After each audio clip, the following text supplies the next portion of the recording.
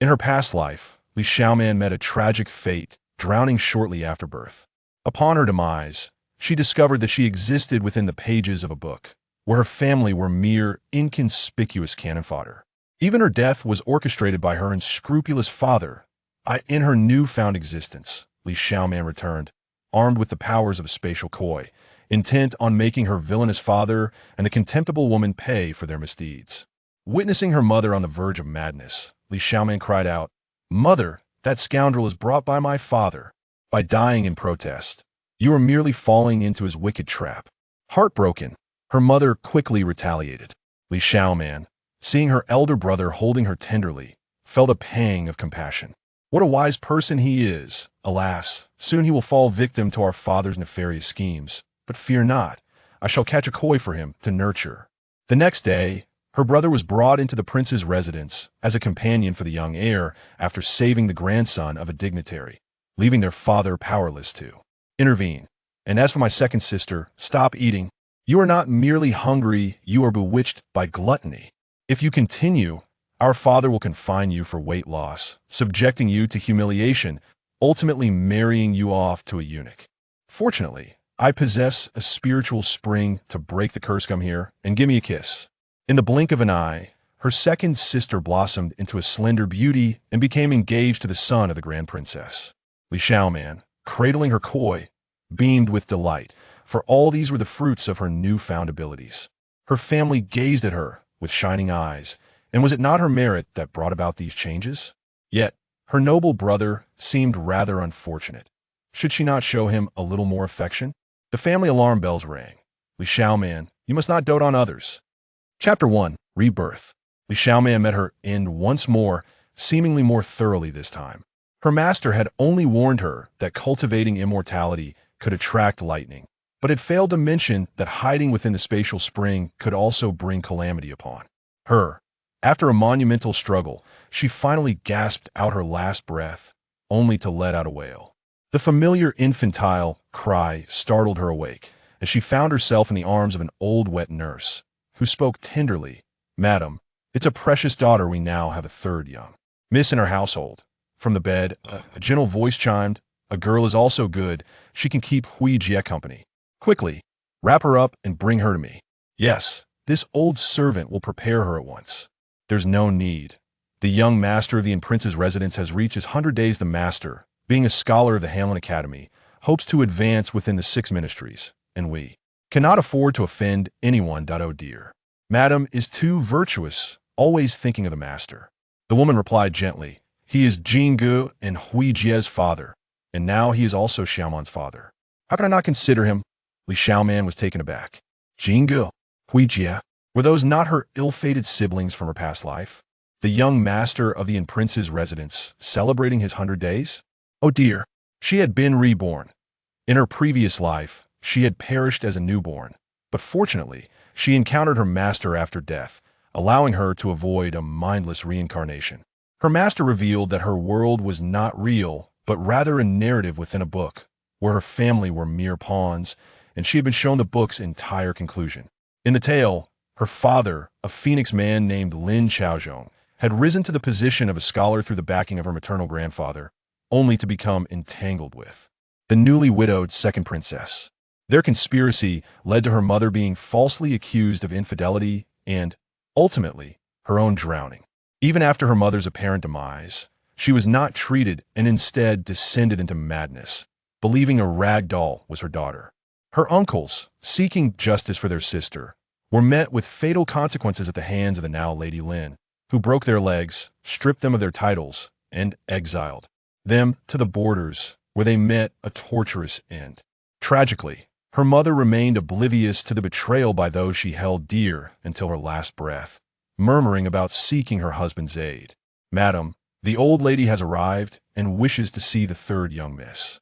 The head maid, Amber, approached, casting a glance around the room, her face momentarily betraying a flicker of disdain.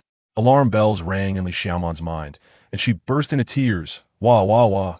Mother, save me. Xiaoman does not wish to die. The wicked grandmother wants to drown me.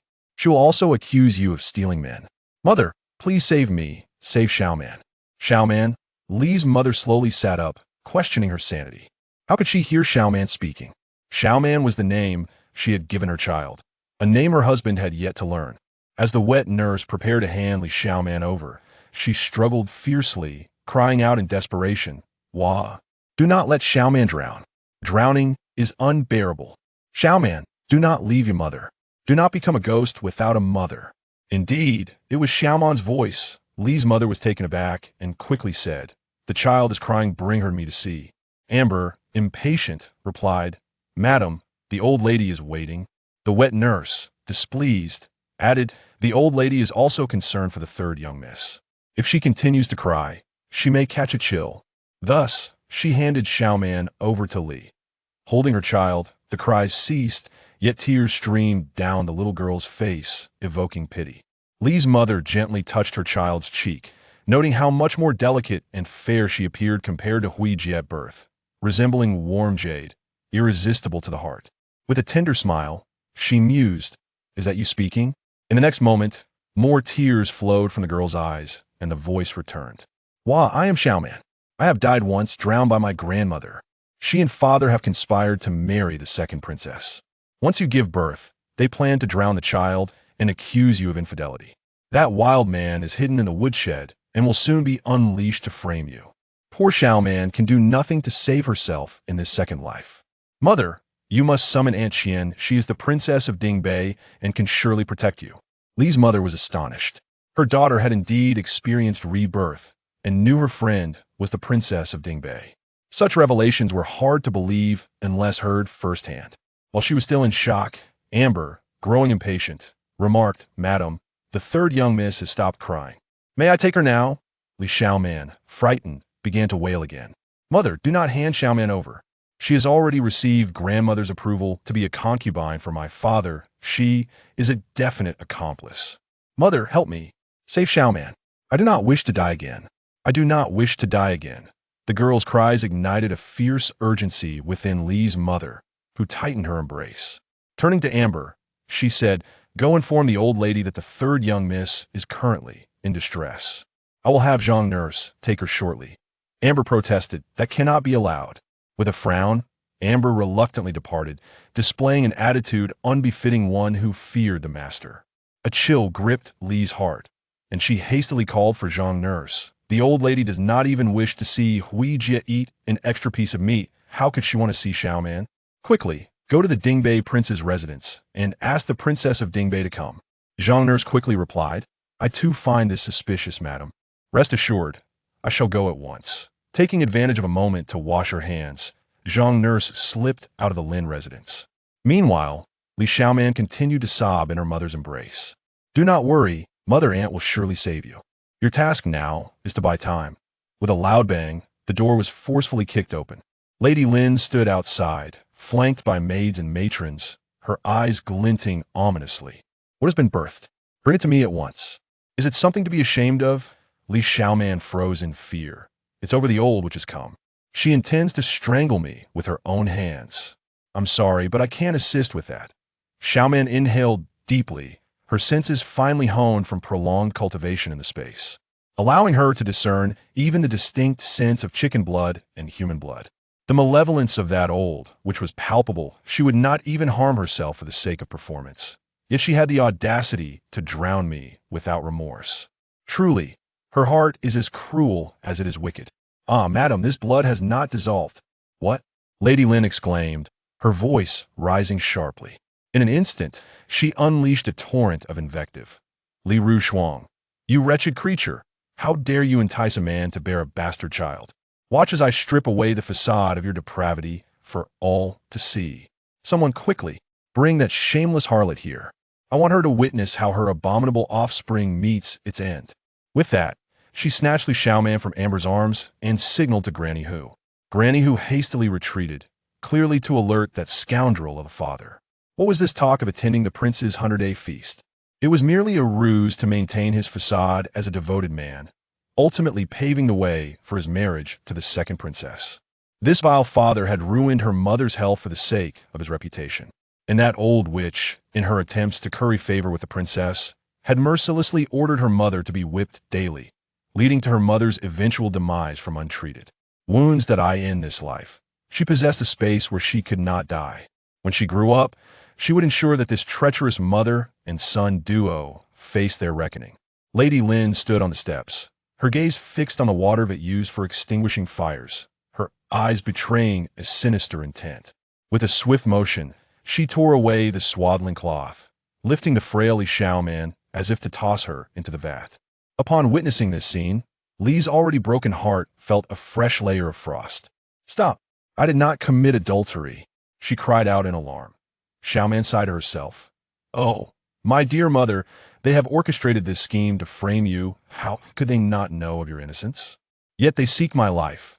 Lady Lin smiled coldly, and before Li could react, she delivered a resounding slap to Xiaoman's bare backside.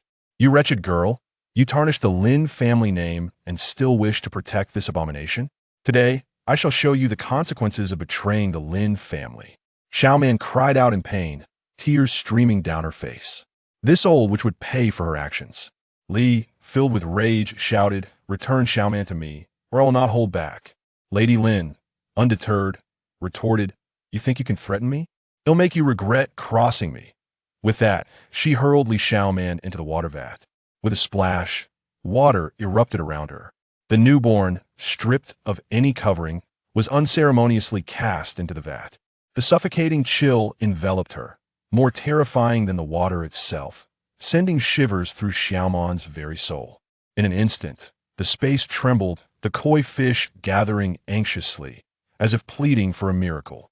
In the next moment, a spiritual spring replaced the frigid water, gently enveloping Xiaoman as if she were still within her mother's womb. Li rushed forward, but was too late to catch her. She could only watch helplessly as the old witch callously tossed her naked child into the water.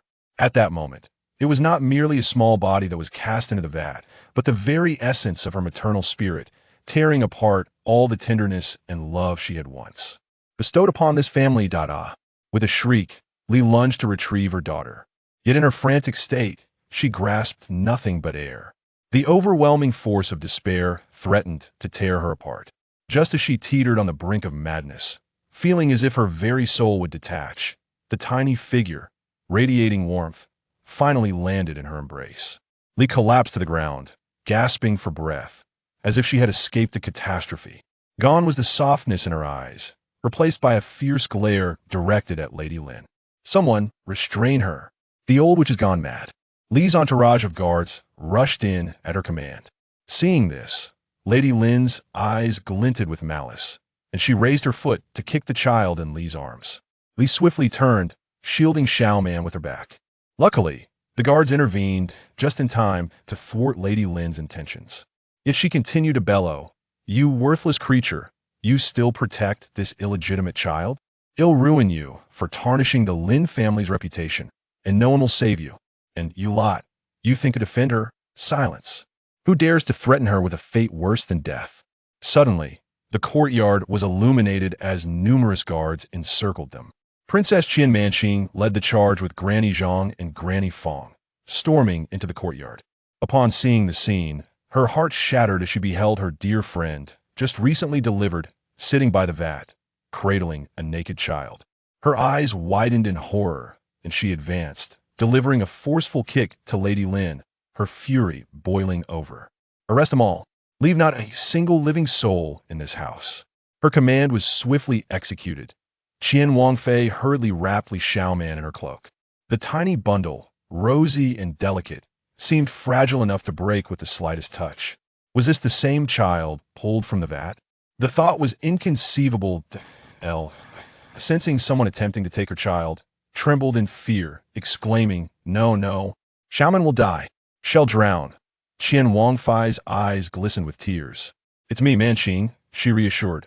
"Rushuang, Xiaoman needs clothing to stay warm, and you do too. Let's go inside. It's Manqing. I need not fear with her here. She will protect me." Qian Wangfei's tears flowed more freely. Realizing that had she not been restless today, suspecting that Aunt Li might be in labor, she would not have rushed over and encountered Granny Zhang along the way. Had she arrived later, she would have loathed herself for eternity. Li relinquished her hold, and Qian Wangfei urged, "Quickly, assist my lady inside." Granny Zhang and Granny Fong, weeping, helpfully inside, hastily finding clothing to cover her, bringing warmth and gloves, yet Li remained as cold as ice, terrifyingly so. In stark contrast, Xiaoman, nestled within Qian Wangfei's embrace, began to wail, "Wah, wah, wah. Aunt Qian, you have finally arrived. With you protecting Mother, I no longer fear. Mother, I'm safe. I have a spiritual spring to shield me. Nothing will harm me. That old witch's slap stings so painfully. My bottom is all swollen. Boo-hoo." The infant's cries echoed, a release of her boundless grievances. Li rushed to examine Xiaoman's rear, and indeed, it was red and swollen. Qian Wangfei seethed. That heartless old crone. How could she be so cruel? Li could no longer contain herself, bursting into tears. Hearing her mother's anguished cries, Xiaoman felt an even deeper sorrow, her wails intensifying. Outside, Lady Lin was struck with disbelief. The child had not perished. What if she were to again drop blood for recognition, exposing the truth? In that moment, she attempted to flee, yet the guards at the door blocked her path, and from behind, Qian Wangfei's icy voice pierced the air. Trying to escape? Lady Lin froze, a sudden chill enveloping her. Chapter 4. Mother's Might. The old Madame Lin was brought in. Her eyes, though evasive and filled with guilt, remained stern as she addressed the princess. "Your Highness, despite your elevated position, it is not your place to meddle in the affairs of others. My daughter-in-law is unchaste. She has dishonored my son, and the child she bore is not of our Lin family. Should I not have the right to address this?" Princess Qian scoffed. "How dare you? You old crone, do you think me easily deceived? Since the founding of our great way, has anyone ever used their grandmother's blood for blood recognition? Moreover, Ru Shuang is the legitimate daughter of General Jin Yuan, whose family guards a territory. Would they allow you to act so recklessly?" Madame Lin retorted coldly. "What of the general's daughter? Once she marries into the Lin family, she becomes one of us. How I choose to deal with her is of no concern to you." Princess Qian stepped forward and delivered 2 sharp slaps. "In the past, I respected you because you are Ru Shuang's mother-in-law. Otherwise, what do you think you are? How dare you challenge me? Where is Lin Xiaozhong? At the Prince Anne's residence? Go fetch him. I wish to know whether he is aware of today's events." The guards complied, leaving Madame Lin startled. If Princess Qian's people truly sought Lin Xiaozhong, this matter would be exposed. She hastily declared, "You will not ruin my son's future. Though Li Ru Shuang has been unfaithful, she has 2 children who are my sons. If you bring misfortune upon their father, can you bear the consequences?" After speaking, Madame Lin signaled her confidants to fetch the eldest son and the second daughter. However, Princess Qian's guards blocked their way, and Madame Lin could not contain her fury, shouting, "Li Ru Shuang, you seduce a paramour to harm my son. How can such a wicked woman exist? Your family is a scourge. I will not let you go." Princess Qian commanded, "Silence her." Several women rushed forward, and as Madame Lin struggled, she cried, "You are killing me, Princess Qian." With a resounding slap, Li Shi emerged, delivering a fierce blow to Madame Lin. The impact left Madame Lin stunned, her eyes wide with disbelief. "You wretched woman, how dare you strike me?" Another slap followed, and the recovering Madame Lin roared, "Li Shi, I will fight you." Yet Li Shi swiftly kicked her, and had she not just given birth, Madame Lin would likely have crumpled to the ground. Xiaoman cheered, "Oh yay! Mother is mighty. Mother is powerful. Mother is seeking justice for Xiaoman. That old, which is truly evil. She used chicken blood for recognition, not human blood. She wants Xiaoman dead, so they can dispose of Mother without a trace." Hearing her daughter's thoughts, Li Shi's fury surged. Madame Lin exclaimed, "You strike me? You defy your mother-in-law? This is against the natural order. I will report you to the authorities and ensure you spend a lifetime in prison." Li Shi coldly replied, "Then let us ask Mother why she used chicken blood for recognition. Is this deliberate malice? I know Xiaoman is a girl, and you detest her. But I have already given birth to a son for the Lin family. Why must you be so heartless? Before marriage, I had heard that places like Rome County value sons over daughters, where some families might abandon baby girls. I had not believed it until today. The Lin family hails from such a place, and Madame Lin has always been fiercely proud, fearing being called a country bumpkin. Now, confronted by Li Shi, she felt both anger and hatred. Yet, she had not anticipated Li Shi to recognize the chicken blood, leaving her momentarily speechless. I do not know what you're talking about. You will not frame me. The chicken blood was fetched by Granny Hu. Mother will surely uncover the truth when she interrogates her. Xiaoman kicked in her swaddling, eager to stand and speak. Princess Qian declared, if it is a frame, let the case be handed to the Ministry of Justice. The truth will emerge. Madame Lin began rolling on the ground, lamenting, this is outrageous. My daughter-in-law colludes with outsiders to ruin my son's future and wishes for our Lin family to perish.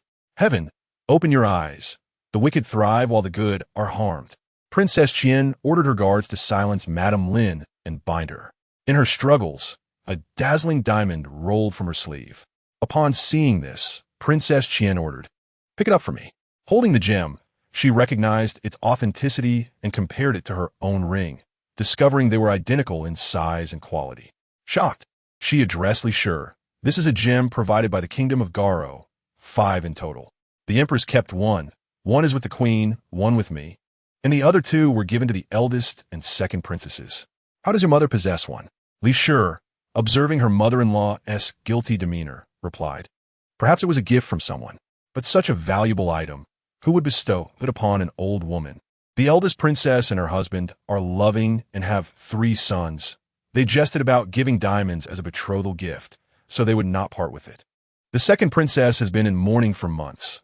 Lin Xiaozhong, as an academic, frequently visits the palace to teach. Princess Qian pondered a troubling possibility, unable to believe it. Yet Li Shi was well aware, especially upon seeing Lin Xiaozhong arrive effortlessly into the courtyard. If he had no formidable allies, how could he breach the barriers? Ru Shuang, what happened? Were you not in labor? Why are there so many people here? Is something wrong with our daughter? Li Shi, seeing her husband feigning concern, coldly replied, were you not attending a banquet? Who informed you that I birthed a daughter?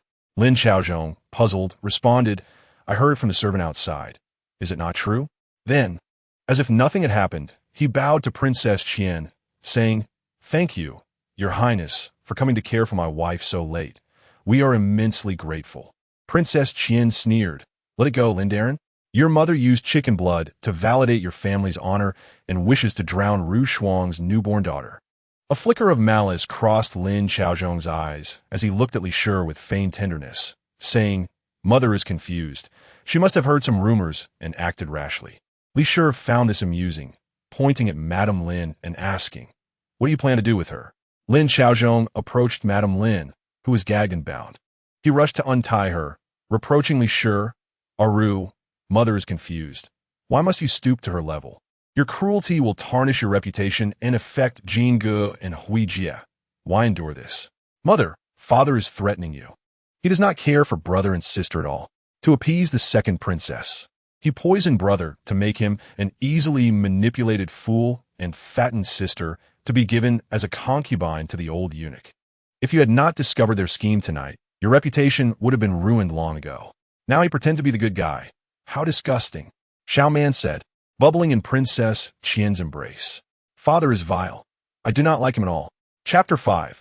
The vile father Li Shi's heart, once cold, now ached anew as she questioned, do you truly care for Jingge and Huijie? Have you considered that if I were to be wrongfully executed, they would be left with a mother guilty of adultery? Would they not be tainted?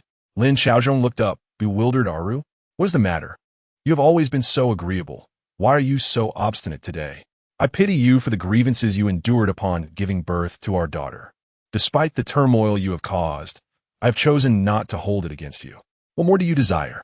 We have struggled to reach this point, and now, due to a minor mistake on your part, you refuse to relent? How do you expect to raise 3 children under such circumstances? Your behavior has left me profoundly disappointed. Lady Li felt an overwhelming pain, so intense that her heart seemed devoid of sensation, rendering her numb. Instead of expressing anger, she smiled bitterly, lamenting why it took her so long to see the true nature of this man. The old matriarch of the Lin family, freed from her binds, tore the rag from her mouth and declared, Son, we cannot compromise. We must report her for colluding with outsiders to assault your mother-in-law. This will surely lead to her ruin. By the way, that wretched girl is notoriously resilient. We cannot afford to keep her here any longer. Immediately send her away to avoid inviting misfortune into our home. Xiaoman retorted defiantly, You old witch, It is you who brings misfortune upon yourself. You are enveloped in bad luck. You will soon find that seeking life will become an impossibility. She continued, I possess a mystical spring granted by my master, filled with a vast pool of fortuitous koi. In the future, I shall transform calamity into fortune and adversity into blessings, achieving great prosperity. She added, I intend to provide for my mother and siblings, ensuring they enjoy a long and prosperous life, infuriating you in the process. Yet, the thought of her daughter drowning shortly after birth in her previous life gnawed at her heart, intensifying her cold gaze toward her husband and mother-in-law, revealing no willingness to compromise. The Princess of Qian remarked, since the old matriarch of the Lin family has decided to report this, let it be so. It will be an opportunity to examine the case of the drowned infant, undoubtedly causing quite a stir throughout the capital. With such a malevolent mother, Lin Daren's reputation will surely be tarnished. Lin Xiaozhong swiftly interjected, this is a trivial family matter. How can we let it become public? He then sincerely apologized to Lady Li. Ru, I acknowledge my fault in leaving home during your confinement. However, it was for our future. Can you not forgive me this once? I promise I will not allow my mother to speak recklessly again. Please, let me hold our child. I have yet to embrace our little daughter. Surely, you do not wish for our child to bear the stigma of having a father who is embroiled in scandal right from birth. As he spoke, he reached out his hand toward Lady Li. In the past, the mention of their child would soften her resolve, revealing her vulnerability. Lin Xiaozhong appeared unperturbed, confident of his victory. The old matriarch shot him a disapproving glance, silently urging him to refrain from rash actions. Unwilling to concede, the old matriarch adapted her tone. The princess's concern for our Lin family is indeed a blessing. However, excessive concern may not necessarily be advantageous. After all, the Lin family bears the Lin surname, and even if Li Ruo Shuang's 3 children are born of her, they remain of our bloodline. These words ignited fury within the Princess of Qian, who nearly slapped her again. Yet, these very words prompted Lady Li to realize that this was not the time for an open confrontation. She must protect Xiaoman while ensuring the other 2 children do not remain in the Lin family to be mistreated. She needed to devise a plan to take all 3 children away. With this thought, she grasped the hand of the Princess of Qian. The princess exclaimed, Ruo Shuang, they have bullied you so, and you still side with them? Lady Li gently shook her head and murmured, no, it is Jinggu and Huijie. Upon hearing this, Lin Xiaozhong finally revealed a smile. No matter how capable this woman may be, as long as the children are a point of leverage, she will remain under his control. Ru, it is best that you understand this. We are indeed a family. Xiaoman protested vehemently. Who is family with you? You and the second princess are the only true family. She continued, the second princess even bore you a daughter from another world, usurping the fate of the original male protagonist, mastering both celestial and earthly knowledge, becoming a favored royal, and ultimately ascending to the throne over countless corpses. My master has said that her sins are profound. Anyone associated with her will suffer eternal damnation. Our family prefers not to dwell underground. So, father, please go. The Princess of Qian sighed helplessly. But if you endure this humiliation now, who knows how they will bully you and your daughter in the future? Lady Li replied, that will not happen. I will no longer grant Lin Xiaozhong any opportunities. With determination, she stated, let us verify this matter. If my Xiaoman is innocent, then let those who slander her meet their demise. You, the old matriarch of the Lin family, jumped up, ready to reprimand Lady Li. Lin Xiaozhong restrained her, displeased. Ru, how can you speak so maliciously? You are never this kind of person. Have you been incited by others? As a mother of 3, you must possess discernment and not heed every word, as others may very well be plotting against you. He then shot a pointed glance at the Princess of Qian. The princess scoffed. Ru speaks of slander? How is it that Lin Daren, being in a Hamlin Academy, cannot even comprehend human speech? If that is the case, you should resign early to avoid causing harm. Lady Li had no time to engage further and demanded, will you verify it or not?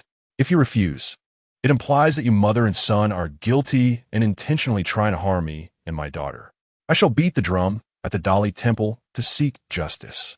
Lin Xiaozhong retorted angrily, I never imagined you would become this way. Jingu and Huijie must feel deeply ashamed to have such a mother. Lady Li felt her composure teetering. Her already shattered heart was crushed anew, nearly obliterating her sanity. Lin Xiaozhong, knowing her greatest pain was the welfare of her children, wielded this knowledge as a weapon against her. Xiaoman urged, "Mother, we must verify. Otherwise, he will continue to use rumors to harm you. And I will become the child he speaks of with disdain." The second princess's pregnancy can no longer be concealed. He does not have time to orchestrate another scheme. Slandering you of infidelity is the quickest way. Ah, mother, I do not want to die again.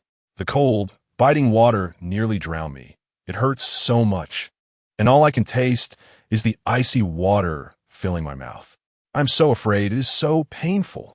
Lady Li's hands trembled as she embraced Xiaoman, prompting the princess of Qian to support her. Lady Li looked at the princess, then at her regained daughter, her gaze resolute. "Let us verify." Lin Xiaozhong's expression shifted, darkening ominously. "Very well. Li Ruo Shuang, consider this a misjudgment on my part. You shall never approach Jingu and Huijie again." Suddenly, the guards of Lin Xiaozhong announced at the door, "My lord, we have found a suspicious man in the woodshed." Chapter 6. The Revelation. "Very well. Li Ruo Shuang. You insist you are innocent of infidelity. Then who is this man in the woodshed? Bring that scoundrel forth to identify this shameless woman." The old matriarch of the Lin family shouted, her eyes gleaming with malice. The princess of Qian stepped forward, angrily retorting, "You speak nonsense. How dare you claim he is a lover without any evidence? If he were indeed a lover, how could you escape the blame? Are you not a woman?" The old matriarch, unused to being rebutted so fiercely, found herself at a loss for words, her face flushed with rage. Trembling, she said as a princess, "How can you be so vulgar? You disgrace the very essence of civility." The princess of Qian coldly laughed. "I disgrace your mother." The old matriarch nearly fainted from anger, her eyes rolling back. Lin Xiaozhong supported her, refraining from engaging in a war of words with the princess, instead turning to Lady Li. "What exactly is the situation in the woodshed? Why are you all so agitated? Ruo Shuang, have you watched your mother endure 10 years of humiliation without lifting a finger? Bring that scoundrel here." Lin Xiaozhong commanded, his eyes filled with malice. Lady Li looked at his hypocritical face, nearly gagging. At that moment, Mama Fong stepped forward to support her, discreetly squeezing her hand. Lady Li sneered, "After 10 years of marriage, I had no idea you were such a heartless beast. You are simply incorrigible. I seek to restore your reputation, yet you remain ungrateful and speak of me thus. How pitiable is my unrequited love. You have deeply disappointed me." Ugh, mother did not vomit, but little man did. "Mother, please do not be deceived. Father is too despicable. They dare to bring someone before aunt, openly seeking to ruin you." Li Ruo Shuang quickly patted Xiaoman's back and handed her over to the Wangfei of Qian. The Wangfei inquired, "Did she choke just now?" Li Ruo Shuang replied, "No, she was disgusted by her father." Lin Xiaozhong chuckled at the scene. Before long, a man, bound with ropes, was dragged in. His face was smeared with black soot, rendering him unrecognizable, and his mouth was stuffed with rags, producing pitiful whimpers. Yet before he could speak, Lin Xiaozhong kicked him and demanded, "Who are you, scoundrel? Speak the truth quickly, or I shall have you imprisoned." Old Madame Lin exclaimed with excitement. "It is evident this man has the appearance of a sneaky rogue. He must be Li Ruo Shuang's paramour. I have lavished all my wealth upon you, serving you like a princess, and you dare to seduce an illicit lover, tarnishing my son's reputation. Today, we shall uncover the truth and ensure you and your unworthy daughter meet a fitting end." Lin Xiaozhong interjected, "That cannot be. What connection does this man have with Ruo Shuang? Mother, please refrain from further accusations. Allow me to investigate and bring justice to Ruo Shuang." Li Shi cast a glance at the feigning mother and son duo and said, "Consider carefully. If these false charges fail, you shall bear the consequences." The Wangfei of Qian's gaze turned cold as she recalled the man handed to her by Mama Fong earlier, a chill coursing through her. This mother and son duo were devoid of any moral compass. Lin Xiaozhong spoke tenderly, "Ruo Shuang, I believe in you. After a decade of marriage, do you not understand my feelings? Since you wed me, have you not been the one managing our household? All our finances have been under your control. I know you would never harm me, would you?" As he spoke, tears glistened in his eyes. Xiaoman felt a strong urge to applaud. Her father's acting skills were wasted not on the stage. Li Shi scoffed. "You are so kind to me, yet I have never seen your salary. And all household expenses come from my dowry. I arranged the dowries for your two sisters when they married. And now, having drained my last worth, you still wish for my demise."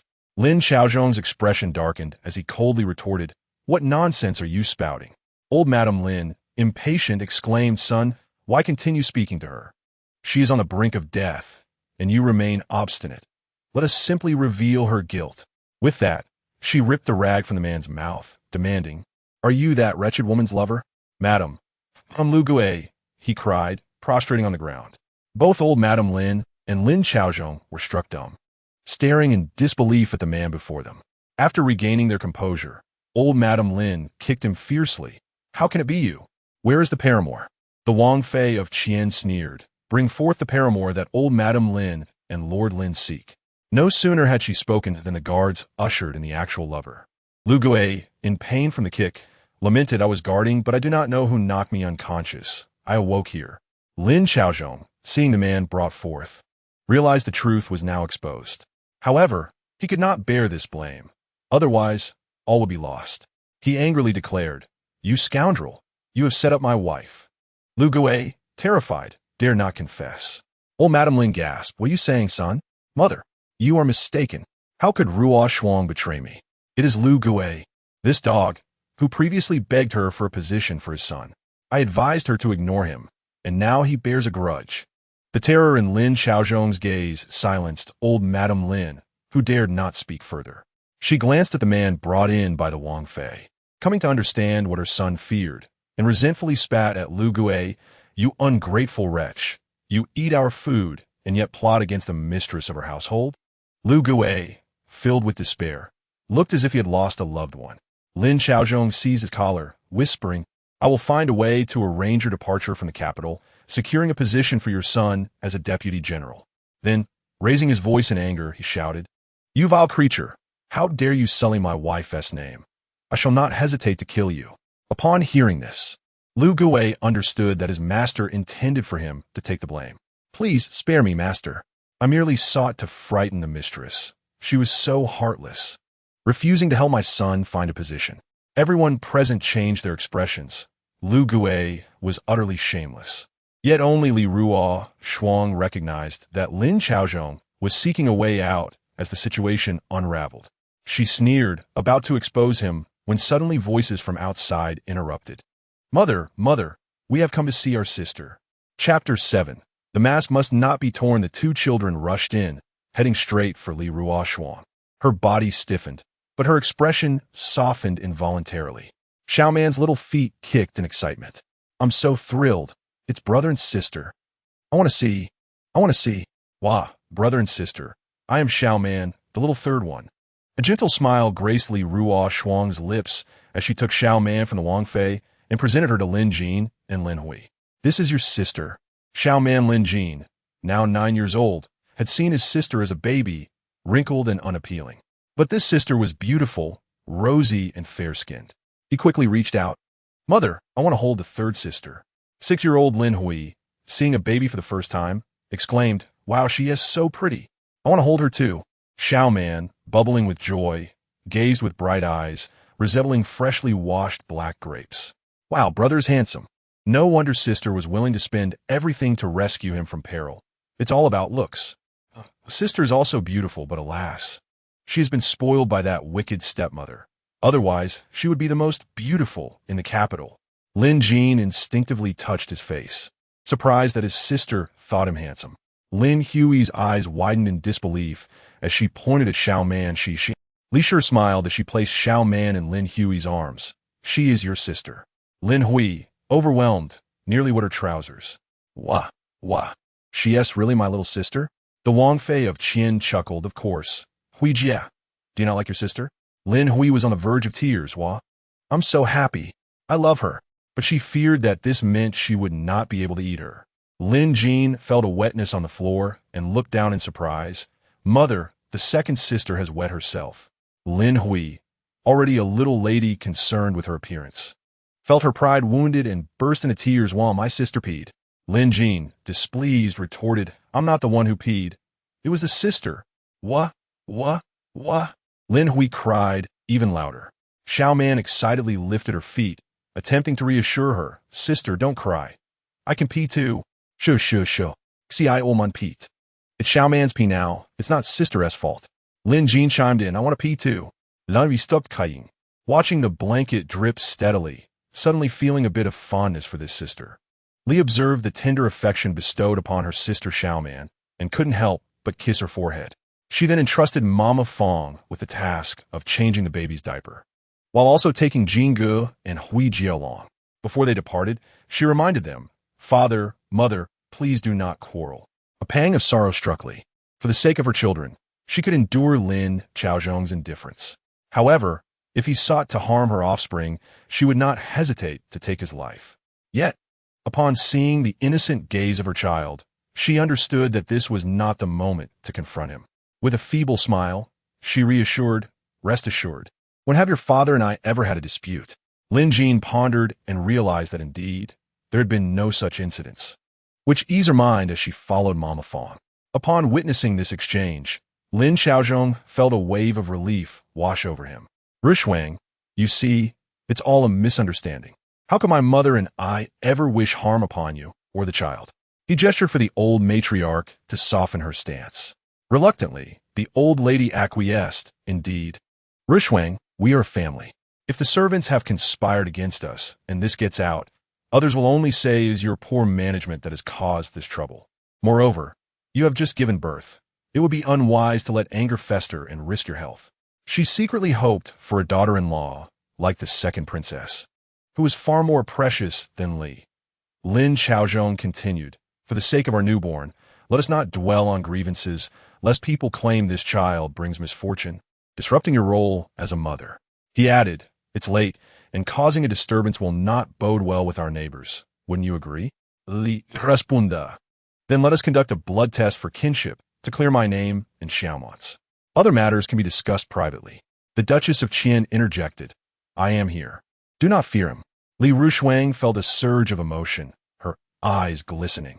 I am not afraid, but I must consider the children. With that, she squeezed the Duchess's hand, signaling the need for careful deliberation. The blood test was soon conducted, and although it pained her to think of her daughter's reputation, she resolutely pricked her own finger. Xiaoman did not cry. Lin Chaozhong remarked, this child certainly possesses a remarkable endurance. Xiaoman, hearing this, let out a reluctant whimper, resenting her father's remark. In the bowl, the blood mingled. Lin Chaozhong pretended to exhale in relief. Li laughed. You constantly profess your trust in me, yet your relief is quite amusing. Lin Chaozhong replied, you misunderstand. I merely believe our household has many matters to resolve tonight, and I anticipate the censor will soon issue a reprimand. Li Rushuang countered, isn't the master a nobleman? Why fear the censor? She then turned to Lu Gue below. This man has committed unforgivable treachery against the mistress.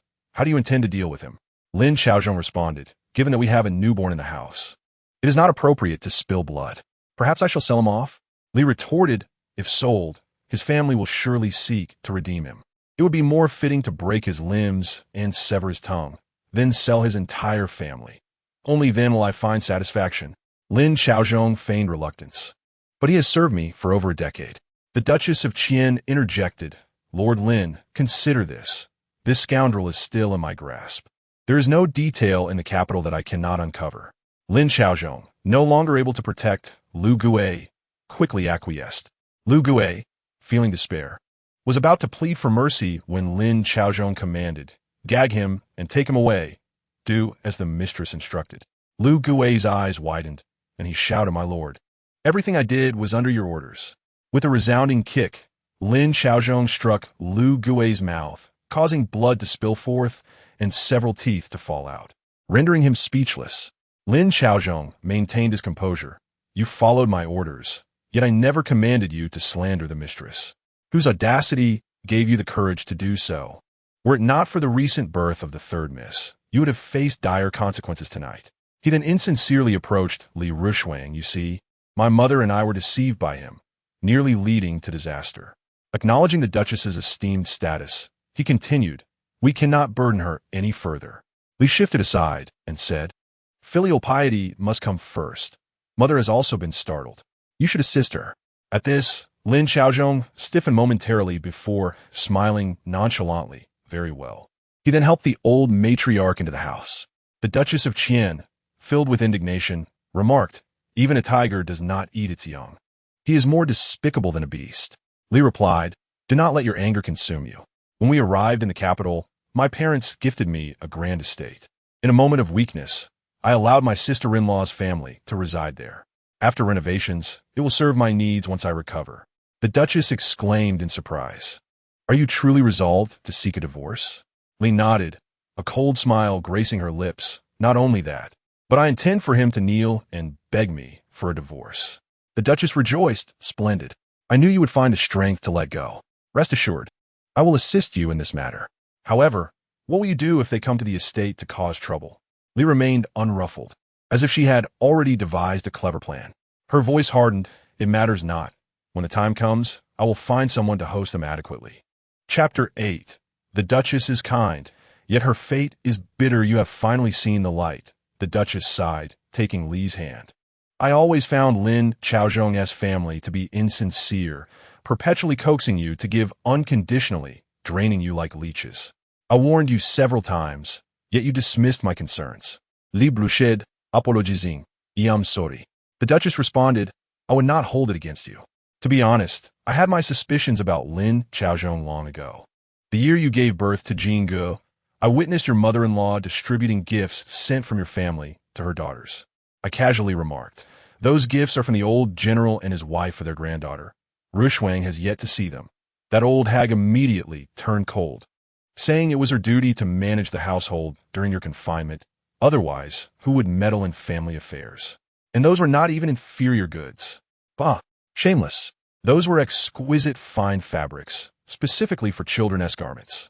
Subsequently, I saw your two sisters-in-law offering those very fabrics to others. Anger surged within me as I relayed this to the prince. He stated that Lin Xiaozhong had approached him privately several times, suggesting I refrain from interfering in your family matters to avoid displeasing your mother-in-law.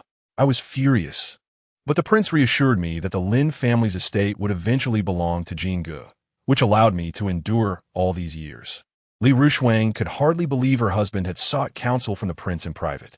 How audacious of him! I was foolish to think that genuine affection would make them treat me as family. Reflecting on it now, she found it laughable. Why should I consider them family? Do they even deserve such a title?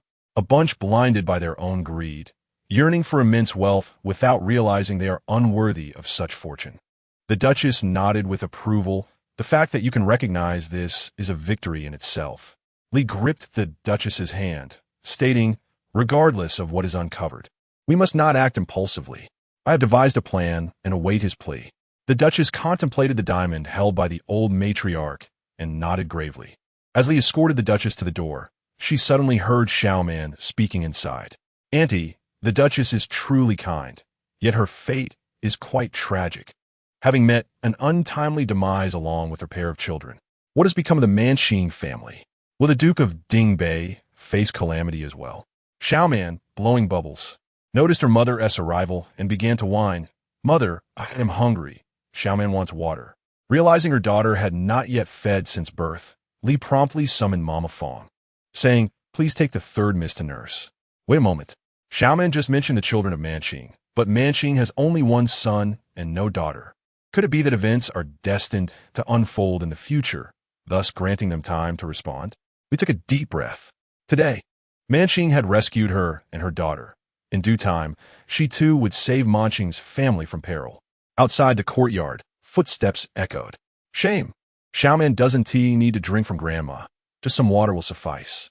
Xiaoman grew up drinking water in the space. Upon hearing this, Li felt a pang in her heart and affectionately held her daughter close.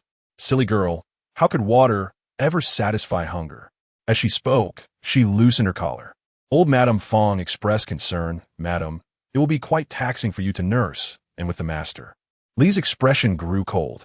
She had always wished to nurse Jean Gu herself. That scoundrel Lin Xiaozhong had claimed that a woman who nursed would carry the scent of milk and lose her femininity.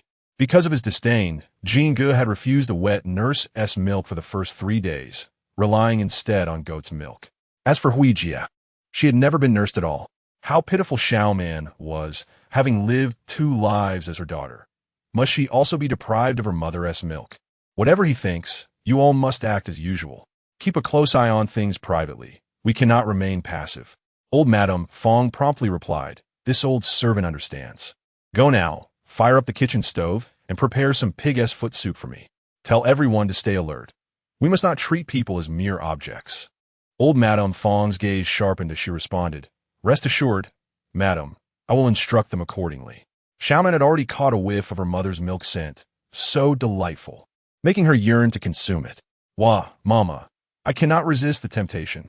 Xiaoman began to drink eagerly, the sweet milk flooding her mouth, a flavor she adored. So this is what it feels like to be nurtured by a mother. How blissful Xiaoman feels. "Mama, I wish to be with you forever." Li stroked her daughter's soft hair, her heart filled with warmth. After satisfying her hunger, Xiaoman let out a couple of burps, her eyelids growing heavy as drowsiness set in. "Grandma, it's so delicious. I want more." Just then, Lin Xiaozhong arrived. He glanced at the guards left by the princess, his eyes flickering slightly, and entered with a forced smile. "I had a bit to drink tonight, and wasn't he quite clear-headed? I've caused you distress. Rest assured, I've spoken to my mother. She regrets her actions and even brought this for Xiaoman." He presented a silver lock, a part of his mother's dowry, which he had hoped would be passed down to Jingge's future bride, now offered to Xiaoman. "How about this? Can it ease your anger?" Xiaoman cast a sidelong glance, unimpressed by the dark silver lock. "Are there not more beautiful buttons on Mama's garments?" Li took the lock and carelessly set it aside, saying, "How can you give away your mother's belongings?" The 2 younger sisters recognized the need to be angry. Lin Xiaozhong insisted, "They cannot compare to you. You are the mistress of the Lin family." Li smiled again, unable to recall how many times she had done so today. After all these years, she finally saw the true nature of those around her. Wasn't it amusing?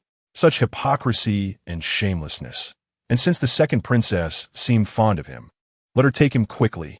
She truly wished to witness the expression on the second princess's face upon discovering she had picked up a pile of dung. That would indeed be delightful. Chapter 9. Retaking the private residence, seeing Li smile, Lin Xiaozhong's tension eased without his notice. "I see the princess's guards have yet to leave." Li replied, "A servant dares to frame the mistress.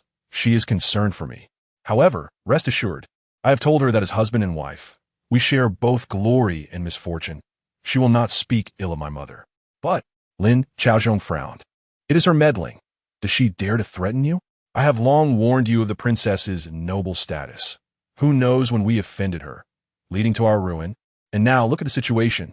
Li wished to kick Lin Xiaozhong, this scoundrel, who still found time to disparage her friend. Such behavior was utterly unforgivable. She replied coldly, "Where is your mind wandering? She fears that my mother might secretly take Xiaoman away to give her to someone else, which is why she left guards.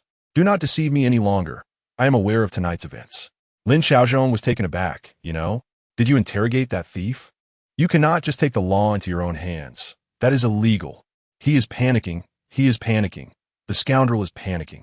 How shameless. He can treat the servants in the household however he pleases, even endangering his own daughter. Yet he fears the use of private punishment. My master said such people are hypocritical, inherently wicked.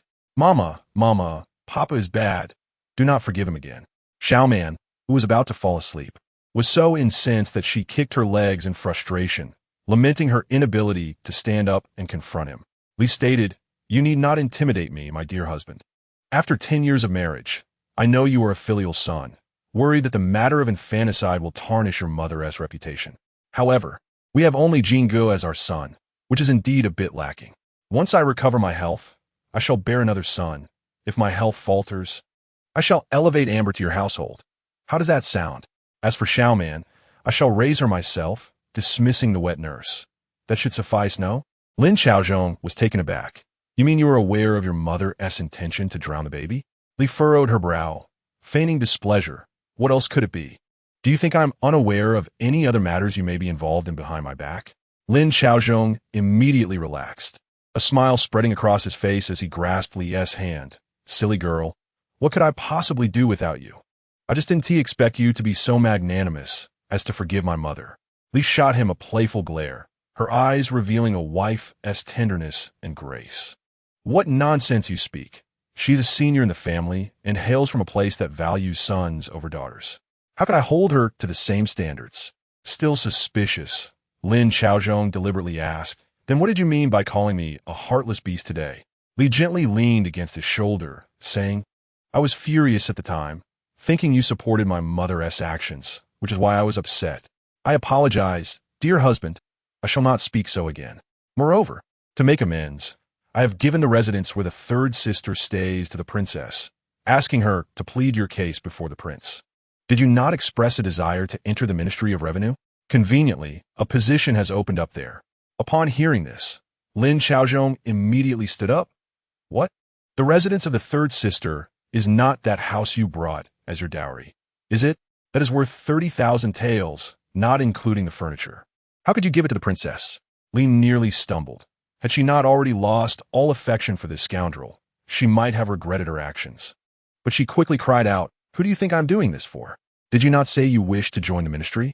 The prince would need funds to manage affairs. How could I dare to ask the prince's residence to fund the costs? And now you blame me? Given my relationship with the princess, I could have asked her for a few days without issue. Who knew mother would use blood tests to verify kinship, leaving such a large handle against us? I do this to prove to the princess that I am fully committed to being with you. Would the princess covet my residence amidst the vast wealth of the prince's household? Lin Xiaozhong, seeing Li's tearful demeanor, grew irritated. That residence might as well be a bargain for the princess. However, should anything untoward happen to Li in the future, he could always use the matter of the residence as leverage, claiming that the princess sought to seize Li's private property. Thus, he felt no fear of the Northern Duke's residence. Resolving this in his mind, Lin Xiaozhong immediately reassured Li, All right, I am not blaming you. Just remember to discuss such significant matters with me in the future, understand? Li nodded, then leaned forward, cradling Xiaoman. Yes, I understand. Would you like to see the child? Lin Xiaozhong detected a faint scent of milk, his brow furrowed in distaste. Upon glancing at Li, he observed her hair was matted. Having borne 3 children, her figure was no longer appealing, whereas the delicate, smooth skin reminiscent of the second princess that one wished to caress. He promptly remarked, You must be Lin Man, right? Quite good. You should rest with the child. I shall check on Jingu and Huijia, as they were quite frightened tonight. Li responded. Thank you for your hard work, sir. Unbeknownst to him, Li's gaze, as she cradled the child, was filled with a chilling resentment directed at his retreating figure. Little man, indignant, exclaimed, Pa, pa, pa. I am not surnamed Lin. I am Li. I take after my mother a little cotton-padded jacket solely belonging to her. Outside Li's private residence, the Wang Fei of Qian arrived with her entourage, discovering that the estate had been brazenly transformed into the Qian residence. Jiang Mama, Lingard, she called, I am here. Inform those inside to tidy up within an hour. If they delay, regardless of age or gender, they will be unceremoniously thrown out. Yes, a throng from the Dingbei Wang Fu surged into the courtyard, and soon a cacophony of chaos erupted within. Lin Xiaoyan, Li's sister-in-law, burst forth. Seeing the carriage of the Wang Fei outside, recognizing the guards as those dispatched by her, she immediately shouted, This is my home. You, from the Wang Fu, are bullying us with your power and attempting to evict us. I shall report this to the authorities. The Wang Fei brandished the deed. Go ahead. See whether the officials will apprehend you or me. This residence has been gifted to me by your sister-in-law. I find the presence of you Lin family pests unbearable and intend to clear them out. What issue is there? The Wang Fu's entourage echoed, No issue. Lin Xiaoyan exclaimed in disbelief, My sister-in-law gave it to you? How could that be? She already gifted this estate to me. The Wang Fei sneered. That was for you to reside in temporarily, not a gift. Do you possess the deed? Upon seeing the deed, Lin Xiaoyan's face flushed with rage. No sooner had she spoken than the inhabitants and their belongings were unceremoniously ejected. Lin Xiaoyan screamed in a frenzy, Li Rushuang, how dare you summon others to bully me? I will not let this go lightly. She then stormed off with the Chun family members, fierce and vengeful. Towards the Lin residence, Zhang Mama expressed concern. Wang Fei, the Lin matron has only just given birth. Will she be able to bear this? The Wang Fei, recalling the news relayed by the guards that morning, calmly toyed with her freshly dyed nails. No matter, someone will advocate for her today. The individual at the Lin residence today is someone even the Lin matriarch must circumspectly attend to. What is Lin Xiaoyan to me? Chapter 10. Little man desires to witness the commotion. Lin Xiaoyan stormed into the Lin matriarch's courtyard, unleashing a torrent of curses. Mother, that wretched Li Rushuang has been duplicitous, promising me a house, yet daring to bestow it upon another. You must help me punish that vile woman today. Come with me at once. She must kneel and apologize. The Lin matriarch, having endured a sleepless night, barely roused at dawn, was just informed of old Madame Zhang's arrival and struggled to sit up, still groggy when her youngest daughter unleashed a tirade. Rubbing her forehead, she said, "Wait a moment. Let us discuss Li Rushuang." Lin Xiaoyan raged. "What do I care about her? Will you stand up for me or not? I am your biological daughter. What is she to you?" With that, she seized the Lin matriarch and attempted to drag her to Li's courtyard. The Lin matriarch, taken aback, nearly stumbled. Seeing this, Mama, who rushed to intervene, but was pushed aside by Lin Xiaoyan, injuring her back and howling in pain. The Lin matriarch broke free, exclaiming, "Xiaoyan, what are you doing? Creating a scene so early in the morning?" Lin Xiaoyan retorted, "Fine, if you want to accompany me, I shall go alone." With that, she stormed out, taking her mother-in-law with her towards Li's courtyard. Meanwhile, aware that Li had given birth, Lin Xiaozhong's mother-in-law, old Madame Jiang, was visiting. She and Li were discussing whom to invite for the full moon celebration when suddenly a commotion erupted outside. Leading the charge, Lin Xiaoyan entered the courtyard, berating elder sister. "How can you be so wicked? Knowing that our Chan family has nowhere to stay, you still called the Wang Fei of Dingbei to drive us away? If you dislike us living here, just say so, and we shall leave. How can you bully us like this? We are family." The Chun family matriarch followed, her face aflame in anger, prepared to support her daughter-in-law. As old Madame Jiang was about to rise, Li pressed her hand down, saying, "Do not get worked up. Dear mother-in-law, Xiaoyan is the youngest child in my husband's family, spoiled by her elder siblings since childhood. I shall go out and see. Perhaps it is a misunderstanding." "It is certainly not a misunderstanding. Mother, you are unaware of how wicked my sister-in-law is. She knew that my father had ingratiated himself with the second princess.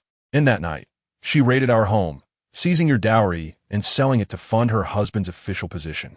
Later, when you were mistreated by the servants and denied food, she made you lie on the ground and bark like a dog to please the second princess, forcing you to swallow dirty water." Li's expression turned cold as she stepped outside.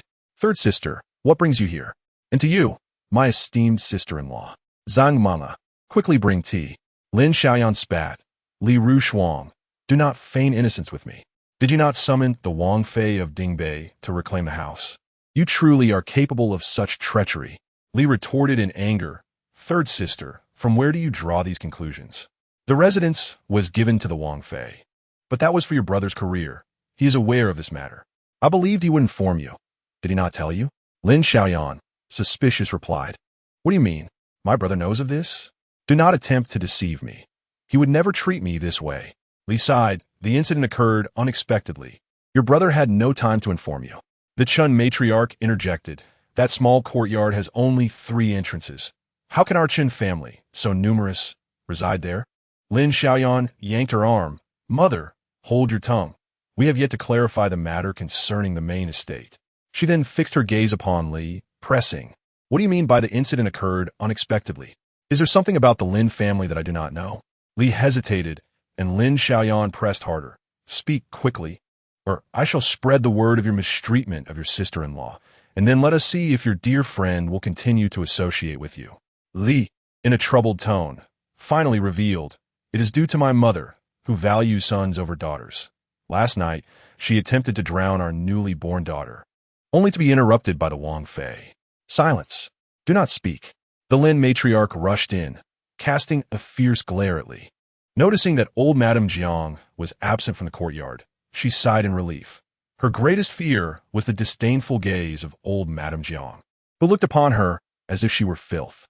Lin Xiaoyan, witnessing her mother's distress and hearing the mention of valuing sons over daughters, and the attempted drowning of a baby girl, suddenly recalled tales from her childhood about cruel mothers-in-law who would drown their daughters-in-law's female infants.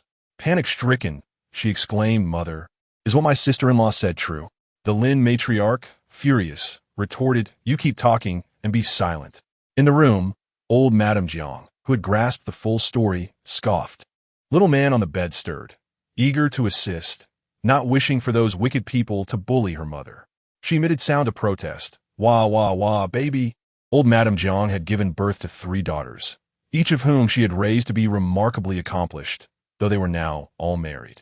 Yet, upon seeing the adorable little man with her delicate, rosy skin, one could hardly resist her charms. The child's eyes sparkled like dark grapes, so unlike a newborn, but rather akin to a well-nurtured child of 2 or 3 months, solid and robust, evoking an innate affection within old Madame Jiang. With tenderness, she lifted little man into her arms, mimicking her tone, "Wah, wah, wah." "Does little man wish to see the commotion? Let's go, Grandmother Jiang, and take Xiaoman to see the commotion." Xiaoman was overjoyed, her lips curving into a smile. Upon witnessing this, old Madame Jiang was taken aback. Could this child truly be smiling? What a foolish child! If she knew what her mother was currently enduring, how could she possibly find joy? Yet in her heart, old Madame Jiang resolved to no longer allow the Lin family to act so arrogantly. Engaging in infanticide. Was that even human? Chapter 11. Relinquishing the stewardship with a creak. The door swung open, and an overwhelming aura enveloped the room. Old Madame Lin felt a shiver run down her spine even before she raised her head. In a tone honed over decades of privilege, old Madame Jiang spoke, her voice neither too soft nor too harsh, laced with a hint of amusement, a touch of sarcasm, and a dash of indifference. "Let our Xiaoman see which family's young lady is so thoughtless as to cause a disturbance during her elder sister-in-law's confinement. One cannot help but wonder who raised such a child, utterly lacking in decorum." Huh. Still clinging to the notion of valuing sons over daughters? With a son already a scholar, how can you not fear disgrace when uttering such words? "And I see you who, do you not agree?" Old Madame Lin's scalp prickled at the mention, her body trembling and beads of cold sweat forming on her forehead. "It was my youngest daughter's folly. I beg your pardon for the embarrassment caused to you. Has she become so dull-witted since her marriage that she cannot even call out for help?" As Xiaoman's delighted laughter echoed, Madame Li, standing nearby, nearly burst into laughter herself, contemplating how to deal with the Lin family. However, she suppressed her smile. Lin Xiaoyan, upon seeing old Madame Jiang holding the child, suddenly recalled that her sister-in-law had given birth just the previous day. She had ignored the messenger who went to inform them and had forgotten all about it. Yet, she could not comprehend why her mother was so afraid of old Madame Jiang. After all, the Jiang family had only supported her brother and not the entire Lin family. Furthermore, as a married Lin woman, why should she fear an elderly lady from another family? She immediately interjected, "Old madam, you may not be aware, but my sister-in-law has been quite wicked, forcing the Princess Qian to corner our family. We were living peacefully at home when the princess came to clear us out, throwing our belongings into the street and causing a great spectacle." Upon hearing this, old Madame Jiang's expression shifted, her eyes narrowing dangerously. "A spectacle? What do you mean by that? How could the princess clear you out from your own home? What right does she have?" Lin Xiaoyan's face flushed, and her words faltered. Old Madame Chun, oblivious to old Madame Jiang's status, chimed in, "We reside in that large courtyard. It was Xiaoyan's sister-in-law who provided us with the house. Since it was given to the Chun family, does that not mean it belongs to us?" Old Madame Jiang furrowed her brow and inquired, "Are you referring to the 5-entry courtyard on South Street?" Old Madame Chun nodded vigorously, "Yes, that one." Old Madame Jiang's anger flared. "Absurd. That was a dowry I arranged for a Shu Ying when the general of the NYU asked me to procure it in the capital. It belongs to your family? How brazen. By the way, has your family been in the capital for 3 years? In all that time, you have not managed to acquire a new residence?" Lin Xiaoyan's face reddened. Her husband had been in a temporary position for 3 years without securing a permanent post, leaving them without the means to purchase property. Old Madame Lin, anxious, interjected, "Nonsense. Since when has a maiden's family sold off property to support a married daughter? Our son's estate is already meager, and I have barely managed to scrape together a few estates and tea gardens for Madame Lee. I even worried that the second princess would look down upon our Lin family's modest holdings, planning to acquire more shops after taking over Madame Lee's dowry. If I now have to support my daughter, how will I maintain my dignity before the princess? She shot a fierce glare at her daughter and scolded. That courtyard rightfully belongs to your sister-in-law. She may give it to whomever she pleases. It is none of your concern. You have been married for 3 years and are no longer a member of the Lin family. Depart at once. Your presence is unwelcome. Lin Xiaoyan's eyes brimmed with tears as she retorted angrily. Mother, how can I not be a Lin? Am I not your own flesh and blood? Why do you support her and not me?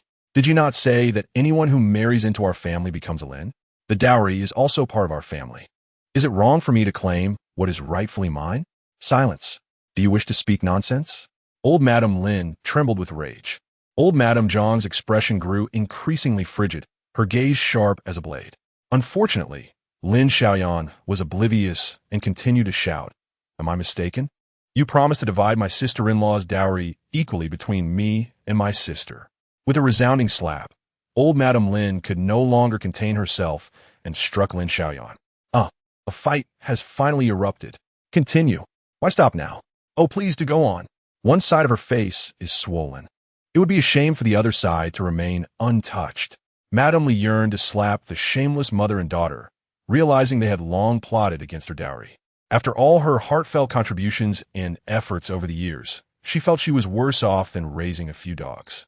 Suppressing her fury, she feigned weakness and intervened. Mother, please do not strike, third sister.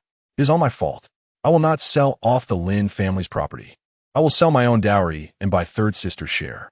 Lin Xiaoyan covered her face, seething with rage, and shouted, Li Shuing, cease your feigned benevolence. If it were not for you, would I have been struck by mother? Selling your dowry?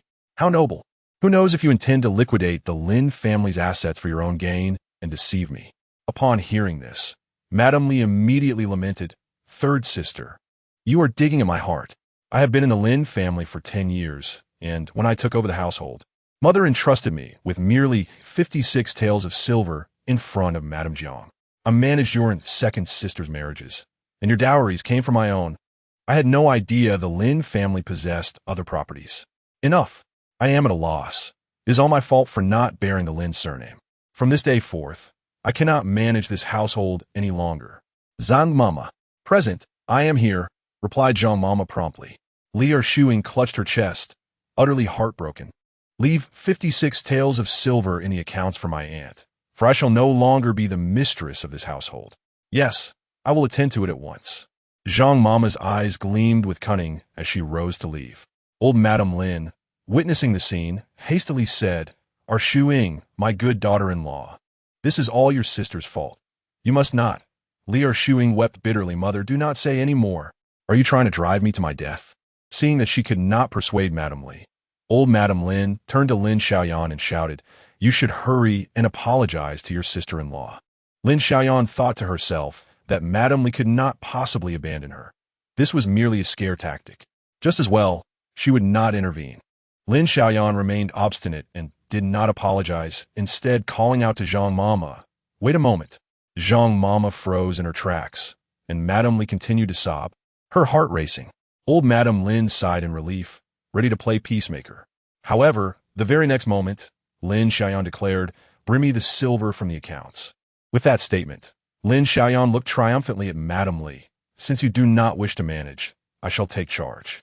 You said so yourself. If you regret it later, do not come to me for assistance. Madame Li stammered, No, I won't. Old Madame Lin was nearly faint with rage. Chapter 12. The Jiang family is about to face a great event. Lin Xiaoyan, still uneasy, personally followed Zhang Mama to retrieve the account books. Observing this scene, old Madame Lin attempted to intervene, but had only taken a few steps when she heard old Madame Jiang's cold and furious voice. You. Wait a moment. Madame Lin's body stiffened, as if she had been struck at a vital point. Madame Jiang handed Xiaoman to Li, giving her a knowing glance to indicate how to deal with the wicked Madame Lin. Those serving Madame Jiang had already brought over chairs. She sat down slowly and spoke coldly. For the sake of the court, I have brought your family from that small place in Rongxiong County to the capital for so many years, yet I find you have made no progress whatsoever. If you wish to associate with this troublemaker, that is your business, but do not involve Ruo Shuang. Do not blame me for intervening excessively. You are fully aware of how one could marry the legitimate daughter of the General's residence back in the day. Have you fulfilled even a single promise you made? I understand your age, and, as a grandmother, I shall not hold it against you. However, your Lin family shows no gratitude, instead bullying Ruo Shuang and attempting to seize her dowry. Only a worthless person would desire to claim a woman's dowry. Ask your son if he is indeed worthless. If Lin Xiaozhong admits to being worthless, our Jiang family shall simply consider him non-existent, and Ruo Shuang will believe she married the wrong man. Why not just gift this dowry to your Lin family? Madame Lin's complexion turned ashen. There was not a hint of arrogance left in her demeanor. She quickly forced a smile and said, "We treat Ruo Shuang very well. This household has always been managed by her. As for Xiaoyan, a married daughter is like spilled water. We shall simply cease our interactions moving forward. Please do not be angry, or else Xiaozhong might become upset with me." After saying this, Madame Lin immediately cast a pleading glance at Li. Seeing that she had achieved her goal, Li replied, "Mother-in-law, I remember well all the kindness your family has shown me, and I shall repay it when the opportunity arises." Madame Jiang glanced at Li and noted that she no longer defended Madame Lin as she once did. It was as if enlightenment had struck her, and she had awakened. Thus, she remarked, "As long as you understand your family matters, that is sufficient." Wow, Grandmother Jiang is truly formidable, effortlessly subduing both my aunt and grandmother. Yet what a pity that fate is unkind. The Jiang family is soon to face great turmoil. Li's mind raced with alarm. What? Another unfortunate fate? What great misfortune awaits the Jiang family? But Madame Jiang had already turned to enter the house, and she had no choice but to follow with her daughter in her arms. Lin Xiaoyan was elated to have obtained the ledger and the matching cards. "Now, where shall we reside? Brother, you must make a decision for me." The elderly Chun was left speechless. How could this daughter-in-law, at her age, still throw herself into her brother's embrace? Lin Xiaozhong, noticing the peculiar gaze from elderly Chun, quickly pushed his sister away and scolded, "Speak properly. You are no longer a child. Should you not know how to stand properly?" Upon hearing this, Lin Xiaoyan felt even more grieved, her face streaked with tears. "Brother, you have changed. You would not have treated me this way before. My sister-in-law said you were aware of this matter. I initially did not believe her. But seeing your attitude now, do you truly look down upon us, feeling that our Chun family has become a burden to you? Have you forgotten who embroidered and supported your studies when you were in school? I ruined my eyesight for you. Did you not promise that you would repay me in the future? Is this how you repay me?" Lin Xiaozhong was at a loss for words. His heart filled with frustration. He wished to forget those embarrassing moments. Who would want to remember them? "Enough. I know about the matters of the estate. You shall take 500 taels from the ledger to purchase some items. Move to the residence in Cat Alley for the time being." Lin Xiaoyan replied, "You think 500 taels will suffice to dismiss me?" Lin Xiaozhong retorted impatiently, "What do you wish for? To bring your entire family into this residence?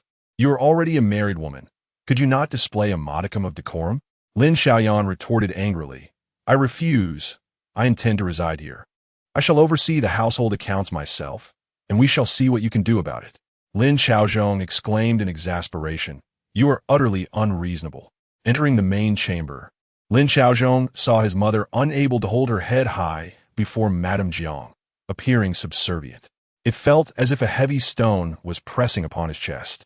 20 years. For 20 years, his mother had never stood tall in front of his teacheress wife. Everything could have changed last night. All of this was the fault of the princess of Dingbei, who had spoiled his good fortune.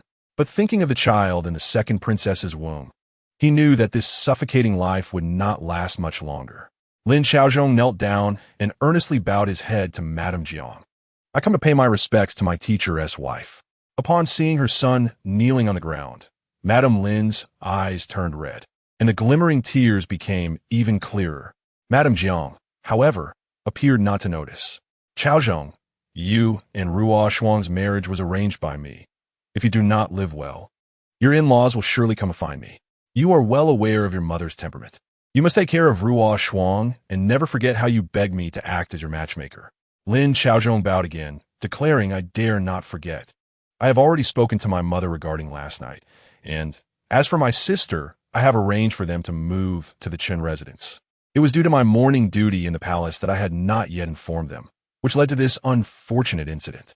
Teacher's wife, rest assured, it shall not happen again. Of course, it shall not happen again. You and the second princess will conspire against your teacher, exposing him for maintaining a mistress, leading to his disgrace, while also allowing that old witch to embrace her mistress and provoke Madame Jiang into an untimely demise. Poor Madame Jiang, having devoted her life to planning for you, wholeheartedly supporting your rise, even purchasing this residence in the capital with her private funds, ultimately meeting such a tragic end. How lamentable! How lamentable! Oh, Madame Jiang, truly, your fate is more tragic than Xiaoman's. Li stood frozen, unable to believe her eyes as she looked at her husband. Jiang Shangshu, he has actually taken a mistress? Furthermore, that mistress is having an affair with her own husband, and now she is with child. Chapter 13. Unworthy father, prepare for your demise. Li was utterly shocked. Her husband had not merely stumbled into an affair with the second princess. He was orchestrating a grand scheme by toppling the Jiang family, which had supported him in the court. To ensure no one could claim he emerged from the Jiang family. He would ruin himself, and no one would speak of him as having amassed wealth through his father-in-law's fortune. Eventually, he would marry a princess and swiftly transform into a member of the royal family. Such a meticulously plotted and malevolent scheme, a creature devoid of morality, had deceived her for a decade. Perhaps even before marrying her, it had all been premeditated, and that encounter in the Jiang family's garden was likely a part of the conspiracy. Li clenched her fists, filled with resentment for lacking evidence. Otherwise, she would surely tear the facade off this beast. At this moment, Madame Jiang remained blissfully unaware, allowing Lin Chaozhong to rise. However, Li noticed the coldness in Lin Chaozhong's eyes and the way he adjusted his robe in anger. This was something only those close could discern. The force he applied was distinctly different from usual. Indeed, his respect for the Jiang family was merely a facade. Jiang Shangshu had also fallen victim to his father's schemes. He desired a son, only to discover in the end that the child was not his own, and he was suffocated to death by that woman. Moreover, that woman's mother was acquainted with him. She was Zheng Hongyu, a fellow townsman. She was not an ordinary woman. In her youth, she had been betrothed to him. But upon his becoming a student of the Jiang family, she was cast aside, thus harboring resentment towards the Jiang family and her mother. She vaguely recalled Nurse Zhang saying that Zheng Hongyu flaunted her ample bosom, clearly not a virtuous woman, likely consorting with a rogue. Excellent. Her husband and her husband's mentor were engaging in illicit affairs together. Li squeezed her fists, resolutely determined to alter her and Madame Jiang's fates. As for Jiang Shangshu, he could be left for Madame Jiang to deal with. Having made her decision, Li turned to Madame Jiang and said, You are still unaware, but the people in the court possess the finest character. If you are feeling uneasy, you are welcome to stay at our residence, suggested the elder Lady Lin, her face betraying her reluctance, unable to muster even a smile. Observing this, the elder Lady Jiang intentionally remarked, Very well, where are the guest rooms? Lady Lin froze entirely, her heart filled with 1,000 objections, yet she stammered, unable to articulate a location. Lin Chaozhong quickly interjected, I will make the arrangements. How about the Lixiang courtyard? It is spacious and serene, and I am certain Mother will appreciate it. Dislike. The Lixiang courtyard is where Zheng Hongyu and Father clandestinely met, and it was there that they had fierce altercations, injuring Mother on several occasions, causing her forehead to bleed profusely. Poor Xiaoman feels powerless, unable to have Lady Jiang confront Zheng Hongyu. Otherwise, with her capabilities, Zheng Hongyu would surely vanish from the capital. Xiaoman, exasperated, stuck out her tongue, exerting all her might to emit a mere eep. In her haste, she accidentally let out a loud fart, echoing through the room. Startled, Xiaoman froze. It was not her doing, and she had no part in it. Lin Chaozhong immediately cast a sharp glance at Li Shi, signaling her to take the child inside. Li Shi gently rocked her daughter, aware of the little one's anxiety. But at that moment, The pressing concern was the scoundrel before them and the old witch. Noticing Li Shi's inaction, Lin Chaozhong's gaze turned colder.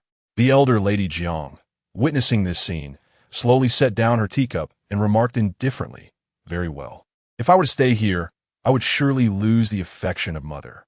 Ah, Luoshang, a woman's life is solely lived by herself. If you obsess over others' opinions, it is you who will ultimately suffer. You were once a girl of firm resolve. Do you remember what you once said? How would you treat those who do not cherish you? Li Shi smiled faintly and replied, "Of course, I remember." Her gaze then fixed upon Lin Chaozhong and the elder Lady Lin, and she spoke deliberately. "To those who treat me well, I shall reciprocate with even greater kindness. To those who do me wrong, I shall repay tenfold. To those who deny me peace, I will ensure their lives are equally miserable." The elder Lady Jiang chuckled indeed. That is the demeanor befitting the legitimate daughter of the general of Jinyuan. Lin Chaozhong and the elder Lady Lin exchanged furtive glances, both wondering if Li Shi had gleaned any insights. One felt guilty, while the other broke into a cold sweat. Xiaoman secretly cheered within. "Oh yeah, scoundrel father, prepare to face your reckoning. Mother has seen through your cold-heartedness and will no longer be deceived. Woe is me. Tonight I shall venture into the space to nurture a koi for mother. I cannot allow her to suffer any longer.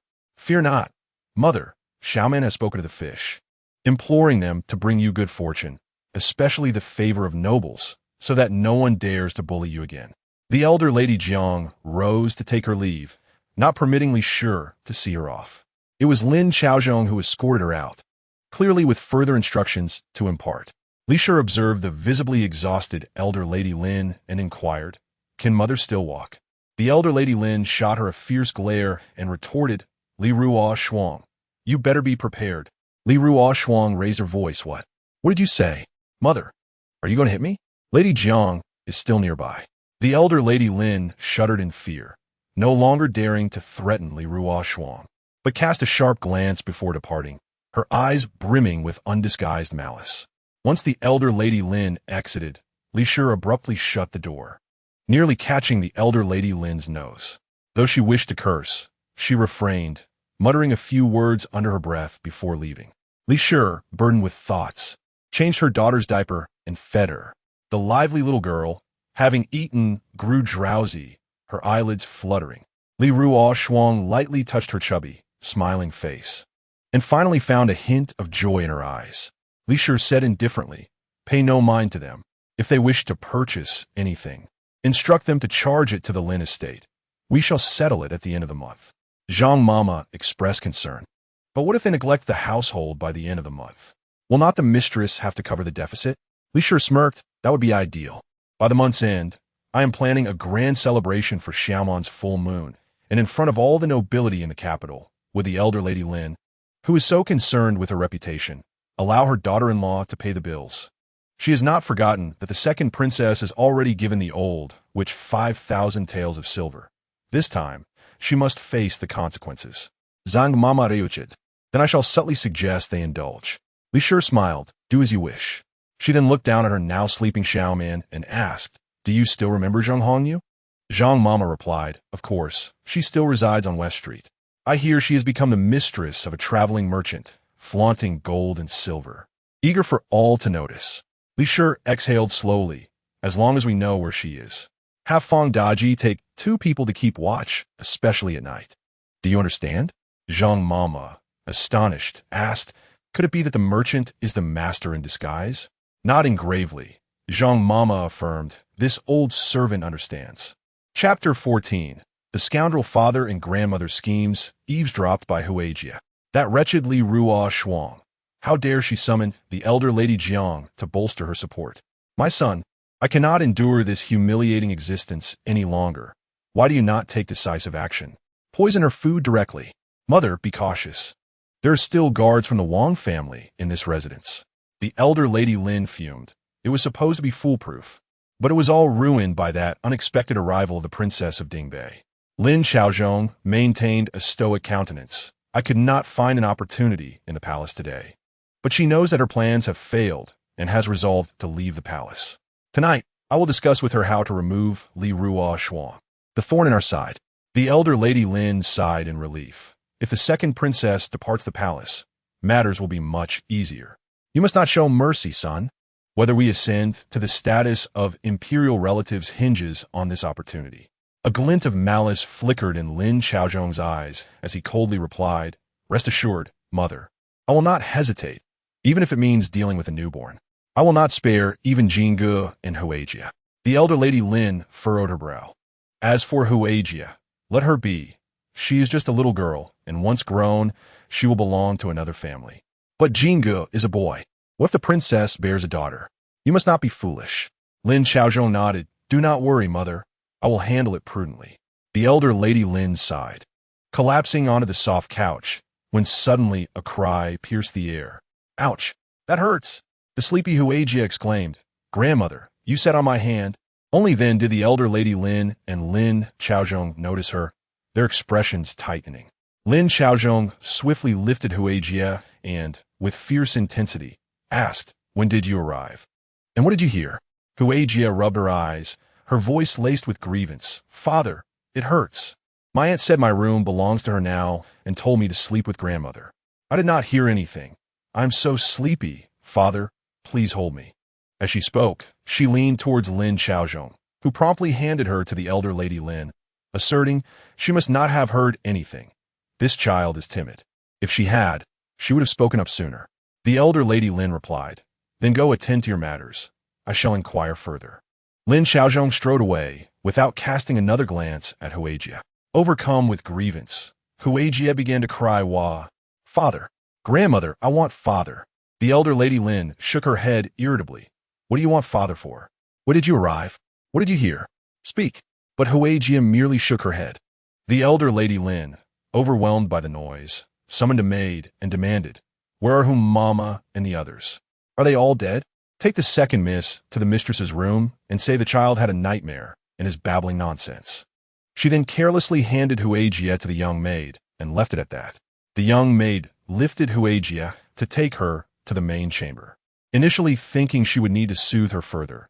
But to her surprise, the moment they exited the elder Lady Lin's courtyard, the second miss ceased her crying. However, she was gasping intermittently, likely due to a restless nap. The little girl paid it no mind and left her in the care of Granny Zhang.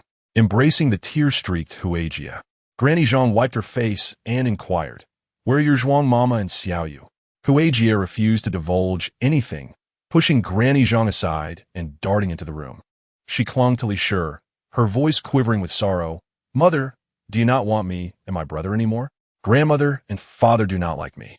My aunt rummages through our home. My brother studies and does not play with me. Woe is me. You only care for my sister." Li Shi Genti struket had fordehat, saying, "How could I ever not want you and your brother? You are my greatest treasures. It is merely that your father and grandmother do not favor Huijia and your sister. Do you wish to remain with them?" Huijia shook her head vigorously, weeping, "No, no. I want mother, I want my sister, and I still want my brother.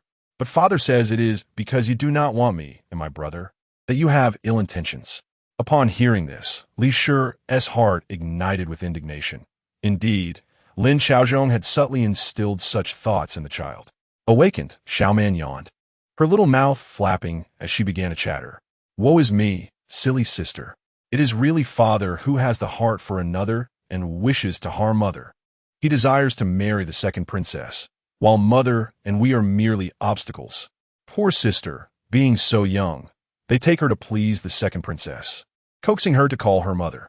If she refuses, she incurs the princess's wrath and is bullied daily, even fed with cursed insects." Hearing this, Huijia was startled into tears. Her sister was indeed speaking. She could hear her. Huijia, overwhelmed, cried out, "Woe is me. Sister, do not bite me." Li Shi was at a loss whether to laugh or cry at such nonsensical talk. Xiaoman, on the other hand, delightedly wiggled her little feet. I finally held sister's hand. Xiaoman loves sister so much. Do not be afraid. Xiaoman has the spirit spring space. If father dares to act, I will drown him with the spirit spring. I will also raise guardian koi for sister to ensure her safe growth. Sister kiss.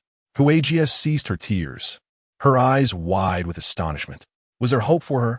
Woe is me. Her sister was indeed her savior. She could not bear to be without her sister. Huijia rushed to embrace Xiaoman, choking back her sobs. Sister, I cherish you. Li Shi couldn't help but smile. Sister cherishes you too.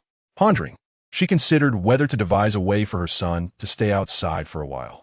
Just then, Huijia grasped her hand and asked, Mother, I heard grandmother mention something about drugging. Father also said he would discuss matters with the second princess tonight. He would sacrifice anything. I did not pretend to sleep on purpose. I merely wished to surprise him. Woe is me, Mother, I am so scared. Li Shi, upon hearing this, felt her heart ache and comforted Huijia. Do not be afraid, my dear.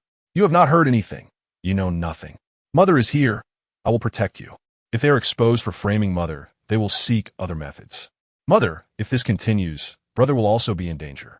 No, Xiaoman must enter the space tonight. Forgive me, Mother, you must lose a well-behaved child for one night. Xiaoman must ask the fish for help. Xiaoman, in her urgency, kicked off her blanket. Chapter 15. Xiaoman begins to raise koi for her family with her little backpack. She was determined to rush into the main room. Mother, where is my third sister? Li Shi emerged with Huijia. Your third sister is sleeping. Your second sister is here. Jingge was momentarily taken aback. He wished to see that sister. Today he had seen a storybook that spoke of a peony fairy who, to repay a kindness, was reborn in a mortal family and could speak upon birth. He wanted to see if his sister would talk today. If she could, she must be a fairy who had come to their family. Huijia huffed, It is my aunt. She has taken over my room and driven me out. She even commands my maid and nurse. You should go. Jingge replied, Your aunt? Is it? I shall go at once. Feeling wronged, Jingge lamented, Mother, why? Why does my aunt come to take advantage again? How could she be so shameless? Huijia retorted, Why? Because they have united to bully Mother, and we must unite to protect her. Jingge, puzzled, asked, Who are we uniting with?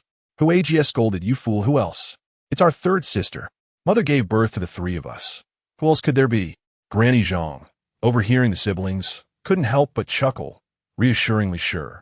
Madam has raised 3 good children. Li Shi nodded in gratitude. Indeed, with these 3 treasures, she would not fear even 100 Lin Xiaozhong. In the space, though Xiaoman was still an infant, her body felt extraordinarily light, allowing her to crawl about. She made her way to the wishing pool and saw the only large koi fish, Jingjing, had grown plump and adorable. Jingjing was the karmic koi her master had given her, and they shared a deep bond. She sensed Jingjing did not like solitude. In the past, she had accompanied Jingjing, and now that she was gone, Jingjing wished for companionship. Xiaoman hurriedly crawled to the koi pond, where the lotus flowers were large and white, a favorite of the fish. She had relished them before. Elated, Xiaoman opened her mouth to nibble, and the fish jumped from the water to kiss her little face. Hee fishies. I miss you so much. But right now, I need your help. Would you be willing to be my wishing koi? Her master had said that as long as her heart was sincere when she held the fish to make a wish, her desires would surely be granted. A group of fish leaped from the water, eager to dive into Xiaoman's embrace. She joyfully hugged one. I remember you, Huan Huan. You are the one. Carrying Huan Huan to the wishing pool, she silently wished, Huan Huan koi, I ask you to bring good fortune to my mother, bestow her with noble connections, and let her be protected by benefactors. Thank you, Huan Huan. Xiaoman loves you. Her master had said that only in a space filled with love could one raise auspicious koi. When she arrived in the space, her master had raised 5 koi, and later she had cared for them. Now she had raised 500. Huan Huan swam joyfully in the wishing pool, 3 bubbles slowly rising above her head, representing fortune, benefactors, and peace. Woe is me, it worked. Thank you, Huan Huan. The little one was panting, her hands and feet reddened, yet she happily hugged Tian, saying, Sister had such a hard life in her past, ugly and plump, rejected by others, suffering from poor health. In this life, I wish for Tian to bring luck to Sister, ensuring she grows up healthy, beautiful, and marries a good husband. Tian slid into the wishing pool, and soon 3 small round bubbles emerged above her head, representing health, beauty, and marriage. Upon seeing this, Xiaoman finally breathed a sigh of relief. Now, it was her brother's turn, and she deliberately chose a plump koi named Jingjing, just like her brother's name. However, Jingjing was too fat. She had always cared for Jingjing because of their shared name, treating it as her brother's karmic koi. Now, Xiaoman wrote her brother's birth date and name on Jingjing's body. This was her first time raising a karmic koi for her family, and she was unsure if it would succeed. Yet, seeing Jingjing eat like a little golden pig, she thought, even if it didn't succeed, it could still serve as a regular wishing koi. Xiaoman hugged it, panting. Crawling was quite the effort. Noticing Jingjing with its mouth open, still thinking of food, Xiaoman pondered if she had made the wrong choice. Would her brother become a little foodie? She had to remember that a karmic koi was not merely a wishing koi.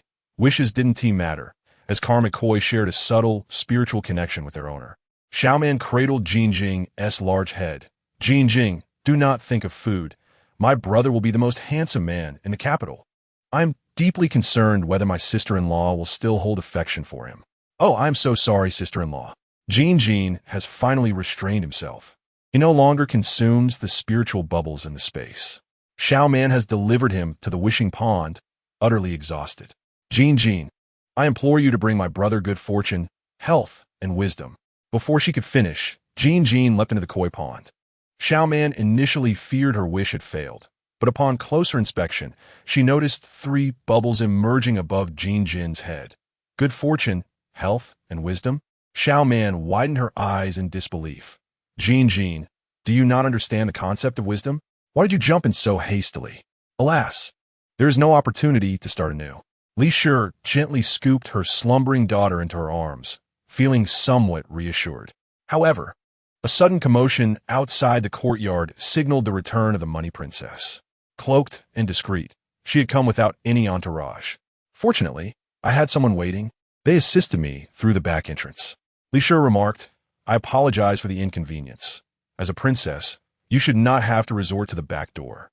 The money princess shook her head, her gaze filled with compassion for Li Shi, as if she wished to speak but found herself unable.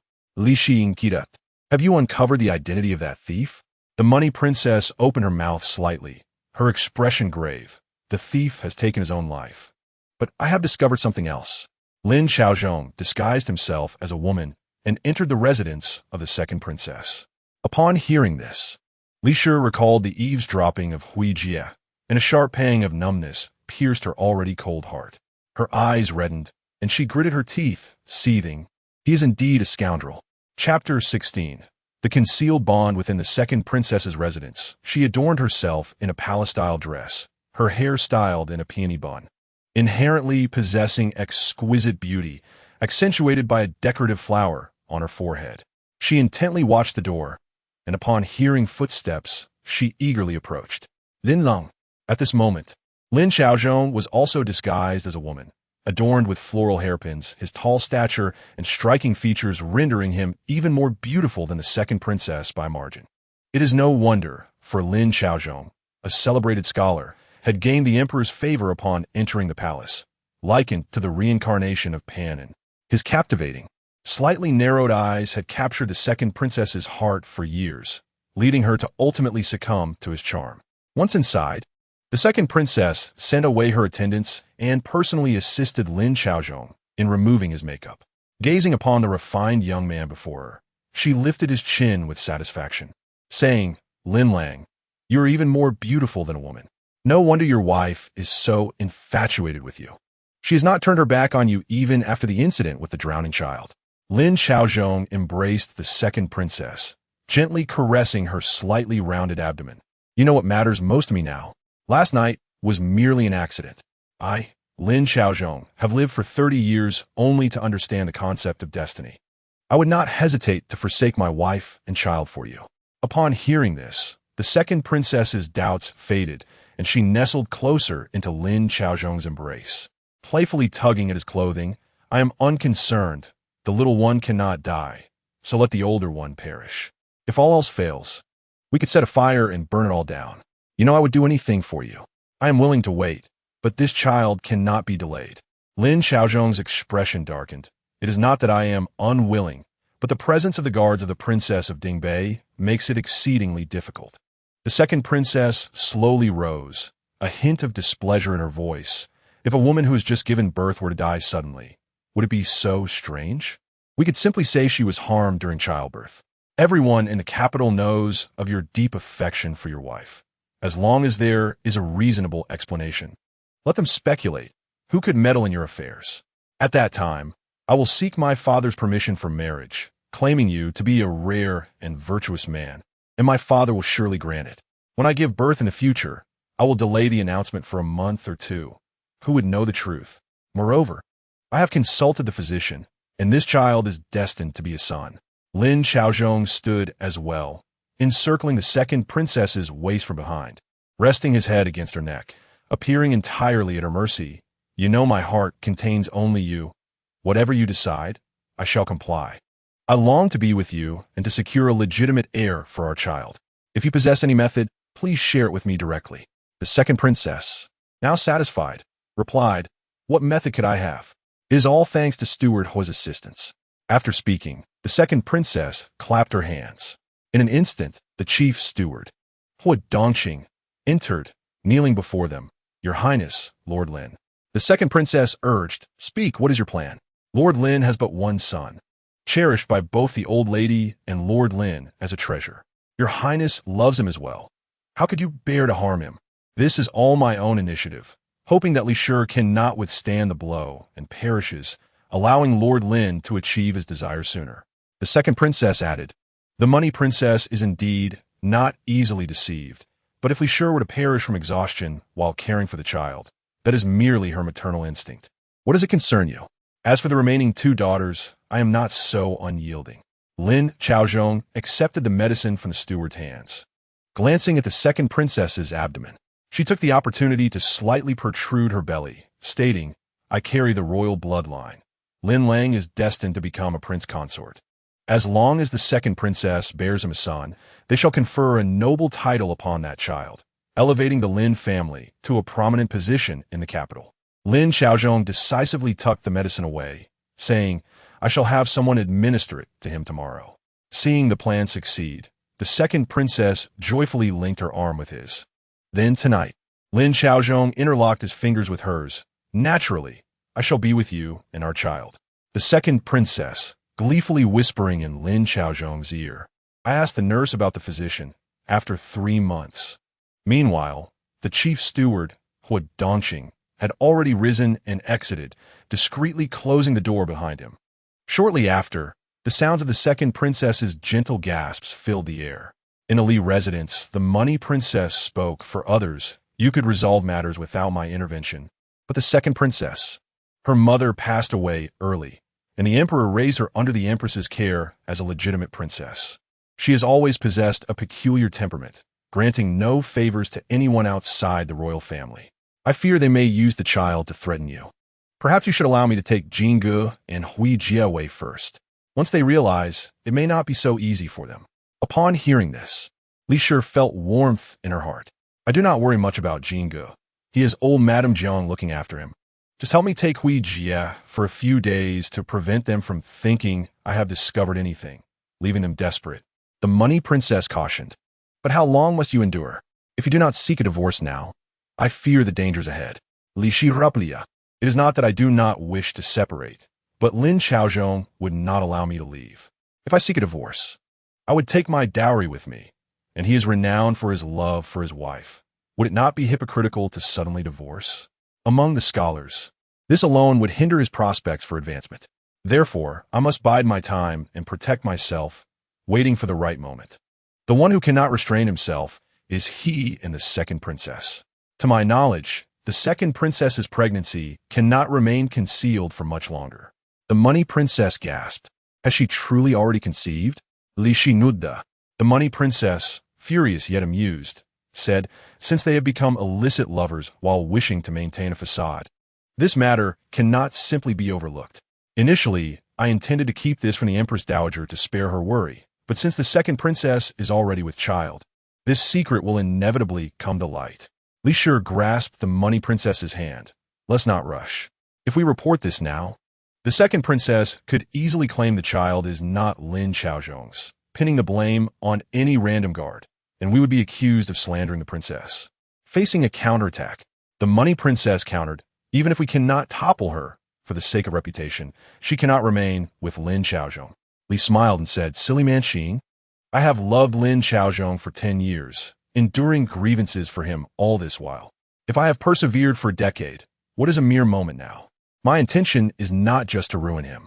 I also wish to reveal to the second princess that the man she so desperately acquired for me is nothing more than a worthless piece of filth. Have you ever witnessed the expression of someone eating excrement? I'm truly looking forward to that day. The Wang Fei of Qian, previously enraged, could not help but chuckle at this. Chapter 17. A mother's noble connections. The next day, as Li rose, she heard Mammy Fong arguing with someone in the courtyard, the commotion causing her to frown. She leaned down to kiss her sleeping daughter Xiaoman's forehead before stepping outside. In the courtyard, Mammy Fong looked at the bowl of congee and pickles and remarked, "Madam is still in confinement. Such a breakfast is hardly presentable." Mammy Zhang interjected, "Did you not tell her she could buy fish and meat on credit from outside?" Mammy Fong replied, "I did. And I even presented the list of shops we regularly procure from, but they didn't even glance at it before tossing it into the fire. They claim the household does not support idlers, let alone extend credit, saying the madam should rely on her own capabilities rather than beg from the kitchen." Mammy Zhang, filled with indignation, said, "Beg? How dare they utter such words? I must confront them." "Stop, Li interjecta." Seeing Li had risen, Mammy Zhang quickly urged, "Madam, you should rest a little longer. If you do not take care during this confinement, how will you avoid lingering ailments? There is no food in the big kitchen, but the small kitchen is preparing chicken soup. It will be brought to you shortly," she continued. Li responded, "The household expenses are tight. It is not easy for the miss to manage. Please do not trouble her further. If they're willing to pay cash, we can negotiate. After all, the Lin family is currently sustained by my dowry. If the shops do not yield money, we will go hungry. Do you understand?" Mammy Zhang expressed concern. "But the master is a man who values his reputation above all. Will this not incite his wrath towards the madam?" Li scuffa. "That is far better than him discovering that the miss is incurring debts in the name of the Lin family. The Lin family's deficits cannot be filled without funds. Do you comprehend?"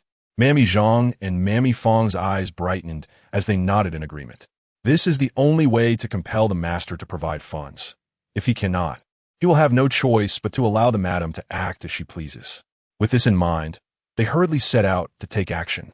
"Mother, mother, I have made a wish. The fish will bring good fortune. Prepare to receive the noble's assistance." Li was feeding Xiaoman, pondering what kind of noble would come to her aid. Xiaoman, exhausted from the previous night, vaguely remembered something but was now lost in the comforting scent of milk. Recalling nothing else. "Delicious, delicious. Grandma over there wants some too. Both sides are for Xiaoman. Fragrant, better than water. Xiaoman prefers grandma's milk." Xiaoman felt invigorated, as if she had been revived. If the master and disciple could support each other and provide mutual cover, that would indeed be splendid. Suddenly, Mammy Fong joyfully announced, "Madam, the Princess of Jinbei has arrived with the eldest princess, saying she came to see our third miss." Li dropped the towel she was holding in shock. The eldest princess had been married to the Marquis of Yong'an for 11 years and had borne 3 sons, the eldest of whom was already 10. The second and youngest were twins, just turned 3. She and the crown prince were siblings, a pair of dragon and phoenix, enjoying great favor in the capital. Previously, when Manqing sought to befriend her, Lin Xiaozhong had warned that the Marquis of Yong'an controlled the Ministry of Revenue, and many officials sought to ingratiate themselves with him. He advised her to send gifts to the eldest princess through him, which resulted in her being publicly scolded by the censor, becoming the laughingstock of the capital. This implied she should remain humble and not attract trouble for him. Consequently, she had refrained from appearing in public, only daring to send her own embroidery as gifts through Manqing. The eldest princess, while appreciating her embroidery, would not come to visit unannounced unless there was some other reason. As Li stepped outside, she suddenly thought of her daughter and rushed back to hold Xiaoman. Xiaoman had already sensed the eldest princess's arrival and was filled with curiosity. Could it be that the eldest princess is the noble connection my mother has? The eldest princess can suppress the second princess. That must be the case, right? Ah, regarde-les. Mother, take me to see. The eldest princess is very capable. She can protect herself amidst the turmoil of imperial power struggles, a figure deserving of respect from all. Upon hearing this, Li mused, could it be that this auspicious fortune truly exists? As she reached the archway, she spotted the eldest princess joyfully walking towards her. Holding the hand of Huijia, playfully teasing her. Manqing followed behind, winking mischievously as if something delightful was about to unfold, ushering Li into the room. Upon seeing Xiaoman, the eldest princess exclaimed in disbelief, "Wow, this child is so beautiful. I have 3 children, each one wrinkled and yellow-faced after birth. Not particularly pleasing. This child, not yet a month old, is rosy and delicate, with eyes like dark, shining grapes, truly stunning." As she reached out, Li handed Xiaoman over. Xiaoman observed the eldest princess's regal demeanor, her beautiful brows and eyes exuding an air of unapproachable authority, making her slightly fearful. But Xiaoman, sensing the eldest princess was indeed her mother's noble connection, eagerly waved her little hands. "Mother, hurry! The noble connection has arrived. Opportunities like this are fleeting." Seeing the child unafraid and eager to speak, the eldest princess smiled and extended her hand to amuse her. Unexpectedly, Xiaoman grasped her hand tightly, rubbing it against her cheek. The eldest princess joyfully exclaimed, "This child likes me. I never anticipated we would share such a bond." Xiaoman grinned, drooling a bit. Good. The eldest princess, pleased to have made a connection, turned to Li and said, "Your family has 2 daughters while we have 3 sons. Let us choose 1 daughter as a daughter-in-law for our family." I told her that this is a heartache from having 3 sons, and she did not believe me. She insisted on coming to see you, so I brought her along. The eldest princess continued, "In other households, I would dismiss this as a dream. But since Madame Lin is your close friend, and the last embroidery she made for me was so coveted by my 3 children, is this not fate?" She then looked at Huijia. "Dear, would you like to be our daughter-in-law?" Huijia, with wide eyes, pursed her lips, recalling how the eldest princess had just bought her roasted chicken wings and braised pig trotters, which she adored. With her mouth watering, Huijia asked, "If I become your daughter-in-law, can I eat meat every day?" Everyone burst into laughter. The eldest princess, equally amused, replied, "Of course. I promise you'll have your fill of your favorite dishes." Huijia's eyes sparkled with joy as she raised her little hand. "Then I agree." Just then, the elderly matriarch of the Lin family rushed in, pushing Huijia aside without a care for her fall. Feigning humility as she exclaimed, "Your Highness, what brings you here personally?" "I was about to deliver a scolding." "How dare you harm child?" the eldest princess thundered. The matriarch, startled, looked up in terror. "How could it be you?" The eldest princess frowned, displeased. "Who did you think it was?" The Qian Wangfei and Li exchanged glances, sharing a moment of satisfaction. Only the Lin matriarch was terrified. Having assumed the second princess was coming to confront Li, she had hurried over to prevent it. Little did she expect the eldest princess to arrive instead. Why would the eldest princess visit the Lin family? They had no prior connections. The Lin matriarch, looking as if she were in a state of distress, her face a mix of ashen and purple, could not utter a single coherent word. After a long moment, she knelt, saying, "I was wrong. It was not anyone. The Grand Princess has arrived, and I have failed to greet her properly. My apologies." The Grand Princess pulled Sister Hui close and rebuked the old Lady Lin, saying, "Who do you think you are to lay hands on a child, especially when she is your own granddaughter?" After speaking, the Grand Princess led Lady Li and others inside, completely disregarding the kneeling old Lady Lin outside. At that moment, feeling humiliated, old Lady Lin's eyes brimmed with hatred. Her gaze fixated on the small figure of Hui, as if poisoned. Every daughter born to Li has brought misfortune upon her. None can remain. Chapter 18. Identical Diamond's Mother. Where is the Grand Princess? In came Lin Xiaoyan, dressed extravagantly, eager to curry favor. Old Lady Lin stopped her, saying, "Enough, this princess is not someone you can befriend." Lin Xiaoyan, dissatisfied, retorted, "What do you mean, mother? I am also the sister of Scholar Lin. What is wrong with befriending a princess?" Old Lady Lin snapped, "I said no, and I mean it, especially since the princess of Dingbei is inside." Upon hearing this, Lin Xiaoyan recalled how the princess of Dingbei had shown her no courtesy, and she deflated. "If I'm not to go, then so be it. What's the big deal?" Concerned about her causing trouble in the residence, Old Lady Lin said, "Here, take 200 taels of silver and move out quickly. Do not quarrel with your sister-in-law." Initially opposed to this idea, Old Lady Lin was then intrigued when Lin Xiaoyan whispered, "I heard she has already sent someone to sell her shop to raise money." "What? Old Lady Lin was taken aback. Lin Xiaoyan, brimming with pride, continued, "She already has 3 children. How can she manage without spending money? My brother's salary is in your hands, and if we don't take advantage of her now, it will be difficult to extract money from her later." Old Lady Lin considered her daughter's words and thought they made sense. Once Li is gone, the dowry will surely be settled. But how much will actually end up with her? Li had already disposed of much during her lifetime. Who would pursue the whereabouts of the silver? Thus, she instructed, "Then hurry along and do not spoil your brother's good fortune." Lin Xiaoyan questioned, "Good fortune? Does my brother also want to squeeze money from my sister-in-law?" Old Lady Lin replied grumpily, "You simpleton, your eyes only see money. It's pointless to explain. Have his servants keep a close watch. The moment your sister-in-law receives the money, you must confront her. Understood? If it gets out of hand, I will step in to assist you." Lin Xiaoyan agreed. Understood. Old Lady Lin reminded, "Split it evenly." Lin Xiaoyan's lips twitched. "You just scolded me for being shallow. Where do you think I learned that from?" Lin Xiaoyan grumbled. "What if she has money? Once she marries into the Lin family, her wealth belongs to the Lin family. As the aunt of the Lin family, I deserve my share. Come, today I will take you all out to buy clothes. We will get the best." Saying this, she led her family out in a grand procession for shopping. In Li's room, Granny Zhang came to change Xiaoman's diaper and clean her. Xiaoman was always well-behaved, neither crying nor fussing. She gazed at the grand princess with sparkling eyes, adorably charming. Sister Hui held her little sister's hand, babbling, "Sister, the roasted wings and stewed pig's feet that the aunt bought are delicious. When you grow up, I'll beg for you to have some." Begging again? The grand princess laughed heartily, finding Hui increasingly delightful. She then said to Li, "Aunt is straightforward. Her friends are trustworthy. Lady Lin, you should betroth Hui to me. I would be a very accommodating mother-in-law." The Prince of Dingbei, Xiao Xingqiao, is the adopted son of the Empress Dowager, thus young in years but high in rank. Li hesitated and responded delicately, "Hui is still young. Who knows what her temperament will be as she grows?" It's truly overwhelming to receive such favor from the Grand Princess. Overwhelming? I can bear it. If my sister cannot, I shall help her. Mother, please agree.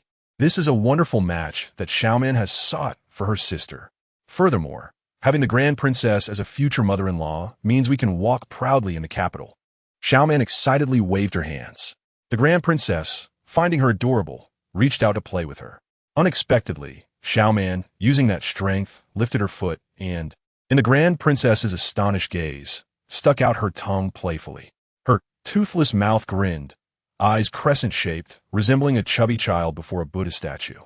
The Grand Princess could not resist picking her up, exclaiming, "If only I had a well-behaved daughter. Alas, I have given birth to 3 sons, and my husband is already lamenting." The Princess of Qian said, 3 sons will lead to 3 daughters-in-law, and we haven't even counted grandchildren yet. That's quite enough. The Grand Princess cheerfully responded, "Indeed, if I cannot bear a well-behaved daughter, then marrying a good daughter-in-law will suffice. Lady Lin, will you not agree?" Li momentari li froza. Should she agree? The benefits are plentiful, but what if the children are unwilling in the future? Would that not be detrimental? Yet if she did not agree, would she miss this golden opportunity? The Princess of Qian nudged Li with her elbow and whispered, "That old hag is still pushing Hui today. If Hui gains the Grand Princess's protection, who would dare to harm her?" She then gave Li a knowing glance, urging her to consent, promising that future matters could be dealt with later. Seeing her mother still hesitating, Xiaoman could not help but look at her sister, drooling as she called out, "Meat! Meat! Sister, please agree. We can have meat at every meal, and we can also drive out the sister-in-law's family. If in the future you do not want to, Xiaoman will marry in your stead. I really like the 3 brothers married to the Grand Princess." In her previous life, she had stolen glances often. She even knew her sister's favorite was the eldest brother.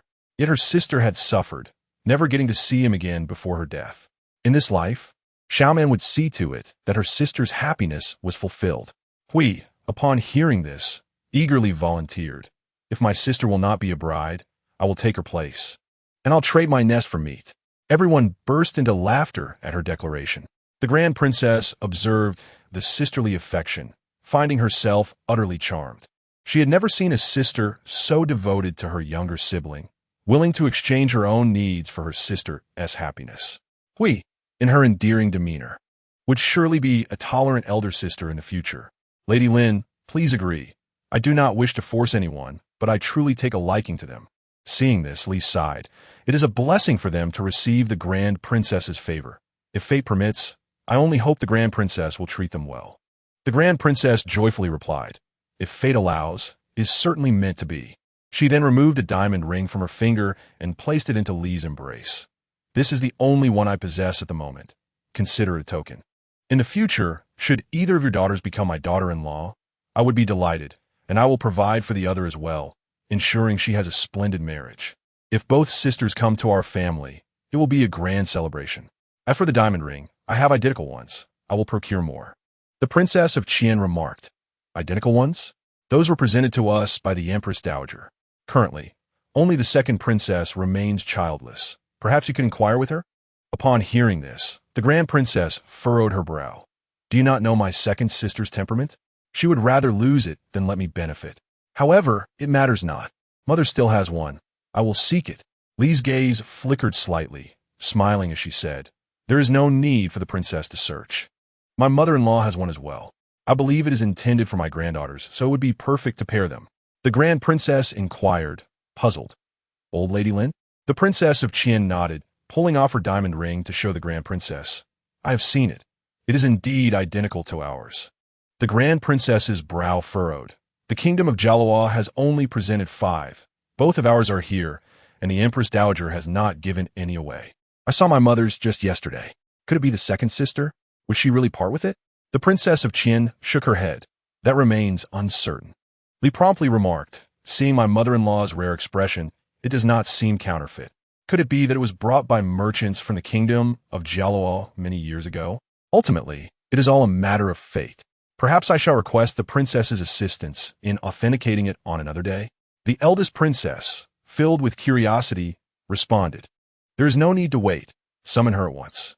Li immediately instructed Nurse Zhang, please fetch the old lady and inform her that the princess wishes to see her. Nurse Zhang quickly complied and departed. Chapter 19. The old lady's embarrassment. The eldest princess, with a hint of suspicion, inquired, shouldn't we remind her to bring along? Li smiled and replied, the princess may not know, but my mother-in-law is accustomed to hardship. She fears that any valuable item in the house might be taken by the servants. Thus she carries everything with her. The eldest princess remarked, I have heard from my aunt that your mother-in-law. She hesitated, the words difficult to articulate, but continued, however, since you have 3 children, you may request Lin Xiaozhong to petition for a title on your behalf, ensuring she will no longer dare to criticize you. The Duchess of Qian interjected, Xue Shuang. You should hurry and thank your future mother-in-law. Li understood this as the eldest princess's way of mediating and promptly expressed her gratitude. Yuji, perplexed, blinked her innocent eyes and also said thank you. Even the thick-skinned eldest princess could not contain herself, her eyes shining with genuine joy. Xiaoman clapped her hands, exclaiming, she said thank you. Li quickly added, it is merely a coincidence. The Duchess of Qian replied, coincidence or not, it is still a thank you. Our Xiaoman is truly clever. Flattered by the praise, Xiaoman nodded repeatedly, bringing delight to both the eldest princess and the Duchess of Qian. Amidst the cheerful laughter, Lin old lady arrived, and Xiaoman instantly subdued her smile. The old witch is anxious, trembling as she walks. Let us hope she doesn't soil this room. Such fear of imperial authority. No wonder she would marry the second princess, even if it meant stepping over the bodies of her mother and daughter. Li stated, Mother has arrived. The princess wishes to meet her, as she has heard that Mother possesses a diamond. Lin old lady gasped, what? The old witch could not hold it any longer. Xiaoman turned away in disgust, not wanting to see Lin old lady. The eldest princess found it amusing that this child was cheerful with everyone, but displeased upon seeing her grandmother. Yet, she soon understood why. Covering her nose, she curiously asked, has Lin old lady not bathed for days? Lin old lady, embarrassed, quickly replied, I have bathed. Is it possible that Xiaoman has sold herself? Xiaoman, fuming. Turn around, her little mouth mumbling insults. You are the one who is unclean. You haven't changed your undergarments in 3 days. The stench could suffocate a cockroach. Xiaoman is clean, plump, and fragrant, with the sweet scent of mother's milk. She is the most delightful baby in the world. Oomph, accusing me of smelling. I hope you break wind right now, and let us see if you can still argue. In the next moment, Lin, old lady, in her nervousness, let out a loud fart. The sound echoed, and the stench wafted through the air, causing everyone to gag. Li quickly ordered, "Open the windows." In my view, the odor from Xiaoman's excrement is not nearly as foul as your fart. Lin, old lady's face flushed red, and she hurriedly retreated to the doorway. The eldest princess, taken aback, sternly scolded, "With a stench like that, why do you stand at the door? Are you trying to suffocate us?" Terrified, Lin, old lady stepped back, tripping over the threshold and tumbling into the courtyard. With a cry, she clutched her waist and could not rise. Upon witnessing this, the eldest princess grew concerned and instructed. "Quickly, assist her to the side room and summon a physician." Li promptly reassured, "Do not worry, Your Highness, my mother-in-law is quite strong." When we first arrived in the capital, she was unaccustomed to being waited upon and insisted on doing everything herself. No sooner had she finished speaking than a servant named Xiaoman rushed in, exclaiming, "Madam, the old lady has soiled herself and needs a change of clothes." Everyone was stunned, and Li quickly responded, "Then let us change her. Send someone to fetch the garments." The eldest princess remarked, "It seems her digestive system is truly poor." Li reflected that her negligence over the past few days, neglecting a balance of meat and vegetables, could not have aided her mother-in-law's digestion. Thankfully, the side room was separated by a courtyard, preventing the stench from permeating. However, Xiaoman, who was attending to Lin, old lady, rushed out, retching several times. Li exchanged glances with Nurse Zhang, who went inside and soon returned with the diamond, washed, and handed it to Li. Li presented the diamond ring given by the princess, along with the uncrafted diamond, to the eldest princess and stated, "The person bringing the clothes should have arrived by now. They have been attending to the old lady for a while and know her preferences well. Please call Xiaoman out." Nurse Zhang agreed. I thought the same. Seeing Miss Amber arrive, I let her in to attend to the old lady. Li, upon hearing this, gave Nurse Zhang an appreciative look. Meanwhile, the eldest princess compared the 3 diamonds on the windowsill. Under the sunlight, the color, size, and cut of the diamonds were identical. Such coincidences rarely occur. When the kingdom of Jialuo presented the diamonds, they mentioned that diamonds are the hardest to cut. To find 6 of the same quality and size in the world is simply impossible. The eldest princess exchanged glances with the Duchess of Qian, who was equally intrigued, her eyes sparkling with meaning. The eldest princess held the flawless diamond in her palm and stated, "Lady Lin, there may be a thief in the palace. Might I borrow this diamond from your family to catch the rogue?" Li quickly replied, "If it can assist Her Highness, it would be our family's honor. My husband would be eager to oblige." The eldest princess responded, "Excellent. I enjoy associating with straightforward individuals." With that, she lovingly gazed at Hui Jie and Xiaoman, saying, "I have gained much today and shall not impose further. Aunts, let us depart." The Duchess of Dingbei nodded, signaling to Li to be patient, and then followed the eldest princess out. Lin, old lady, having changed, rushed out and asked, "Where's my diamond?" Li produced the one left by the princess, deliberately concealing the ring portion, saying, "Why the hurry, mother? Is it not right here?" Lin, old lady, immediately reached out, shouting angrily, "Return to me now." Li tossed it outside, leaving Lin, old lady, dazed and incredulous, screaming, "Li Rushuang, have you lost your mind?" With those words, she hurriedly rushed out, fearing the priceless diamond might be picked up by a servant. However, once she left, Li gazed at the diamond in her palm, a smirk curling at her lips. Chapter 20. Sisterly Discord. Mother, I have found a daughter-in-law for Heir. Please grant me the remaining diamond. The eldest princess arrived at the Fengyi Palace, where the queen resided, eagerly requesting the diamond. The queen, always fond of her, smiled upon her arrival and said, "How old is Yuanza? Where did you find a daughter-in-law? You cannot fool me with my diamond. That is out of the question."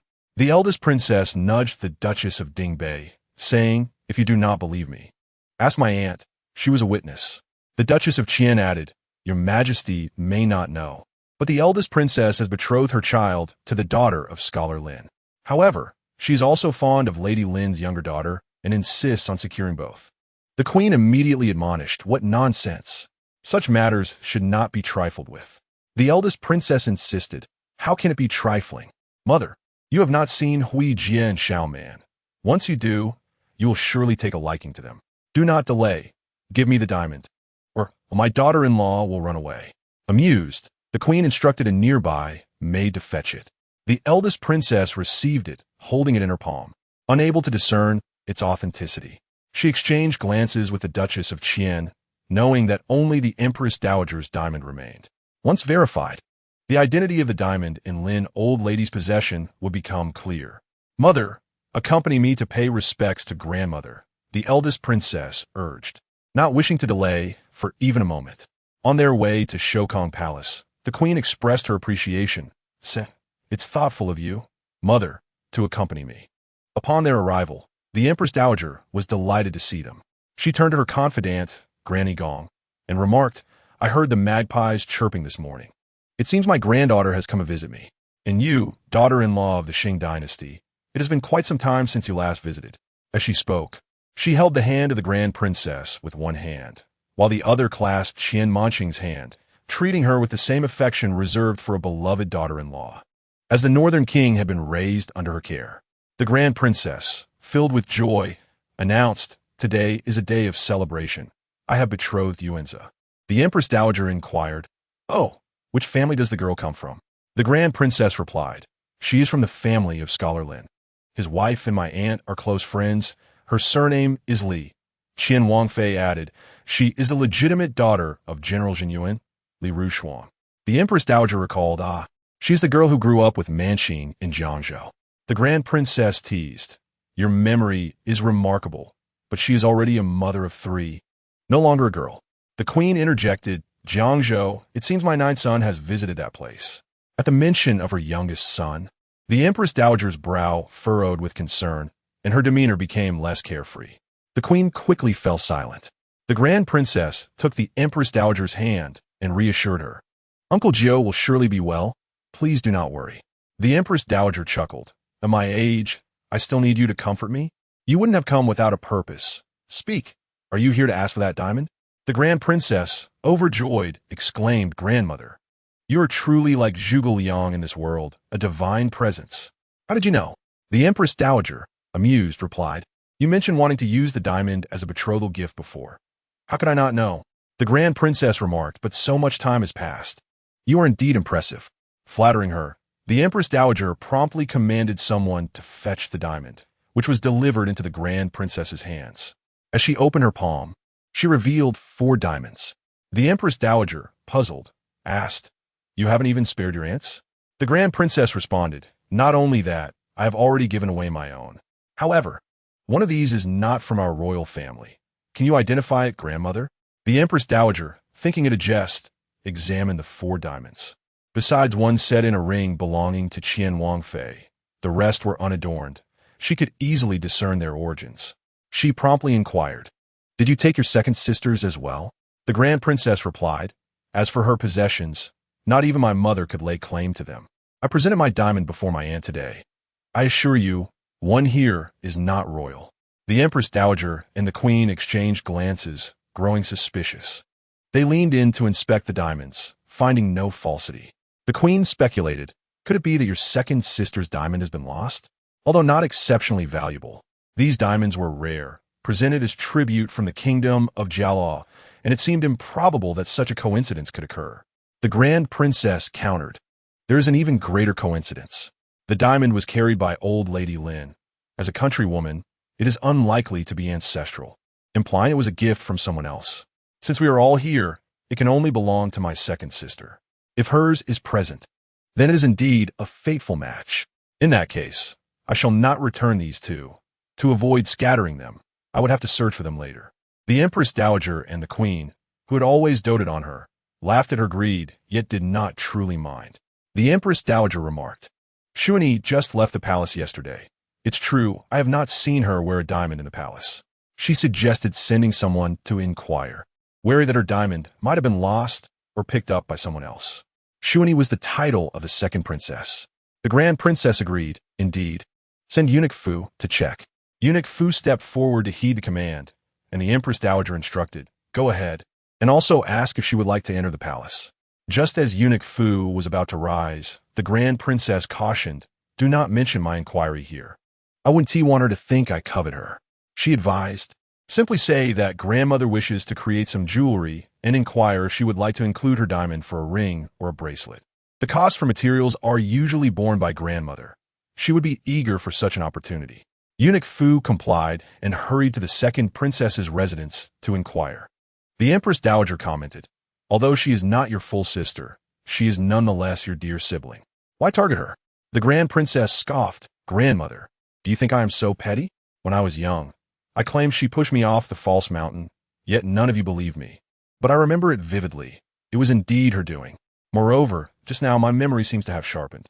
I distinctly recall Shuni watching me from above, seemingly ensuring that I had lost consciousness." The Empress Dowager hastily interjected, "Enough. We agreed not to discuss this. It happened many years ago, and at that time, no eunuch witnessed it. You were both but children, each with your own account. What could your father have done but punish the palace servants?" The queen also urged her daughter, "She is now a widow without children. Do not hold this against her." The grand princess retorted, "Her widowhood is not my doing. Why should I yield to her?" The queen sighed. The Empress Dowager concluded, "Let us not quarrel. We are family, and such disputes are trivial. Come now, grandmother will craft you a set of new jewelry." Upon hearing this, the grand princess smiled once more. The Empress Dowager added, "If your second sister's diamond remains, then this sixth diamond takes on a rather intriguing significance." The grand princess smirked, subtly implying, "Since hers is accounted for, I can rest easy. To be candid, I genuinely wish to engage in a betrothal with the Lin family, yet I worry about the uncertain origins of old Lady Lin's diamond, fearing it may lead to future embarrassment." After speaking, she casually selected one of the unadorned diamonds and handed it to Qian Wangfei, saying, "Aunt, please send this to Lady Lin. I wouldn't want old Lady Lin to be vexed searching for it." Qian Wangfei promptly instructed her trusted aide to deliver the diamond to the Lady Li. The grand princess returned the remaining 2 diamonds to the Empress Dowager and the queen, stating, "This diamond for grandmother will surely be destined for Uncle Jiu's wife, while this one for mother is meant for the crown princess. They must not be given to Chong Lo. I merely jested to see if you truly care for me. Fortunately, you were willing to part with them. Otherwise, I would have been displeased." With a proud and triumphant demeanor, her smile sparkled like a jewel, making it hard to believe she was already a mother of 3, still embodying a childlike spirit. The Empress Dowager and the queen exchanged glances filled with affection. Although Chong Lu was strong-willed, she possessed a tender heart beneath her sharp tongue. While she might be spoiled, she was never overbearing, straightforward in her thoughts. In contrast, Shuani, the more sensitive of the two, would often perceive neglect in the slightest of grievances, exhibiting a peculiar temper. When angered, she would even disregard her father, and within the palace, only Chong Lu would not indulge her. This dynamic had led to a rift between the sisters, resulting in years of emotional distance. Chapter 21. The soup drained by the Chun family after the evening meal, the grand princess departed the palace alongside Qian Wangfei. She turned to Qian Wangfei and inquired, "Do you truly believe my second sister's diamond is still there?" Qian Wangfei, startled, asked, "What makes you say that? Do we not just inquire?" The grand princess's gaze turned icy, her voice low as she replied, "After visiting the Lin family, my mind has grown much clearer. Memories once muddled have begun to sharpen. Not only do I recall that it was Shuani who pushed me off the false mountain, but I also vividly remember her approaching me and kicking me twice. Blood flowed from my forehead into my eye, and I was terrified, yet the clarity of that moment is something I have never experienced, even in dreams. However, those are past events I cannot pursue further. Yet there is something else you do not know." Qian Wangfei quickly asked, "What is it?" The grand princess remarked, 7 years ago, at the Qianglin banquet, Shuani took an immediate fancy to Lin Tanhua. At that time, she was proud and haughty, and privately sent some message to me, declaring that her chosen husband was both talented and handsome, even praised by our father, the emperor. A maid by my side informed me that she had set her sights on Tanhua from the Lin family. I typically paid little attention to her affairs, feigning ignorance upon learning of it. Yet before long, she was betrothed to Chao Quan, a gentleman of noble lineage and a second-place graduate of the imperial examination. to whom my father readily consented. I found it quite strange how the selection of her husband had changed so swiftly in merely a few days. It was later revealed to me that Lin Tanhua was already married, his wife being a dignified and gracious lady from the General Jinyuan's household, a true daughter of the military lineage. It was no wonder she withdrew gracefully. However, I had forgotten that fate is capricious. Her husband tragically passed away before reaching 30 due to illness. The Duchess of Qian, with teary eyes, held the Grand Princess's hand and said, "To have a kin such as you is a blessing for Shuang." The Grand Princess smiled gently, replying, "Perhaps it is I who is fortunate to have chosen them. Who can truly ascertain such matters?" The Duchess clearly remembered these words, initially thinking them mere flattery from the Grand Princess. Little did she know that events unfolding in the near future would bring them immense joy. At the Lin estate, the matriarch was in a frenzy, unable to locate a diamond, and she lashed out in a most undignified manner. Lady Li did not indulge her, instructing the guards to prevent her from entering. However, she did send a bowl of cooling mung bean soup for the matriarch to vent her frustrations upon. The matriarch, fearing that the diamond might be taken by the household servants, forbade anyone from approaching the area and searched desperately by herself. She was consumed with anxiety, feeling dizzy and parched. After drinking the mung bean soup, she continued her search, her thoughts filled with vitriol aimed at Lady Li. A servant at the door came to fetch her, cautioning, "I brought this supplement soup for young Master Jean from the tavern. Be careful not to spill it." The servant promptly placed it in the corner. "Hurry to the back courtyard. The lady is on the verge of driving the matriarch to her demise." Lin Xiaozhong's gaze turned icy as he inquired, "What has she caused this time?" He stormed off in anger, saying, "Today the Grand Princess visited, wishing to see the matriarch's diamond. Who could have known that after Lady Li showed it to the Grand Princess, she carelessly discarded it? Now, the matriarch is frantic, nearly blinded by her searching." "What?" Lin Xiaozhong's voice trembled, caught between shock and fear. He hurried towards the inner courtyard, demanding, "The Grand Princess was here? Who accompanied her? What did she leave?" "She came with the Princess of Dingbei and departed around noon," the servant replied. Lin Xiaozhong calculated the time. 2 hours had already passed. If the second princess had been exposed, she should have notified him. A sense of unease enveloped him, causing him to forget about the supplement soup he had brought from outside, which still lay in the corner of the door. Seeing food, the matriarch snatched it away, exclaiming, "What is this?" Her eyes brightened upon realizing it was something from outside. Surely it was better. "I'll take it to you," she declared. The servant, clearly wary, held on tightly. The matriarch grew furious. "Xiaoyan, look at how they treat us in this household. Is it just a bowl of soup? Can we not afford it, or are we unworthy?" She continued, "Today, there were many merchants outside, each with ample wealth. They treated us with kindness, offering fruits and delicacies. And when we departed, they even sent us off with gifts. Look at the servants in this house. They are utterly disgraceful." Lin Xiaoyan turned to the servant. Feeling guilty, released his grip, though still mustering courage to say, "Miss, you know us well. If we had something good, how could we not present it to you? If we hand it over, what if the master inquires later? We cannot afford to hide the truth." Lin Xiaoyan retorted, "Who would covet a mere bowl of soup? We will deliver it as promised. You may leave now." The servant, fearing further reprimand, retreated in defeat. Once he was gone, the matriarch eagerly opened the food container, ready to indulge. Her eldest grandson, Chunlei, rushed forward, pleading, "Grandmother, let me have a sip first. I'm so thirsty." The matriarch handed him the bowl of soup, and he gulped it down in no time. Lin Xiaoyan furrowed her brow, saying, "Mother, that's enough. Leave some for later. My brother is not like my sister-in-law. If he gets angry, I won't be able to handle it." The matriarch dismissively replied, "Understood. I'm not foolish. I could just go to the kitchen and fill up another bowl later. You have been married to the second for 3 years and have yet to bear a child. In the future, you must rely on your nephew to support this family. Being kind to him won't harm you."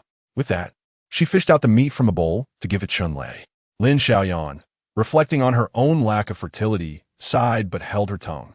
Meanwhile, Chen Laonyo, following closely behind, visibly shrank back, appearing quite apprehensive. Chapter 22.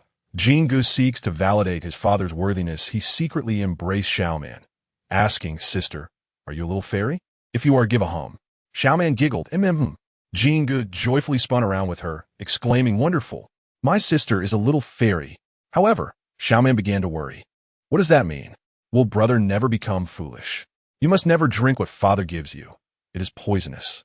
If you drink it, you will truly become foolish.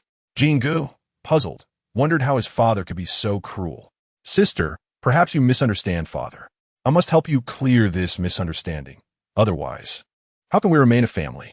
Lady Li, hearing commotion from the room, entered and was startled to see her son. Hurry and tidy up, don't dawdle. Jingu clung to Xiaoman, pleading, Mother, just let me stay a little longer. I will take good care of my sister. I love her. Hearing this, Lady Li's heart softened. Fine, but don't take her outside in the wind. Jingu quickly agreed, happily shaking Xiaoman in his arms. Lady Li, her gaze flickering, handed the diamond that the Duchess of Qian had sent to Zhang Mama, coldly instructing, Go. In the room, Jingu recognized this as a golden opportunity. He hastily wrapped Xiaoman in a blanket and brought a chair, preparing to climb out the back window. Xiaoman was astonished. Brother, you will get in trouble with mother. Jingu earnestly replied, No, sister, you are deeply mistaken about father. Listen to me. You have come to the right family. Father is wonderful, and mother is beautiful and tall. In the future, we 3 siblings will surely be good-looking, especially our second sister. Don't be fooled by her tears when she smiles. She is a little beauty. So, following me will not lead you astray. Soon, you will see how kind father is to me. Xiaoman suddenly cried out, Wah. Unfortunately, with the chaos outside, no one heard her. Upon hearing her cry, Jingu, startled, stumbled and fell. Ignoring the pain, he scrambled to console her. Sister, please don't cry. The more you cry, the more anxious I become. If I break a bone, mother will be heartbroken. Father is truly not bad. Give him a chance. I promise you, he is very kind privately. Xiaoman wept in distress. Wah, it's all my fault for spoiling Jinjin. He only knows how to eat and has no idea what wisdom is. Brother, father might poison you to make you foolish, causing mother to exhaust herself caring for you and fall into their trap. Because father wishes to marry the second princess, and mother and we are merely stumbling blocks to him. He dreams of having the second princess bear him a son. Why are you trying to get close to him? Are you seeking a long life? Jingu furrowed his brow, pondering, the second princess? Isn't Shi Chao's Zishi's second aunt? I've heard she is quite wicked. However, he soon caught sight of his study and dismissed the thought, instead joyfully exclaiming, Sister, behold my study, meticulously arranged by father for me. Since you are here, grant father one opportunity. Xiaoman sighed, feeling utterly exhausted. I could afford father 10 chances, for he intends to poison brother, and if brother enjoys poison, let him drink. After all, brother does not consume poison, although his intellect seems rather lacking. Yin Yi. Outside the Li residence, old Madame Lin grasped Lin Chaozhong's hand, her trembling voice laden with grievance. Son, you must stand up for your mother. Your wife has a heart as cold as ice, relentlessly bullying me. She not only seizes my possessions, but also insults me, forcing me to search for diamonds in this dark place. It is a matter of life and death. Li Rushuan. Lin Xiaozhong bellowed as he stormed into the courtyard. Li Shi feigned ignorance, approaching with a look of delight. What troubles you, my lord? I have joyful news to share. Old Madame Lin retorted angrily, You lie. What good news could you possibly have? You seek to usurp my diamonds. Return them at once. Li Shi feigned surprise. Mother has not found them yet. Zhang Mama. Hurry and assist the old lady in her search. Beneath the shimmering light, the diamonds sparkled brilliantly. Upon seeing this, old Madame Lin rushed to seize them. But immediately, Lin Xiaozhong struck Zhang Mama across the face with a resounding slap. You vile servant, daring to mock the old lady. Rushuang, your character has fallen so low that you dare to insult your mother. I, Lin Xiaozhong, truly regret ever marrying you. You must provide an explanation for today's events, lest I forget our past affections. Old Madame Lin echoed, Divorce her. Such an unfilial and wicked woman deserves to have her face shattered, so she knows what propriety means. Those who dare to maliciously insult their mother-in-law cannot expect salvation from anyone. Li Shi pulled Zhang Mama closer, examining her injuries. Zhang Mama, stunned by the slap, had initially intended to advise the lady to endure for the sake of their 3 children, but now she realized the folly of thinking Lin Xiaozhong was a good man. Li Rushuan. Lin Xiaozhong shouted again. Li Shi fainat hartaka. Since you have determined that I insulted your mother, what are you waiting for? Divorce me. Lin Xiaozhong replied. Do not think I lack the courage. Li Shi raised her eyes, tears brimming. How could I think such a thing?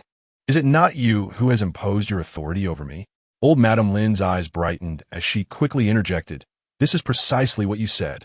Son, divorce her. She disrespects her mother-in-law, and her dowry is all from our family. She cannot take anything with her. Do it swiftly. Lin Xiaozhong's brows furrowed, vexed. How could he divorce Li Rushuan? Such an action would undermine his standing among the officials, and her two brothers would surely seek retribution. What he desired was for Li Rushuan to perish. With this thought, he spoke darkly. Kneel before mother and admit your wrongs. Recite the Diamond Sutra 10 times tonight, and I shall pretend this incident never occurred. Old Madame Lin wished to say more, but Lin Xiaozhong raised his hand, signaling her to remain silent. Chapter 23. The unyielding father opposes the marriage vile woman. You shall not expect my forgiveness, even if you kneel until your dying breath. I will never recognize you as my daughter-in-law. Li Shi Shukulat Kulli. Why the haste, mother? I know your precious diamonds are indeed valuable, but surely they pale in comparison to the one held by the Grand Princess. What do you mean? Lin Xiaozhong raised his voice. Nothing of consequence, Li Shi replied nonchalantly. What? Both Lin Xiaozhong and old Madame Lin were momentarily stunned. Lin Xiaozhong exclaimed in shock. You claim the Grand Princess wishes to betroth herself to our family? Who? Li Shi responded. Huijie and our newborn Xiaoman. Lin Xiaozhong immediately retorted. You lie. If there were to be a betrothal, it could only involve one child. Not two. Li Shi mocked. Why is that impossible? The Grand Princess has 3 sons and promised the Princess of Dingbei that she would be delighted with whichever daughter marries into her family. If 2 were to come, she would be even more overjoyed. Old Madame Lin exclaimed in astonishment. This is utter nonsense. You bore 2 financial burdens.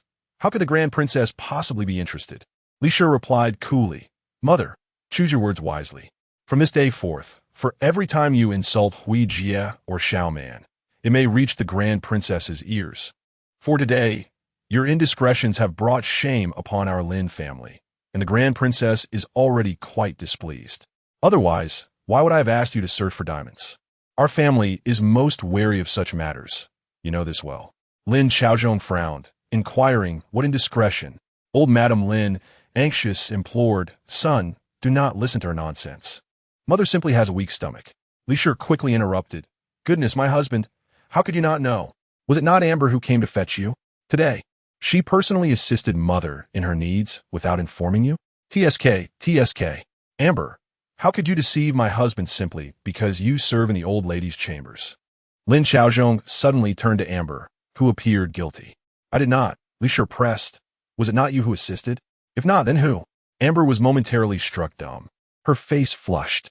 Old Madame Lin raised her hand, ready to strike Li Rushuan. Vile woman, you dare to openly insult me. See if I do not strike you down today. Zhang Mama, suddenly enraged, stepped forward and protested. If the old lady wishes to strike, let her first strike me down. However, this disgraceful matter must be revealed to my lord. Otherwise, tomorrow, when my lord attends court, he will be ridiculed without understanding what transpired. Li Shi silently applauded Zhang Mama for her quick wit in retaliating. Lin Xiaozhong turned his gaze to Zhang Mama, who tearfully lamented, My lord, do you not understand your wife's feelings for you? She would not even mistreat the servants. How could she cruelly insult the old lady when you were away? The old lady, not only did she relieve herself in front of the Grand Princess, but she also blocked the door, forcing the Grand Princess to open a window for fresh air. Then, she threw her waist directly at the Grand Princess, leading those unaware to think she did so intentionally to embarrass her. The Grand Princess could hardly bear it and left. Your wife, fearing the Grand Princess's wrath towards the old lady, claimed that the diamonds were thrown outside, when in truth she wished to prompt the old lady to move about, lest the Grand Princess depart without a proper conclusion. Those unaware might think our Lin family had wronged the Grand Princess. Old Madame Lin shouted, You speak nonsense. I merely relieved myself. Enough. Lin Xiaozhong's fury erupted. Is it not humiliating enough to relieve oneself before the Grand Princess? He looked at his mother with disdain. Moreover, the thought of meeting the Grand Princess, who is now his sister-in-law, while she speaks of his mother and her bodily functions, fills him with embarrassment. His inner sense of inferiority surged, and he turned to old Madame Lin. Mother, you are aging. Could you not eat something lighter? How can you cause such a scandal with a noble visitor in our home? Li Shi understood that Lin Xiaozhong was inherently insecure. Witnessing old Madame Lin's humiliation brought her immense satisfaction. But merely causing discomfort to old Madame Lin was insufficient. She seized the opportunity to needle Lin Xiaozhong further. This is just the beginning. The Grand Princess will become our family's in-law, with reciprocity to follow. My lord must prepare himself. Lin Xiaozhong, troubled by the Grand Princess's potential involvement, lashed out at Li Shi. And you, how dare you unilaterally decide the marriages of Hui Jie and Xiaoman? They are my daughters, and their marriages are solely mine to arrange. The great princess belongs to a prestigious family, and you dare to seek a union? Truly, it is a disgrace. I cannot consent to this marriage. You shall handle it as you see fit. Upon witnessing this, Madame Li feigned surprise, exclaiming, Do you truly disapprove? My husband? Such a splendid opportunity. Yet Lin Xiaozhong seethed with indignation. What opportunity? Am I, Lin Xiaozhong, the sort to curry favor with the powerful? Speak no more of this. I will never agree. Madame Li sighed. I see. Then when the great princess arrives, you shall address her personally. Lin Xiaozhong trembled at her words. What do you mean? The great princess is coming? Perhaps even the Duke of Yong'an will accompany her. When the time comes, you may refuse her face to face. As a mere woman, my words hold no weight, and I trust they will heed your authority. Upon hearing this, Lin Xiaozhong felt a pang in his chest, nearly fainting. Concerned for their well-being, the old matriarch quickly departed with her son. The commotion finally subsided. Granny Zhang inquired, Madam, the princess clearly left a diamond as a token. Why did you not mention it earlier? Madame Li replied, The diamond was a gift from the princess to my daughter. If I divulged this, he would undoubtedly take it away. Granny Zhang remarked. Indeed, I noticed the old matriarch cherishing that diamond. She nearly fainted today without seeking assistance. Madame Li retorted, Pay her no mind. The window stood ajar. Jingu and Xiaoman had already vanished. Fuming, Madame Li's teeth chattered. That scoundrel Jingu must have taken his sister to the study. Enough of this. I shall go myself. With that, Madame Li and Granny Zhang hastened towards the study. Chapter 24. Lin Xiaozhong surely harbors secrets. Lin Xiaozhong furrowed his brow, languidly stating, Mother, where do your thoughts wander? Given her current condition, how could she act so ruthlessly? However, the old matriarch urged. However, what? Son, you must act swiftly. Do not let the princess grow despondent and lose the child. That would leave no opportunities. Lin Xiaozhong nodded. I understand. The old matriarch continued. If the great princess truly becomes betrothed to our family, l'un Xiaozhong interjected, absolutely impossible. I have endured enough humiliation from my father-in-law's family. I cannot tolerate becoming connected to a daughter's family. Moreover, my two daughters are still quite young. How can one rely on future prospects? It is better for me to seize this opportunity to fulfill my own ambitions. Seeing her son so perturbed by the matter, the old matriarch immediately advised, Then seek the second princess's aid for negotiation. Do not allow that wretched Li Rushuang to succeed. Did you not observe her delight today? It is truly unfortunate. She bears two burdensome children, yet remains so cheerful. I have never seen a daughter-in-law like her. Lin Xiaozhong frowned. Are you not overly indulgent towards the two younger sisters? The old matriarch's mood soured, her voice rising. How can they be compared? Your two sisters have consistently assisted you, and they look up to you as their elder brother. Who would dare to disrespect you? Unlike that wretched Li, who squanders her family's wealth without contributing to our household, inviting ridicule upon you, she is utterly lacking in grace. Lin Xiaozhong declared, Enough, I have matters to attend to. I must leave. He had yet to administer the medicine to Jingu. He could not afford any mishaps. As Lin Xiaozhong exited, he encountered the steward hastily approaching. Master, the child from a Chun family has suddenly developed a high fever. They are calling for the physician. Lin Xiaozhong frowned. Have they not moved out yet? The steward shook his head, no. Lin Xiaozhong retorted. Let them seek a doctor themselves. This is becoming increasingly outrageous. What right do they have to summon a physician? Utterly absurd. With that, he proceeded to the door. I just brought soup for the eldest young master. The gatekeeper, startled, quickly replied, Master, what brings you here? Such matters should not trouble you personally. The soup had already been taken by the young lady, who claimed she would deliver it to the eldest young master. Xiaoyan, Lin Xiaozhong realized it was his younger sister. His heart raced. He knew her tendencies well and feared she might indulge herself. This was troubling. Upon seeking Lin Xiaoyan, he discovered she had just remembered that Chun-Lei had drunk Jin Ji's soup, and she hurriedly brought out a bowl of chicken heart soup from the kitchen. The siblings nearly collided at a corner, one frantic, the other guilty. Lin Xiaozhong snapped, What are you doing here? I came to fetch soup for Jinge. He truly was there for that purpose, but Lin Xiaoyan was oblivious to the soup's significance and retorted, Isn't it just a bowl of soup? Why is it such a big deal that you came looking for it? Lin Xiaozhong seized the bowl, inspecting it closely, but the night was too dark for clarity. He inquired, You haven't touched it, have you? Lin Xiaoyan replied, How much could a bowl of soup contain? If I had tampered with it, would it not be evident? Brother, you are overly protective of Jinge. He is merely 9 years old. Must you fuss so? Be cautious, lest he become weak from overindulgence. Lin Xiaozhong, incensed, retorted, Cease your prattle. Tomorrow, take the Chun family and leave. Your sister-in-law is kind, but do not test my patience. You invite anyone into our home. Do you think our Lin family is a place for everyone? If this happens again, I shall not hesitate to discipline you. Leave. Lin Xiaoyan, unaware that it was merely a bowl of soup, felt wronged by her brother's harsh words. Tears welled in her eyes as she replied, Lin Xiaozhong, you are ruthless. If not for the Chun family's second son being a coward, would I be burdened by them everywhere I go? And you dare blame me? Do you believe I want to expose your past misdeeds? In a moment of fury, Lin Xiaozhong struck Lin Xiaoyan across the face. What the past? Speak again, if you dare. His eyes glinted with menace as he glared at her. Terrified, Lin Xiaoyan burst into tears, and Lin Xiaozhong shot her one last glare before departing, heading towards the study. From the shadows, Granny Zhang supported Madame Li, both witnessing the entire scene. Madame Li understood that Lin Xiaozhong surely harbored secrets. What scandal did Lin Xiaoyan speak of?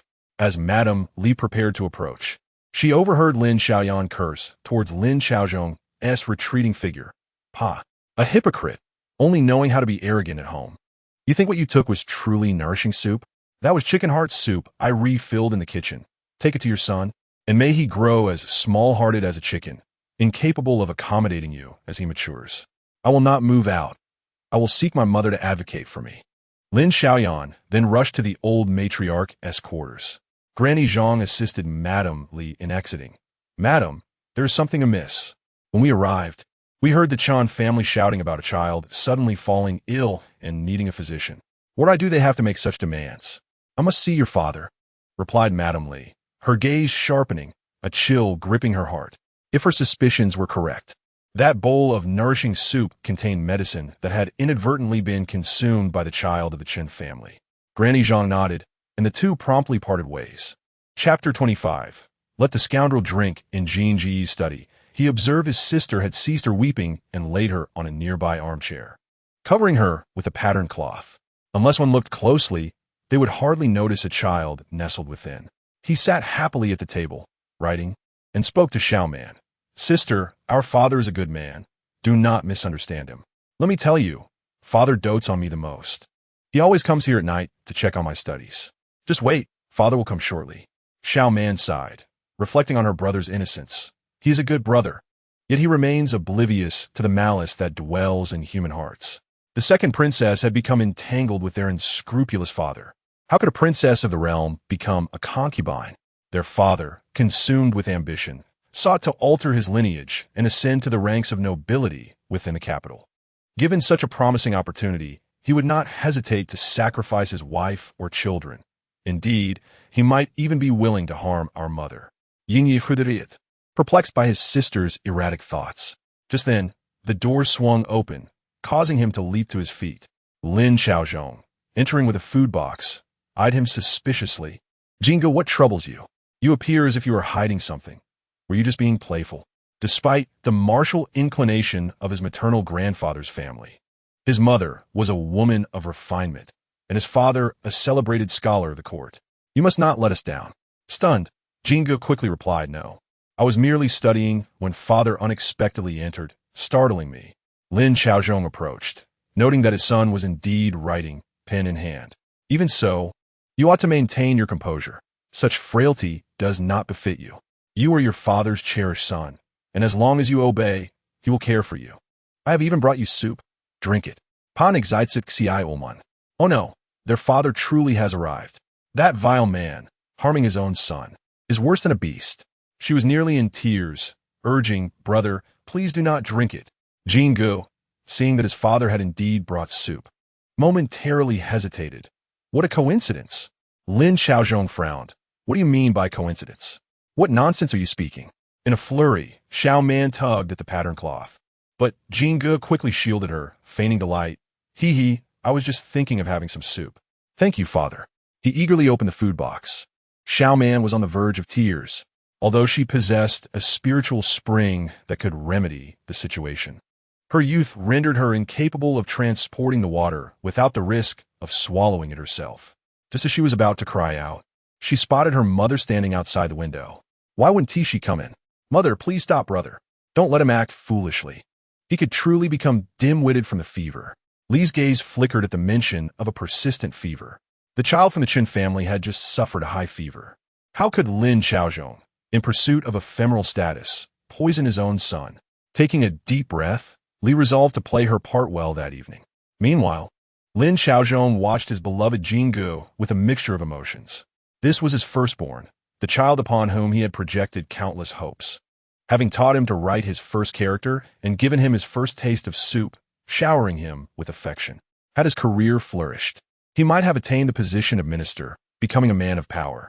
Yet, upon entering the Hamlin Academy, he discovered that no matter how hard he strove, without actual power, he was but a mere scholar, teaching one student after another, constantly bowing to the lofty princes and princesses, grateful for the meager scraps they would bestow upon him. When a vacancy arose in the 6 ministries, everyone vied for it, yet his master refused to recommend him, fearing accusations of favoritism. Although the Prince of Dingbei held sway, the vacancies he offered were only for military positions, which he was ill-equipped to fill. In this dynasty, no son-in-law was permitted to engage in politics. The former second son-in-law had served in the Ministry of Works, yet was deemed unworthy.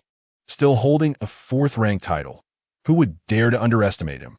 A man of undeniable talent, a top scholar no less, he was infinitely more capable than the second son-in-law. Should he become a son-in-law, he would undoubtedly attain high office, with everything he desired falling into his hands. Resolving his thoughts, Lin Xiaozhong personally handed the soup to Jingu, gently stroking his forehead. Father loves you, you know? Drink up. Jingu smiled sweetly, his eyes filled with trust. As he prepared to drink, suddenly Li exclaimed, wait, our mother is indeed perceptive. Xiaoman rejoiced inwardly. Oh, how wonderful. I no longer need to worry about brother.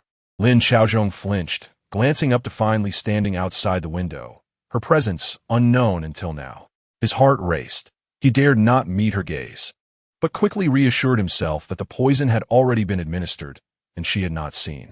What if she discovered the truth? After all, even his sister was unaware of the matter. Jingu, seeing his mother-s arrival, retreated behind Lin Xiaozhong, pleading, Mother, please don't hit me. I didn't mean it. I want to do it again. He deliberately ignored his sister, fearing a dual reprimand. Li chuckled lightly as she entered through the main door, her eyes soft and warm, akin to a gentle spring breeze. Silly boy, how could I ever strike you? You are my most treasured son. I am only upset. Look at you, growing plump and still wanting soup. Moving toward Lin Xiaozhong, she playfully remarked, I wondered why Jingu seemed more robust. He can no longer fit into his old clothes and is growing larger. It seems you've taken to feeding him at night. No wonder. But this is not how one should pamper a child. If he grows into a piglet, who will want him? She then cheerfully lifted the soup. I shall drink this. Don't drink it. Yin Yi fought. Xiaoman's heart raced. Oh, mother, please don't drink. It's poisoned.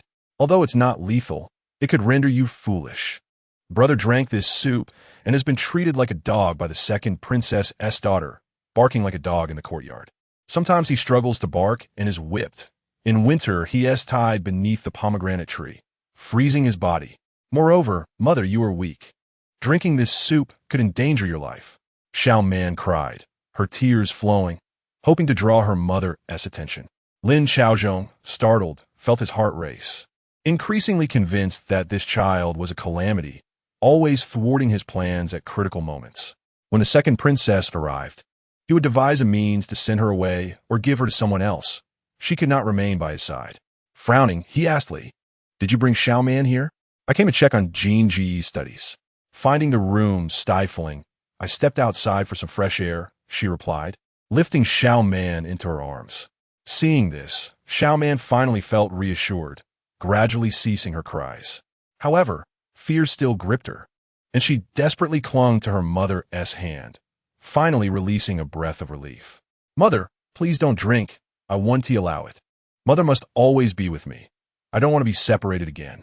Li's heart softened as she kissed Xiaoman's forehead, pondering how she could ever bear to leave. She could not bear to part with any of her children. Thus, she needed Jingge to understand what kind of man his father truly was. With a gentle smile, she looked up at Lin Xiaozhong and said, "My dear, please pass me the soup."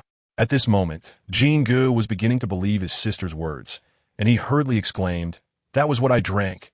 Mother forbids drinking it." As he spoke, he attempted to snatch it away. Lin Xiaozhong suddenly pushed him aside with such force that Jingge fell to the ground. Yin Yi, who had never been treated so roughly by his father, was momentarily stunned. However, Lin Xiaozhong did not spare him a glance. Instead, he gazed tenderly at Li Shi and said, "You have worked hard. Today's events are entirely my mother's fault. I've already reprimanded her." He then scolded Jingge, "Why did you not allow your mother to drink the soup? Look at how hard she has worked for you siblings. Can she not even have a bowl of soup?" Li Shi observed Lin Xiaozhong's impatient demeanor and smiled. "Indeed, my husband cares for me. What kind of soup did you buy? Is it delicious?" Lin Xiaozhong handed her the soup, saying, "It's the heart and lung soup that our son enjoys. I remember that you liked it too." Li Shi skufa. She had never consumed heart and lung soup, and he remembered nothing of the sort. "Xiaoman is holding my hand, so it's inconvenient for me. Why not let my husband feed me?" At that moment, he patiently served her, thinking that if he could leverage the power of the Li family to ascend to a higher rank, it would not be in vain. Little did he know, 10 years had slipped by, and he found himself immobile in this official position. Since Li Shi was of no use, he could not be blamed for his ruthlessness. Lin Xiaozhong stepped closer to Li Shi, holding the soup. "Oh no, it's over. I still haven tea protected mother. She is still going to be harmed by that scoundrel of a father.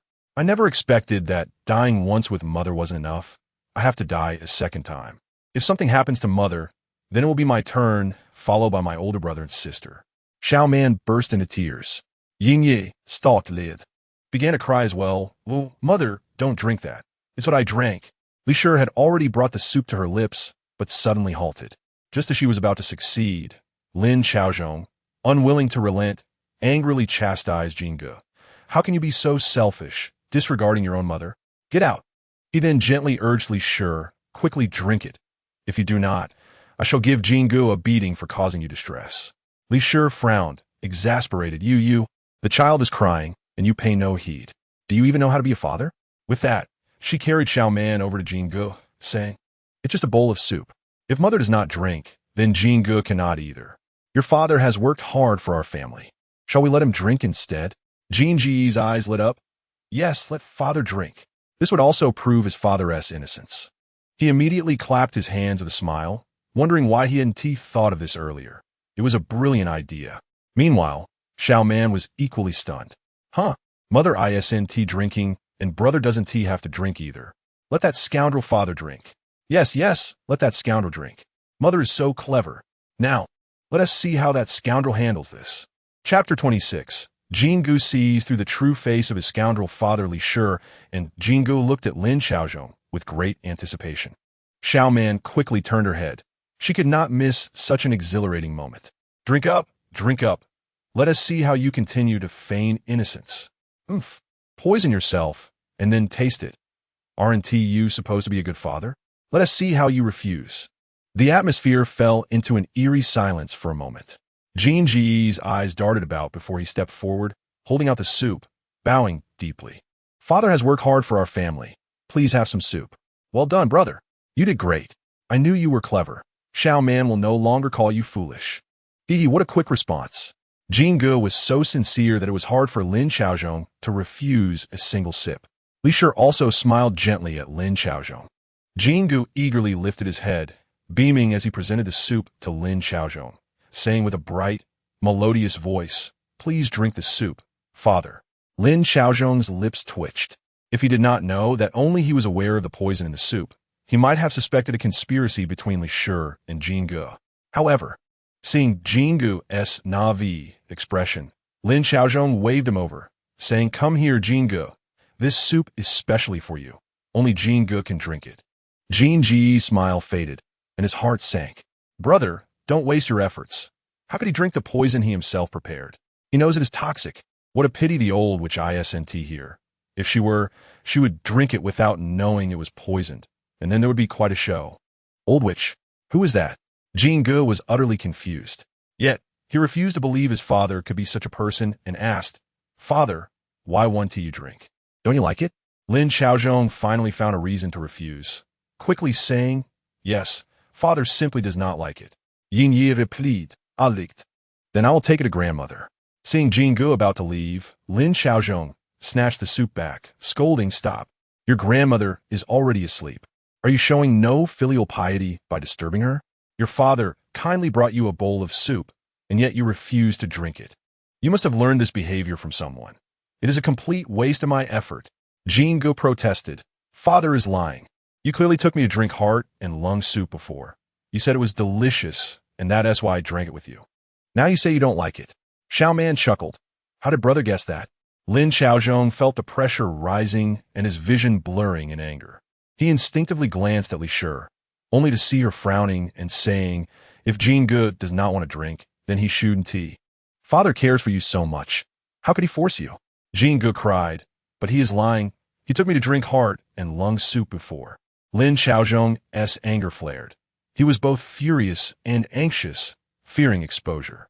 With Li Shi present, he decided to be direct, saying, "If you drink it, you will prove to Jean Ge that I did not poison it." Li Shi's lips twitched in shock. How dare he expect mother to prove it? And he clearly poisoned it. Is he ready to take the plunge and force the poison down? "Mother, run away." Xiaoman was frantic, bursting into tears again. Hearing her cries, Lin Xiaozhong recalled how he had repeatedly lost opportunities because of this newborn child, and his eyes turned red with rage.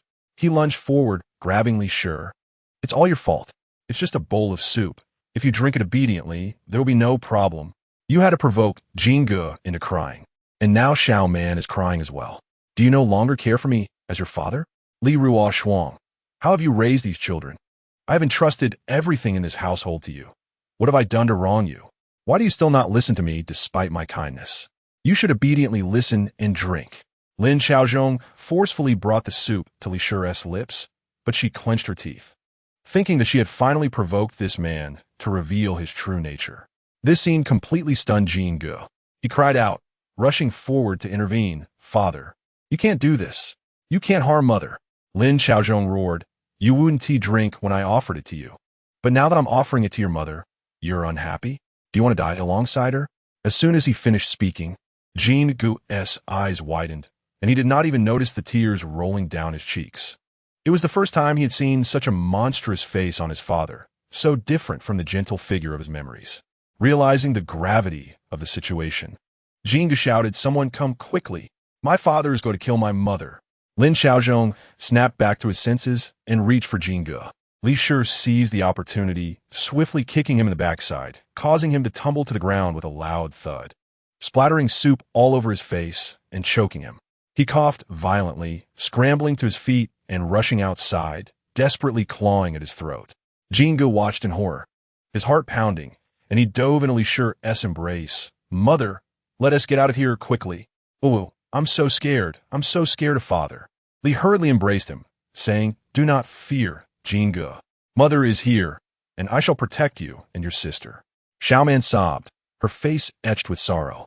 "Brother, you have seen our father's true nature now. Oh, we will be children without a father from now on. We only have mother. Brother, we must unite to safeguard mother. Jingu silently clenched his fists, gazing at their father's wretched state, as if his heart had plummeted into an icy abyss, cold and pained. At that moment, the loud, clamorous voice of old Lady Chun pierced through the air, accompanied by frightening yet futile words of advice, growing ever closer. Her sharp rhetoric struck the ears of the onlookers. I tell you, that child is the sole heir of the Chun family. If he dies in your Lin family, I will ensure that you never know peace again. Lin Xiaozhong, his face flushed with panic, abruptly raised his head and bellowed. What are you saying? Old Lady Chun, witnessing Lin Xiaozhong's face redden like that of a monkey and his fierce demeanor, shrank back a little, feeling somewhat guilty. Lin Xiaoyan and the Chun couple, fearing the situation would escalate further, hurriedly intervened. Elder brother, my mother did not mean it that way. Please do not misunderstand. How could the soup you prepared for Jingu be problematic? It must be that my little nephew overate and has a stomachache, Chun Laosi said with a forced smile. Lin Xiaoyan added, indeed. Mother, please do not speak carelessly. If my elder brother's soup for my own nephew is problematic, then what about the food we eat in the Lin family? Wouldn't that be akin to rat poison? Old Lady Chin stubbornly retorted, Pa. If it weren't for your son drinking it, I would have reported it to the authorities long ago. A stomachache? It's clearly a sudden high fever, inexplicable. Not as if he has encountered a ghost. Could it be that the Lin family's land is unclean? Suddenly, Old Lady Chin recalled that it might indeed be a case of haunting, her expression shifting with unease. Chapter 27. Who Cannot Bear Children? At this moment, Lin Xiaozhong finally comprehended, shouting at Lin Xiaoyan. Did you not say that you did not touch Jin Ji's soup? Lin Xiaoyan, feeling wronged, replied. What difference does it make who drinks a bowl of soup? Why be so petty? I prepare another bowl for Jingu. What is the difference? Lin Xiaozhong glared at the remnants of his own vomit, forcibly extracted from his throat. What difference? This is infuriating. That child from the Chun family deserves to die. And that old lady Chun, too. Lin Xiaozhong roared. Chun Laosi, if you cannot control your mother and allow her to make such unreasonable disturbances, then do not expect any future positions. I will ensure that Xiaoyan divorces you. The mention of divorce left the three of them stunned. Divorce? Lin Xiaoyan had never considered it. Just as she was about to speak, Lin Xiaozhong's furious voice cut her off. Our Lin family has no room for a useless aunt like you. If you dare to utter another word in their favor, I shall strike your name from the family register. From now on, you shall no longer be a member of the Lin family. Lin Xiaoyan understood her elder brother's resolve. Shrinking her neck in fear, silenced. Chun Laosi, pent-up anger erupted, scolding old lady Chun. Mother, can you not be quiet? We are currently residing in Xiaoyan's maternal home, not our own. Lazy is ill. What child does not fall sick? Our entire family has been fine. Why is it just him? Old lady Chun, feeling guilty, retorted. But Lazy ate. Mother, stop. Lin Xiaoyan interjected, giving her a meaningful look. Was this really the right time to stoke the flames? Reluctantly, old lady Chun allowed herself to be led away, still lamenting, Oh, my poor grandson, how could he fall ill? It is all because your second uncle and aunt lack ability. They cannot hire a proper physician. The doctors in the capital possess such high skills. Surely they could cure him with the right medicine. Oh, which unfortunate soul dares to plague my grandson? I shall ensure they meet a tragic end. Then she turned her ire towards Chun Laosi and Lin Xiaoyan, lamenting, Why am I so anxious? Is it not because you two have yet to bear a single child? Otherwise, our Chin family would not have just Lazy as a male heir, and I would not be so distressed. Lin Xiaoyan furrowed her brow, pulling Chun Laosi along as she spoke. You must accompany me to see a doctor tomorrow. Is childbirth solely my responsibility? Mother constantly brings it up. But I've seen a doctor. I am fine. Chun Laosi suddenly shouted. If you are fine, then I am fine. I am a man. What could possibly be wrong with me? Really, if mother is mad, must you follow suit? Angered, Lin Xiaoyan swiftly dodged behind, but soon caught up with him. Mother, could that soup really be poisonous? Li held his icy little hand and said, Come with me. You will soon discover whether that soup is toxic. Upon seeing Jingu, she became somewhat grave. Madam, shall I take the young master outside? No need. Our Jingu is also growing up. It is time he understands certain matters. The responding maid, who specifically attended to Huijia, was named Xiaoyu. Jingu was familiar with her, knowing she was timid and never lied. so he listened intently. Xiaoyu reported. The doctor has arrived and asked what the child had eaten during the day. They all scrambled to answer. At one moment it was noodles, then squab, then pancakes. A hodgepodge of items. Yet they all claimed it could not be the case, as they had consumed the same. The doctor remarked, adults have different appetites than children. A child may experience indigestion, leading to a fever. Yet the child's fever was alarming, accompanied by convulsions. The doctor urged them to think again. Old Lady Chun suddenly mentioned the nourishing soup, and the doctor replied, if it is consumed by an adult, the weak cannot benefit from it, and symptoms may arise. My lady, the maid interjected, the soup is made from pig heart and lung, intended for children, and contains no medicinal supplements. The doctor found it strange and requested a basin to induce vomiting in the child, but the child was too unresponsive to expel anything. The doctor, in a state of agitation, resorted to acupuncture and bloodletting to reduce the fever slightly, but it soon rose again. The doctor stated that such symptoms resembled those of an epidemic, yet there was none in the capital. It must be due to contaminated food. He urged them to seek a proper physician immediately, fearing for the child's well-being if they delayed. Upon hearing this, Li instructed Zhang Momo, give Xiaoyu some silver. Do not let her continue serving. Zhang Momo promptly led Xiaoyu away. Li then turned to the stunned Jinggu and said, do you understand why I kept you here to listen? Jinggu nodded, his complexion pale. Li continued, you were my first child, and it was only after I bore you that I had your little sister, whom you have watched grow up. Do you find her adorable? Jinggu nodded and glanced at Xiaoman. Little sister is also adorable. Mother, I like both my sisters very much. Li responded, that is wonderful. Mother is very pleased. However, I must now share something with you. Whether you believe it or not, consider it for the safety of your mother and your two sisters. Do not speak of it to your father. Can you promise me that? Jinggu quickly nodded, assuring I can do it. Li said, your father has taken a mistress. He is not like ordinary men who take concubines or marry secondary wives. The person he wishes to marry is a princess. You have been studying, especially in a place like the Ministry of Rights. Do you comprehend what marrying a princess entails? Jinggu nodded. Chao Zixie's second aunt is a princess. He said that princesses are very fierce. When his second uncle fell ill, they could not even see her. They were only notified after he passed away. Mother, is it that wicked princess father wishes to marry? Li affirmed, yes. The princess will not tolerate us, which is why your father seeks to endanger the lives of you, your two sisters, and even yours. You witnessed tonight's events. Who swallowed that bowl of soup? If it were not for the Chun family's greed, wanting to claim everything good, it would be you lying here with a relentless fever.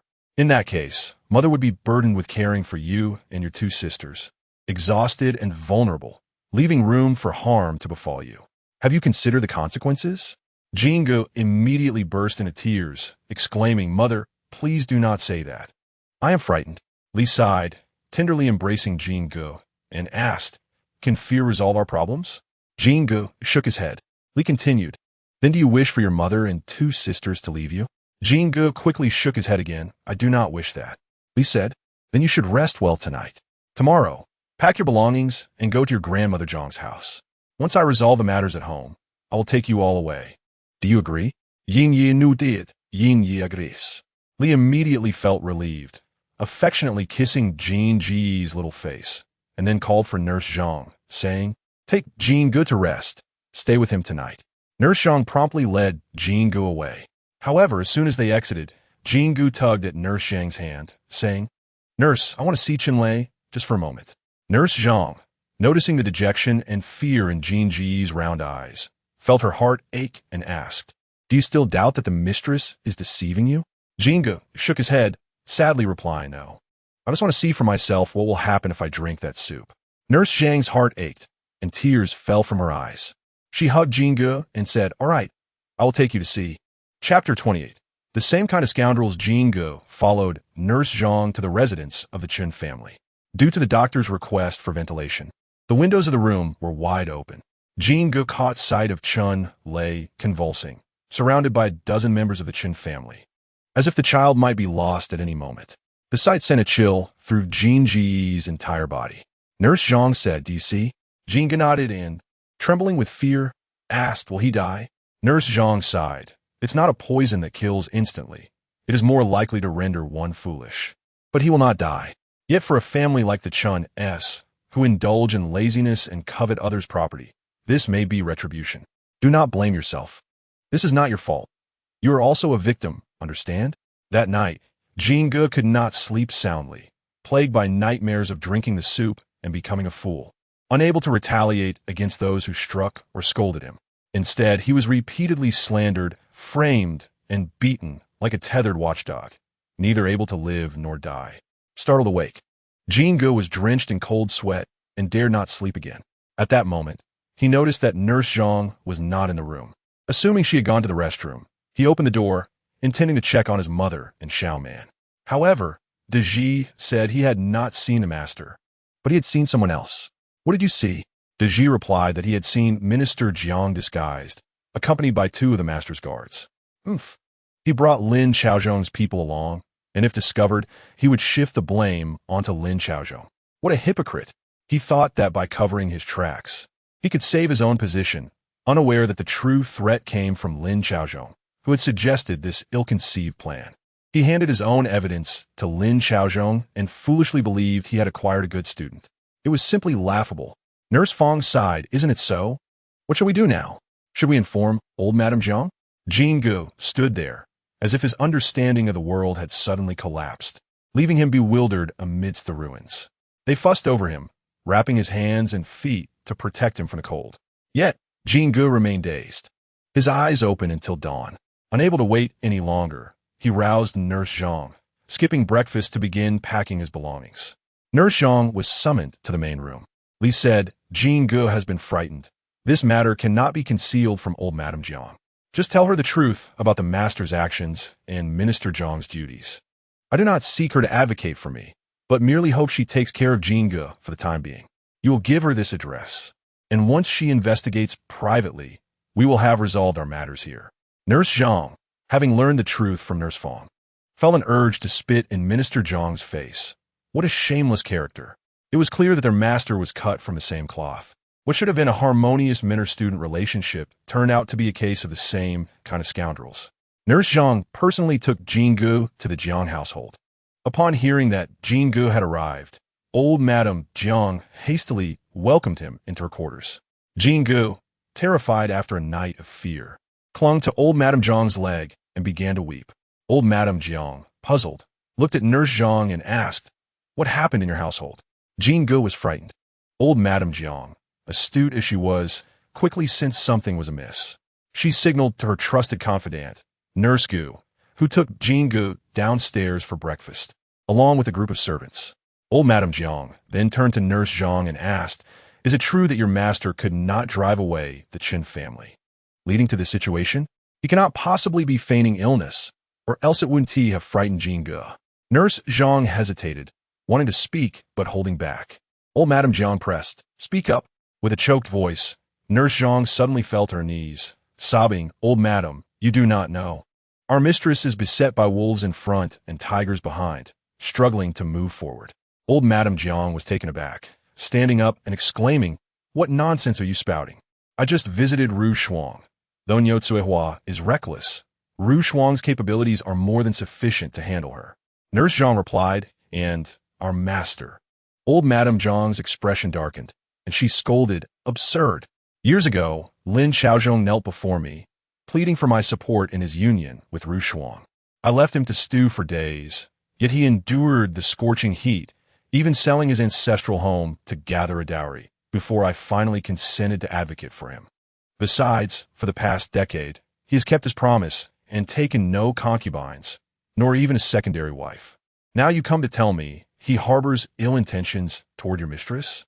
With a bitter expression, Nurse Zhang said, "Even the old servant cannot believe this.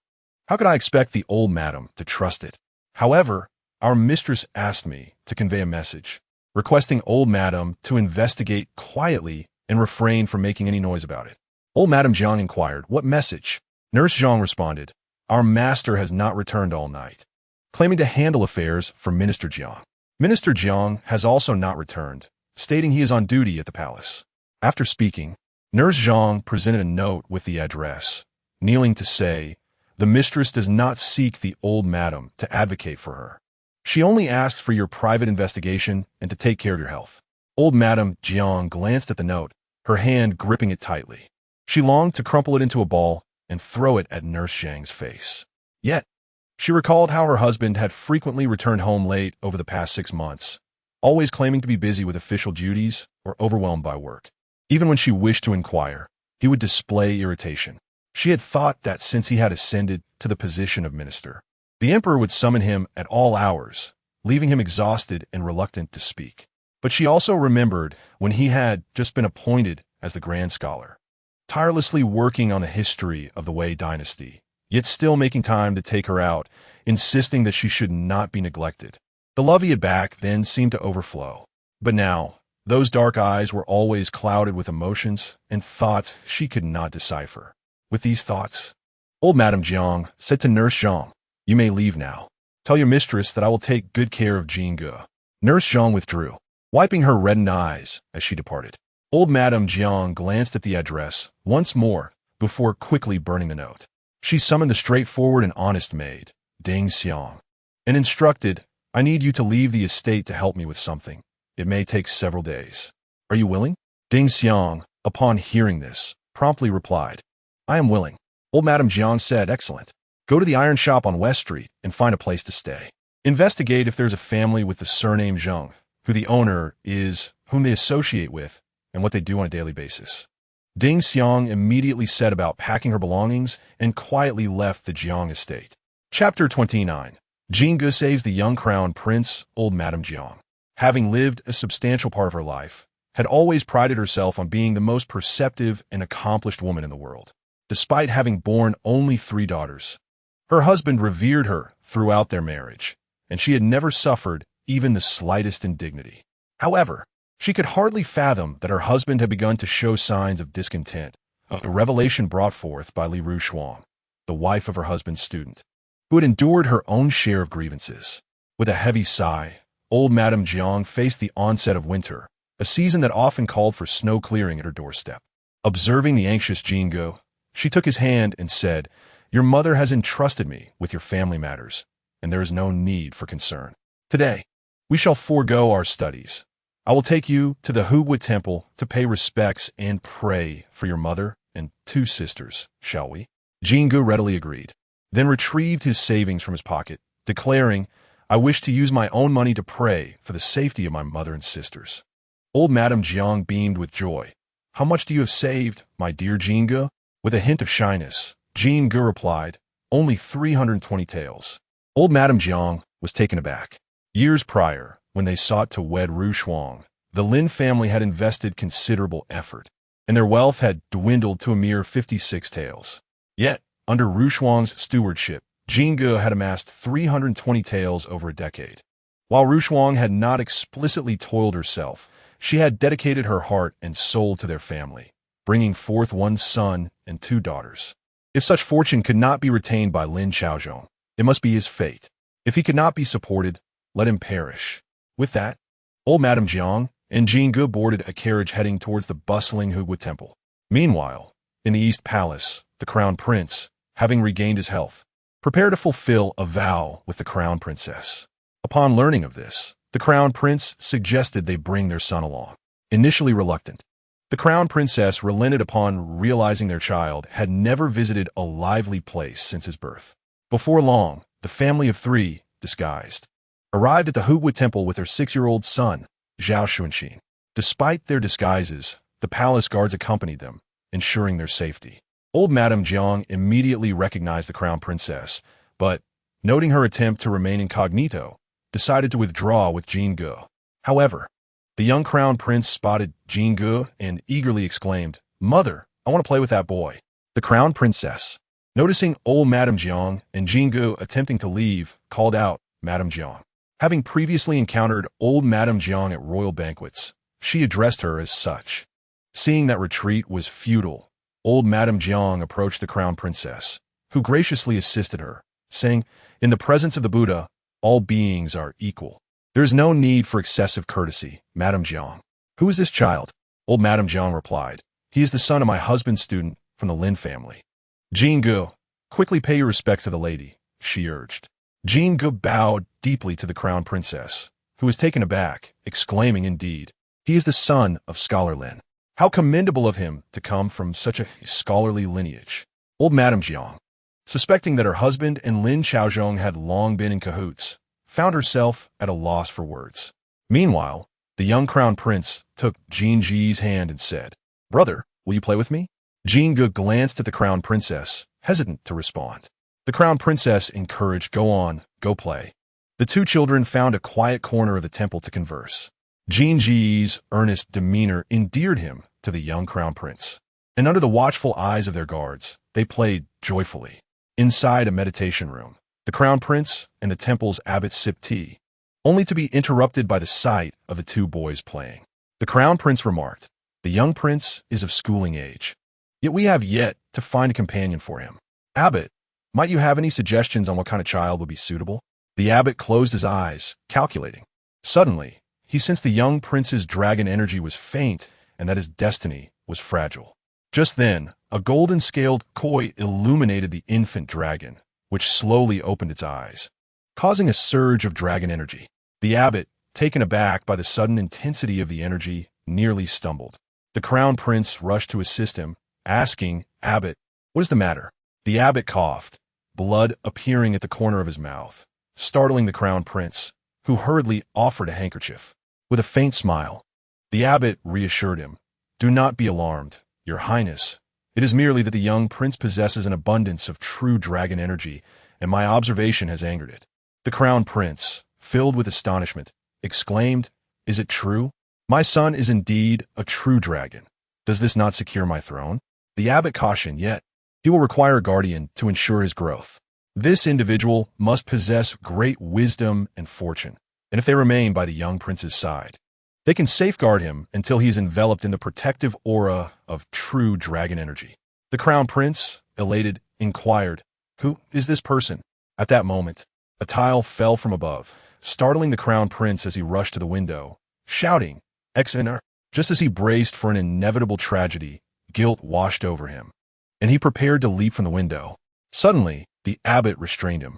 Jingu, quick-witted, had scooped up the young crown prince, cradling his head with his hands as the tile struck the ground beside them, shattering. Remarkably, the two boys emerged unscathed, and the crown prince, initially pale with fear, found his color returning as he gazed with newfound pride at Jingu. "Brother, you are truly remarkable," he said, unaware of the young prince's identity. Jingu gently touched his forehead, saying, "I am glad you are safe.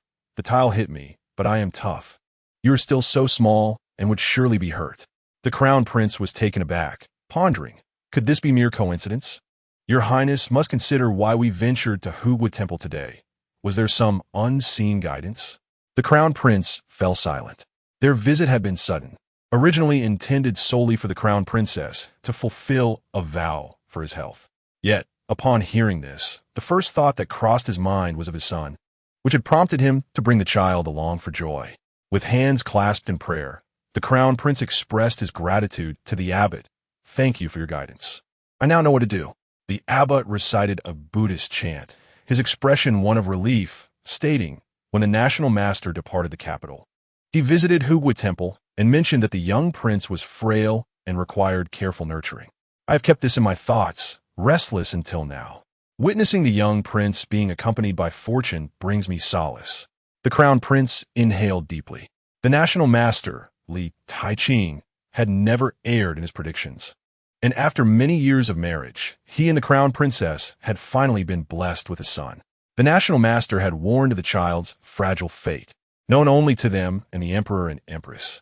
Now, hearing the abbot's words, he could not help but believe that their outing today was destined.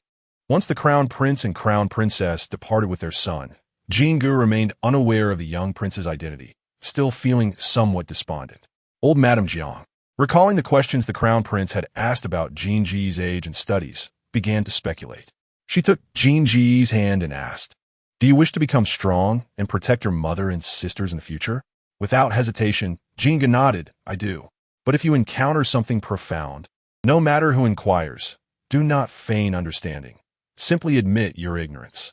Jingu solemnly nodded in agreement. "I understand, grandmother. observing the obedient and sensible Jin Ge.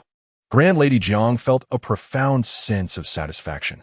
She mused to herself that although her husband was unreliable, at her age, did she still need to vie for affection?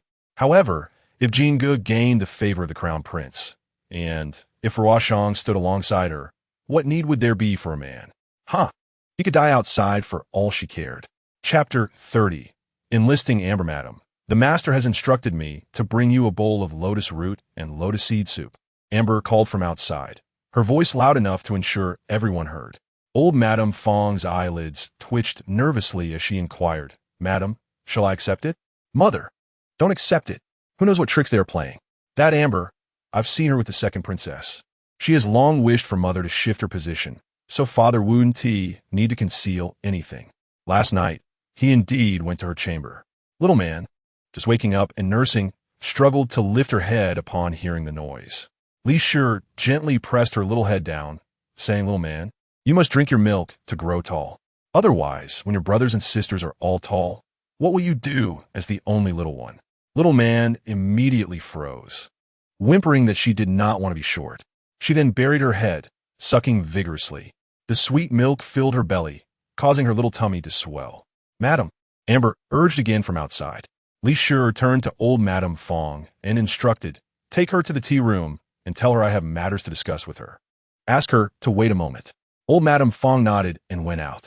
While feeding little man, Li Shi softly said, Your father cannot wait. But he's not the only one who cannot. Rather than exhausting ourselves fighting off a dog in front, while worrying about wolves attacking from behind, it is better to lure all the enemies into the open and deal with them in one go. Little man wanted a grin. Her mother was so clever. Unfortunately, she had no teeth, so milk dribbled out of her mouth, and she hastily latched on again, increasingly satisfied with her meal. In a short while, old Madame Fong entered with a bowl of rich chicken soup. Madam, drink a bowl before you go. I have already sent Xiaoman to keep an eye on Amber. If she comes to our courtyard, whether she can leave depends on your word. She wouldn't dare be reckless. Li Shi nudda. Noticing little man letting out a satisfied burp, becoming drowsy. The little one seemed a bit tipsy from the milk. She always appeared dazed after feeding, which was particularly endearing.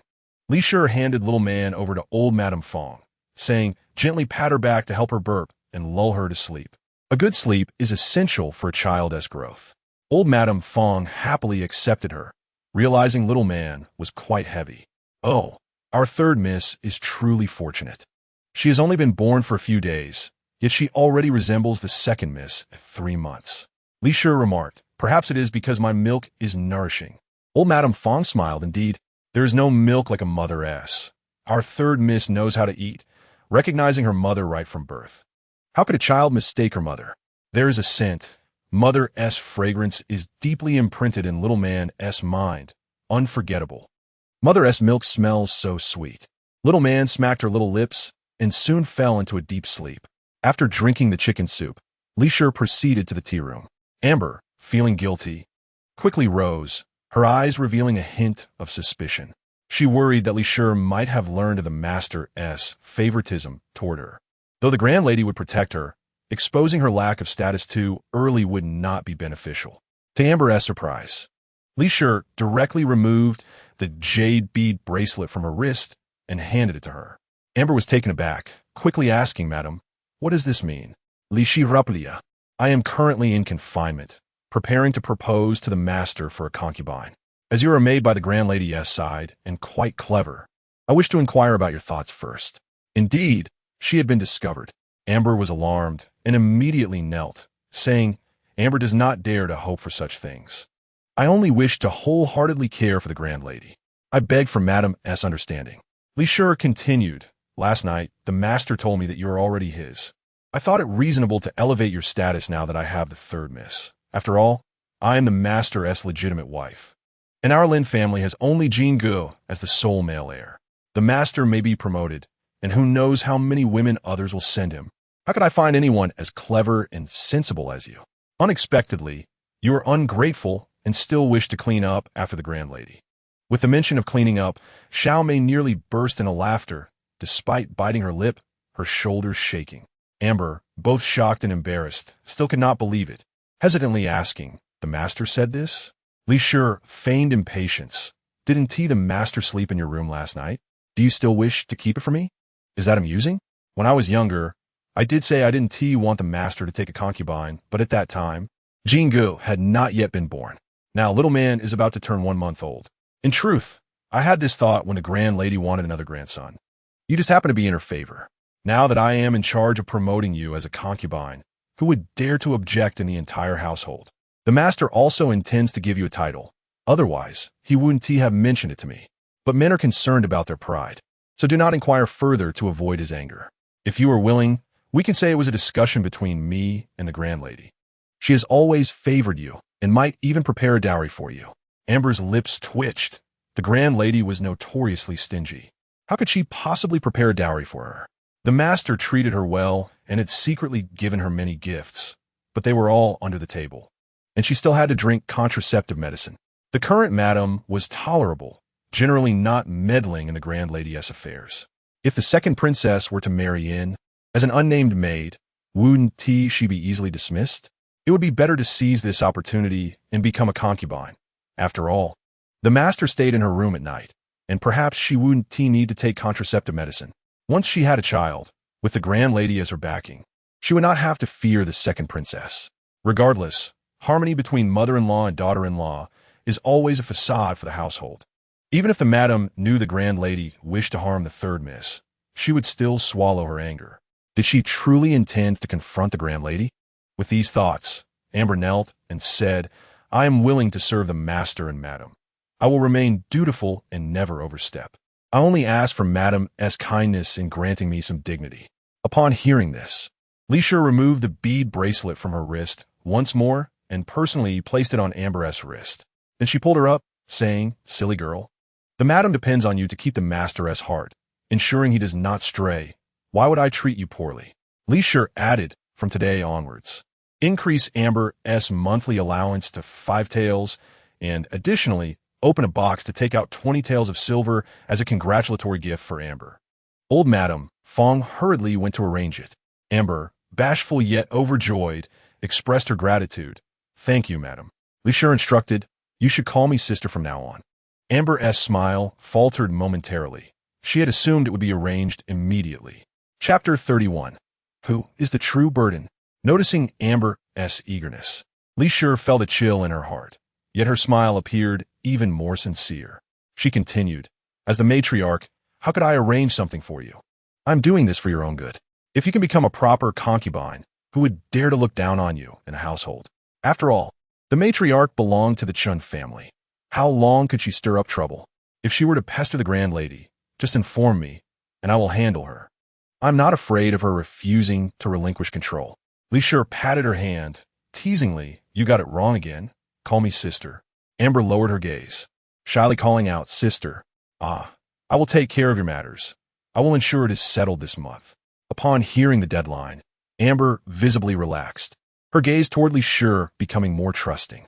Once she left, old Madame Fong inquired, "Madam, is it still beneficial to win over Amber at this time?" Li Shi rubbed. "If we do not win her over, how can we know the grand lady's intentions?" Urged the others. "The matter of selling the shop is not a pretense. It must be dealt with swiftly." Old Madame Fong nodded gravely. "I understand." At the Hamlin Academy's duty room, Lin Xiaozhong had always been an early riser, but recently, due to the difficulties surrounding his impending marriage to a princess, his mind had been elsewhere, causing him to arrive later than usual. Today, before he even stepped into the duty room, he noticed 2 young officials emerging. Upon seeing him, they hesitated for a moment before hastily departing. Lin Xiaozhong frowned and approached, only to overhear several senior officials conversing within. "Our meager salaries barely suffice for our own households. Why should we be responsible for others? It's no wonder that Madame Lin has begun to sell her dowry. Do you think Lord Lin is aware of this? How could he not know? After all, it is his own sister. Yet, having his sister and her entire family move into the Lin household is simply unacceptable. Fortunately, Madame Lin is gracious and does not hold it against her. Indeed, we cannot boast of such fortune. Our wives have no dowry to speak of." "What a pity. What a pity. Go on. Who doesn't know that your wife's family is quite wealthy? You are merely speaking from a position of privilege." "Absolutely. Lin Xiaozhong's expression darkened. Did Li merely give a residence to the princess of Dingbei? Yet, in their mouths, it had morphed into a sale of her dowry. Furious, he lifted the curtain and entered, catching the assembled officials off guard. With a cold smile, he declared, "If you know not the truth, refrain from speaking nonsense. My wife did indeed provide a residence for the princess of Dingbei, but it was merely for her management, not a sale. I, Lin Xiaozhong, have not reached the point where my wife must sell her dowry, especially for the sake of my family." The other officials stared, their eyes wide, their lips trembling, unable to muster any further response. Just as Lin Xiaozhong was reveling in his triumph, Ji Hong, another scholar of the same rank, interjected, "We understand your sensitivity. We meant no mockery. However, your wife's shops were put up for sale yesterday, and your third sister has been purchasing on credit, intending to settle at the end of the month. Just yesterday, my wife's fabric shop accrued debts amounting to 1,200 taels. She feels this sum is excessive and asked me to remind you not to let your sister's actions squander your wife's dowry." What? Lin Xiaozhong's face flushed, his gaze flickering. He was aware of his third sister's unreliability, but how could she dare to incur such debts? Was this true? Indeed, several officials from the Hanlon Academy passed by your wife's tea and spice shops yesterday, and they were already closed. Lin Xiaozhong felt as though his chest was ablaze. His eyes bulged with anger, yet he feigned calmness, offering thanks. Ji Hong, having risen from modest beginnings, was not significantly wealthier than Lin Xiaozhong, whose family had amassed considerable wealth over decades. Yet, Ji Hong had first achieved success before marrying the daughter of a minister, securing a substantial dowry and managing his affairs with great care, allowing him to live free of financial worries. In contrast, Lin Xiaozhong had squandered his family's fortune in pursuit of marrying Li, and although he had achieved notable success, he found himself devoid of prospects for another marriage. Furthermore, Li was solely focused on their 3 children, showing no intention of contributing to his private wealth. Such a selfish woman was no longer desirable to him. Lin Xiaozhong hurried home, determined not to allow Li to tarnish his reputation any further. As long as this woman remained, he could not expect a peaceful life. At the Lin residence, Lin Xiaoyan had not slept well after a long night and finally breathed a sigh of relief upon hearing that Chun Lei's fever had broken. Witnessing the Chun family's adoration for Chun Lei, she could no longer contain herself. Even if she could not bear children now, the Chun family would not belittle her. She immediately proceeded to Li's courtyard. The guards refused her entry, prompting her to shout from outside, "Sister-in-law, I've heard you sold the shop. Where's the money? Don't think you can hide this from me. I've already sent someone to check, and your shops are closed." Inside, Granny Zhang's face darkened. "Madam, should I drive her away?" Li replied, "If you chase her away now, it will only cause a commotion. Let her in, though Xiaoyan may be foolish. Even a fool has their use." Granny Zhang complied, and shortly, Lin Xiaoyan stormed in, fuming. Upon seeing Li reclining on the bed with a peacefully sleeping infant beside her, who was indeed quite lovely with sparkling eyes and fair skin, she lamented, "What a shame she's a girl. She'll only be a financial burden when she marries. Sister-in-law, please do not have any more children. We cannot afford to lose more wealth and dowries. How foolish. You cannot even conceive, and your husband's family exploits you like a beast of burden, only to take a concubine once he gains a position, solidifying your inability to bear children. When you die, your savings will be squandered, leaving you with nothing but a thin coffin for burial, not even able to enter the Chun family's ancestral grave. And now, you are still squeezing money from my mother to support your entire family. How utterly brainless. You are the true financial burden of the Lin family." Little Man played with the bubbles in her mouth, not even bothering to look at Lin Xiaoyan. Li regarded Lin Xiaoyan's belly with a knowing glance, prompting the sensitive Lin Xiaoyan to spring up. "What are you staring at?" Li leisurely replied, "Why the hurry? As a younger sister of the Lin family, isn't it an honor to be childless?" Lin Xiaoyan's face flushed crimson with anger. Li coldly remarked, "Last night, your mother-in-law's scolding was heard throughout the household. If you cannot bear children, seek medicine, and do not disgrace the Lin family." Lin Xiaoyan exploded as if someone had stepped on her tail. Chapter 32. Lin Xiaozhong could no longer restrain himself. Lin Ruo Shuang. "What right do you have to speak to me? What concern is it of yours whether I can bear children? Don't think I don't know what you're plotting." I tell you, unless you buy me a grand residence and give me 10,000 taels of silver, you can forget about me leaving the Lin family. I will drag you down with me, and we shall see how you manage the household then. She shouted defiantly. Of course, I will exhaust her dowry. Let us see how she remains so arrogant. With a resounding slap, Lin Xiaozhong struck Lin Xiaoyan across the face, having rushed over in his official robes. It was evident that the news of the shop's sale had come to light, and he was prepared to unleash his pent-up frustration. Li's eyes flickered. She was grateful to have summoned the foolish Lin Xiaoyan, for otherwise, Lin Xiaozhong might have directed his wrath towards her. Lin Xiaoyan, in disbelief, exclaimed, "You hit me?" With another slap, Lin Xiaozhong silenced her. Having never endured such humiliation, Lin Xiaoyan could not contain her anger and prepared to retaliate against Lin Xiaozhong. Lin Darabanat Xiaoyan, what are you doing? He is your brother. How can you strike your own brother? Master, you must leave. I will hold her back. Seeing that Li still defended him, Lin Xiaozhong's anger dissipated, but he shouted, "Release her! Today, I will teach her a proper lesson." Lin Xiaoyan shouted back, "You two are actually teaming up to bully me? Lin Xiaozhong, your conscience must have been devoured by dogs. I am your own sister."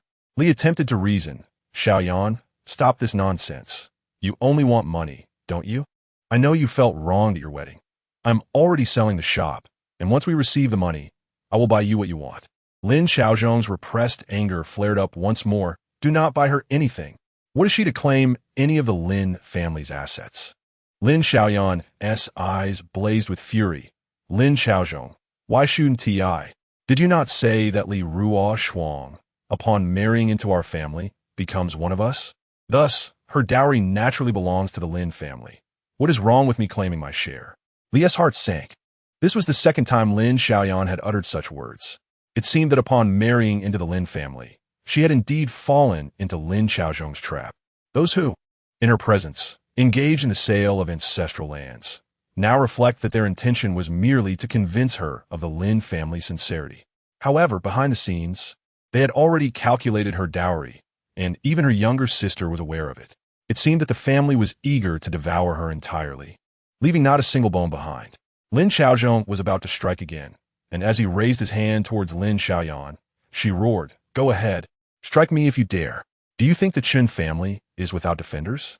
Lin Xiaozhong, consumed by rage, laughed derisively and turned to Li, saying, "Listen to her.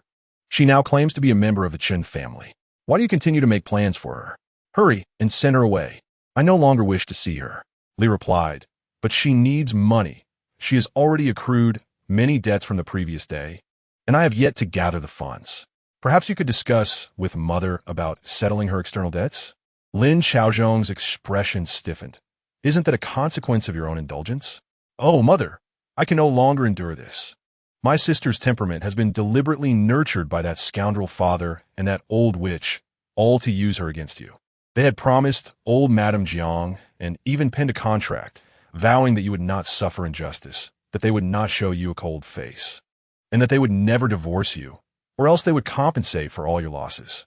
To ensure your compliance, they have incited my sister to become a weapon against you, while they reap the benefits." In her agitation, Xiaoman accidentally let out a fart. Yet that did not deter her scoundrel father and wicked sister. Infuriated, Xiaoman began to babble angrily. Lin Xiaozhong and Lin Xiaoyan were too absorbed in their fury to notice. At that time, she was merely a 12-year-old child, oblivious to the weight of her situation. But the thought that Lin Xiaoyan had already spent 3 years in the embroidery workshop made her feel uneasy. How could a girl of such tender age, having learned embroidery, dare to critique her sister-in-law upon their first meeting? Such behavior was utterly disrespectful. It wasn't until she married into the Lin family that she realized Lin Xiaoyan was a foolish girl, occasionally targeting her or strutting around the residence, scolding the servants. Each time she contemplated intervening, Lin Xiaozhong would advise her to ignore it, claiming it was a matter for the old madam. Yet, why did he not mention that when preparing for her marriage? Now is her fault? Li, holding a handkerchief, feigned a pitiful expression. Her eyes reddened with tears as she lamented. "What do you mean by saying I have indulged her? She is your own sister. When we first wed, you said she worked as an embroideress at such a young age to support your studies, and urged me to treat her kindly. Your second sister does not receive such leniency. Only your third sister does. Woe is me. As Li spoke, she sulkily moved to one side. Old Madame Zhang seized the opportunity to interject. Master, the lady understands that your third aunt is feeling wronged, which is why she contemplated selling the shop to provide some assistance. Others may not recognize her good intentions, but do you? She continued, moreover. What sort of sister-in-law drives her younger sister out? This matter with your third aunt requires your discussion with the old madam. Lin Xiaoyan, emboldened, confirmed that Li was indeed selling the shop to support her, and immediately declared, discuss what? My mother listens to me entirely. Just buy me a large courtyard, at least twice the size of the cat alley, and give me 10,000 taels, and I shall leave. Otherwise, Li, feeling wronged, cried, then let me die. I no longer wish to live. Woe is me, master. I have already begun selling my dowry for your family. What more do you want from me? Do you truly desire my life? Lin Xiaozhong's heart tightened, feeling guilty as he retorted, do not speak such nonsense. Who wishes for your life? Lin Xiaoyan, you are to move out with the Chun family immediately. Otherwise, you shall be responsible for repaying those debts you have accrued. Do not think I lack the means to deal with you. You cannot bear children. As your elder brother-in-law, I can hardly let my brother's line end. I could always find him a concubine. Upon hearing this, Lin Xiaoyan was instantly enraged. Lin Xiaozhong, are you still my elder brother? Not only do you refuse to support me, but you also wish to find Chun Erlang a concubine? If you dare, go ahead. I will take up a knife and cut him down.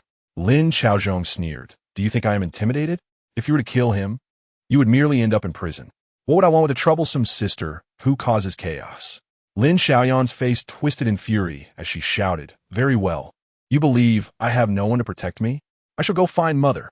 With that, she dashed out. Lin Xiaozhong did not pursue her, but turned to the weeping Li, saying, though you once favored her, you have not indulged her to this extent. What has happened now? You cannot even manage this small family matter without it reaching my colleagues' ears. How do you think they perceive me? They are now gossiping that I am living off your family's dowry. Li, upon hearing this, wiped away her tears and said earnestly, Master, do you truly not know? Or are you pretending? Lin Xiaozhong, with suspicion, asked, what do I not know? Li sighed, I did not indulge my aunt. I have intentionally sold the shop. If we let go of such a large estate, how could you expect to be promoted? How could the Wang family possibly accept you? After all, that is a position closely watched by court officials. If rumors spread that we acquired it through bribery, what would become of us? I have thought long and hard. It is better to sell some dowries. On the surface, the Lin family appears to be on the brink of collapse. Where will we find the funds for bribery? In this way, we can silence those officials. In the past, Lin Xiaozhong would have been pleased, believing he had married a virtuous wife. But now, he had lost interest in the position of assistant minister. He aspired to be a minister. Moreover, should Li pass away, the dowry would become his private property. Selling it for a low price now would mean a loss for him. And how could he not feel pained? Chapter 33. Instilling fear in outsiders, it was merely a performance. Selling 1 or 2 items would suffice, but do not touch anything else. I am doing this for you and the 3 children.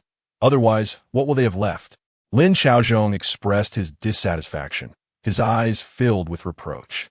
Li feigned helplessness. Initially, selling 2 would have been enough, but yesterday, your third sister accumulated a significant amount of external debt, which seems difficult to settle. Lin Xiaozhong frowned and inquired, how much did she accrue yesterday? Li exchanged a glance with old Madame Zhang, who stepped forward to explain, your third aunt took the Chun family out shopping extensively, purchasing from any shop familiar with the Lin family, even extending credit for paper. In total, she has incurred a debt of 2,832 taels. What? Lin Xiaozhong was left speechless by the amount. 2,800. I could buy a shop. Gritting his teeth, he exclaimed angrily, it seems I was too lenient earlier. She wishes to accrue more debt. Does she? Very well. I see she will not shed tears until she sees the coffin. With that, Lin Xiaozhong grabbed a stick by the door and stormed out, clearly intending to confront Lin Xiaoyan. Li watched his impassioned retreat and scoffed quietly. Only 2,800 taels? That was far from her expectations. Since this mother and son pair had set Lin Xiaoyan against her, she would let them experience the consequences of their actions.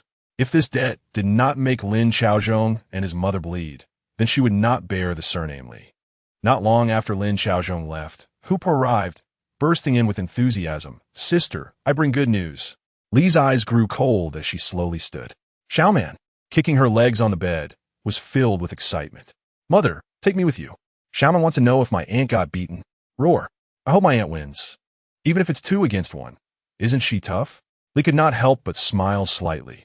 Though Xiaoman was reborn, she had retained her childlike innocence despite having grown so much in her previous life. Hoopa cheerfully exclaimed, "Sister, today the master was exceedingly angry and struck your aunt in old madam's room. The esteemed lady is not one to be trifled with. She threatened to report to the master that she was struck, and when the matron intervened, a strand of her hair was torn out, leaving her scalp swollen and in agony. The lady insisted she possessed leverage over the master, warning that should he continue to coerce her, she would act without hesitation. The matron chastised her, asserting that the master was her true support, and if she dared to harm him for the sake of the Chen family, she would no longer recognize her. After hearing this, the lady reluctantly agreed to first arrange for the Chun family to leave, yet she herself chose to remain. Amber wore a smile, as if she could already envision her position as a concubine beckoning her. Upon hearing this, Li remarked that after their quarrel today, she felt it unwise to bring it up again, lest the master become enraged and blame her. Amber, her expression cooling, wondered if the mistress was attempting to deceive her. Just then, Li stated that Amber was the most capable person beside the matron, and although the matron relied on Granny Hu, she was most obedient to Amber's counsel. Li instructed Amber to have the matron take charge of the household affairs, handing the authority to Granny Hu, and then to secretly take leave tomorrow to have Mrs. Shun from the Jinsi Pavilion measure her for a few outfits befitting her new status, along with selecting some jewelry. The recent financial losses inflicted by the lady had greatly benefited the Qin family. However, they were of no consequence. They were neither of the Lin family, nor would they ever strategize for them. Amber, on the other hand, was different. If she were to bear a son or daughter, Li would find a way to elevate her to the status of a legitimate wife. Thus, she must persuade the matron to take charge, as the debts were already accumulating. And by the end of the month, when the small celebration for the newborn was held, they would collect gifts to settle the debts, leaving no cause for alarm. Moreover, this would allow her to learn the intricacies of managing the household, ensuring that no power remained solely with Granny Hu, who was not the matron. Amber's status had changed, and she should not concede everything to her. Amber was elated and exclaimed, "Does this mean I will be allowed to manage the household in the future?" Li smiled and replied, "I have promoted you to be my assistant. Why would I deny you authority? Come tomorrow, and I shall teach you how to audit the accounts." Overjoyed, Amber knelt before Li, expressing her gratitude and vowing not to disappoint her. However, after the initial excitement faded, Amber's smile faded as well. The second princess was soon to enter the household, and only then would Li be willing to relinquish her power. Had she known it would come to this, would she have acted differently? Amber furrowed her brow, contemplating that regardless of the circumstances, the conflict between the clam and the snipe ultimately favors the fisherman. As long as Li remained alive, she would always be the principal lady of the household, and following her directives would leave no room for error. Should Li pass away, Amber would inherit the status and dignity due to her. What could the second princess do to her? The matron, a mere countrywoman, was hardly a match for the second princess in this realm. Amber understood the matron's intentions better than anyone, for even if the second princess were to marry in, she would still have to show deference to her mother-in-law, which presented a prime opportunity for Amber. "Rest assured, I shall persuade the matron to seize control of the household affairs," Amber declared, leaving in high spirits. Granny Zhang, observing her triumphant demeanor, inquired, "Mistress, do you truly intend to elevate her to the status of a concubine?" Li responded coolly, "Those outside wish to enter but cannot, while those within can boldly entangle themselves with the master. Would you not feel anxious in such a predicament?" Granny Zhang was initially taken aback, but soon expressed concern. "But if that is the case, does it not make you more vulnerable, mistress?" Li chuckled. "Is it danger that you fear? Danger is indeed beneficial for departure, is it not?" Granny Zhang did not comprehend the depths of Li's intentions, but she recognized that the mistress had changed, since she no longer considered the Lin family's interests. None within the household could hope to manipulate her. Will mother encounter danger again? "Oh dear," Tonight, Xiaoman will enter the space to pray, to enhance Mother's fortune. Mother is formidable. Let her charge forth. Xiaoman, the koi fish protect her. She will ensure Mother overcomes all obstacles and shines once more. Xiaoman exclaimed excitedly, inadvertently biting her own hand in her enthusiasm. Fortunately, she had no teeth, but saliva dripped everywhere. Li gently lifted her daughter, wiped her mouth, and playfully reassured her. My dear Xiaoman, I will safeguard you both and ensure you face no harm. Meanwhile, Xiaoman felt an overwhelming sense of comfort. Wow, Mother's protective energy is so strong. I feel shielded. Mother, you are amazing. Xiaoman loves Mother so much. She will cherish her for a lifetime.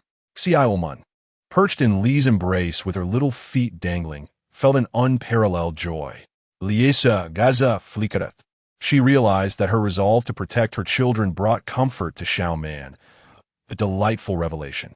She could indeed safeguard her children, and her determination to take all three with her grew stronger. Chapter 34. The Initiative to Strike Mistress. Granny, who has gone to collect the account books, as per the matron's instructions. Li, with a smirk, replied, How disheartened the lady must be. Are not the Chun family busy packing their belongings? Take a few people to assist them, mock them intentionally. Whether they recover their money is trivial, for they will take away many valuables.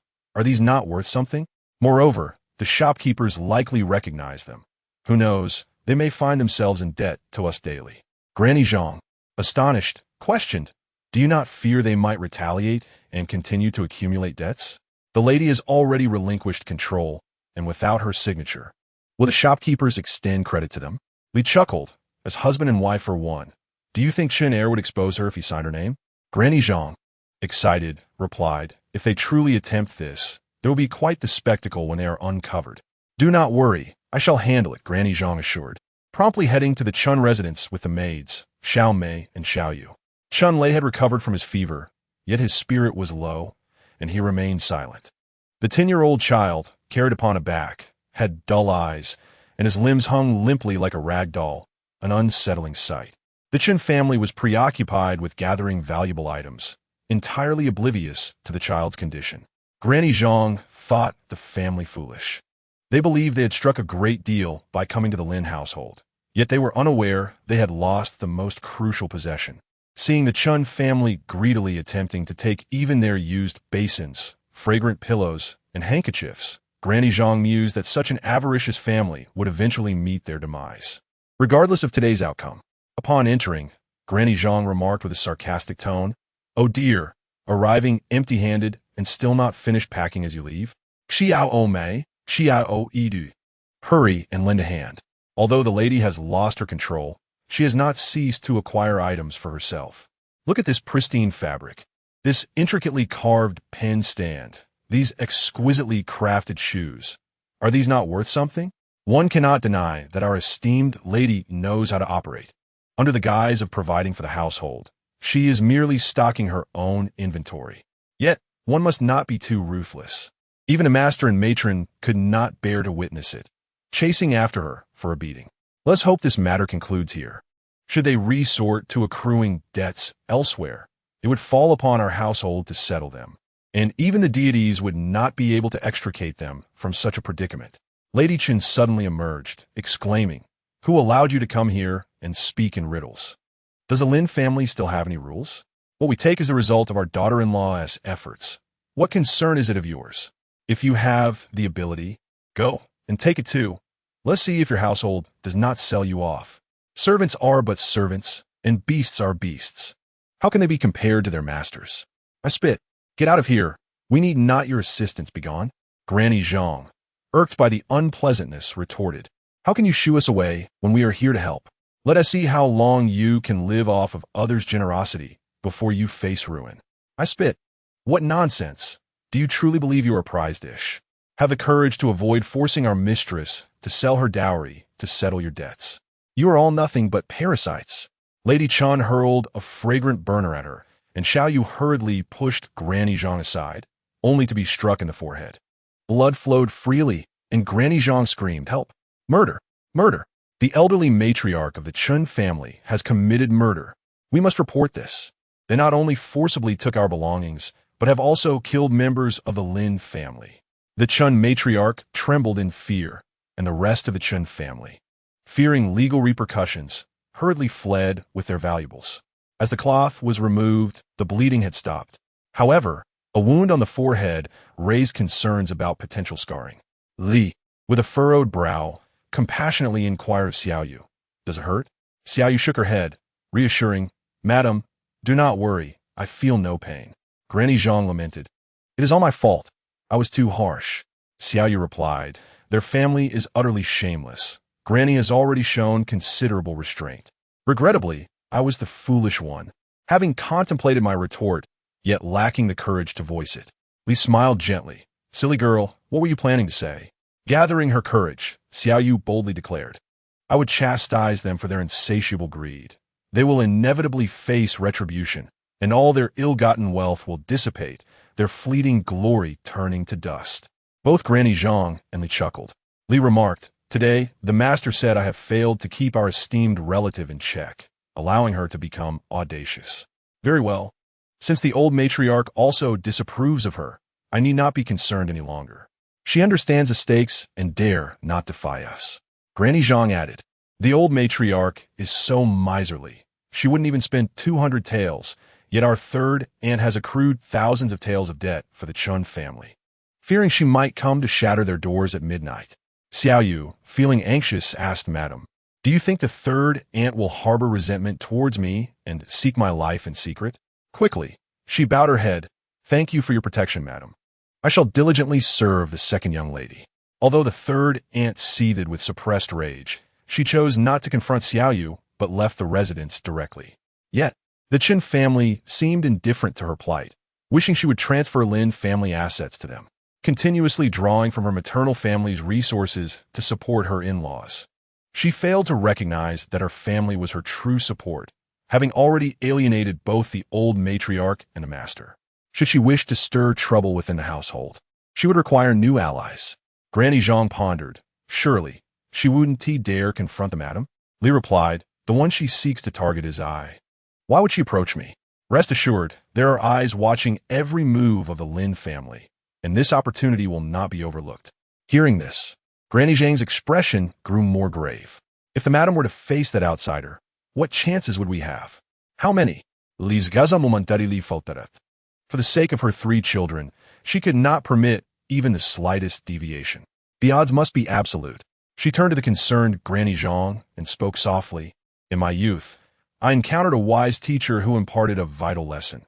Never fear your enemies, for when there is no retreat, it is wise to strike first. I shall not sit idly by. Whoever seeks my life must not blame me for retaliating."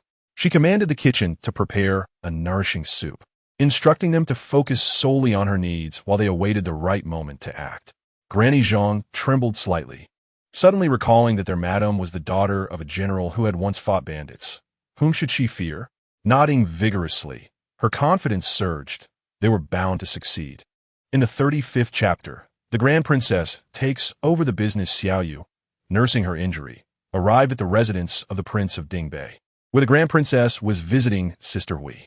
Unable to contain her curiosity, she inquired about the reason for Xiaoyu's distress. Xiaoyu recounted the Chun family's disgraceful actions, having resided in the Lin family while absconding with recently purchased goods. The Grand Princess expressed her astonishment. Such shamelessness still exists in this world? The Princess of Qian sneered. And it does not end there. They have savored the fruits of their deceit and will likely continue to extort under the Lin family's name. You may not know, but Ruo Shuang is struggling. She has begun selling her dowry. The Grand Princess exclaimed in anger. How can Lin Xiaozhong allow his sister to bully Madame Lin so brazenly? The Princess of Qian sighed. There are even more outrageous matters, which I cannot divulge to you. I was preparing to send someone to acquire the shop that Ruo Shuang possesses, exchanging some silver for her support. We cannot have a situation where there are no funds for the child's full-month celebration. It would be a laughingstock. The Grand Princess scoffed. Should it come to that, I shall accompany you to witness just how shameless the Lin family can truly be. Calling upon a trusted eunuch, she commanded, Feng Shi, take your men to liaise with the personnel at Madame Lin's shop. The property she intends to dispose of need not be sought elsewhere. Purchase them all. Inform Madame Lin that the funds will be delivered at the end of the month. Steward Feng nodded in acknowledgement and promptly departed. The Princess of Qian remarked, I am truly grateful to you. Until the silver reaches Ruo Shuang, they will be unable to claim it. She then summoned Sister Hui, saying, My dear, come and thank your future mother-in-law. She is putting considerable effort on your behalf. Sister Hui, though bewildered, sincerely bowed to the Grand Princess, saying, Thank you, future mother-in-law. The Grand Princess could not help but smile, pulling her into an embrace, exclaiming, Our Hui is truly well-behaved. How about I bestow these properties upon you, as a dowry? Sister Hui shook her head. The Grand Princess, puzzled, asked, Why not? Do you not desire them? Sister Hui quietly replied, Mother says she will prepare ample dowry for Hui, and all three of us siblings will have matching cabinets as tall as this. She gestured to indicate the height, just slightly above her head, yet it seemed the most splendid to her, her eyes sparkling like stars, causing the Grand Princess to feel a pang of emotion. She turned to the Princess of Qian, saying, Madame Lin is a good mother. She does not neglect Hui simply because she is a daughter. In fact, I see none of Lord Lin's influence in her. The Princess of Qian remarked, Hui is still young. Should you disdain the Lin family, you may not need to interact with them in the future. But as for Ruo Shuang, I believe she will not disappoint you. The Grand Princess was taken aback, her eyes darting as if she had suddenly realized something. Really? She exclaimed. The Princess of Qian replied, I am not entirely sure. After all, it is difficult for a just official to intervene in family matters. My sole purpose now is to focus on bringing a daughter-in-law into your family. The Grand Princess embraced Sister Hui, smiling as she spoke to the Princess of Qian. If she is truly someone who can navigate both giving and receiving, I would gladly lend her my support. As she spoke, her gaze brightened, revealing a sense of admiration for Li Ruo Shuang. At the Lin residence, Granny Feng hurriedly arrived with delightful news. Madam, splendid news. All our shops and estates have been taken over, and the other party is not pressing for a lower price. Li was astonished too. Granny Feng joyfully replied, The Grand Princess's people. Little man, who had been sleeping, jolted awake, filled with excitement. Wow, the Grand Princess truly is a benefactor to Mother. This is wonderful. Our hefty golden carp has done its duty. Mother quickly agreed. The Grand Princess is straightforward and would never take advantage of us. She is truly helping Mother. Oh, Sister has indeed found a good match. This time, she will not suffer any grievances. Li felt a slight tremor in her heart. She had previously anticipated an 8,000 tael loss, yet now it seemed not to be a loss at all. With this sum, she could easily negotiate with Lin Chaozhong. Resolutely, she declared, Very well, accept all offers. Granny Feng noted, However, the payment will only be settled by the end of the month. Li did not even blink, for it was the Lin family that needed money, not her. She agreed and additionally instructed the steward serving the Grand Princess to provide him with 500 taels in silver notes, while each errand boy would receive 50 taels. The Grand Princess is not pressing us for a lower price, and we must not let her people suffer. Do you understand? Granny Feng, filled with excitement, affirmed, I understand. I will have Ji take care of it immediately. Li added, Inform your husband and son that I shall not treat them poorly. Once we leave this household, I will grant them their freedom from servitude. Granny Feng's eyes brimmed with tears as she exclaimed, We are all part of the madam's dowry. Serving the madam is our duty. How can we accept such a great favor? Li's words resonated. You two, as a couple, should set aside your own concerns for the sake of your children. They are growing up. It is time to make plans for their future. Go ahead. As long as you remain devoted to me, I shall not treat you poorly. At the sound of his voice, Li's body trembled slightly. Xiaoman, filled with excitement, exclaimed, Father sent a letter to Jiangzhou on the very day of my mother's childbirth. In about 10 days, our uncles will receive the message and rush to the capital to seek justice for our mother. No, I must ensure that some splendid koi are raised at my grandfather's house to bless him with a swift promotion to the capital so that our family can reunite. Xiaoman reflected on her grandfather's past life, where he lost his life while quelling a rebellion and was left with only the ailing grandmother by his side. As his son and daughter had departed before him, he must have left this world with a heavy heart. In this new life, she vowed to protect her two uncles, ensuring her grandfather would not fight alone and perish without reinforcements. As for writing the letter, she felt uneasy about entrusting it to someone else. Regardless of the circumstances, she would not allow him to succeed. Chapter 36. Seizing the opportunity to elevate Amber as a concubine, Lin Xiaozhong failed to drug Jingge, leaving him in a state of agitation, which deterred him from visiting the second princess. That evening, Amber, who usually exhibited modesty, suddenly became bold, clinging to him and demanding his attention multiple times. With a playful smile, she wrapped her arms around his neck and teased, "My lord, may we cease the use of that contraceptive potion?" Lin Xiaozhong's gaze turned icy as he forcefully pushed Amber away, exclaiming, "Are you not aware of the turmoil in this household? Is this truly the time to consider such matters as childbirth?" Amber's heart sank, and just as she was about to explain herself, Lin Xiaozhong impatiently dismissed her. "What?" Lin Xiaozhong's expression changed suddenly as he hurried to the front hall. The visitor was Eunuch Yuan, a trusted aide of the emperor. Lin Xiaozhong quickly bowed, feeling guilty due to his involvement with the second princess.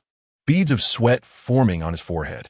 Fearing that he might be executed before gaining a title, he knelt rigidly and said, "I am honored by your presence, Eunuch Yuan. What brings you here?" Seeing his evident fear, Eunuch Yuan frowned. Lin Xiaozhong was a court official, yet he appeared terrified.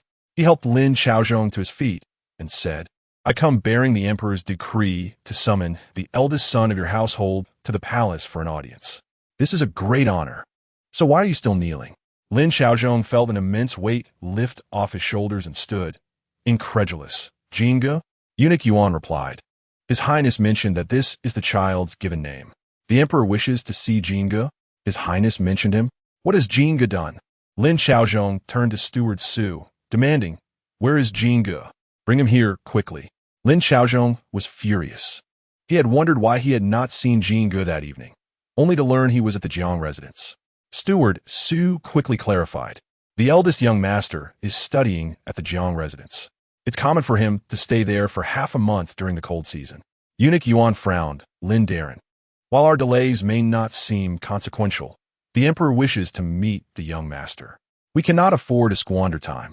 He suggested, "Let's go together to fetch the young master and stop by the palace on our way." Lin Xiaozhong dared not refuse and awkwardly followed Eunuch Yuan outside. He had hoped to ride in a sedan chair, but since Eunuch Yuan arrived on horseback, he begrudgingly took a carriage, which jostled him uncomfortably, stirring his resentment towards Jingge. He once thought only Xiaoman's rebellious nature brought him misfortune, but now he realized Jingge was equally troublesome. This household was becoming increasingly cursed. Once Li passed away, he wished to cast her 3 children away to the countryside, vowing he would not wish to see any of them again. Upon hearing that the visitor was Eunuch Yuan, Li immediately commanded, "Do not panic. Jingge has been taken from Jiang residence. The old lady Jiang is familiar with the nobles in the palace and may have gathered some intelligence." No sooner had she spoken than a servant announced the arrival of old Madame Gu, a confidant of the old lady Jiang. Old Madame Gu bowed and conveyed, "The old lady sent me to inform you that the crown prince is currently selecting companions for the royal grandson. We do not know if our young master will be chosen, but regardless, it is a joyous occasion, so please do not worry." Li felt a wave of relief wash over her.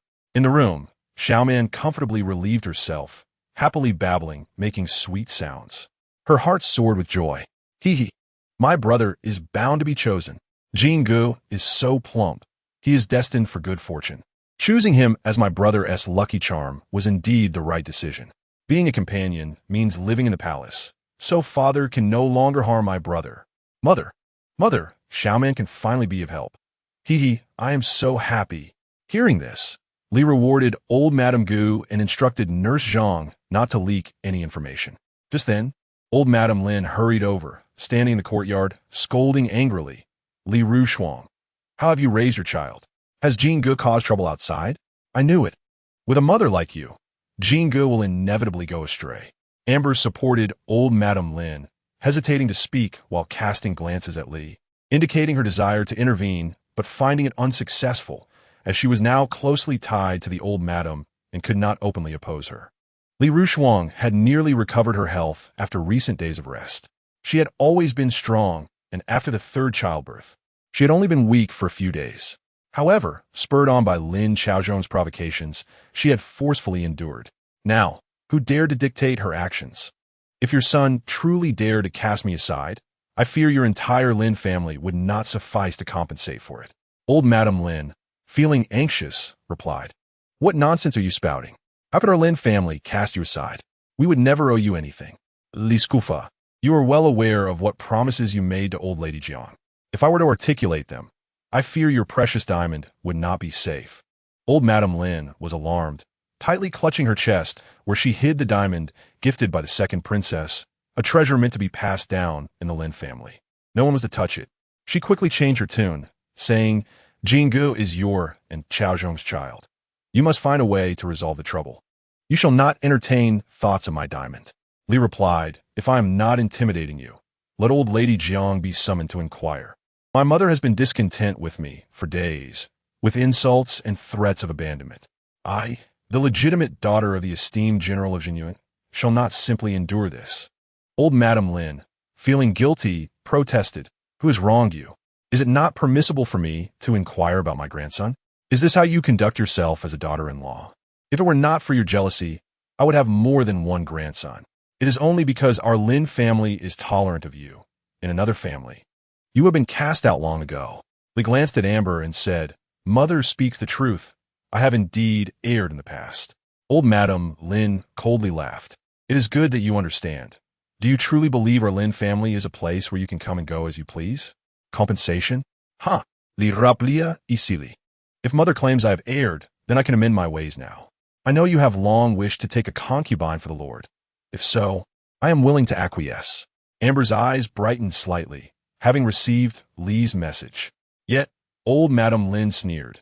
"You would allow Xiaozhong to take a concubine? Are you jesting?" Li replied with a smile that held no warmth. "I am still the lady of the household. My words must carry weight. Surely, mother would not refuse?" Old Madame Lin scoffed. "Do you wish for your words to hold weight or to seize control of the household? You know in your heart the truth. You dare speak of concubines? Very well, I agree, but you better bring her to the forefront." Li glanced at Amber, stating, "Since the old madam has already agreed, Amber, do not forget to express your gratitude to the old madam." Amber quickly knelt, saying, "Amber thanks the old madam for her understanding." Old Madame Lin's gaze turned icy, her expression dark as water. "Amber, rise and do not heed her words. Do you truly believe what she says? She might be harboring ill intentions." Lady Li remarked, "What harm could I possibly intend? I merely feel pity for you, dear Amber. After serving the master for so long, you still lack a proper title and are forced to consume that dreadful contraceptive soup. This concoction is toxic. Excessive consumption leads to infertility. Hence, I have decided to elevate Amber to the status of a concubine within the household, so she need not endure such poisonous remedies any longer." Amber was already troubled by the thought of drinking the contraceptive soup, and Lady Li's words resonated deeply within her.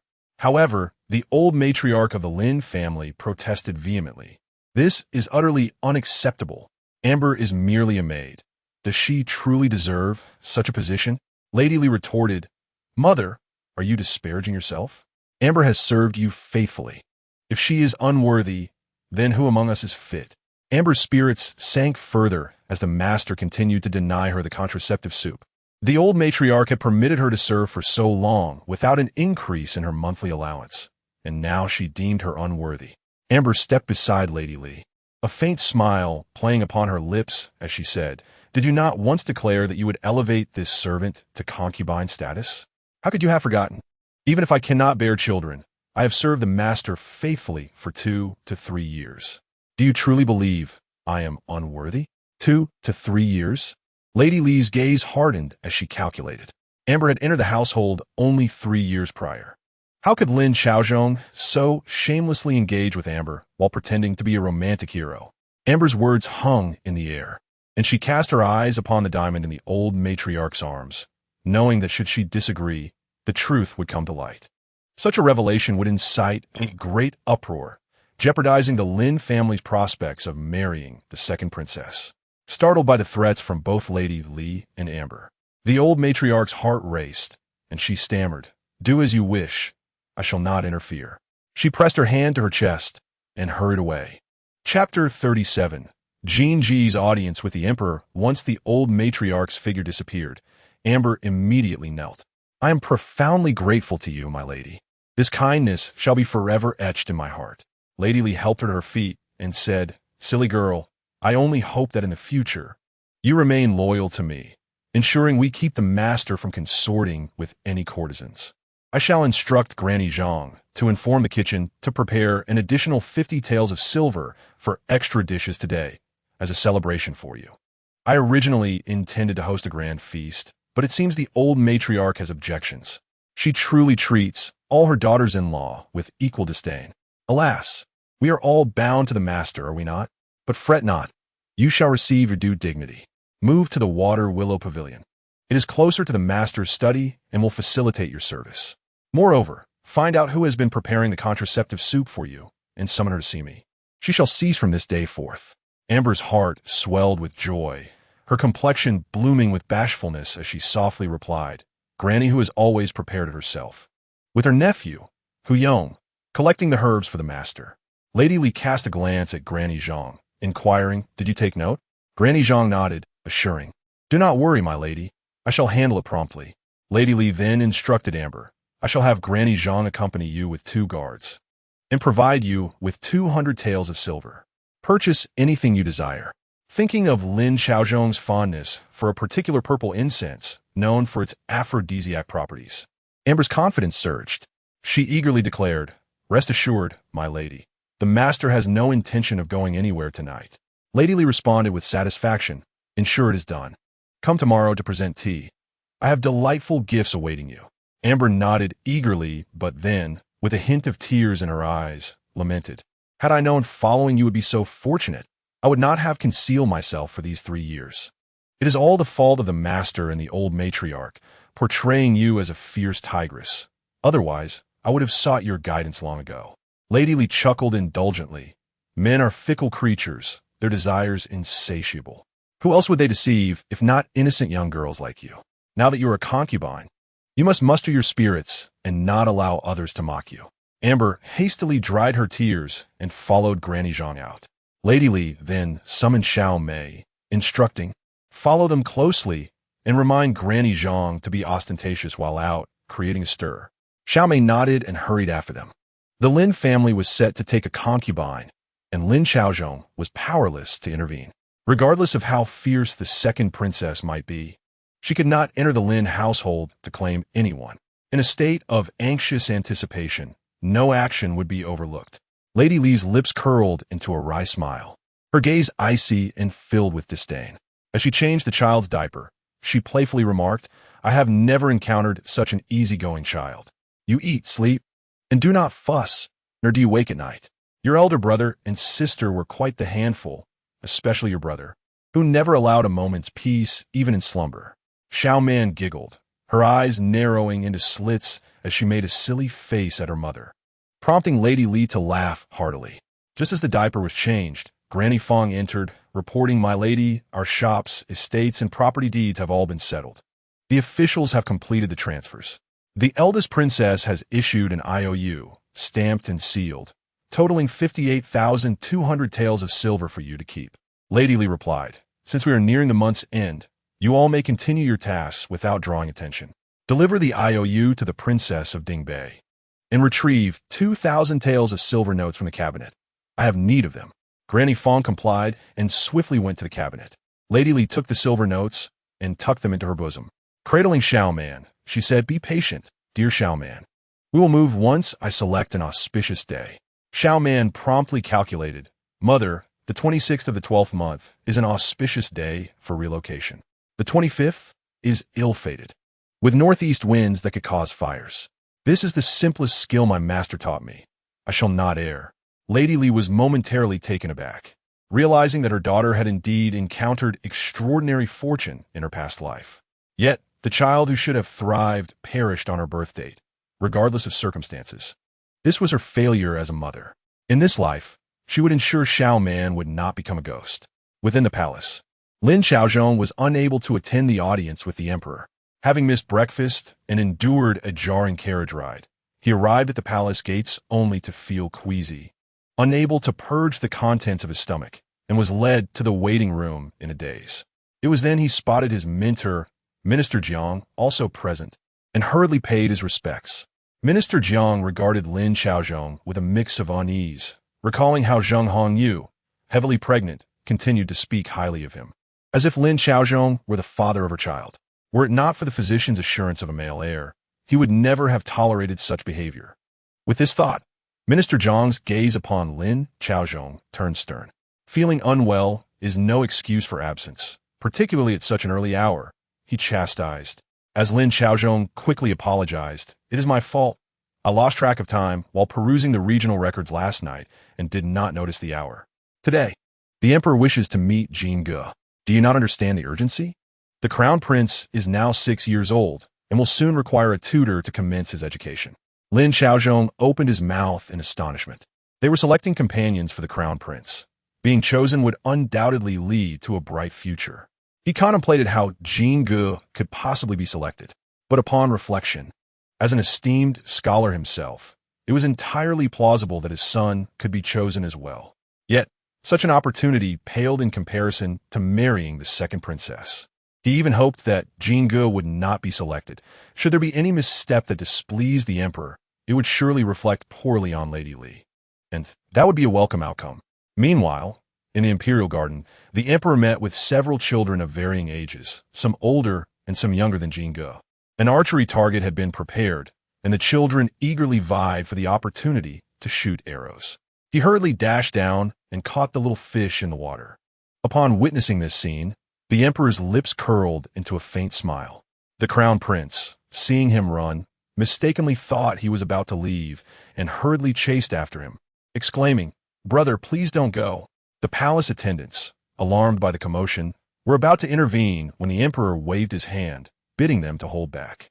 Chapter 38. The emperor selects Jin Ge as his companion. Jin Ge also noticed the crown prince, wiped his hands, and said, "The path here is unstable.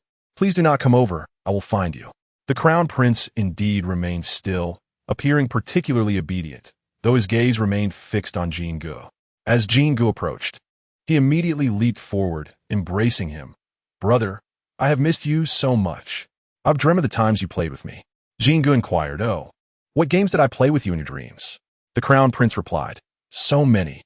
You taught me how to paddle in the water, we dug a canal together, and you said we could raise little fish there.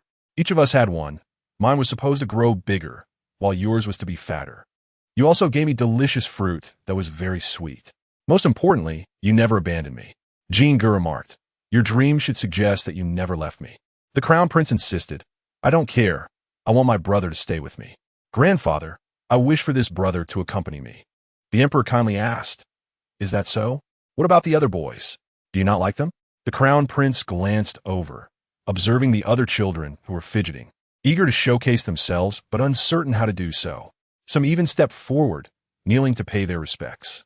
The emperor's gaze sharpened slightly, although he said nothing.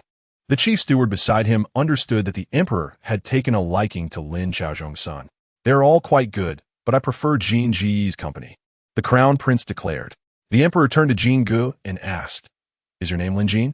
Jin Ge knelt and replied, "Lin Jin pays his respects to your majesty, wishing for your long life and prosperity." The emperor smiled. "Rise. I have heard that you study at the Jiang family. Your father graduated from the Jiang family academy. What have you learned?" Jin Ge pondered before responding. "I have learned to read, understand propriety, and comprehend the rules." The emperor nodded and inquired further, "What does it mean to understand the rules?" Jin Ge answered, "It means to listen to reason and act accordingly. If I still do not understand, I can ask Grandmother Jiang and my mother. They will guide me." The emperor continued, "Can you discern what is reasonable? What if one makes a mistake?" Jin Ge pressed his hand against his heart. An act that does not violate one's conscience and is reasonable. If I err, my heart will feel troubled. I must bravely shoulder the responsibility and cannot ignore it or shift blame onto others. A man must possess a sense of responsibility and mission. The emperor, satisfied, chuckled. "A sense of responsibility and mission. Who taught you that?" Jin Ge proudly replied, "My mother." The chief steward interjected, "Your Majesty. Lady Lin hails from the general's residence in Jinyuan, Jiangzhou." The emperor fell into contemplation. How long has the Jinyuan general been stationed in Jiangzhou? The chief steward responded, the Jinyuan general has been stationed in Jiangzhou since the time of the late emperor, combating bandits and managing floods for 30 years. The emperor expressed surprise. 30 years? Why has he not been promoted?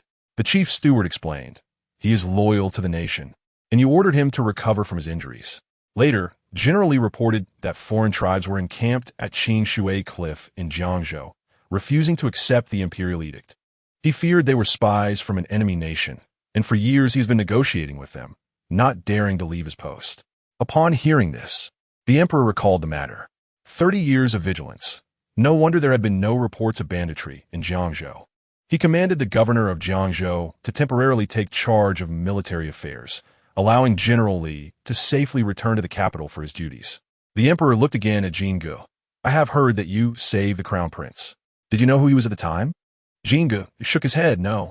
Then you saved the crown prince sincerely. Why did you do so? The crown prince, delighted, knelt beside Jingu and linked arms with him. You can protect me in the future. Jingu started exclaimed, no. We should not speak like that.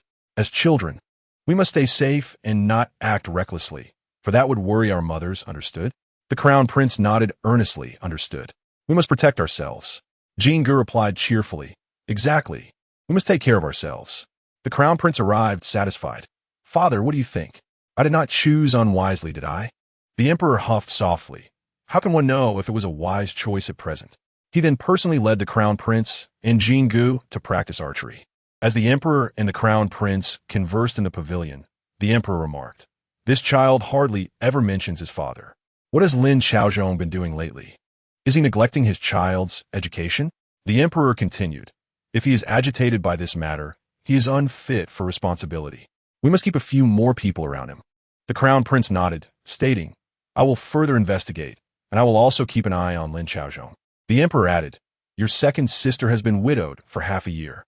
Have you sent the crown princess to gauge her feelings? Does she have someone in mind? Do not delay too long. Her character is already solitary, and I fear that if she remains alone for too long, she may no longer wish to marry. The emperor nodded. I must attend to matters with the officials of the 6 ministries. Since Xuanxin likes that child, observe him in the Eastern Palace. And if there are no issues, inform the Lin family. The crown prince nodded and respectfully saw the emperor off. Meanwhile, Jingu had successfully shot an arrow, demonstrating steady aim. Though not exceptional, his arm strength was commendable. He appeared capable of excelling both academically and in martial arts. The crown prince imitated him, and the two quickly mastered the technique. When the crown prince approached, the chief steward joyfully remarked, Your Highness, look, our crown prince possesses considerable strength. The crown prince grasped his son's small hand, feeling proud of his strength as a father. His gaze toward Jingu softened with affection as he asked, I wish to keep you in the palace to accompany the crown prince. Would you be willing? Jingu nodded. Yes, but may I write a letter to my mother? Please have eunuch Yuan deliver it to her, so she does not worry. The crown prince smiled. Of course, once you finish writing, remember to give it to eunuch Yuan. Jingu beamed with joy, his smile growing even brighter. The crown prince, curious about what Jingu would write, opened the letter after eunuch Yuan received it. To his surprise, his smile quickly faded. Chapter 39. The letter written by Jingu. Jingu wrote to his mother, I send my respects. This morning, I entered the palace with father, and all is well. I'm diligently studying and will not be lax. Father has achieved success and become an official, and I will also strive for success. Mother, please do not lose heart. I will always be your good child, forever devoted to you. The crown prince closed the letter, his expression serious. Should we not send this letter? He mused. However, he ultimately decided, send it. Not only should it be sent, but he instructed, once Lin Huai has entered the Lin residence, wait a while before you go in. Change in a casual attire, and say you are there to reminisce with Lin Huai. Gather information on whether Lin Xiaozhong mistreats Lady Lin. Eunuch Yuan did not dare to delay, promptly assuring, Your Highness, do not worry. I excel at gathering information. With that, he left the palace. Upon finding an opportunity to open the letter, he was momentarily startled before quickly folding it back up. On the streets, Lady Zhang paraded with Amber, visiting several shops. Although little was purchased, Lady Zhang boasted to everyone that Amber was the new concubine in their household, favored by the mistress who had taken her out to shop. Merchants, uninterested in the affairs of their household, flattered the old matron for her generosity while praising the new concubine for being obedient. After visiting several shops, Amber was already feeling quite elated. Having selected some rouge and powder, along with a delicate fan adorned with flowers, Zhang Mama's swift payment further inflated her vanity. At that moment, they arrived at a fabric shop, where the shopkeeper, upon learning that Zhang Mama was associated with Madame Lin, hurriedly attended to her and inquired if she wished to continue on credit. With a firm tone, Zhang Mama replied, "Credit is merely an expense for our household, settled monthly. Today is the auspicious day for our new concubine, and I assure you, whether it is dozens or even hundreds of taels, our mistress can afford it." After saying this, she turned to Amber and encouraged, "Dear concubine, choose freely. This shopkeeper is an old acquaintance of our mistress and will not deceive you." With a knowing glance at the shopkeeper, he promptly presented the finest soft silk for Amber to select. Amber's eyes lit up, having come from the Lin household. She could easily discern quality. She then quietly inquired of Zhang Mama, "How much silver do we have left?" Zhang Mama lowered her voice and reassured her, "Do not worry. Dear concubine, we still have 100 taels remaining. Even if we exceed that by a few dozen, it is of no consequence. Our mistress is determined to pamper you, and such a small sum will not be an issue. Had it not been for the extravagant expenses incurred by the Chun family previously, the mistress would surely have provided even more for you. Those from the Chun family truly do not know what is good for them." Feeling resolute, Amber chose 2 rolls of exquisite fabric, costing 132 taels. Zhang Mama waved her hand grandly, settled the payment, and led Amber out. Meanwhile, Lin Xiaoyan, accompanied by the Chun family, contemplated extending credit to purchase fabric for resale, hoping to profit handsomely. However, she was apprehensive about potential repercussions and lingered hesitantly. Just then, she spotted Zhang Mama and Amber exiting, both beaming with delight. As the Chun family approached, Lin Xiaoyan stopped them, saying, "Have you forgotten the previous lesson? Do not confront them." Old Madame Chun, indignant, retorted, "You claim the Lin family is out of money, yet look at them. 2 servants so joyfully spending. Surely they are not charging on the Lin household's account?" Lin Xiaoyan frowned. "I will go inquire." With that, she rushed back into the shop, and the Chun family followed suit, their eyes gleaming with greed. Lin Xiaoyan asked the shopkeeper, "Did our household servants come in to purchase on credit?" Recognizing her, the shopkeeper replied, "Ah, it is the esteemed Miss Lin. They did not come for credit. They paid in cash." Zhang Mama specified that only household expenses are charged to the account, settled at the end of the month. "Are you still wishing to charge to the Lin account today?" Lin Xiaoyan was about to refuse, but was interrupted as the Chun family clamored around her. "Charge it. Continue to put it on the Lin account." "Xiaoyan, what are you afraid of? Did you not say your sister-in-law has a dowry of 100,000 taels? Surely there is still 70 or 80,000 left. We have only spent a few thousand of it, hardly a fraction. Besides, you saw our money being spent on servants. Why not on you? You are her sister-in-law. If she treats you poorly, your brother might dismiss her. Indeed, now that she is part of the Lin family, her money is all Lin family money. If you do not spend it, others will benefit." They speculated that perhaps her sister-in-law had received the proceeds from selling the shop. The shopkeeper, observing the shameless greed of the Chun family, recalled a prior warning from Lady Li that Lin Xiaoyan could charge on credit, but only with her signature. As he mentioned this, Lin Xiaoyan felt a wave of annoyance wash over her. "I understand. My brother is Scholar Lin from the Hamlet Academy. Do you think he would shore me a single cent?" Meanwhile, around the corner on the street, a man, having observed Lin Xiaoyan's departure, noted the avarice on the faces of the Chun family. He spat out the seed he had been chewing and turned to deliver the news. He was deep in thought when, upon reaching the gate, he was startled by a figure rushing towards him. Upon closer inspection, he recognized it as his younger sister. "Lin Xiaoyan." Lin Xiaozhong, with irritation, asked, "What are you doing rushing about?" Without hesitation, Lin Xiaoyan linked her arm through his, saying, "Brother, you are unaware. My sister-in-law is squandering the money from selling the shop on 2 servants, and I caught her in the act." Lin Xiaozhong, half convinced, asked who. Lin Xiaoyan replied, "Who else but that old hag, Zhang Mama?" Intentionally omitting Amber's name, she aimed to focus her brother's ire on Li Rushuan. As expected, Lin Xiaozhong's face flushed with anger at the mention of her name. That spendthrift. How dare she spend my money? He immediately sought out Lady Li to confront her. With Lin Xiaoyan following closely behind, a sly smile playing on her lips, unaware that this scene was being closely watched by eunuch Yuan, who furrowed his brow in concern. Chapter 40. All gone mad, get away. Sir, you cannot enter. The mistress is currently resting with the third miss. Oh, since when do servants dictate to their masters? With a sharp sound, Amber received a slap, her eyes glistening with tears as she asked, Sir, did you strike me? Only then did Lin Xiaozhong realize it was Amber who had been struck. Surprised, he asked, What are you doing here? Suddenly, a commotion erupted from within the courtyard, waking Lady Li, who glanced at her sleeping daughter and kissed her gently. Sleep well, dear. Do not let the barking dogs disturb your slumber. Little Man had actually been awake, unable to suppress her laughter at the noise, though her eyes remained closed. Lady Li assumed she was still dreaming and paid it no mind as she stepped outside. There she collided with Lin Xiaozhong, who attempted to push her back forcefully into the room to reprimand her. However, as he reached out, Lady Li decisively seized his hand and pulled him into the courtyard.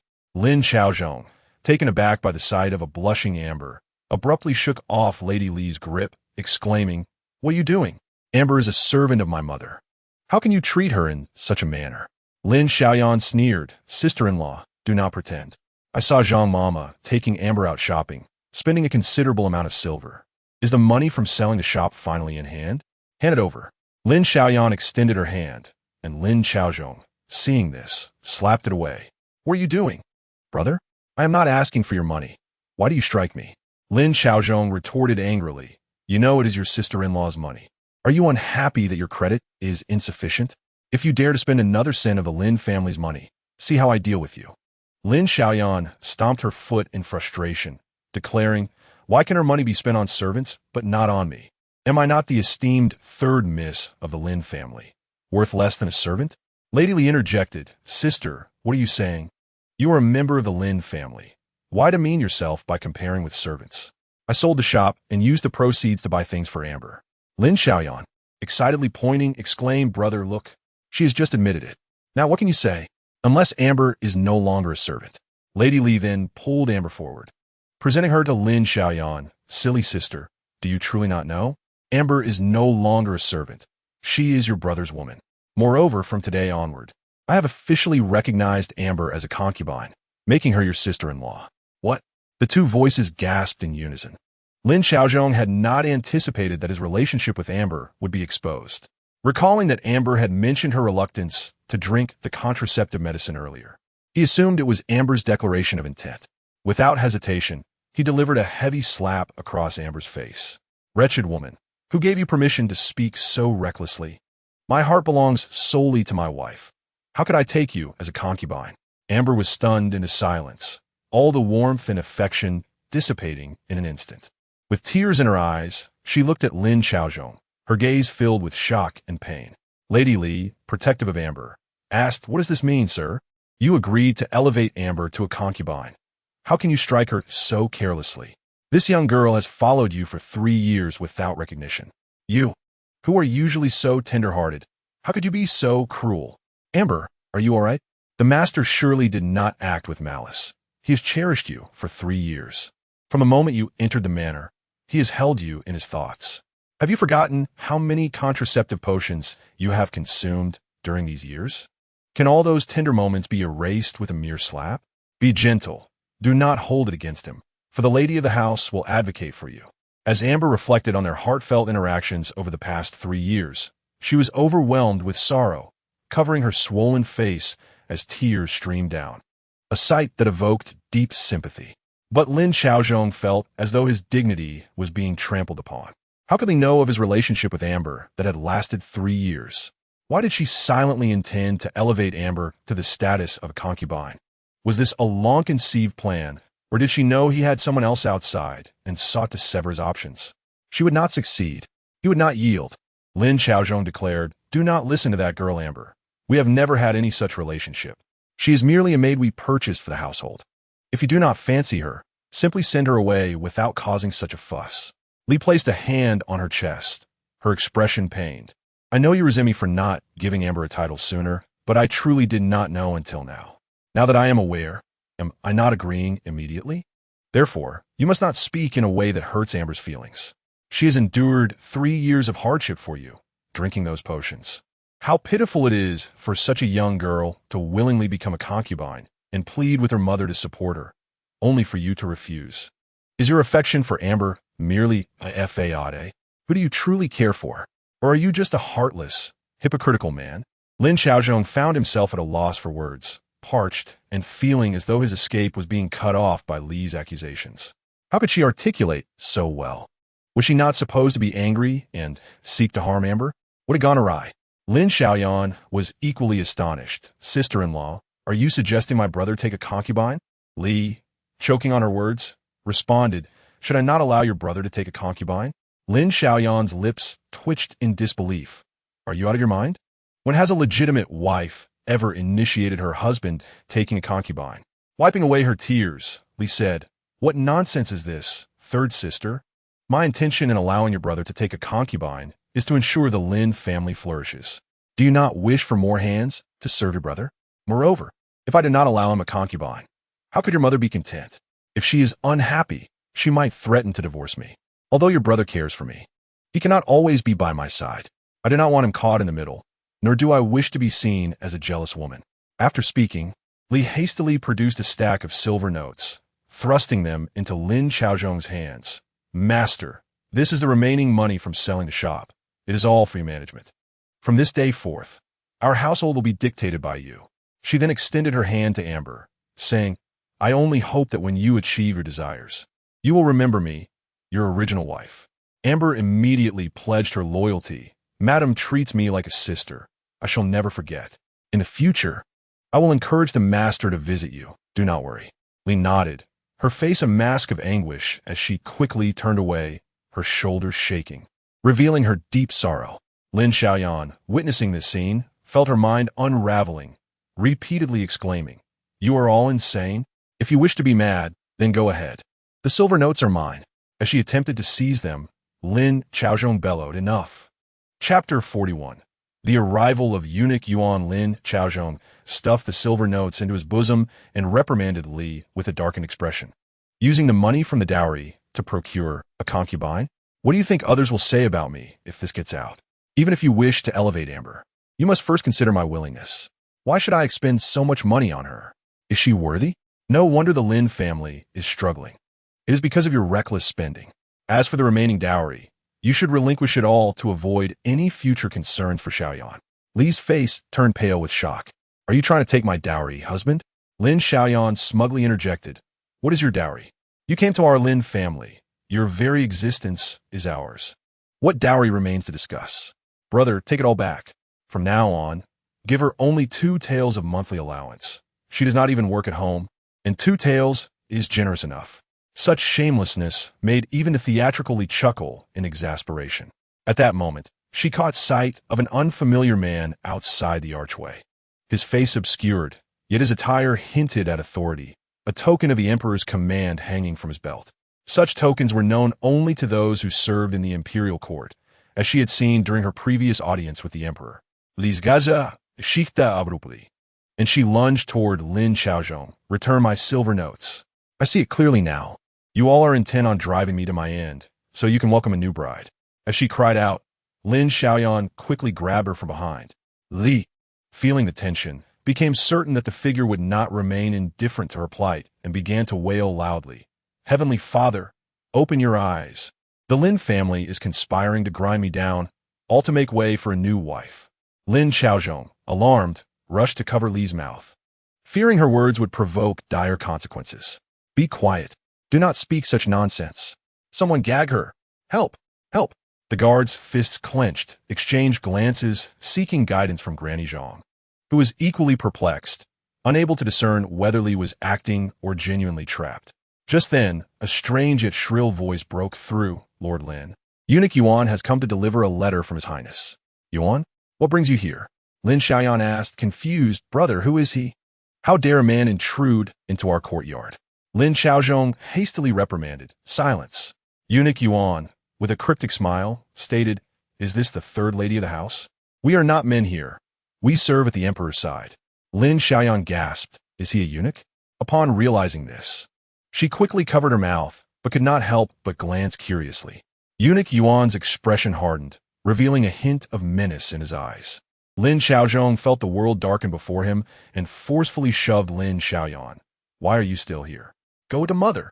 Then, gritting his teeth, he lowered his voice. Do you want to die? Why are you still staring? Realizing the gravity of her situation, Lin Xiaoyan, terrified, fled. Lin Xiaozhong approached, wearing a conciliatory expression. Eunuch Yuan, I apologize for the delay in announcing your arrival. Please, let us move to the front hall to converse. However, Eunuch Yuan bypassed Lin Xiaozhong and handed a letter to Li. Madam, this is a letter from His Highness regarding the eldest son's safety. His Highness intends for him to stay for some time. Please take care of yourself and do not cause worry for him. As he spoke, he gently assisted Li to her feet. Trembling, she glanced at Lin Xiaozhong, seeing his furrowed brow, and quickly knelt again, appearing thoroughly intimidated. Lin Xiaozhong felt a lump in his throat. Almost fainting from fury, Li, get up. What kind of manners are these? Cautiously, Li raised her head and asked, Husband, may I rise now? Eunuch Yuan scrutinized Lin Xiaozhong, whose forehead glistened with sweat. He rushed to support Li, gripping her wrist tightly, and whispered, Was this your intent? Li was startled, exclaiming in fright as she hastily prostrated herself on the ground, pleading, My lord, I dare not. I no longer wish for the banknotes. I beseech you, do not strike me. In her panic, she hastily tugged at her sleeve to conceal her wrist, fearing the revelation of even the slightest mark. Yet, amidst her turmoil, the red marks on her wrist were laid bare for all to see. Lin Xiaozhong, unable to endure further, bellowed, Li Rushuang. However, it was the more commanding voice of Eunuch Yuan that resonated louder, admonishing, Lord Lin, the emperor harbors a deep disdain for those who are duplicitous, especially those who humiliate their rightful wives and covet their dowries. He continued, How can you expect to remain within the Hamlin Academy under such conduct? At these words, Lin Xiaozhong's face drained of color, and he hurriedly attempted to clarify. Eunuch Yuan, it is not as you perceive. My wife and I, we are not typically like this. Li, with tears in her eyes, nodded in affirmation. Indeed, my lord treats our family of 3 with great kindness. As for my dowry, it was my own choice to supplement it for my lord. It is not his doing. With a smile, she added, Truly, thank you, my husband. She promptly bowed, and this scene, witnessed by Eunuch Yuan, rendered any further explanations unnecessary. Eunuch Yuan remarked, Isn't Lady Lin still recovering from childbirth? Lin Xiaozhong sheepishly replied, Yes. Yuan then cast a meaningful glance at the gilded amber beside him and the distressed Li before departing. Lin Xiaozhong felt a shiver run down his spine from that gaze. Disregarding all else, he hastily followed suit. Chapter 42. Where is the thunder? Why has it not struck him yet? Once they had left, Li turned to the trembling amber and said, Enough. Do not linger here. The Water Sound Pavilion is prepared. You should go and make ready. I reiterate, should you fail to keep my lord tonight, do not come to me in tears henceforth. You have seen it. My lord is only concerned with the dowry in my possession, while all else is of no consequence to him. Amber, equally terrified, quickly bowed and fled. It was then that Granny Zhang approached, directing several maidservants to assist Li in changing her attire. Upon returning to her chamber, Li perused the letters and could not suppress a smile. That foolish Jean Gu was still worried for her safety. It seemed the lesson had not been in vain. Li took up her pen, mimicking Jean Gu's tone and handwriting to compose a letter assuring her safety, which she placed on the windowsill before beginning to change her clothes. Xiaoman observed her busy mother, flailing her little arms and legs, wishing she were older so she could assist her mother in disputes. My little aunt is no match for my father. I have learned the art of argumentation from the plump little bird. She pondered that Eunuch Yuan is the apprentice of the chief steward. He will surely be a trusted aide beside the crown prince in the future. Mother must not underestimate him. Underestimate? She did not. On the contrary, contemplating Lin Xiaozhong's flustered state today filled her with delight. What was this? Every coming day, she would ensure he found himself at a loss for words. Regretting his previous choices, Granny Zhang instructed the guards at the door, Tonight, no one of the Lin surname is to be admitted. With a sigh, she remarked, I told you, Madam is not one to be trifled with. I was unnecessarily worried just now. Rest assured, I will stand guard. Deliberately seeking trouble with me in front of eunuch Yuan. You're certain he would protect you from me, aren't you? But the Lin residence still follows my command. Come fort. Mother, do not go. Father's patience has worn thin. He will surely turn on you now. Let us remain indoors. He cannot enter. 4 Aunt Qian's guards are fierce. Li caressed her daughter's small hand, her heart aching with compassion. Your father believes he is the only clever one in this world, that everyone else is a fool. If that is the case, why not help him see the reality? Li embraced Xiaoman and stepped outside, observing the fierce Lin Xiaozhong being barred entry, and smiled with satisfaction. Do you not understand why I seek trouble with my lord? You and Amber have been entangled for 3 years, and each time you flaunt her before me, is it not to vex me? Since you wish to take a concubine, I will grant you that. But do not forget, Lin Xiaozhong, you cannot mention divorce to me, let alone cast me aside.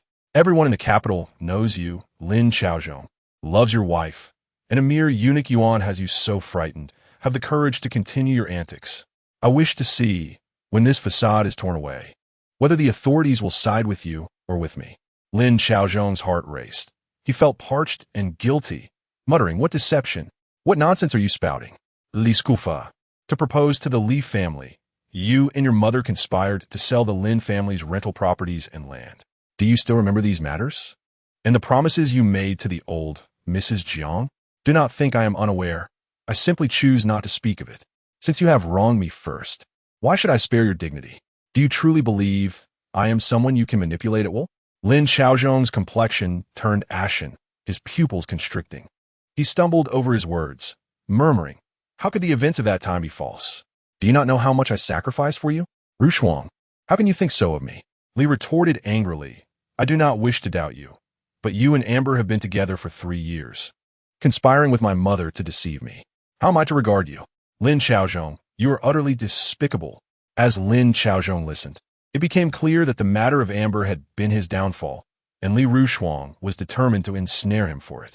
Indeed, women often lack foresight, consumed by their emotions. Once he was with another woman, she descended into madness. If Amber could provoke such a reaction from Li Rushuang, what chaos would ensue should she discover the existence of the second princess? Lin Xiaozhong realized he could wait no longer. By any means necessary, even poison if need be. Li must also perish. He composed himself and fabricated.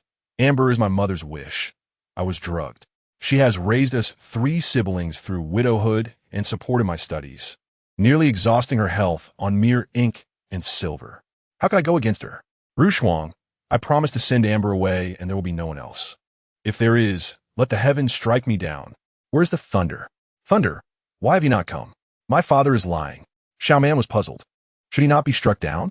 Li suppressed a laugh, as her daughter's round eyes gazed up at the heavens. Where is the thunder? But her wretched father, aware of higher powers, would not dare to make such a vow. Not looking at Lin Xiaozhong, she softened her tone. As for Amber, I shall let it be. I do not wish to sadden my mother. Regardless of her treatment of me, she is still an elder. However, my patience ends here. Should there be a next time? If heaven does not strike you down, I shall. Upon hearing this, Lin Xiaozhong chuckled awkwardly. Rushuang, how could you bear to? Ugh, mother. How can you forgive him when he is so revolting? Wu, you must escape. Take me with you. Xiaoman does not wish to be disgusted to death. Li patted Xiaoman's back, for she did not intend to forgive Lin Xiaozhong. Rather, there were matters she wished to resolve herself. The words she had spoken today would not weigh upon Lin Xiaozhong's mind. Thus, when the day arrived for him to reap what he had sown, she would relish every moment of mocking him. Just the thought of that day brought her immense anticipation. Lin Xiaozhong, equally restless, inquired, May I see Jean Ji's letter? Li hesitated, then replied calmly, Wait a moment. She entered the room and handed the prepared letter to Lin Xiaozhong. He took the opportunity to grasp her hand, saying, Amber was truly an accident. You have avenged yourself upon me today, so why not forgive me? Rushuang, we have 3 children. Must we remain adversaries for life? The pair of soulful eyes, accompanied by a hint of melancholy and reproach, seemed almost genuinely intent on seeking reconciliation. Lady Li reflected on how she had repeatedly succumbed to such tender words, time and again subjected to the torment of being drained and exploited by the Lin family, who feasted upon her, squandered her resources, and mocked her as a fool easily deceived. Lin Xiaozhong's gaze grew cold, and a flicker of impatience crossed his features. He was to meet the second princess tonight to discuss the most foolproof method to eliminate Lady Li. If the second princess were to learn of his intention to take Amber as a concubine, she would surely create a scene. At that moment, as Lin Xiaozhong rubbed his temples, a nefarious scheme suddenly struck him. He lifted his head and cast a glance towards Lady Li's courtyard, a chilling smirk forming at the corners of his mouth. Chapter 43. Secrets within the fragrance in the water pavilion. Amber, now clad in a pink garment, had just lit the incense when she heard the sound of a maid curtsying at the entrance. Startled, she trembled, burning her hand on the fire stick. Upon entering, Lin Xiaozhong found Amber redoing her makeup, transformed into a charming young woman. Her natural beauty was accentuated by her neatly styled hair and crimson lips. Her startled, doe-like eyes were captivating, and the flush on her cheeks contrasted starkly with her fair neck, where a delicate gold chain shimmered at her collarbone. Lin Xiaozhong swallowed hard, surprised to find that Amber appeared even more alluring than the previous evening. Yet, he remained acutely aware of the purpose of his visit, and so he settled down at the wooden table. Seeing that he did not immediately reprimand her, Amber poured him tea and obediently began to massage his shoulders. Lin Xiaozhong closed his eyes in enjoyment and inquired, whose idea was it to take a concubine? Amber, frightened, quickly knelt and replied, "My lord, I am but a maid. How could I dare to prance before the mistress and cause you trouble?" It was the old lady who quarreled with the mistress over the eldest son's entrance to the palace, and by coincidence, I was present when the mistress agreed to the idea of a concubine. As for my relationship with you, Lin Xiaozhong understood that Amber lacked the boldness to speak freely, likely due to something his mother had inadvertently revealed. He reassured her, "Enough, you know how I treat you. I have never wronged you, and even more so now." With that, he pulled Amber into his embrace, reaching to unfasten her clothing. Amber, eager and coy, enticed Lin Xiaozhong as he carried her towards the bed. He initially intended to be swift, to placate Amber before seeking out the second princess, so he could procure poison under the guise of offering tea to Lady Li the following day, leading to her demise. He planned to eliminate Amber afterward, confident that no one would uncover the truth. With this thought, Lin Xiaozhong felt a surge of enthusiasm and resolved to cherish Amber. Under the influence of the incense and Amber's allure, Lin Xiaozhong soon surrendered completely. However, Amber, mindful of the fact that she need not consume contraceptive medicine and that she could not let Lin Xiaozhong depart tonight, lest the mistress deem her useless and the steward's authority diminish, took decisive action. As Lin Xiaozhong attempted to rise, she boldly pushed him down and, without hesitation, mounted him. Soon, amidst Lin Xiaozhong's astonished yet secretly pleased gaze, he found himself utterly exhausted, left only with the sound of heavy breathing. Amber, enduring the ache in her body, dismounted while her legs trembled, stifling any sound as she replaced the purple incense with a calming fragrance. After completing her task, she gazed at the deeply slumbering Lin Xiaozhong, a smile creeping onto her lips. Men, once rendered as helpless as a dead pig, would no longer hinder her pursuit of wealth. "Lady, I have succeeded," Amber reported. The water pavilion had extinguished its lights, and the master had not ventured out that night. Lady Li, upon hearing this, smiled. What a pleasant surprise. It seems Amber still holds some value. Did you observe if she purchased anything other than cosmetics today? After a moment's thought, Granny Jean replied, "Yes, she also acquired 2 types of incense." "What were they?" Lady Li inquired. "One is a calming incense, and the other is called purple smoke," Granny Jean answered. Lady Li instantly understood. Lin Xiaozhong had a particular fondness for purple smoke, a fragrance more commonly used by men, which was not unusual. However, Lin Xiaozhong's obsession with using it during intimate encounters had reached an extreme. Whenever he lit that particular incense, he would avoid looking at her, insisting on draping a garment over her face to enhance the mystery. Clearly, there must be further reasons behind his infatuation with this fragrance. That Amber had managed to remain by his side for 3 years without being dismissed likely had much to do with her alignment with his preferences. Lady Li promptly instructed Granny Jean, "Tomorrow, tell Amber that if she wishes to conceive soon, Relying solely on purple smoke will not suffice. She should add a different fragrance. If she inquires what, simply say it is a scent that men adore, which the master is too bashful to specify. Granny Zhang, puzzled, responded, but we also use a particular scent. Why not share some with her? Lady Li retorted, foolish woman. The scent we use is called rose attractant. However, men have their own fragrance, known as pillar of heaven. Don't you comprehend? Granny Zhang's cheeks flushed, and she scoffed. Then it would be strange if Amber did not misinterpret that. Lady Li commanded, from tomorrow on, you shall refer to her as concubine Gao. Amber's surname was Gao. Her original name, Gao Dahong, but the old lady had deemed it too rustic and renamed her Amber. With a resounding crash, the second princess shattered a celadon plum blossom vase, the shards scattering like glistening silver. The palace maids dared not glance, hastily kneeling. During the day, Lady Li had arranged for him to take a concubine, and that night he offered no explanation. Did he think I would remain silent?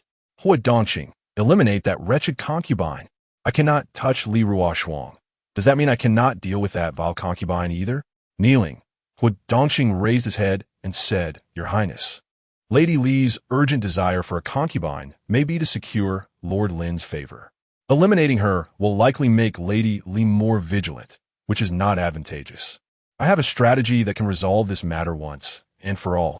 Upon hearing this, the second princess's gaze sharpened, her displeasure evident. Then speak swiftly. What Dongqing continued. Since the princess of Dingbei has intervened, I have been monitoring the Lin family's movements. Recently, Lin Xiaozhong's sister, Lin Xiaoyan, has been embroiled in discord with her marital family. Furthermore, she has been accruing debts in the Lin family's name alongside the Chen family, an act that reeks of malicious revenge. Given that Lin Xiaoyan has long coveted Li Ruoshuang's dowry, I believe if your highness can win her over and make her aware of her true sister-in-law. Her subsequent actions to gain favor will depend on her own capabilities. Lin Xiaoyan, being avaricious, will undoubtedly act on your highness's behalf, even if she inadvertently exposes herself. Her existing grievances with Li Ruoshuang will prevent anyone from suspecting your highness. Most importantly, your highness harbors no affection for the children left by Lady Li. By winning over Lin Xiaoyan, you can later discard those children, as youngsters tend to enjoy their aunt's company, leaving outsiders with no grounds for complaint. The second princess, after considering this, felt somewhat appeased. Yet, upon reflecting on Lin Xiaozhong's demeanor, she coldly commanded, arrange for me to meet Lin Xiaoyan tomorrow. If Lin Xiaozhong dares to betray me, he shall learn the consequences. Hua Dongqing replied, Lord Lin should not dare. I have heard that today. Eunuch Yuan visited his residence. As the crown prince selected a companion for study, choosing the son of Lady Li. Upon hearing this, the second princess's displeasure flared. Fool! Why did you not inform me sooner? Immediately send a message to the Eastern Palace, removing Lin Jin's name from consideration. The poison has not been administered, and he dares to dream of soaring high. What a delusion! Chapter 44. Discovering infidelity in the Eastern Palace. The crown princess had an easier day, as the crown prince had requested to sleep with Jingu. Jingu even narrated a story, and before long, the two children drifted off to sleep.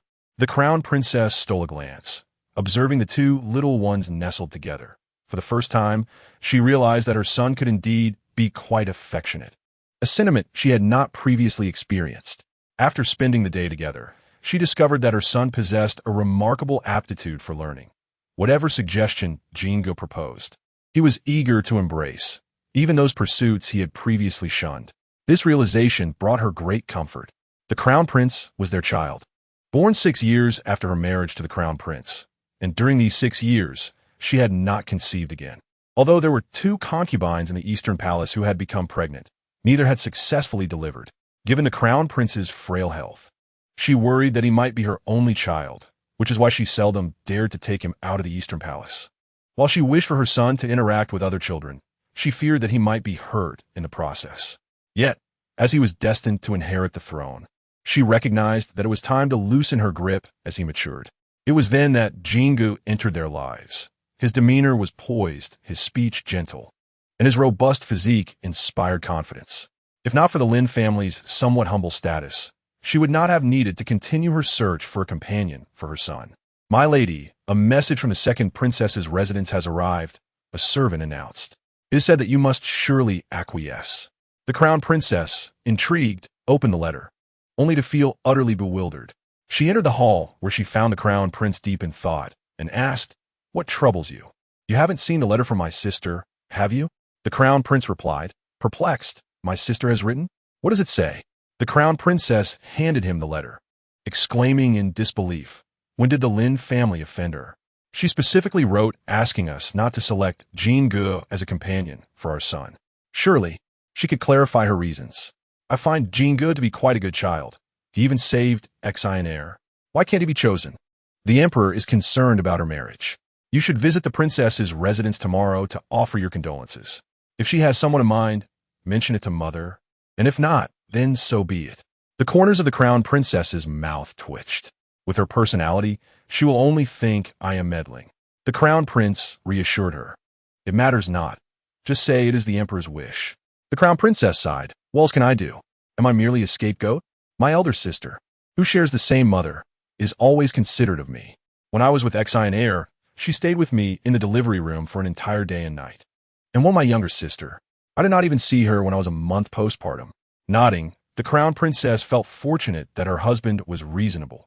Otherwise, one might think she was intentionally disparaging her sister-in-law. The second princess's temperament was indeed challenging for anyone to endure. Lin Xiaozhong awoke to the morning light, his head buzzing.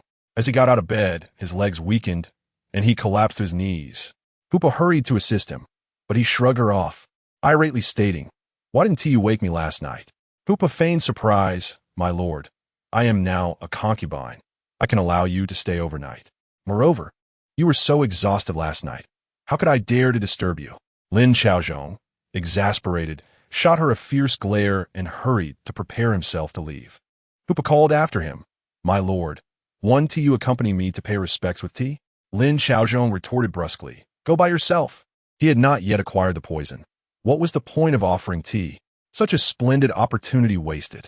Lin Xiaozhong decided against reporting to the Hamlin Academy and instead sought an official to excuse him, hastily donning women's attire before heading to the second princess's residence. In the palace, after breakfast, the crown prince initially intended to seek out Lin Xiaozhong. Just then, he encountered the crown princess preparing to leave the palace. Reflecting on the grievances his wife had endured, he resolved to accompany her. The couple boarded a carriage and made their way to the second princess's residence. Upon arriving, they inquired at the gatehouse and learned that the second princess was not receiving visitors that day. The crown prince declared, "No need for an announcement. We shall enter ourselves." He then led the crown princess toward the main hall.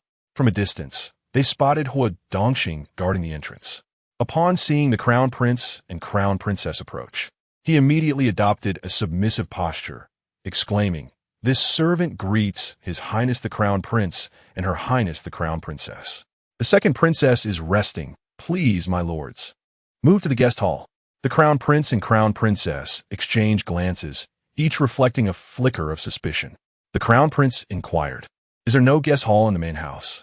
The Crown Princess feigned intent to enter, causing Hua Dongxing to shout, "Your Highness, please do not." At that moment, a loud crash echoed, as if someone had jumped out of a window from behind. With a dark expression, the Crown Prince angrily waved his sleeve and departed. The Crown Princess looked back towards the main house and remarked, "Father is concerned about my sister and has specifically instructed me to inquire whether she has any intentions of marriage. If she has someone in mind, I am sure Father would not object." With that, she followed the Crown Prince out. However, she felt a deep sense of disgust regarding the situation. Although there had been instances of princesses behaving scandalously in the past, those were the remnants of a fallen dynasty, unlike a princess of proper imperial upbringing. Furthermore, the second princess was recorded under the queen's name, which felt utterly disgraceful. The crown princess was infuriated and, as soon as she exited, spat in contempt before hastily boarding the carriage. Hearing this, the crown princess did not raise an alarm, but promptly instructed the coachman to hasten away. Once the carriage had departed, Hua Dongxing rushed out to inquire, "Have the crown prince and crown princess left?" A servant replied, "They have already departed." Hua Dongxing breathed a sigh of relief and quickly returned. Inside the palace, the second princess sat in her chamber, feeling quite displeased, and grumbled. How did you all fail to notice the crown prince and crown princess had arrived? Hua Dongqing immediately knelt. It is my dereliction of duty. Please punish me, your highness. He then began to slap himself across the face. The second princess, filled with ire, stood up and said, enough. Go see if Lin Lang has left. He just fell and may have injured himself. Hua Dongqing, knowing well the second princess's fondness for Lin, hurried off to offer his condolences. At that moment, Lin Xiaozhong was terrified. While he wished to marry the second princess, he had no intention of destroying his future to do so. Thus, he dared not linger, dragging his injured leg as he hastily fled through the back door. However, as he exited, he collided with a cart on the street, aggravating his already injured foot and twisting his features in pain. The combination of intense agony and humiliation made him seethe with rage. In that instant, Lin Xiaozhong clenched his fists, wishing he could smash the ground beneath him. Ever since Lin Man's birth, his life had been fraught with misfortune. It seemed that child was his undoing. He thought grimly that he must do away with that child first. Otherwise, he could forget about achieving anything else. Gritting his teeth against the pain, he stumbled into a deserted alley, oblivious to the pair of eyes watching him from a distance, darkened with malice. Chapter 45. The male protagonist emerges, my lord. Have you not already left? How is it you are here? Lin Xiaozhong snapped irritably. Enough with the pleasantries. Do not mention my presence in your quarters to anyone. I have come in the name of your niece. Quickly find a physician and tell him my leg is broken and needs to be bandaged. Steward Su, not daring to delay or seek out an acquaintance, found a doctor who lived far from Lin S. estate. The doctor, upon hearing he was to treat a young lady's leg, did not find it strange when the patient obscured her face. However, as he set to realigning the bones and bandaging the injury, he was taken aback by the long hair on her legs, causing his head to spin. Steward Su, quick-witted, swiftly covered Lin Xiaozhong with a blanket and handed the doctor double the fee, saying, my niece is modest. I trust you will keep this matter confidential. The doctor accepted the silver, feigning understanding. Rest assured, I shall not speak a word. He added, though the leg is mended, it is best she does not walk for a while. Prepare a crutch for her to use for at least a month. Steward Su nodded and, after seeing the doctor off, procured a crutch for Lin Xiaozhong. When the time comes, we will say I had an accident at home. Use my name to invite Dr. Zeng for consultation, understood? Steward Su hesitated. My lord, must it be so complicated? We could simply say you fell home. He feared outsiders might think he was neglecting his duties. Steward Su nodded vigorously. Though he was puzzled, he quickly agreed, noting his lord's agitated demeanor. That evening, a commotion arose in the front courtyard. What has happened? Inquirat Lili, les suspicions del panat. Today, she had inquired and discovered that Lin Xiaozhong had not gone to the Hamlin Academy at all. He should not be entangled with the second princess. How could he suddenly suffer a leg fracture? Could it be the work of the second princess? Thus, she needed to act quickly, allowing the second princess to take over, and subsequently deal with him harshly. Xiaoman had cursed her father in a playful manner the night before, believing he would soon fall into misfortune. Oh, how delightful. Now let's see how he continues to bully mother. Xiaoman wiggled her tiny feet, sucking her thumb in a celebratory manner, to hint at her desire for milk. She kept sucking her little mouth. They couldn't help but tease her. What is it that Xiaoman wants? Xiaoman moved her mouth, striving to mimic the action of sucking milk. Hee. Li feigned ignorance, continuing to amuse herself with the child, curious to see how long she could maintain the act. Just then, Lady Qian arrived with her son to visit Li. Upon entering, they heard laughter, prompting her to question, I heard Lin Xiaozhong broke his leg. Are you here secretly reveling? Li, pleased at her arrival, stood to greet her. Upon noticing her son, Xiao Fengxian, beside her, a flicker of surprise crossed her eyes. Why did you bring Fengxian today? Lady Qian glanced at her son, unable to hide her admiration. He insisted on coming, saying he wished to meet his little sister for the first time. Hello, aunt. May I see my third sister? Though only 6, Xiao Fengxian was mature, intelligent, and charming, winning Li's affection. She took his hand and replied, of course. Xiaoman just woke up. I was playing with her. Xiao Fengxian gazed at the swaddled baby, who was plump and adorable, with bright black eyes and a little pink hat. Pouting her lips cutely, Is this the little girl who was wronged by the Lin family in my past life? How beautiful! Is this the rebellious prince from my previous life, or the male protagonist from the original story? So small. She looks like a little radish. How will she grow to be so tall and handsome? Xiaoman's eyes squinted in a radiant smile. Huh? Is that the little girl's inner thoughts? Xiao Fengxian fell silent. Lady Qin approached, looking at the chubby, smiling Xiaoman, and asked, "What were you entertaining Xiaoman with?" "She's so happy," Li responded. "She wanted milk," continuously sucking her thumb as if afraid I wouldn't understand. "I was just playing with her." Lady Qin exclaimed, "Is that true?" "Indeed." Li then asked Xiaoman, "Are you hungry?" Immediately, Xiaoman mimicked the action of sucking milk, pausing to look at them with a grin. Both Lady Qin and Li chuckled at the delightful scene. How amusing. She is subtly indicating it's time for a feeding. Yes, I found it funny too. Xiao Fengxian observed the eager infant and suddenly realized this child, like him, had been reborn. However, she had perished shortly after birth in her previous life. How could she know what would come next? He then moved closer, saying, "Mother, may I hold Xiaoman?" Lady Qin placed Xiaoman in his arms, jesting. Fengxian loves his sister so much. How about I give you another little sister? Xiao Fengxian glanced at the little one, slightly shifting his gaze, and said, "No, one sister is enough for Fengxian." Lady Qin was taken aback. She had previously asked him, and he had clearly expressed his fondness for sisters. Xiaoman also looked surprised at Xiao Fengxian. Is the young master merely being stubborn? Later, you annihilated an enemy nation for your dear sister, but claimed not to like her. Such a pity that my younger sister, Ruohua, who is even smaller than me, barely missed surviving, all because of Lin Jiangshue's meddling. Ruohua sacrificed herself to avoid burdening you. Oh, how unfortunate for Ruohua. Xiaoman must cherish her dearly. And the young master, the quintessential protagonist turned scapegoat. It's all Lin Jiangshue's fault for seizing your fortune. This life, Xiaoman will protect you well. Xiao Fengshuan's hands trembled slightly as he held Xiaoman. No one could fathom the emotions swelling within him. With moist eyes, he gazed at Xiaoman, longing to reveal that he too was reborn. Yet, knowing Xiaoman had died early in her past life, he felt an even deeper compassion for her. "Aunt, may I come often to take care of Xiaoman? She is so good. She doesn't cry at all, and I like her very much." We smile, "Of course you can." Lady Qin feigned annoyance. "Humph. Do you only like the little sister born by Aunt Li, not the one from your mother?" Xiao Fengxian explained. "As long as my mother's sister is as good as Xiaoman, who doesn't quarrel with me, I will like her."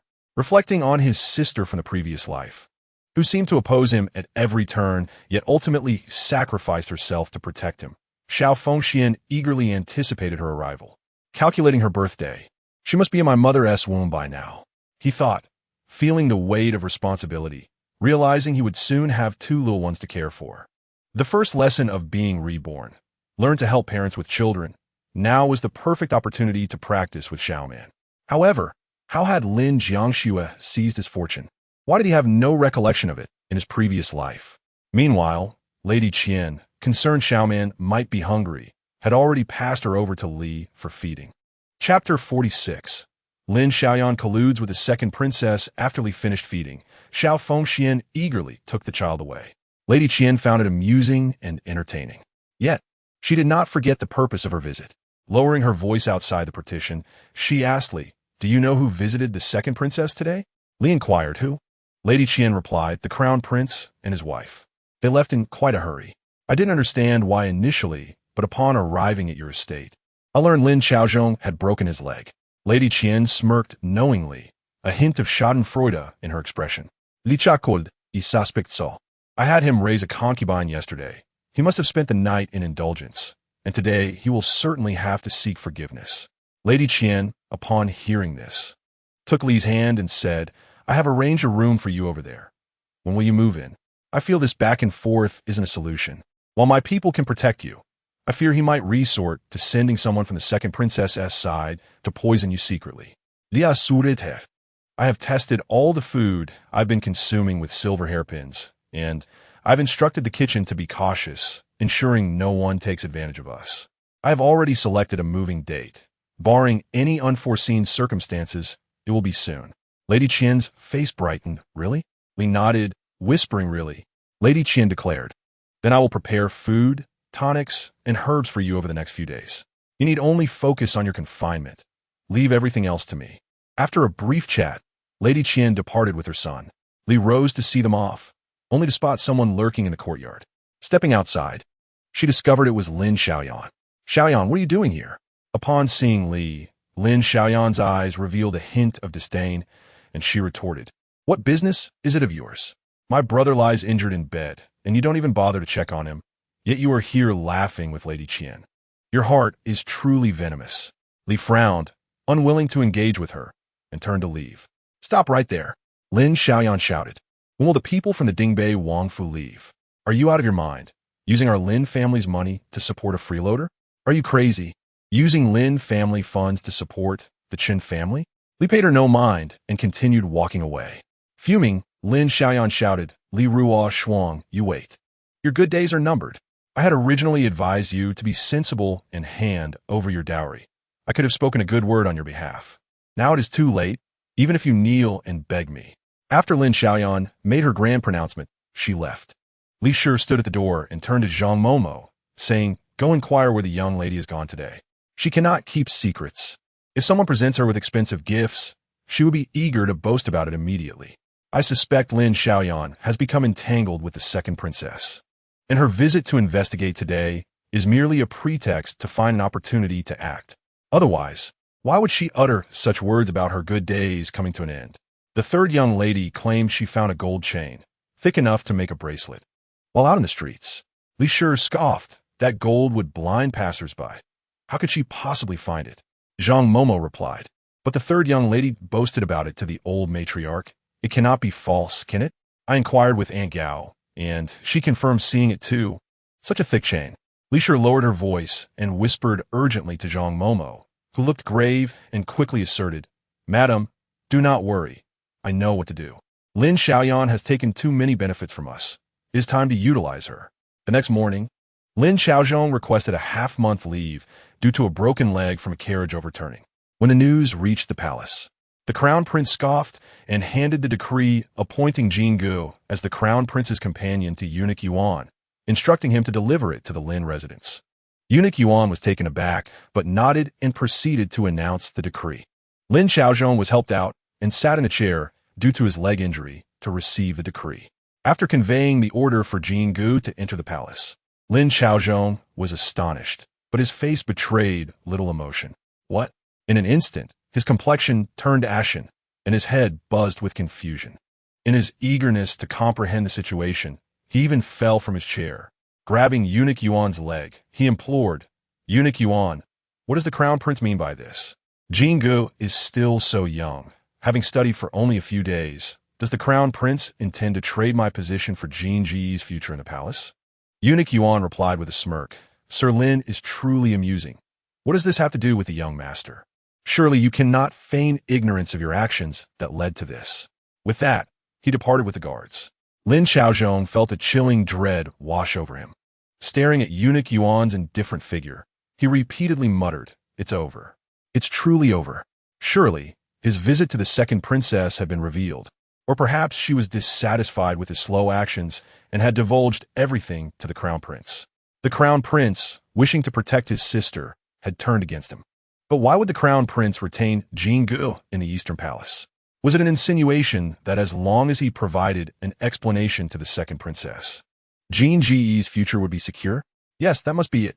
Lin Xiaozhong attempted to rise, but fell again, weakened. Aunt Gao rushed to assist him, but as she helped him up, he murmured, "Kill Li Ruo Shuang. She must be killed." Startled, Aunt Gao trembled, causing Lin Xiaozhong to fall once more. Spitting out dirt, he glared at her with a ferocity that seemed to contemplate her demise. Aunt Gao shivered, feeling as though she had plunged into an icy abyss. Chapter 47. A familiar deception, Butler Sue. This poison is exceedingly potent and difficult to procure, Lin Xiaozhong admonished. If I fall, you will also meet your end. Hurry. Butler Sue pressed his lips together, feeling parched, and though reason urged him to dissuade Lin Xiaozhong, the intensity of his gaze was murderous. He retreated hastily, intending to procure the poison himself while dispatching someone to fetch the second young Mississippi. The servants exchanged furtive glances, and just as one was about to fabricate a tale, Xiao Xingqiao interjected with a cold smile. Think carefully before you speak. Any servant who lies before me will face dire consequences. The servant turned pale and knelt, pleading, Your Highness, please understand. It was our master who missed the second young miss and sent me to fetch her. Xiao Xingqiao replied, Then let your master come in person. Begone. The servant dared not argue and fled in haste.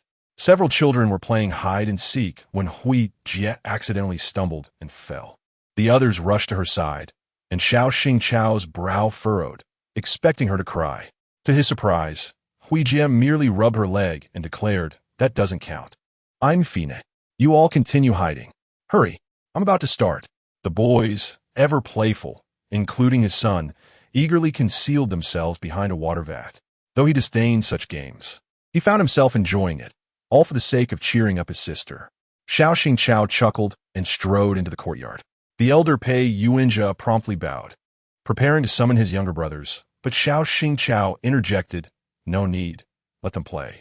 Pei Yuanjia, being the eldest and in his study years, kept his focus on his younger siblings. Hui Jie had already pulled off her blindfold and began searching for her hidden companions. She was clever, knowing how to lead them astray and provoke them into revealing themselves, ensuring everyone enjoyed the game. Pei Yuanjia couldn't help but smile, finally directing his attention back to his book. Suddenly, a light laugh echoed above him. It was his mother, and his cheeks flushed as he pretended not to hear. The Grand Princess remarked, Oh, you were reluctant before. What is this? Is the bride I found for you not to your liking? Pei Yuanjia cleared his throat and replied earnestly, Mother, please do not speak foolishly. Do not ruin the young lady's reputation. The Grand Princess clicked her tongue. Xiao Xingqiao added, Hui Jie has grown up before our eyes. If Yuanjia is not fond, I shall betroth her to Feng Xian. Pei Yuanjia was taken aback, mouth agape, unable to close it for some time, yet he did not acquiesce. The Grand Princess laughed, Dear uncle, do not worry. I shan't covet your family as fortune. Enjoy your happiness quietly. You think you can covet mine? You must know I was born to be a bandit. Her spirited nature elicited laughter from Xiao Xingqiao and his wife. The Duchess of Qian chided her husband. Where were you earlier? Why mention it now? Xiao Xingqiao replied, I cherish Feng Xian immensely. I always hope others feel the same. I worry about binding a young girl at such a tender age. I fear she may feel sorrow. Who would have thought, in a moment of negligence, I lost a fine daughter-in-law? The Grand Princess laughed. You should hurry and have another, like me with 3. Though I worry for the children, I can still bear it.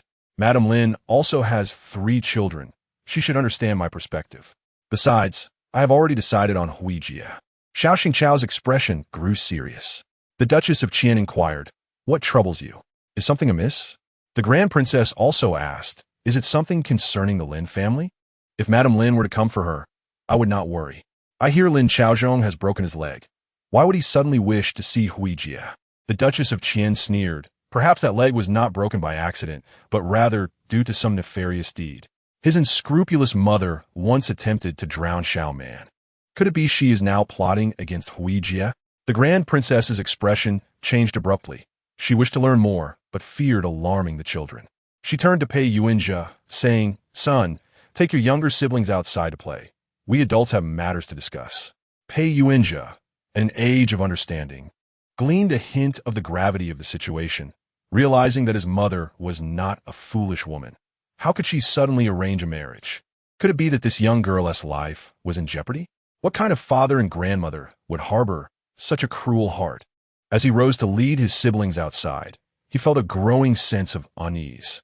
Even he was unaware that he had taken the initiative to grasp Sister Hui's delicate hand, concerned whether she had noticed his gesture. Yet, Sister Hui remained obedient, not probing further throughout their journey. In the main courtyard, the Princess of Qian spoke of that fateful night, tears streaming uncontrollably down her face. Upon entering, I had seen Ru Shuang collapse beside the water vat, drenched, with Xiaoman cradled in her arms, just retrieved from the depths of the vat. That old witch even lifted her foot to kick Ru Shuang. Had it not been for Ru Shuang's intervention, I would have already dispatched her with a swift blade. The eldest princess trembled with rage, her eyes reddening, indignantly exclaiming, How can there be such a heartless and deranged woman in this world? You should have slain her on the spot. Whatever the consequences, I will handle it. Xiao Xingqiao replied, "No, you all overlook the nature of the situation. Although old Lady Lin is wicked, she lacks the lineage and connections to act independently. She must have a mastermind behind her. That mastermind is none other than Lin Chaozhong. Thus, killing her would achieve nothing but place the blame of elder abuse upon ourselves. Initially, I held a glimmer of hope for Lin Chaozhong, believing he might reform.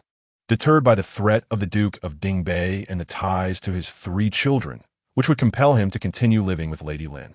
However, it now appears that Lady Lin's predicament is dire. Your Highness, today I saw the steward of the Lin household hastily leave, and I followed him to a pharmacy where he spent a considerable sum on 2 tales of herbieuphobia, I reported. At this revelation, the expressions of those in the courtyard changed dramatically. Chapter 48. No possibility. Xiao Xingqiao's expression darkened, nodding gravely, and it appeared he was in a particular hurry. The eldest princess, incredulous, laughed bitterly, her countenance resembling a frost-laden visage. To poison one's own offspring is unheard of. What drives him to such inhumanity? Xiao Xingqiao responded. He is a scholar, well-versed in literature and the consequences of exposure. After being interrupted by your aunt, he remains obstinately fixated. I can only surmise that something of greater allure, a more substantial wealth, is tempting him, perhaps awaiting his arrival. The eldest princess recalled the diamond. Soon after, news arrived that Lin Chaozhong had broken his leg. Today, he was already resorting to his old schemes, plotting to eliminate his wife and children. An icy chill enveloped the eldest princess as she envisioned a beast feasting upon his own wife and children, striving to showcase his might before a new master. If this beast inspired revulsion, then the true horror lay in the master who incited such primal instincts, rendering him a fearsome creature. The eldest princess found herself gagging, unable to fathom that she had been sisters with such a man for so many years. The princess of Qian hurriedly comforted her, bringing her tea. Once composed, the eldest princess declared with conviction, "I shall take charge of this matter. I will enter the palace at once." The princess of Qian restrained her, saying, "To catch a thief, one must first secure the evidence. Do not rush. We must secretly protect Ru Shuang and her daughter to ensure we obtain proof." Xiao Xingqiao added, "Such a horrific matter must be believed when revealed. We cannot afford to disregard the repercussions from the emperor. The immediate priority is to safeguard Lady Lin and the 3 children." The eldest princess insisted, "But what if?" The princess of Qian interjected, "There are no what-ifs. It is impossible for there to be a what-if. United, how could there be a what-if?" Hearing this, the eldest princess noticed the calm confidence on the princess of Qian's face, gradually settling her own nerves. She said, "I have 20 hidden guards in my household, idly awaiting orders. I shall entrust their coordination to you, dear aunt, for the time being. Furthermore, I have long intended to secure Sister Hui as a daughter-in-law, yet the arrangements have not been formally made. I initially planned to finalize this after Lady Lin left the estate, but now it seems we must expedite the process. Tomorrow, I will enter the palace to seek counsel from the crown princess. Once we have devised a plan, we shall proceed to the Lin residence." The princess of Qian responded, "That would be splendid." Xiao Fengxian, having overheard enough, turned and nearly collided with Pei Yuanjia. Fearing he would speak, Pei Yuanjia promptly whisked him away. Reflecting on the lifelong protector by his side, Xiao Fengxian inquired, "What brings you here?" Pei Yuanjia replied, "I was concerned that Sister Hui might be in danger. It seems her mother and sister are in greater peril." Xiao Fengxian's gaze shifted. He was still young and found it inconvenient to venture out. However, Pei Yuanjia was older and the eldest son of his family, free to come and go as he pleased. With the Pei family's vast influence, rallying assistance would pose no challenge. He immediately stated, "Is it merely a matter of being trapped within? We can simply let them out." Pei Yuanjia found the suggestion lacking, but that is their home. Where would they go once they emerge? Xiao Fengxian replied, "My mother manages a sizable estate for Aunt Li, well-equipped and ready for occupancy. And that is the Lin family's property. The inhabitants that would only bring harm to them. It is not their true home. If it were me, I would set it ablaze." Pei Yuanjia's eyes brightened at the notion. "How did I not consider that?" He exclaimed, "You are truly clever." Xiao Fengxian found it hard to smile, recalling how difficult it had been to earn Pei Yuanjia's praise in their past life. Furthermore, Pei Yuanjia, though younger, always assumed an elder brother's demeanor. In this life, with Pei Yuanjia betrothed to Sister Hui, they were of the same generation. Thankfully, as her maternal family, he was just 3 days older than Sister Hui, which made him feel more comfortable in that role, allowing him to overlook his grievances with Xiao Fengxian. At the Lin residence, Steward Su procured the poison. Lin Xiaozhong inquired, "Where is Sister Hui?" Steward Su hesitated. The servants went to fetch her, but encountered the Duke of Dingbei. His Grace requested you go in person. Lin Xiaozhong seethed with frustration, his broken leg rendering him unable to comply. Jing Ge was in the palace and unable to act. Currently, only Lin Man remained. However, she was the most resilient one, having survived being thrown into a vat. Reflecting on this, Lin Xiaozhong found it truly sinister. This child not only cursed him, but the entire Lin family, and she could not be allowed to live any longer. Lin Xiaozhong instructed Steward Su, "Go tell Aunt Gao that I missed the third miss. Have her bring the third miss to the madam." Steward Su hurried off with the message. Upon hearing this, Aunt Gao felt weak, nearly collapsing. Yet, the desperation in her eyes sent shivers down her spine. She knew that Steward Su harbored feelings for her. Previously, when she had hesitated to take the contraceptive potion, he had offered to help her avoid it. Yet, if she were to conceive with the master's temperament, he would surely not allow her to keep the child, which would only cause her further harm. At that time, she had been too foolish to realize that Steward Su could be a potential ally. Now, faced with such an urgent situation, Aunt Gao could not afford to consider anything else. She swiftly pulled Steward Su into a room and closed the door. Without a second thought, she clung to him, exclaiming, "I know better than anyone that the old lady failed to drown the third Mississippi. The master is acting like a madman today, looking at me as if I were a corpse. I am truly terrified. Please save me, I beg you." Hearing her cries softened Steward Su's heart. Coupled with his belief that poisoning an infant was an atrocious act, he hesitated before saying, "The master has instructed me to purchase herba euphorbia and has asked you to bring the third miss. He surely intends to use your hands to eliminate her. In turn, he will frame you for a rivalry with the madam, leading to the third Miss S demise."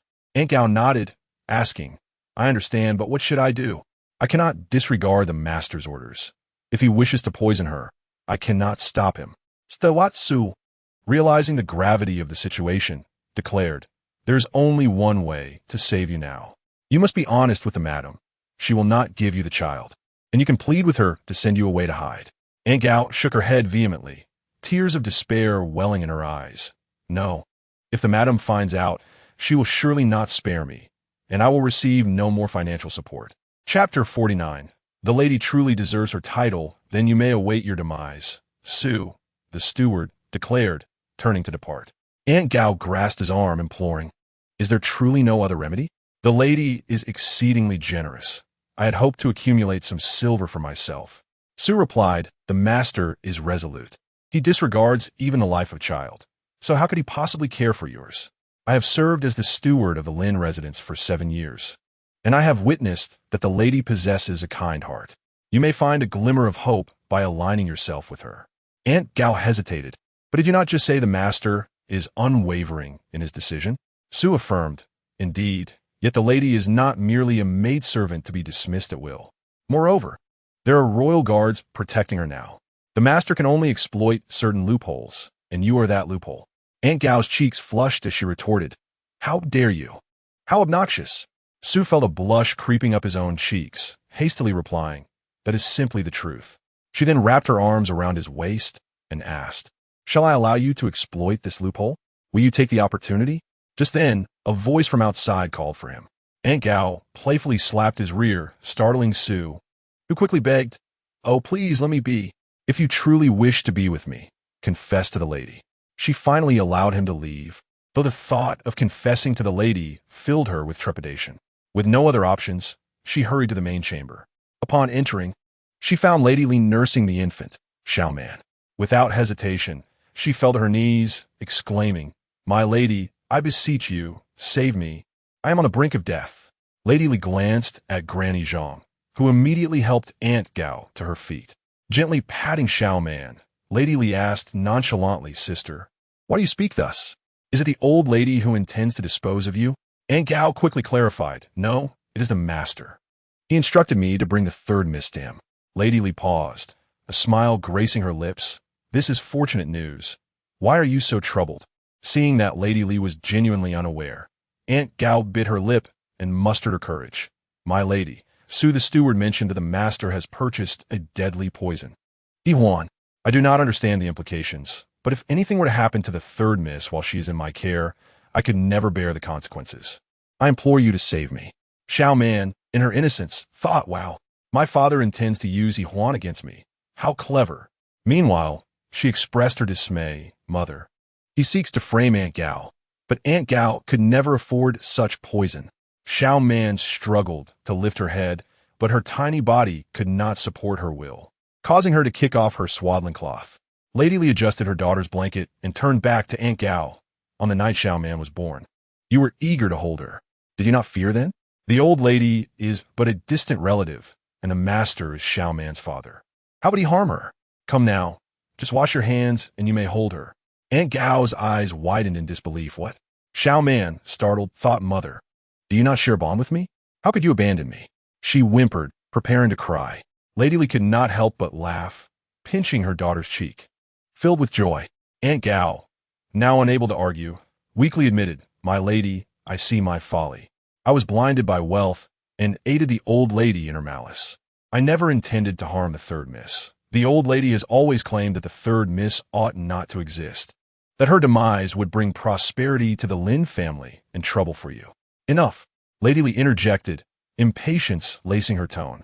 You fear that caring for the third miss will lead to trouble, do you not? This is easily resolved. The third Miss's great aunt is within the residence. Should she obstruct you, who could compel you to receive the third miss? Think, is this trivial matter truly worthy of my attention? Aunt Gao was taken aback. Of course. How had she not considered that? Thus, she expressed her gratitude. Thank you, thank you. Rising, she departed joyfully. Once she was gone, Granny Zhang inquired, My lady, why not use this opportunity to pressure her for information regarding the second princess? Lady Li replied, She is but a pawn. It will be pointless for her to perish so soon. Moreover, should she divulge any information regarding the second princess, it would inevitably lead to a confrontation between the master and myself. Granny Zhang pressed, So how long shall we wait? A playful smile danced upon Lady Li's lips. Until we have vacated the Lin residence, establishing ourselves elsewhere. Then we shall strike, catching them off guard. Granny Zhang's eyes brightened. She relished the strategic prowess of her lady. Soon after, Xiao Mei rushed in, bubbling with excitement. My lady, just now, Aunt Gao encountered the third Mrs. Great Aunt, and after a heated exchange, she pushed Aunt Gao into the water. Had Su the steward not passed by, she would have surely drowned. Yet, even so, the great aunt remains unsatisfied, dragging Aunt Gao to see the master. Lady Li turned to Granny Zhang. This Su the steward is quite intriguing. He does not seem to be in league with the master. Come, let's investigate. With that, she cradled Xiaoman and exited. Lin Xiaoyan, brimming with arrogance, had dragged Aunt Gao into Lin Xiaozhong's chamber, immediately unleashing a tirade. Brother, are you going to tolerate this wretched woman? She claims I'm living off the Lin family and causing trouble. How could I possibly be living off them? You are my brother. Am I not deserving of your support? What is she to dare call me a troublemaker? I say to she who deserves that title. You must take action against her. I can scarcely endure it. Aunt Gao, drenched and disheveled, crawled towards Lin Xiaozhong, tearfully protesting, My lord, you must believe me. I have never uttered such words. I was tasked with retrieving the third miss, and upon reaching the lotus pond, I saw the great aunt there. I merely inquired if she wished to check on the lady, and she accused me of currying favor with the lady and pushed me into the lake. I am wronged. Lin Xiaoyan, incensed by Aunt Gao's audacity to retaliate, exploded in rage before Lin Xiaozhong, who, with a cold glare, smashed a teacup. The cup grazed Lin Xiaoyan's forehead, shattering with a loud crack. Realizing too late, she felt blood trickling down her brow and erupted in a fit of rage. Lin Xiaozhong, how dare you mar my beauty? I shall inform the princess and your sister-in-law. Lady Li entered, cradling Xiaoman, her expression one of shock. Sister-in-law the princess? Have you taken a godparent? As the words left her lips, the tension in the room thickened, and a pin drop could be heard. Chapter 50. The worthless father Lin Xiaozhong. Startled by Lady Li's entrance, nearly toppled from the bed. Lin Xiaoyan, sensing the gravity of the situation, fell silent, though blood continued to drip from her forehead. She glared at Lin Xiaozhong, seething, "Do not think that because you have found wealth, you can abandon me. Lin Xiaozhong, you shall owe me for life." With that, Lin Xiaoyan stormed out, her indignation palpable. Lady Li stepped further into the room, smiling. "What has happened, dear sister? How fortunate it is to have taken a godparent. Our family shall surely benefit." "Oh, dear, why are you so wet?" "Granny Zhang, take Aunt Gao to change her clothes," she instructed, and Granny Zhang promptly led Aunt Gao away. Lady Li's gaze fell upon a bowl of medicine beside the bed, and with a subtle shift of her eyes, she handed Xiaoman to Xiaomei. She then picked up the bowl and mused, "Is this not the master's medicine?" Upon hearing of the master's injury, I found it inconvenient to visit with the children in tow. Otherwise, I would have attended to him sooner. Allow me now to administer his medicine. Lin Xiaozhong's eyes widened in astonishment as he hastily replied, "No need." Li Shi had already picked up the medicine bowl and, sensing something amiss, inquired, "Is it hot?" She then blew gently on the surface. Lin Xiaozhong's gaze sharpened, and a clever idea struck him. "Why not taste it for me?" he suggested, barely suppressing his delight. Li Shi nearly laughed as well. Xiaoman squirmed in Xiaomei's embrace, whispering, "It must be poison, mother. Do not drink it. Let father have it." This toxic elixir can be neutralized, but Xiaoman does not wish to consume the poison brew. The half bowl of medicinal soup seemed to vanish at the slightest touch of the spoon. Li Shi chuckled and scooped a spoonful, presenting it to Lin Xiaozhong. "You're grown. Why fear taking medicine? I have to tend to Xiaoman, so I cannot recklessly drink it myself. Drink up." Lin Xiaozhong's expression darkened as he glanced at Xiaoman, feeling a surge of frustration. "Leave it. I do not wish to drink now." Yet Li Shi insisted, bringing the spoon to his lips. "Be good, do not sulk." Startled, Lin Xiaozhong knocked over the medicine bowl, spilling its contents across the bedding. "Li Ru Shuang, are you doing this on purpose? You intend to make my life miserable. Who are you telling to roll?" Elder Madame Jiang appeared at the doorway, her gaze suddenly icy. Lin Xiaozhong froze, then glared fiercely at Li Shi, who was equally taken aback, as Elder Madame Jiang had not been summoned by her. Supporting herself with old Madame Gu, Elder Madame Jiang entered the inner chamber. Observing the untidy bowl and Li Shi standing helplessly by, she remarked, "A woman in confinement should remain indoors. What are you doing here? No wonder your husband despises you. Do you wish to make him feel guilty for your disregard of your own health?" Xiaoman felt troubled. Until her father was thoroughly humiliated, she worried he might rise and retaliate. The words of her teacher rang true. Rushuang indeed did not cherish her own well-being. Li Shi smirked. Lin Xiaozhong was utterly shameless. Normally, she would have smoothed over his words, but today, he was dreaming. Li Shi set down the bowl and, with a quivering voice, said it was the master who instructed Aunt Gao to bring Xiaoman over. But Aunt Gao was restrained by the third aunt and could not come. I feared the master would miss his daughter, so I brought her myself. But upon entering, he did not even glance at Xiaoman. When I tried to serve him his medicine, he was most unwilling and even overturned the bowl. I know the master has long harbored dissatisfaction toward me, but how can you deceive the teacher? She has always favored you. It would not be an exaggeration to say she treats you like a son." Lin Xiaozhong, in a state of panic, felt perspiration bead on his forehead, his feet unable to move. "Are you mad? Do you realize what you are saying? I am the father of 3 children. How can you defame me?" With a crash, Li Shi smashed the bowl. "Oh, master, do you not feel guilty saying such things? How could I defame you? You are my master, my heaven, my lifelong support.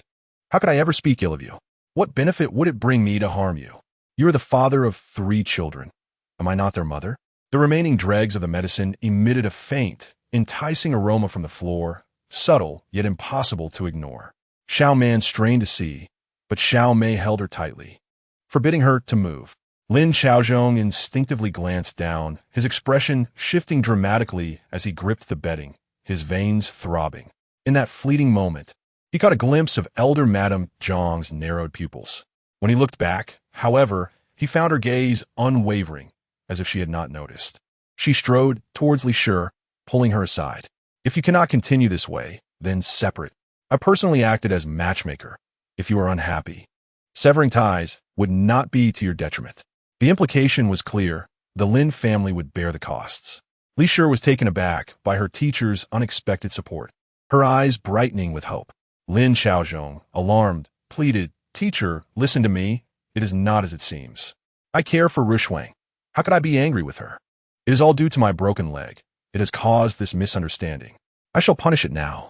He then proceeded to pound his left foot vigorously in front of Elder Madame Jiang. To his dismay, Elder Madame Jiang remarked, "I heard you injured your right leg?" Li Shi stifled a laugh, and Elder Madame Jiang discreetly pinched her. Lin Xiaozhong's eyes flashed with malice as he, in agony, began to strike his right leg instead. The pain was genuine, causing him to grimace and shed tears, all while maintaining a tender demeanor. "It is to blame. It is all its fault. Rushwang, I implore you, do not abandon me. Do not cast me aside. Rushwang, we have been married for 10 years, and my affection for you has not wavered." Li Rushwang could no longer contain herself, her sobs growing louder, resembling cries. Elder Madame Jiang chose not to expose her, but instead intervened, blocking Lin Xiaozhong's path while discreetly dipping her fingers in the spilled medicine on the bedding, slipping them into her sleeve. She addressed Li Rushwang. "If he refuses to part ways, what are your thoughts?" Then, turning to Lin Xiaozhong, she offered an apology. "Forgive me, my husband. I shall not repeat this again." Lin Xiaozhong quickly replied, "Not at all. I too bear some blame. Lady, please take the teacher to serve tea." Li Rushwang nodded, addressing Elder Madame Jiang. "Teacher, let us go to the main hall for tea." Elder Madame Jiang sighed. Couples are like this, always bickering. Yet, as long as you both hold affection for one another, reconciliation is always possible. Unlike me. Let us proceed to the main hall." Lin Xiaozhong gazed wide-eyed, straining to hear what came next. "Unlike you what? Speak up. Did Zheng Hongyu expose herself?" He realized he must swiftly send someone to verify the situation. Chapter 51. Do not release him yet. Lin Xiaozhong summoned Steward Su, inquiring, "Has Elder Madame Jiang gone to the main hall?" Steward Su replied, "Yes. She is likely to remain there for some time." Lin Xiaozhong furrowed his brow. If eliminating Li Rushwang was a risky gamble, then securing Zheng Hongyu was his best opportunity for advancement. After much contemplation, he resolved to visit Zheng Hongyu himself, instructing her to remain hidden and not to let Elder Madame Jiang discover her. Thus, he said to Steward Su, "Prepare a carriage at the east corner, and summon Hu Yong to carry me out." Steward Su did not deter him and hurried off to prepare the carriage. Shortly, the sturdy Hu Yong arrived, carrying Lin Xiaozhong outside. Steward Su exhaled in relief, feeling the day had finally passed. In the main hall, Elder Madame Jiang placed the poisoned handkerchief into the tea bowl, then tested it with her silver hairpin, which immediately darkened. She handed it to old Madame Gu for disposal and turned to Li Shi. "In the future, regardless of wealth, a silver hairpin must be worn. It may save your life in dire circumstances." Li Shi nodded. "Thank you, teacher. I will remember." Elder Madame Jiang took her hand. "No need to call me teacher any longer. Just refer to me as Annie. I have made progress on the matter you asked me to investigate. I have met that Zheng. When Lin Xiaozhong first became a disciple, she came to our residence in tears, claiming your mother disdained her and wanted to break the engagement. She beseeched me, saying scholars value promises above all else, asking me to mediate for her and Lin Xiaozhong. I inquired of Lin Xiaozhong at the time, and he stated the engagement was broken because Zheng was caught stealing by the villagers. He was preparing for the imperial examination and could not marry such a wife. Upon hearing this, it seemed reasonable enough to give Zheng 50 taels of silver to send her away. Little did they know that over the years, their financial and physical contributions had inadvertently nurtured 2 calamities. The old Madame Jiang chuckled at the irony as she recounted the tale. Li expressed her astonishment, asking, "Aunt, are you not angry?" Madame Jiang gently patted Li's hand and replied, "Foolish child, how long must one traverse in life? What harm does it do to encounter a couple of misfortunes? Farmers toil diligently, yet they too face droughts, locusts, floods, and hailstorms. Who do they turn to in their sorrow? As long as we stand firm, no one can bring us down. Of course, we must not endure this humiliation without recourse."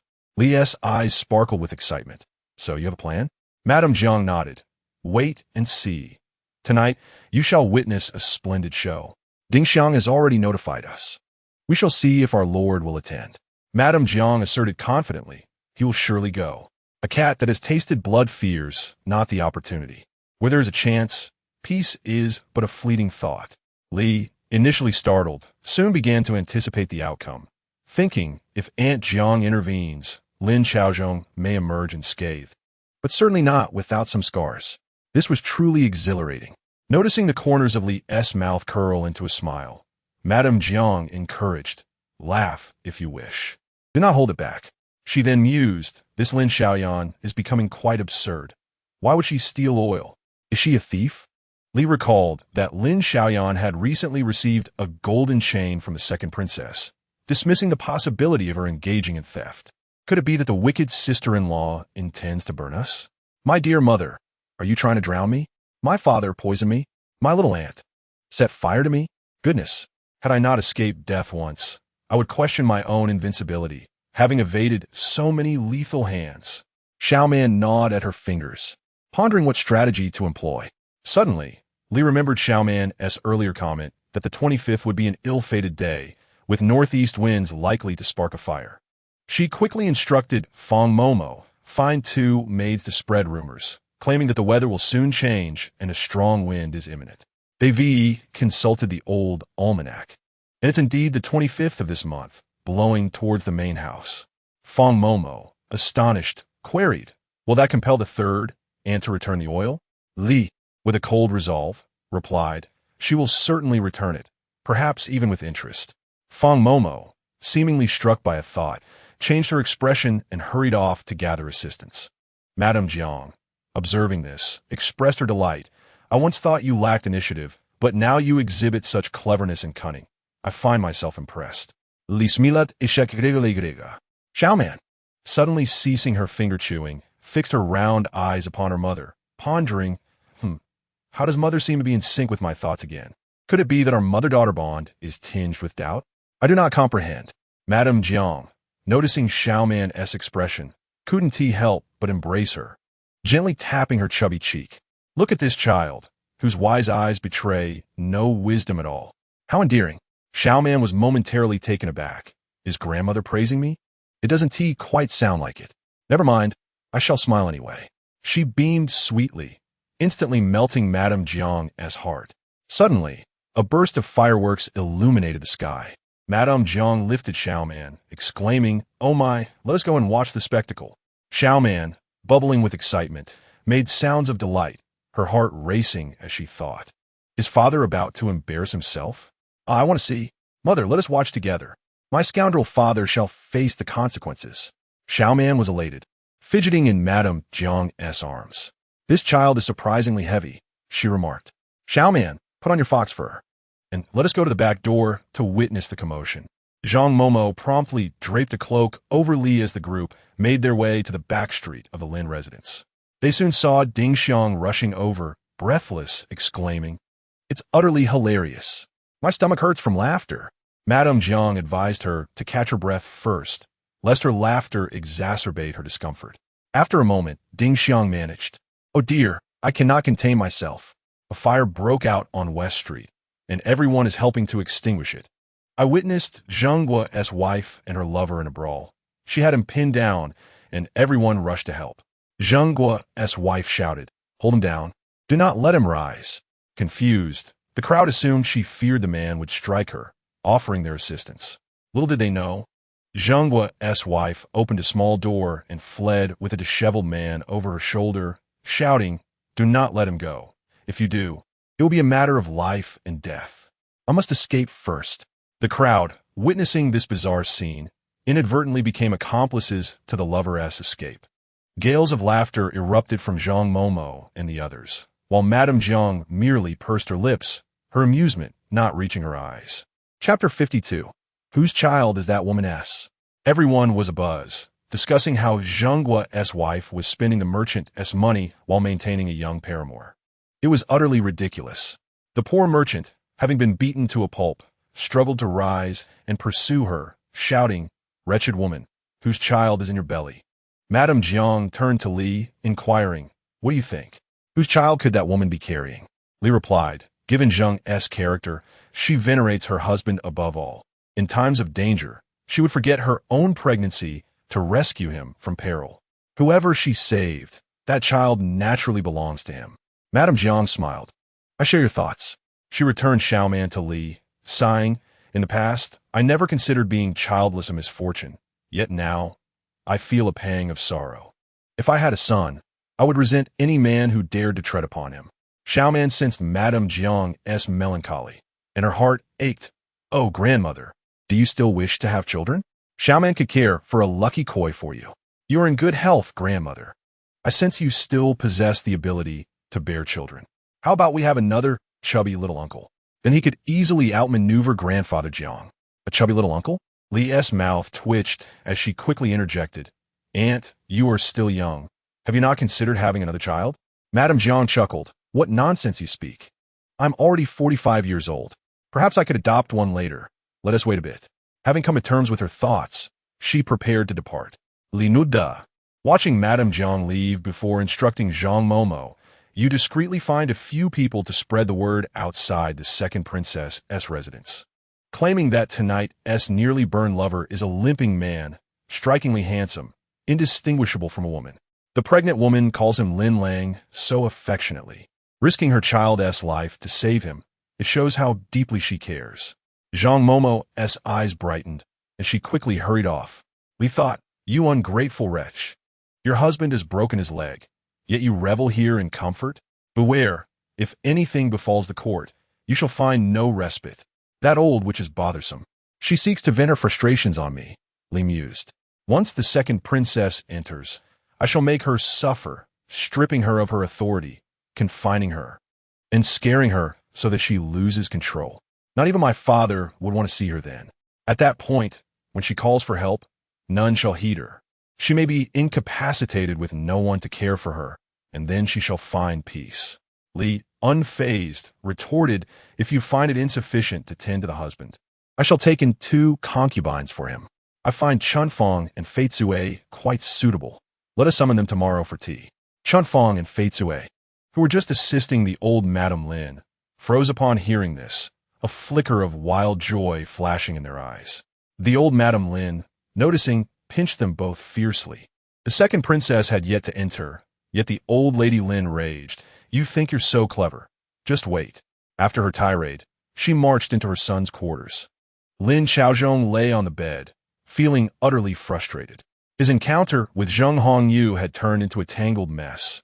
She clung to him tightly, insisting on sitting on him despite his protests. Their clothes barely came off when they were caught in the act by their teacher. A chaotic scuffle ensued, and in the commotion, a candle was knocked over, nearly resulting in disaster. Lin Xiaozhong slammed his fist against the cabinet, his eyes dark with fury.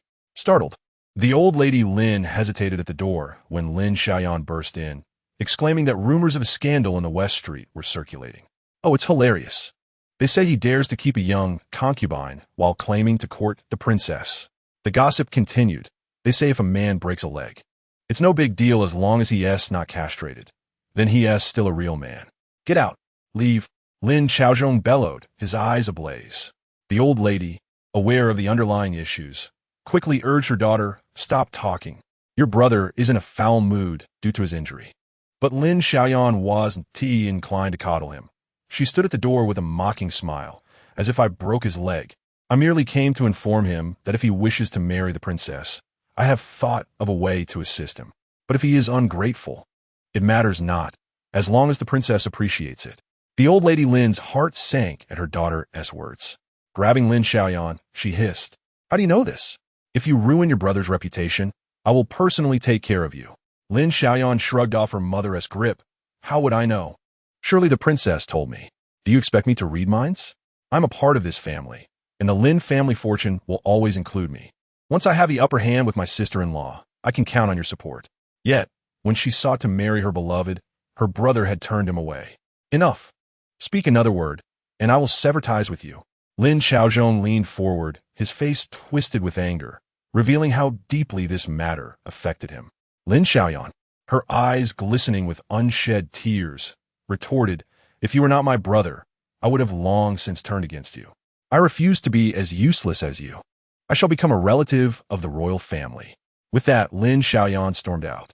The old lady, her heart racing, rushed to support her son, anxiously inquiring, "What does this mean for the second princess? Why has Xiaoyan become involved? You must decide quickly. She has become too presumptuous and may face dire consequences." The old lady Lin was startled. Yet she could not help but complain. "I told you to eliminate Li Rushuang early. You insisted on waiting until after a childbirth.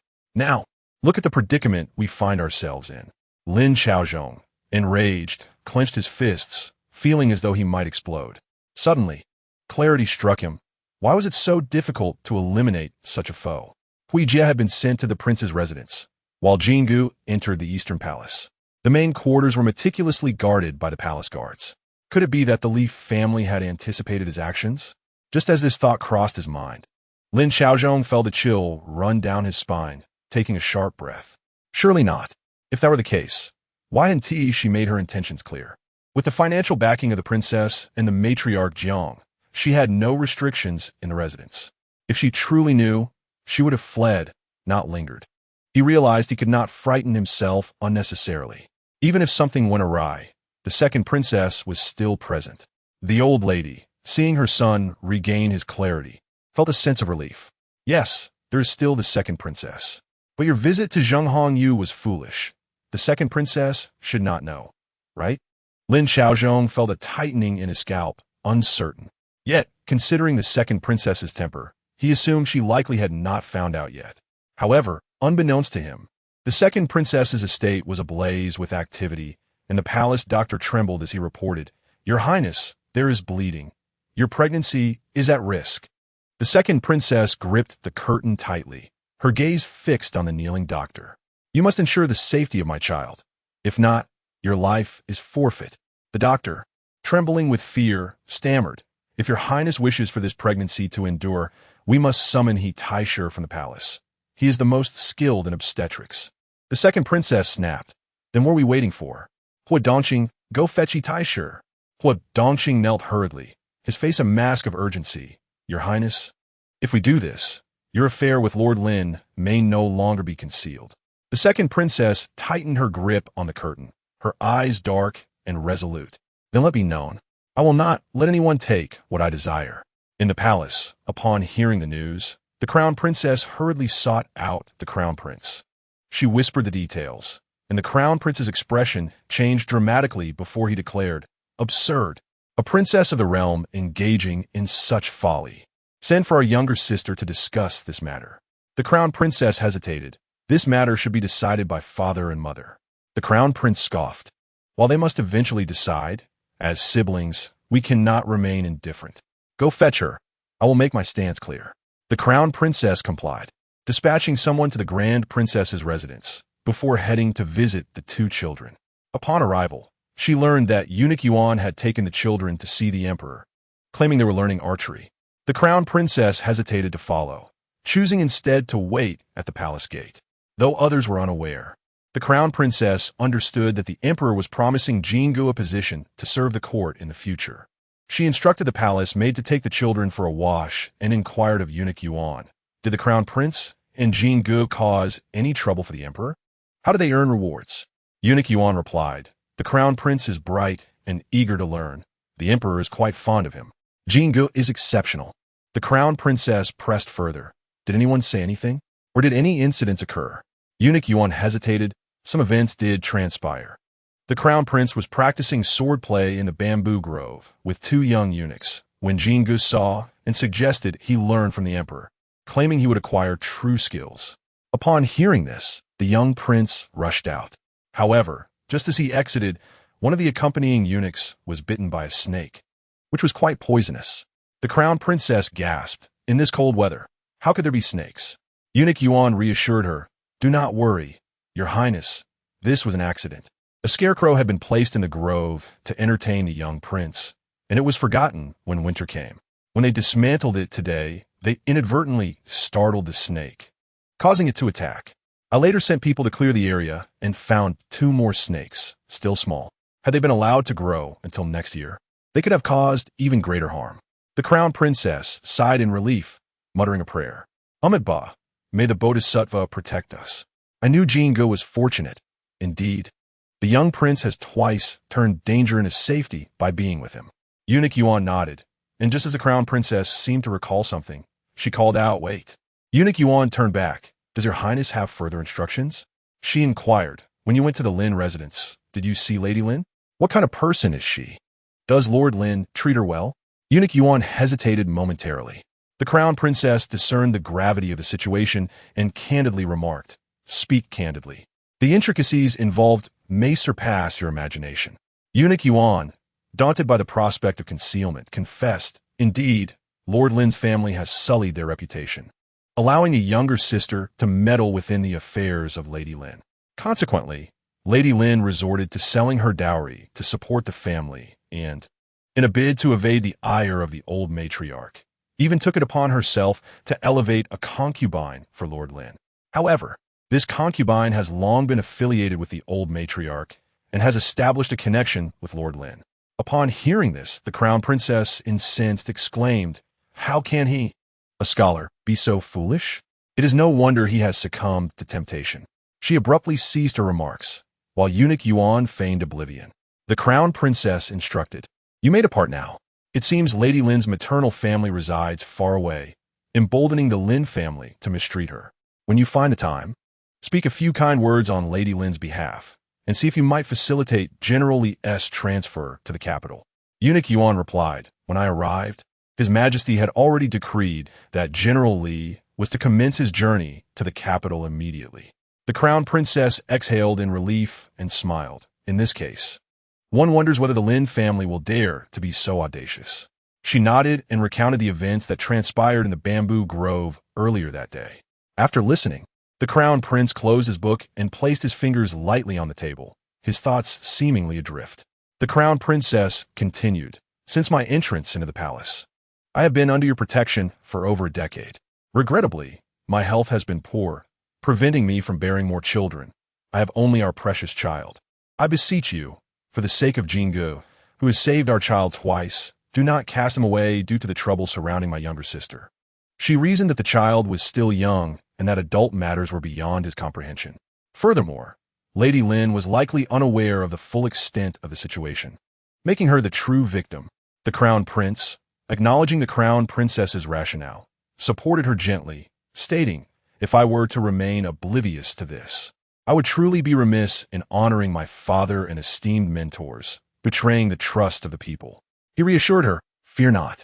I have already suspended Lin Xiaozhong from his position. If he possesses any wisdom, he will know how to choose wisely." The crown princess, grasping his hand, pressed further. "But what if Lin Xiaozhong makes the wrong choice?" The crown prince scoffed, "Should he dare to err, I will strip him of everything." With this proclamation, the crown princess comprehended the implications. In the worst-case scenario, Lin Xiaozhong could face death, a means to preserve the dignity of the royal family and retain Jingu. However, if Jingu were to learn of this in the future, would he still protect his child?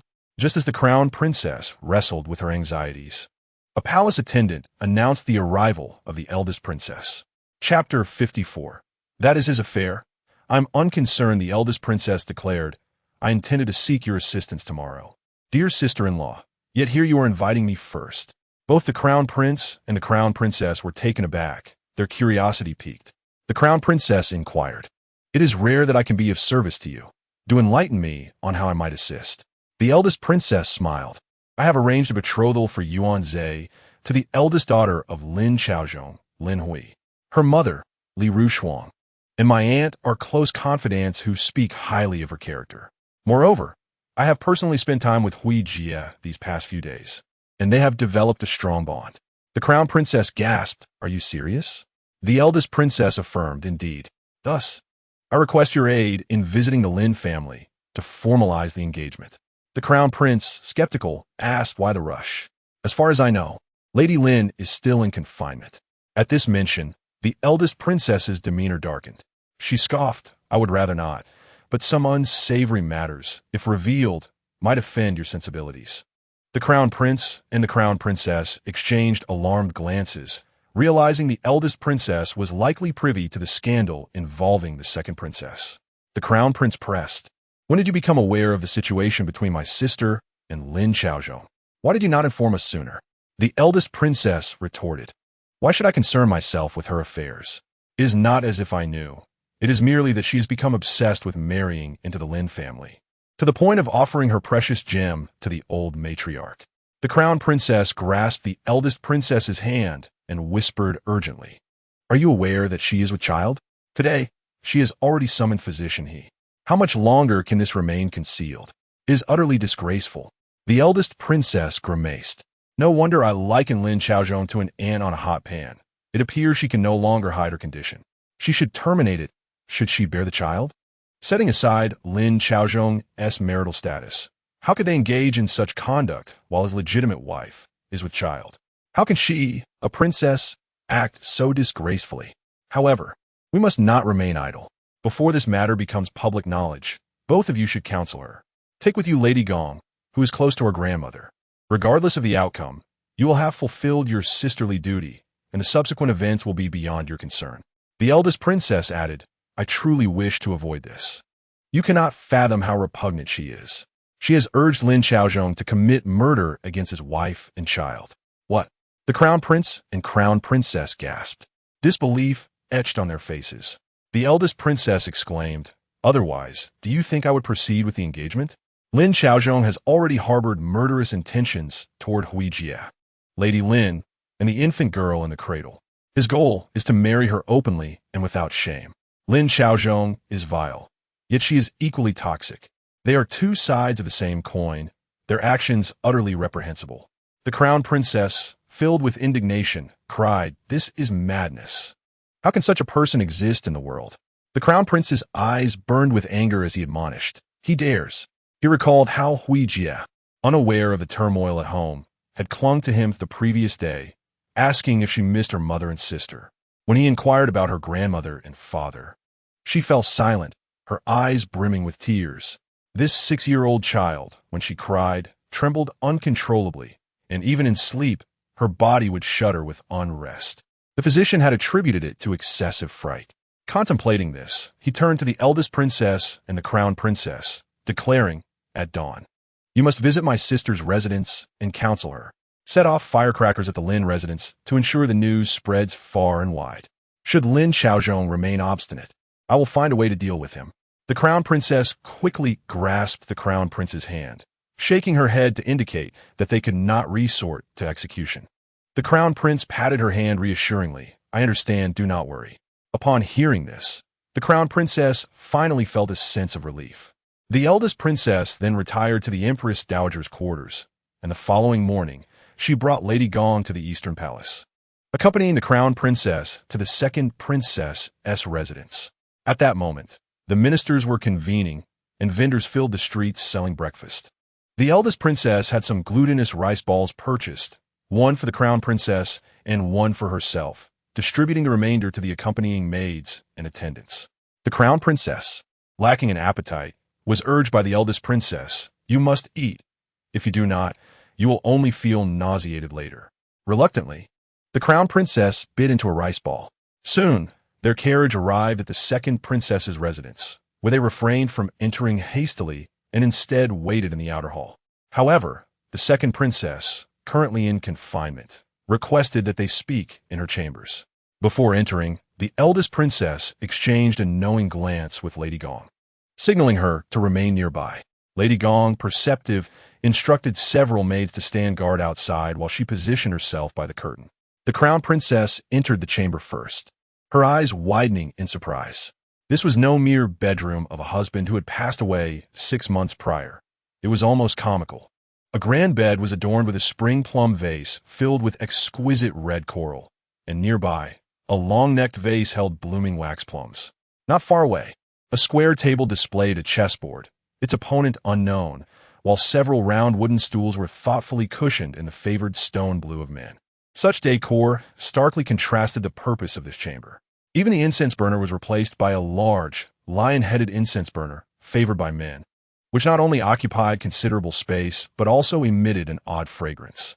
The crown princess instinctively waved her hand, seeking relief from the scent, and settled into a soft chair by the bed. The eldest princess followed suit, taking a seat beside her. The second princess reclined on her bed, propped against a large embroidered pillow. Her delicate wrist, adorned with a slender gold bracelet, suggested that it was not a royal possession. It was evident that she cherished it, otherwise she would not have allowed it to be seen. She had long suspected the true purpose of their visit. The crown princess, mustering her courage, inquired, "Sister, I heard you were unwell. Did you summon physician last night?" The second princess replied with a faint smile, "Sister-in-law, did you not come precisely because you were already informed? Why ask further?" She added, "Coincidentally, he should be visiting today. Would you like to meet him?" The crown princess gasped, startled and rising abruptly. "Sister, are you not aware that he already has a wife and child?"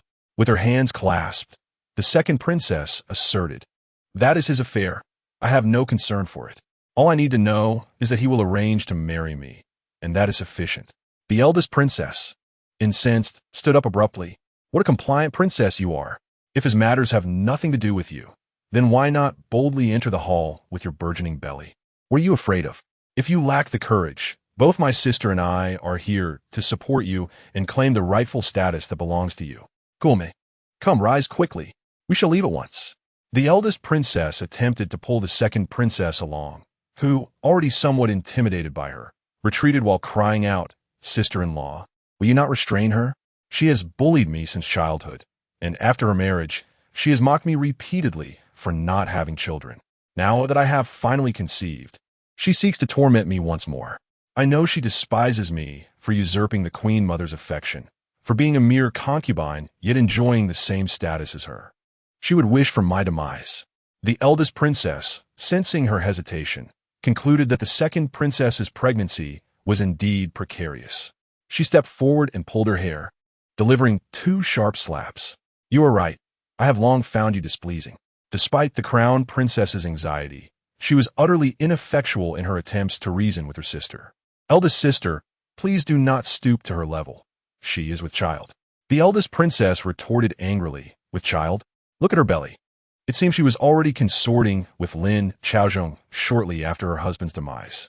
Does she have no shame? What will the Chao family think of her? What will the court say? The honor of the royal family has been thoroughly tarnished by her actions. Our father, mother, and even the Empress Dowager remain unaware. If they find out, she will surely suffer the consequences. How dare she slander me? When it was she who pushed me down the false mountain and kicked me to see if I was dead? How old were you then? 6? Such malice." The second princess, feeling guilty, covered her face and pushed the eldest princess away. "What do you mean by back then? I remember nothing. You cannot accuse me. Help! Sister-in-law, save me." The crown princess, sensing a faint metallic scent in the air, felt a jolt of alarm. She recalled her own miscarriage, which had started as a seemingly endless flow of blood she initially mistook for her monthly cycle, only to discover later that it was a loss. It had been her first child with the crown prince, and due to her inexperience, she had been unable to safeguard it. Now, witnessing the second princess's condition, she feared the worst. "Let us reason together. We are here to counsel, not to quarrel. Sister, we have important matters to attend to, so please do not act impulsively." The eldest princess had anticipated her inability to maintain composure, but did not expect it to unravel so swiftly. Regaining her calm, she glared fiercely at the second princess. "Terminate this pregnancy before our father and mother discover it. Let us pretend this incident never occurred, and you may continue to be respected as the second princess." Bolstered by the crown princess's protection, the second princess defiantly responded, "Why should I? This is my child, and I will not permit anyone to harm him." "Indeed, it is your child," the crown princess conceded, "but have you considered the consequences of bringing him into this world? Lin Xiaozhong has promised me an explanation. Lin's wife is still in confinement. What explanation can he offer you? Your elder brother is furious and has already suspended Lin Xiaozhong from his duties.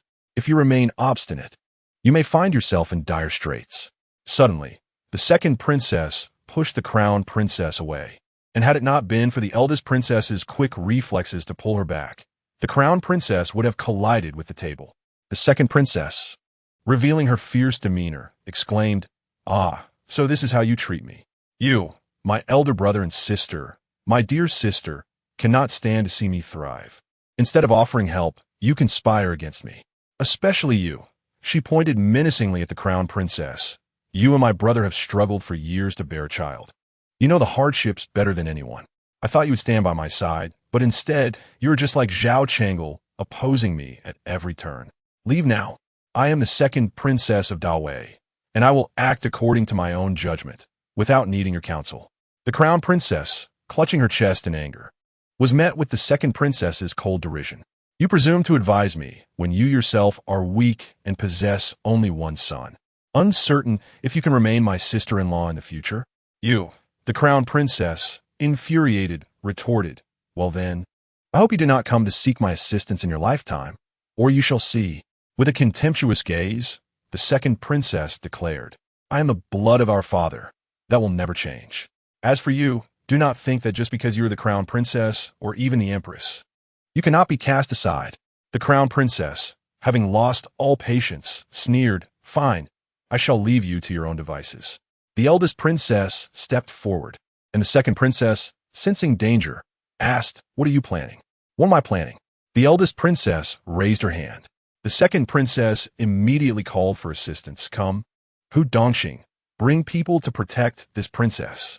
At her command, Hu Dongxing entered with several guards, surrounding the second princess. The crown princess felt a wave of trepidation. She could see the icy disdain in the second princess's eyes, devoid of any familial affection. Unfazed, the eldest princess addressed the second princess, hit you? I will not stoop to such a level. If you truly believe in your stance, then stand firm and do not falter. I wish to see how the court will react when they learn your true nature, and that Lin Chaozhong is nothing but a disgrace. Who would wish to associate with you? While royal princesses hold esteemed status, if you were truly reckless, you would have long since broken free from his confinement.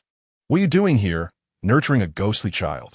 The second princess trembled with anger, shouting, Hu Dongxing, strike her. The eldest princess glanced at Hu Dongxing and coldly remarked, dare he? I am the legitimate daughter of the main consort, born of the same mother as the crown prince, a twin sister. What are you? A base-born child, taken in by our father out of pity after your mother passed. You feign innocence, but once your true colors are revealed, see who would care to engage with you. I spit on you, wretched creature. Seeing that Hu Dongxing did not move, the second princess, in a fit of rage, seized a vase and hurled it. With a loud thud, it struck Hu Dongxing on the forehead, drawing blood. Hu Dongxing knelt, saying, Your Highness, the eldest princess is merely acting out of anger. You must not retaliate. Outside, the second princess snapped, her frustration boiling over. Gong Momo, unable to bear the scene any longer, entered and bowed. This old servant greets the second princess. Upon seeing Gong Momo, the second princess's expression shifted to one of fear and fury as she pointed at the eldest princess. Zhao Changel, how dare you conspire against me? The eldest princess scoffed. Conspire against you? Grandmother is wise. Do you truly believe she is unaware of your deeds? Just wait and see if you can marry into the Lin family with dignity. The second princess, enraged, turned pale, her eyes narrowing like a venomous serpent, fixated on the eldest princess until she departed, followed by Gong Momo. She then turned her ire towards the kneeling Hu Dongxing, lashing out with anything she could find, shouting, Why did you not inform me that Gong Momo was outside? You wretched servant. What use is it for me to keep you? Tell me, are you an accomplice of Zhao Changel? Why do you shield her? Why? Hu Dongxing remained silent, enduring the pressure, before fetching shoes for the second princess. He respectfully said, Your Highness, your health is of utmost importance. Doctor, he has advised that you must not experience any extreme emotions. Upon hearing this, the second princess felt a sharp pain in her abdomen. Quickly, help me to bed, she commanded. Chapter 56. Lord Lin is almost mortified, the eldest princess remarked. In the past, I was foolish, only knowing to report grievances. Each time, I was so justified that it made others think I was being unreasonable. As the elder sister, I appeared overly competitive, which led father to favor her. This time, I shall refrain from reporting and instead be a good sister. I want to see how she handles this. After speaking, the eldest princess instructed her guards to discreetly guard the small entrances of the second princess's residence, to report any suspicious individuals.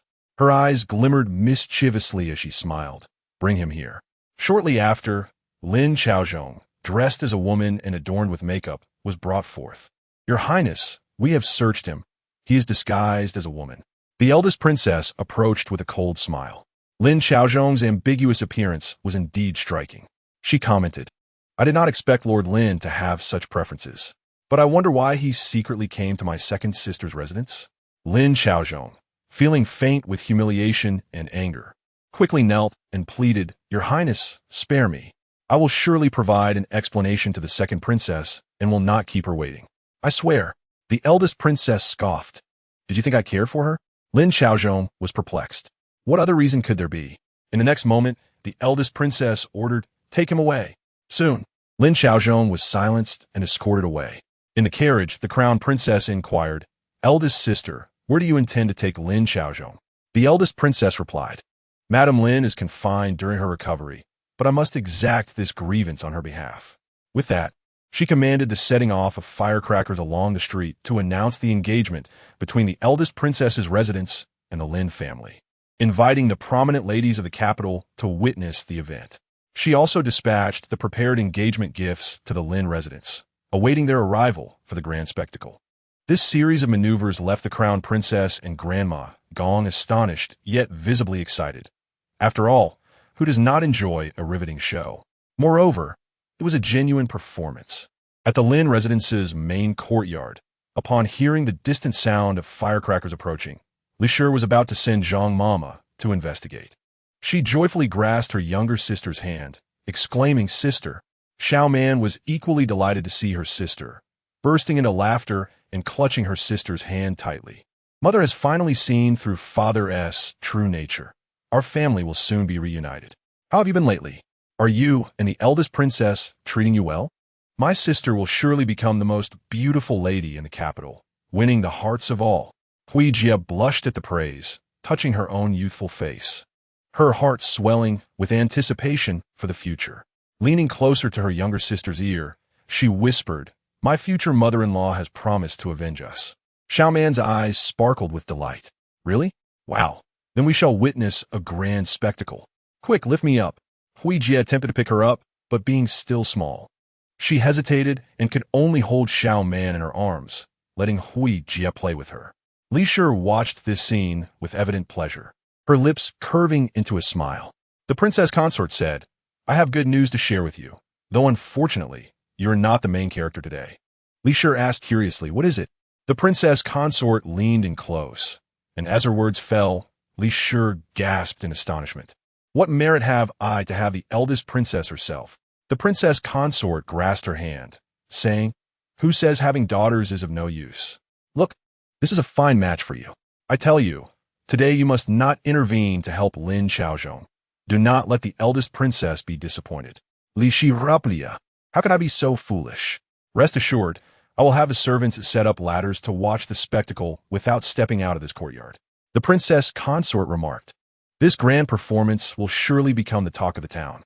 Li Shi replied nonchalantly, "Isn't Lin Xiaozhong known for his devotion to his wife? Today, let it be his turn to shine. I shall see how he explains himself when the storm brews." The princess consort clapped her hands. "Yes, such boldness is admirable." Soon, numerous ladies gathered outside the Lin residence, eager to witness the unfolding drama.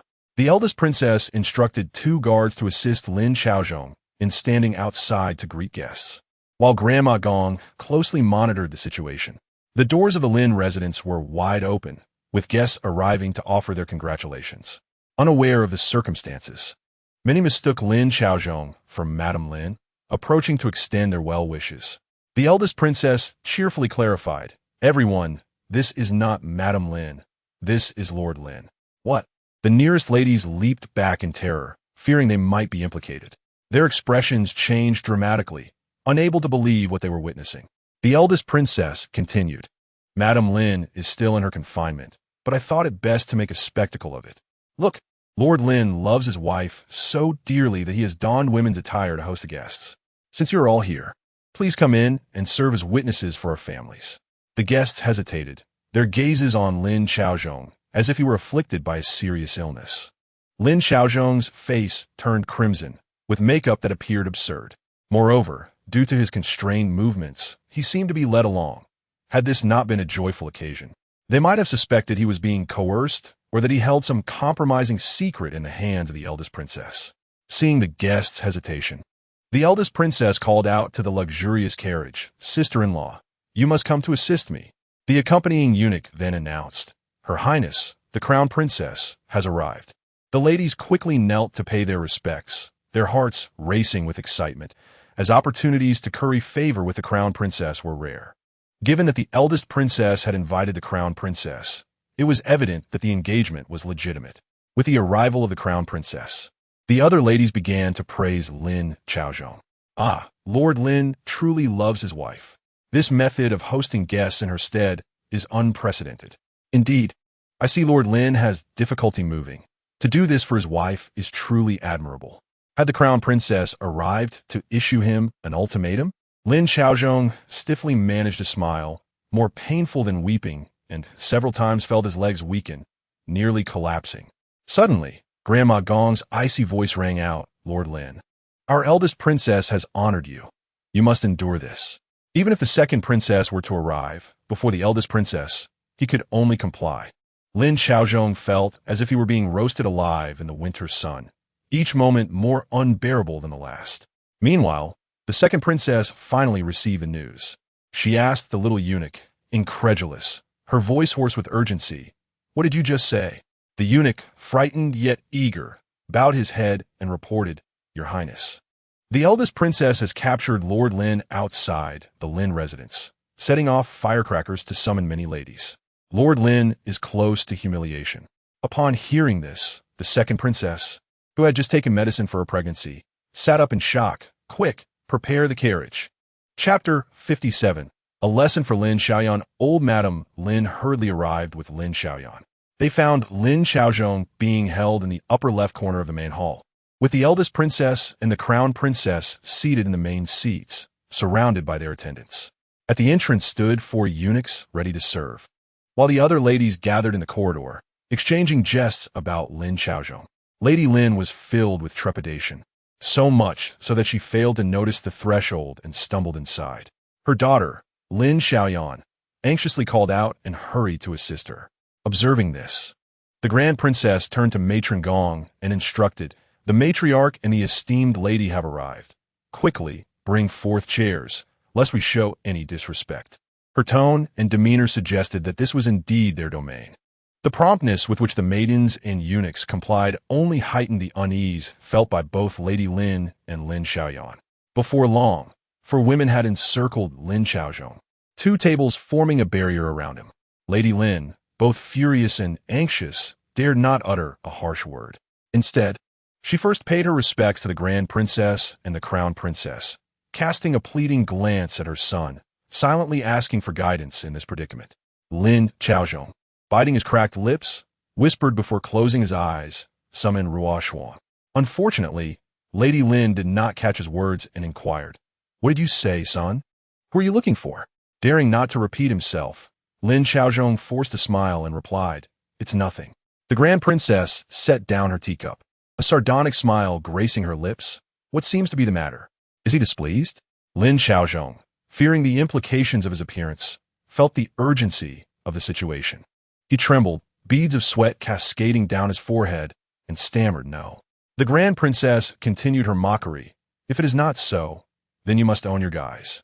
Have you not considered that a paper cannot contain fire forever?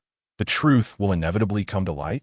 Fear seized Lin Xiaozhong, knowing that the ladies surrounding him were wives of influential ministers. If even a whisper of his affair with the second princess leaked, his life would be irrevocably ruined. He immediately pleaded, "Your Highness, for the sake of being Hui Jia's father, please cease this discussion." He had intended to invoke the name of the second princess, but now realized that the grand princess had aimed her barbs at him, explaining the second princess's reluctance to mention her elder sister. Evidently, their sisterly bond was strained. His gaze shifted to the crown princess, his eyes beseeching. Yet, she responded with indifference, "Lin Darren, how is it that, as a scholar, you managed to wed the daughter of a 4th-rank general? Over the past decade, not only have you prospered, but you have also sired 3 delightful children. Why then, are you not content?" Moreover, even the emperor praises Jin Ge, and Hui Jie has secured a fine match herself. Is it not wise for you to endure for a decade or so? What need is there for self-sabotage and disgrace? With his head bowed, Lin Xiaozhong felt the heat rising to his ears, akin to frostbite. Lin Xiaoyan, unable to bear the humiliation, interjected, "Crown Princess, Grand Princess, we are all relatives. Why must you demean my brother so?" I acknowledge that he may have been slow to act, causing the second princess some distress, but silence. Lin Xiaozhong barked, veins bulging on his forehead. What do the Grand Princess and Crown Princess have to do with Hui Jie? Sister, you must be mindful of your words. Lin Xiaoyan, bewildered, retorted, "Is it not about this matter?" The Grand Princess, her expression a mix of amusement and scorn, queried, "What do you mean by the second princess suffering injustice? I was unaware that today's events were connected to her. Lin Darren, can you provide a reasonable explanation?" Lin Xiaozhong's fists clenched tightly, and in a moment of desperation, he struck Lin Xiaoyan, causing her to lose a tooth, blood spilling forth. In disbelief, she gasped, "Lin Xiaozhong, have you lost your mind?" He glared at her, his eyes filled with warning and a chilling intensity. To slander a royal princess is a capital offense. You should hastily seek forgiveness from the Grand Princess. He hoped that the Grand Princess, considering their family's impending union, would show mercy. In her dazed state, Lin Xiaoyan looked up at the Grand Princess, who wore a stern expression, seemingly unaware of the second princess's matters. Confused, she pointed towards the Grand Princess and Crown Princess, exclaiming, "Do they truly come for Hui Jie? Is it worth such a fuss over a mere girl?" The Grand Princess's gaze turned icy. Slap! Matron Gong delivered a resounding blow to Lin Xiaoyan. "You insolent wretch! Who do you think they are? Do you presume to point fingers at them?" After striking, Matron Gong knelt and proclaimed, "Crown Princess, Grand Princess, Lady Lin has committed a grave offense against her superiors. She deserves immediate punishment." Startled, Lin Xiaoyan shouted, "You lie! I am a sister of Scholar Lin, and I have a sister-in-law who is the second princess. Dare you lay a hand on me?" Lady Lin, her face pale with fear, instinctively tugged at Lin Xiaoyan's clothing, signaling her to remain silent. Yet, upon hearing the threat of execution, Lin Xiaoyan could not restrain herself. She displayed the golden chain gifted by her sister-in-law, declaring, "This is a token from my royal sister-in-law. You lowly servant, recognize this." Matron Gong, having seen many a foolish individual, could hardly contain her laughter at Lin Xiaoyan's reckless bravado. The expressions of the Crown Princess and Grand Princess darkened, their intentions turning lethal. Lin Xiaoyan grasped Lin Xiaozhong's arm, urging, "Brother, rise. We are princesses too. We have allies. Why should we fear them? We have done nothing wrong." Lin Xiaozhong violently shook her off, exclaiming, "I do not even know the second princess. Have you lost your senses? You are mad." Lin Xiaoyan, stunned, continued to clutch her golden chain. "How can that be? This was a gift from my sister-in-law. Are they not family? Why treat me thus?" The Grand Princess, with a sardonic smile, queried, "Indeed, are you not family? Why then harbor such murderous intent?" Lin Xiaozhong trembled, cold sweat pouring down his back. Lady Lin collapsed to her knees, grasping Lin Xiaoyan's skirt, urging, "Foolish child, kneel quickly." Reluctantly, Lin Xiaoyan knelt but remained defiant. The Grand Princess directed Matron Gong, "As Lady Lin exhibits signs of hysteria, and this is her first offense, take her outside and administer 20 slaps. Should she err again, she shall face execution." Lin Xiaoyan's eyes widened in shock, but before she could react, 2 eunuchs approached to seize her. Attempting to flee, one of the eunuchs delivered a harsh kick, sending her crashing to the ground. Chapter 58. The arrival of the second princess. Lady Lin shivered in fear, praying that the Grand Princess would not acknowledge her presence. Yet the Grand Princess soon remarked, "The matriarch has failed in her duties. Thankfully, Lady Lin is a commendable daughter-in-law. Otherwise, the Lin household would be in utter disarray. Matron Gong, escort Lady Lin out to witness the punishment." "Yes, please follow, Lady Lin." With trembling limbs, Lady Lin rose, and, as she was led outside, she glimpsed her daughter being restrained in the corridor, surrounded by noble women, witnessing her being slapped mercilessly. Blood trickled from Lin Xiaoyan's lips, her gaze vacant and pitiful. Unable to bear the sight, Lady Lin averted her eyes, overhearing the whispers of the onlookers. Isn't the Grand Princess here to settle matters? Why then resort to violence? I don't know, but it seems they're punishing Lady Lin of the Lin family, the one notorious for racking up debts under the family name. Indeed, but it begs the question of who taught her such behavior. Lady Lin's daughter is being struck by the Grand Princess's people, while the daughter of Lady Lin is summoned personally by the Grand Princess. Lady Lin trembled in fear, contemplating whether to advise her son to sever ties with the second princess. At that moment, Steward Su rushed in. The second princess has arrived. Upon hearing this, the crowd turned toward the entrance, and indeed, the formidable second princess entered, flanked by numerous attendants and personal maids, her presence commanding. In the main hall, the Grand Princess exchanged a glance with the Crown Princess, smiling. What a coincidence. We need not even send for her. Come, let us greet her. The greeting, however, was merely a pretext to usher the already intimidated Lin Xiaozhong forth. On the staircase of the main courtyard, Xiaomei hurriedly descended and announced, Madam, Her Highness the Second Princess has arrived, accompanied by quite a few people, and her presence is rather imposing. The Wangfei of Qian glanced at Li Shi and inquired, Shall we go take a look? Li Shi, indifferent, shook her head. There will be a time to meet eventually.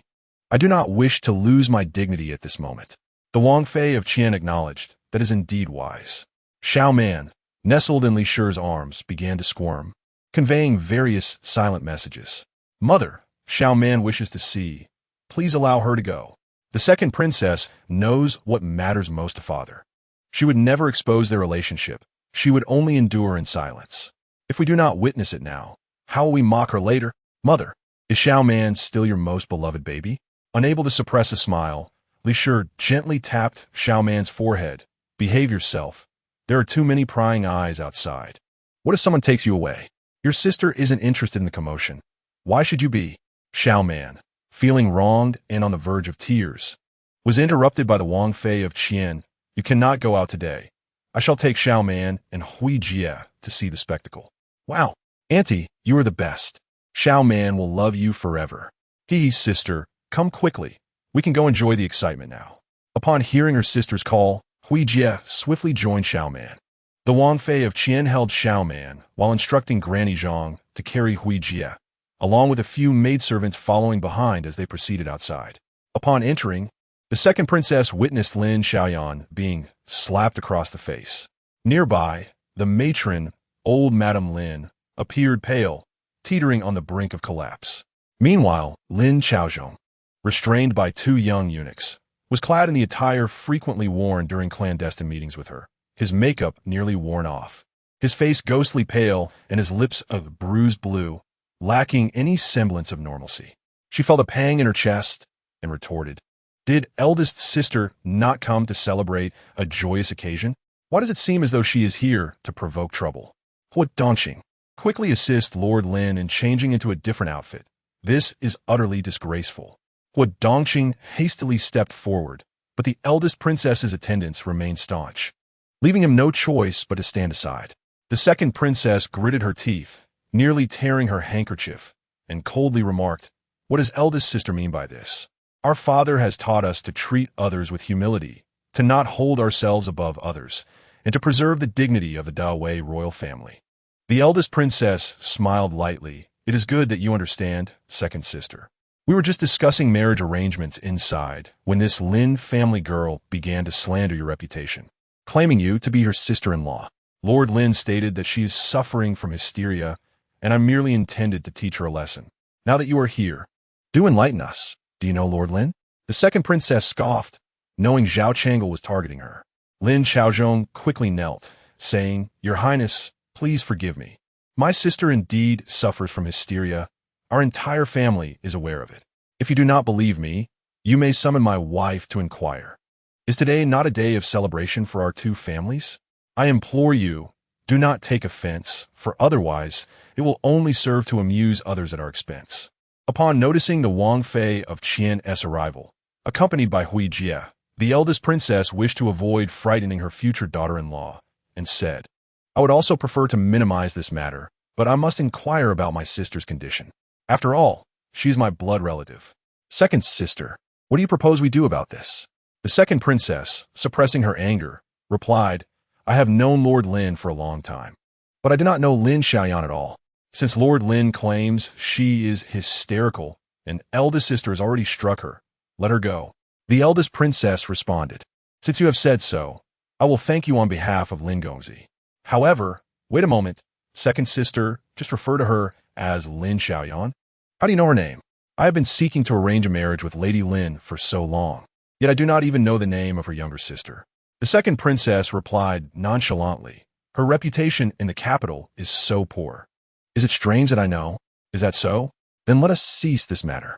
Observing Lin Xiaoyan, whose face was swollen and bleeding, the eldest princess inquired, Lin Xiaoyan, are you awake now? Look at the second princess before you. What do you wish to call her? Lin Xiaozhong's fist clenched, his body taut as a bowstring. The second princess furrowed her brow and cast a cold glance at Lin Xiaoyan. That gaze was chilling. Lin Xiaoyan, having learned her lesson, trembled and quickly knelt. Bowing her head, this humble woman greets Your Highness the second princess. Go ahead, keep making a fuss, what a coward. Now you understand that some relatives are beyond your reach? You deserve it. Xiaoman watched with great interest, only to suddenly notice Lin Xiaoyan secretly digging her nails into her palms until they bled. Did she harbor such hatred? After being spoiled for so many years, how could she possibly reform overnight? Old Madame Lin could hardly bear to watch and hastily called for Steward Su to escort Lin Xiaoyan away. In that brief moment, Hua Dongxing swiftly led Lin Xiaozhong away. The instant they emerged from the crowd, Lin Xiaozhong's gaze fell upon the Wang Fei of Dingbei, who was holding Xiaoman. As he turned to look, his eyes fell on Xiaoman, revealing a glimmer of deep-seated hatred. This child is too peculiar, wherever she appears. I have never succeeded in anything. Xiaoman sensed his disdain and indignantly thought, what are you looking at, you scoundrel? You only allow yourself to frame my mother, poison my brother, and torment my sister, yet we cannot retaliate? Humph. Not only will we retaliate, but we will also thrive and prosper, driving you to madness. What is Lord Lin staring at? The Wang Fei of Qian inquired, unperturbed. Lin Xiaozhong quickly lowered his gaze and shook his head. However, Hua Dongxing beside him raised his head, startling Xiaoman. Sister, it's him. He is a bad guy. He will bully you. So keep your distance from this old eunuch in the future. He is a pervert, specifically tormenting young girls.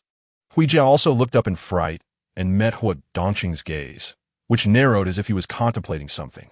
Huijia, terrified, clung to Granny Zhang's neck. Knowing her sister spoke the truth, this eunuch was not a good person, and she would have to be wary of him. Chapter 59. Seeking survival by shedding tails, Hua Dongxing assisted Lin Xiaozhong in changing his clothes, noticing that his broken leg had swollen significantly. Fearing he might be left with a disability, his gaze softened slightly as he remarked, you should feign illness and refrain from going out. Remember the grievances the second princess has endured for you today. Lin Xiaozhong quickly countered, how could I do that? I cannot allow Her Highness to face those wolves and tigers alone. Hua Dongxing pressed down on his leg, causing Lin Xiaozhong to gasp in pain, and continued, after this incident, you have both shared hardships. Lord Lin should recognize the second princess's feelings for you. For your sake, she bled last night and only took medicine to stabilize her pregnancy to be here today. Had you acted decisively earlier, you would not have faced such a fate. The engagement with the eldest princess was a ruse. The true intent was to humiliate you. She has always maintained a close relationship with the Wang Fei of Dingbei. Had you not been able to decisively eliminate Li Shi and her child, you should have pushed someone forward to sever ties with Li Shi, thus allowing for another opportunity to strike. Now, your sister has been beaten, and the second princess has been implicated. If something were to happen to the second princess last night, it would not only mean a wasted effort, but could also spell the end of your own path. Lin Xiaozhong's face turned pale with fear, and he grasped Hua Dongxing's sleeve tightly, pleading, Steward Hua, you know my intentions. I truly wish to be with the princess. It's just that Li Shi's child is somewhat cursed, and I have been unable to eliminate it. I have truly resolved to act decisively. Without a hint of hesitation, Hua Dongxing helped him lie down, looking down at him. If it were not for valuing Lord Lin as sincerity, I would not even be here speaking with you. We are servants of the princess. Whoever the princess favors, we shall favor. Seeing as you have reached such a dire situation, I shall offer you a piece of advice. Quickly cut your ties to survive. Lin Xiaozhong, alarmed, grasped Hua Dongqing's sleeve and inquired, how do I go about severing my ties to survive? Moreover, after being publicly slapped today, it is certain that she harbors resentment. Lin Xiaozhong reminisced about the time of Lin Xiaoyan's birth, when his mother had hoped for a son to support him. Upon discovering that it was a girl, and with the subsequent death of his father, she lost the will to educate her. It was only when he was negotiating a marriage with the Li family, needing a pawn to balance their influence, that he reluctantly elevated Lin Xiaoyan's status. Yet, she should not have clung to the past.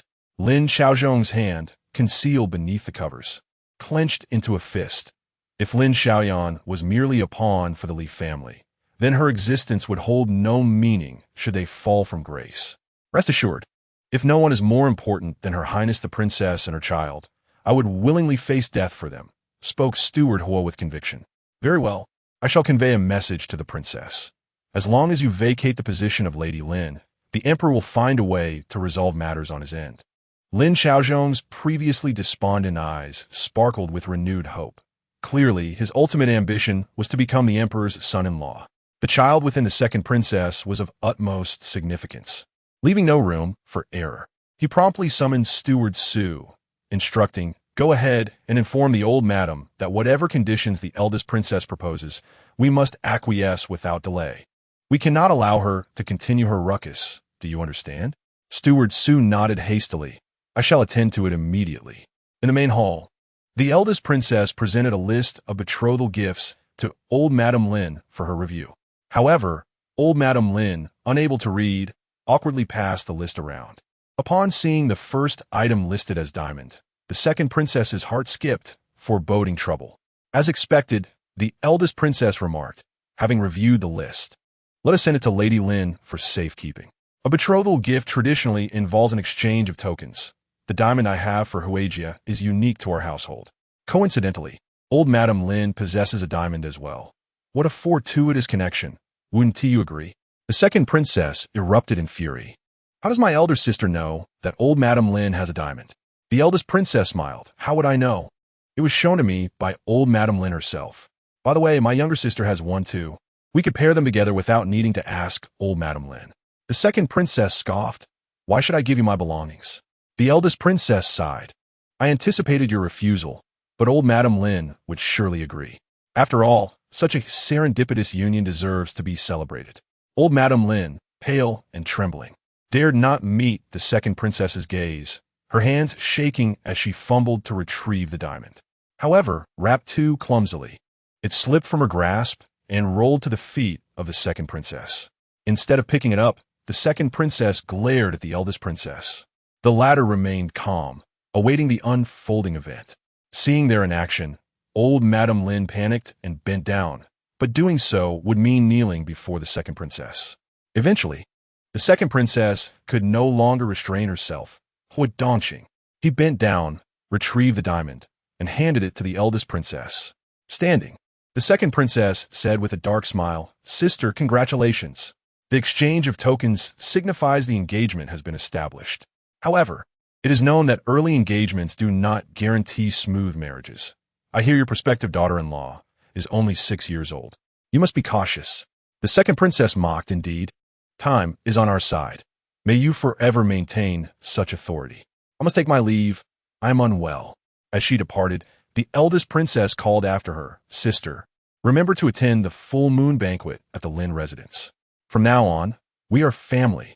Your presence is essential. The second princess continued walking, her expression dark. Does Li still hope to wait for the full moon banquet? What a dream! Just then, a wail erupted from Huijia as she dashed into the eldest princess's embrace, exclaiming, A granduncle just glared at me. A granduncle? The eldest princess scooped Huijia up, signaling for those nearby to investigate. He was terrifying. When I helped Grandpa inside, he glared as if he wanted to eat me. Huijia cried, Annie, help me. The eldest princess fumed. How dare he frighten Huijia? Fear not, dear. If he glares again, I shall ensure he receives his due punishment. Princess Qian entered with Xiaoman, who gleefully remarked, Sister is so clever. She immediately spoke up when things felt amiss. This is indeed fortunate. With the eldest princess holding a grudge against that old fool Hua, Xiaoman need not worry so much. Sister, let us unite to protect mother from the wretched father and the wicked grandmother. Princess Qian took a seat where the second princess had been, asserting, "It is not just Hua Dongqing. I also noticed Lin Xiaozhong's fierce gaze upon Xiaoman." The eldest princess, observing the dazed old Madame Lin, coldly warned, "I have stated that I shall return to the full moon banquet at Lin residence for the festivities." Old Madame Lin was visibly shaken, fretting over the well-being of her hysterical daughter, believing she must take extra care of Lady Lin. "I will send people daily to inquire about Lady Lin until the Lin family is free from turmoil." Chapter 60. The ninth prince has disappeared. Old Madame Lin trembled as she bowed, overly cautious and exhausted from trying to appease everyone, more so than serving the ancestors.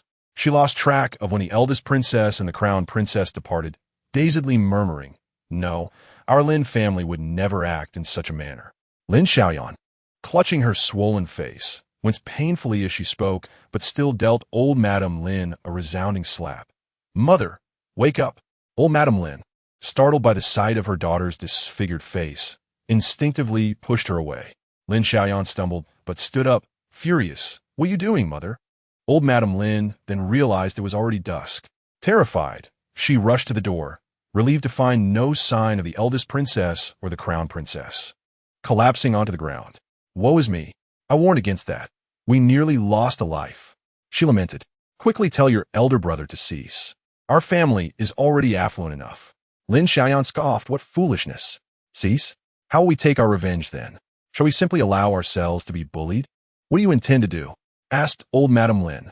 "Fulfill my elder brother's wish to solidify his position as a prince consort. Then, our family will be recognized as legitimate royalty. No matter how fierce the eldest princess and crown princess are, they will not dare openly insult us." Old Madame Lin fretted. "But the eldest princess already has her sights set on us, threatening that if I touch your sister-in-law, she will have my life." Lin Xiaoyan retorted, "What would she want with an old woman like you? It is merely a scare tactic. Just grant me control over the steward position and feign illness. Leave the rest to me." Seeing the madness and ferocity in Lin Xiaoyan's eyes, old Madame Lin hesitated.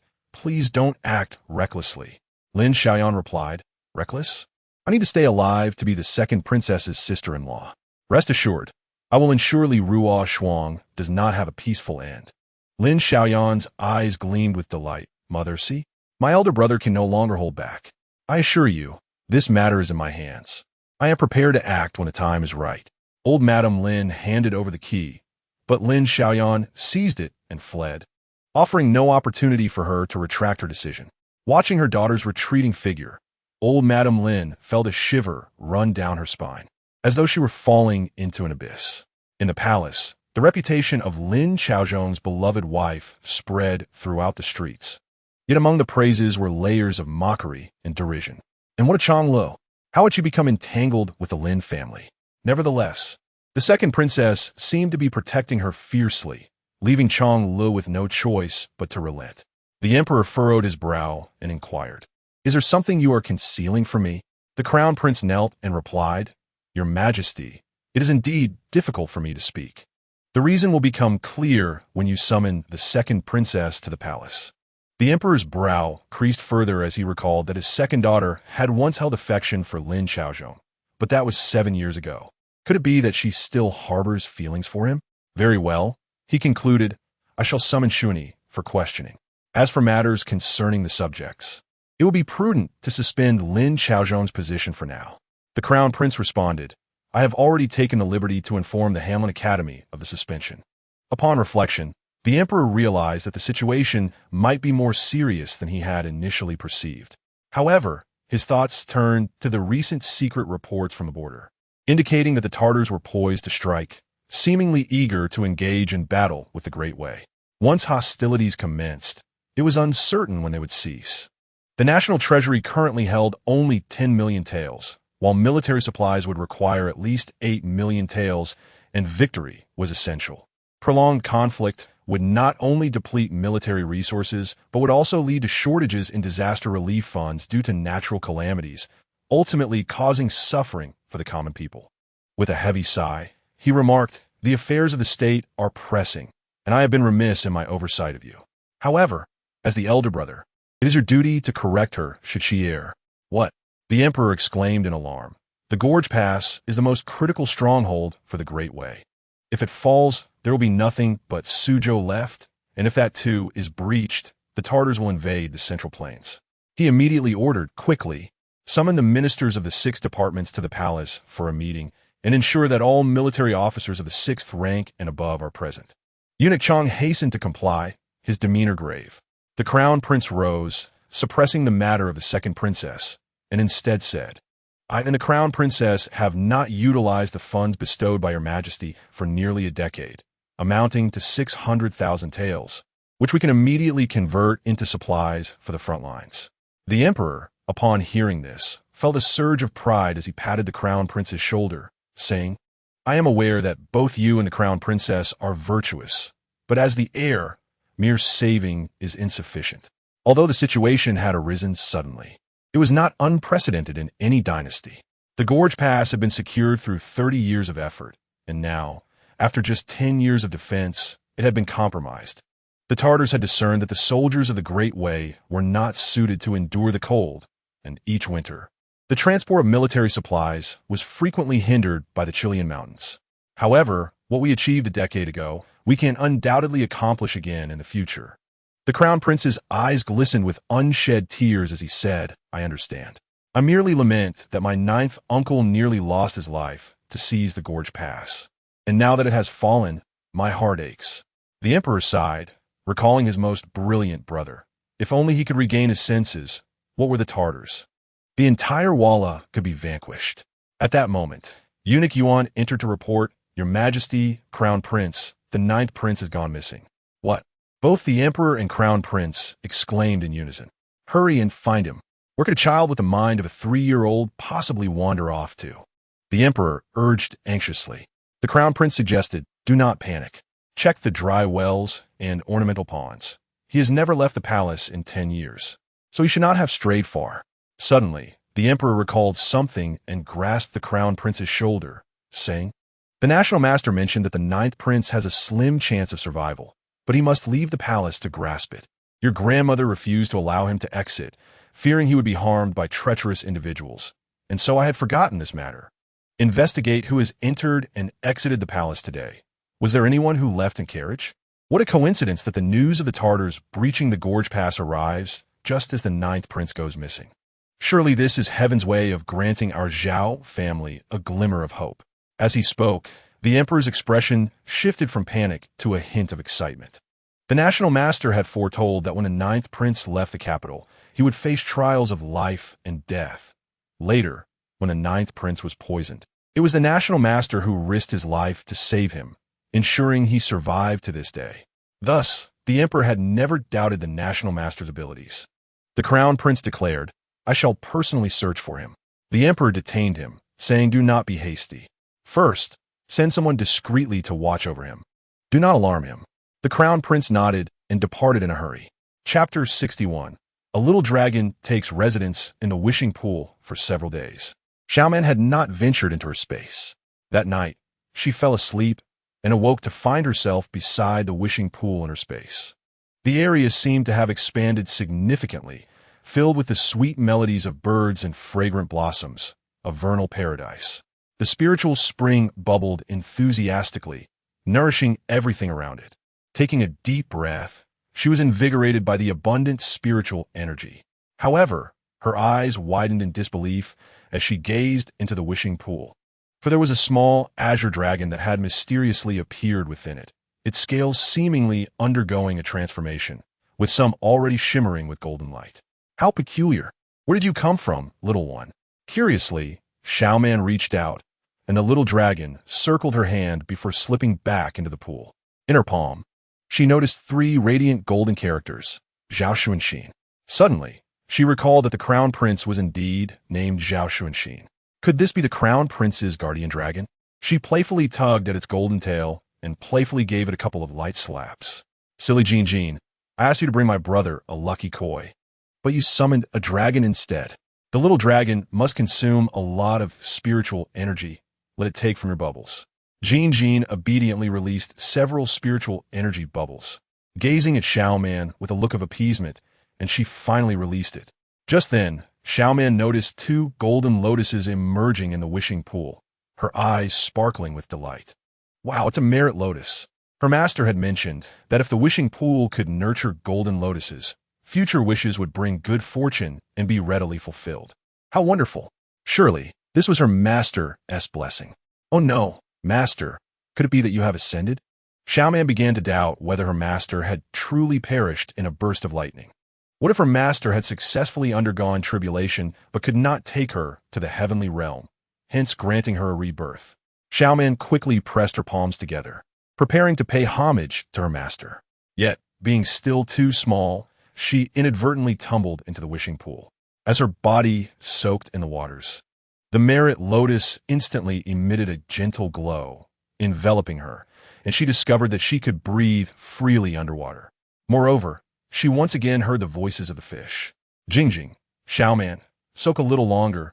It's beneficial for your health. Big fat Jean. Indeed, what a pity your brother cannot join. He should soak as well. He has been sweating daily, and it's affecting my weight gain. Huan, Xiaoman, don't worry. Aunt Huan will protect your mother. Tian, Xiaoman, let me become your sister's lucky koi. I will shield her from now on. Oh, Xiaoman stretched luxuriously in the wishing pool, suddenly noticing that the golden scales on the little dragon had multiplied, and it playfully nudged her hand. Glancing at her left thumb, she saw two marks resembling teeth, which quickly healed as the golden lotus flower restored her, leaving her with two small red buds, perfectly symmetrical. She climbed out of the water and wrote down her mother's birth date and time again, ensuring it became her mother's lucky koi. Huan was immediately enveloped in a maternal glow and kissed Xiaoman before departing. Next was Tian, who was the happiest for now. She would know whatever Hui Jie did, and could provide even better protection for her. Xiaoman then made her way to the koi pond, which was now bustling with fish of diverse varieties, including blue koi, red koi, golden koi, and even pink koi. The fish chattered excitedly. Choose me. I bring abundant fortune. And me. I connect you to long-lasting relationships and happiness until old age. If you wish for academic success and nobility, pick me. Xiaoman, select me for twins and flourishing offspring. Suddenly, a magnificent koi beneath the lotus pod captivated Xiaoman's attention. Its colors were exquisite, with a crimson head, shimmering golden scales along its body, and a violet tail. Xiaoman thought of grandmother Jiang and lifted the fish, asking, "Can this fish ensure grandmother Jiang safely birth a child?" The fish replied, "Don't worry. As long as you accumulate a little merit to nourish us, this small matter is easily accomplished." Xiaoman lamented, "But I'm still young and do not know how to gather merit." The fish advised, "Recall how your master taught you. Simply follow that guidance." Xiaoman responded, "My master instructed me to perform deeds beneficial to others, to alleviate their troubles, and to sincerely contribute, and then heaven will grant me merit." Yet, she was still a baby. The fish, wiggling its plump body, reassured her, "Even as a baby, you have nourished us well. You certainly can do this." Previously, your master focused on cultivation while you collected merit to nurture the koi, and you did splendidly. Continue your efforts. As long as you are earnest, the koi pond will expand, and who knows what surprises await in the future. Xiaoman felt troubled. She had previously assisted flowers, birds, and dragonflies. But now she had to help people, which seemed so complex. Does grandmother Jiang count? The fish affirmed, "Of course. Your mother, your brother, your sister, anyone you can help is counted. Have you not noticed that our koi pond has grown larger? That is due to your assistance to your family, which is also merit." Xiaoman understood and joyfully exclaimed, "Thank you, fish. I now comprehend." She planted a kiss on the fish and carried it to the wishing pool, cheerfully stating, "Let us wish for the beautiful fish to bless grandmother Jiang with a son, so that this child may achieve great success and protect her well." The splendid fish leapt into the wishing pool, and amidst the splashing waves, Xiaoman clearly saw golden light encasing several bubbles rising. Her wish was received and was being fulfilled. Xiaoman laughed joyfully, only to soon feel drowsy. During this visit to the realm, she had gained so much. Even without her master by her side, she could accumulate merit. Previously, she aided flowers, small animals, and now she was assisting those around her and even more people. Her master had said that even those who do not understand cultivation, but possess enough merit, are indistinguishable from celestial beings. She did not seek immortality, yet if given the chance, she longed to see her master once more. She missed him dearly. With this thought, Xiaoman awoke from her dream. Xiaoman? Li Shi heard her daughter mumbling in her sleep, startling her into embracing Xiaoman. As Xiaoman still needed to nurse at night, a candle flickered in the room. Xiaoman noticed her mother's worried expression and promptly closed her mouth. She must not frighten her mother. The water from the wishing pool flows from a spiritual spring. After soaking, I seem to feel better, and my speech is clearer. Mother doesn't know yet that I made a wish for Grandmother Jiang. With the beautiful fish's protection, Grandmother Jiang will surely give birth to a healthy and adorable little uncle. Mother, I will help more people in the future. For my master said that only by sincerely aiding others can one acquire merit and blessings throughout life. Li Shi lovingly stroked her daughter's forehead and offered her breast for nursing. This child, so young, already understood the importance of helping others. She was destined to repay kindness, and Li Shi must care for her little treasure. Xiaoman, my dear, drink well. Grow strong, and in the future, you'll be healthy and beautiful, beloved by all. Xiaoman happily nursed, the sweet milk filling the void of maternal love she once lacked. Just as she prepared to close her eyes and savor the moment, she suddenly spotted a small animal shadow imprinted on her mother's heart. Chapter 62. The heart manifestation of Mother is a beautiful snow leopard. Xiaoman gasped, momentarily speaking, but quickly resumed nursing, pretending nothing had occurred.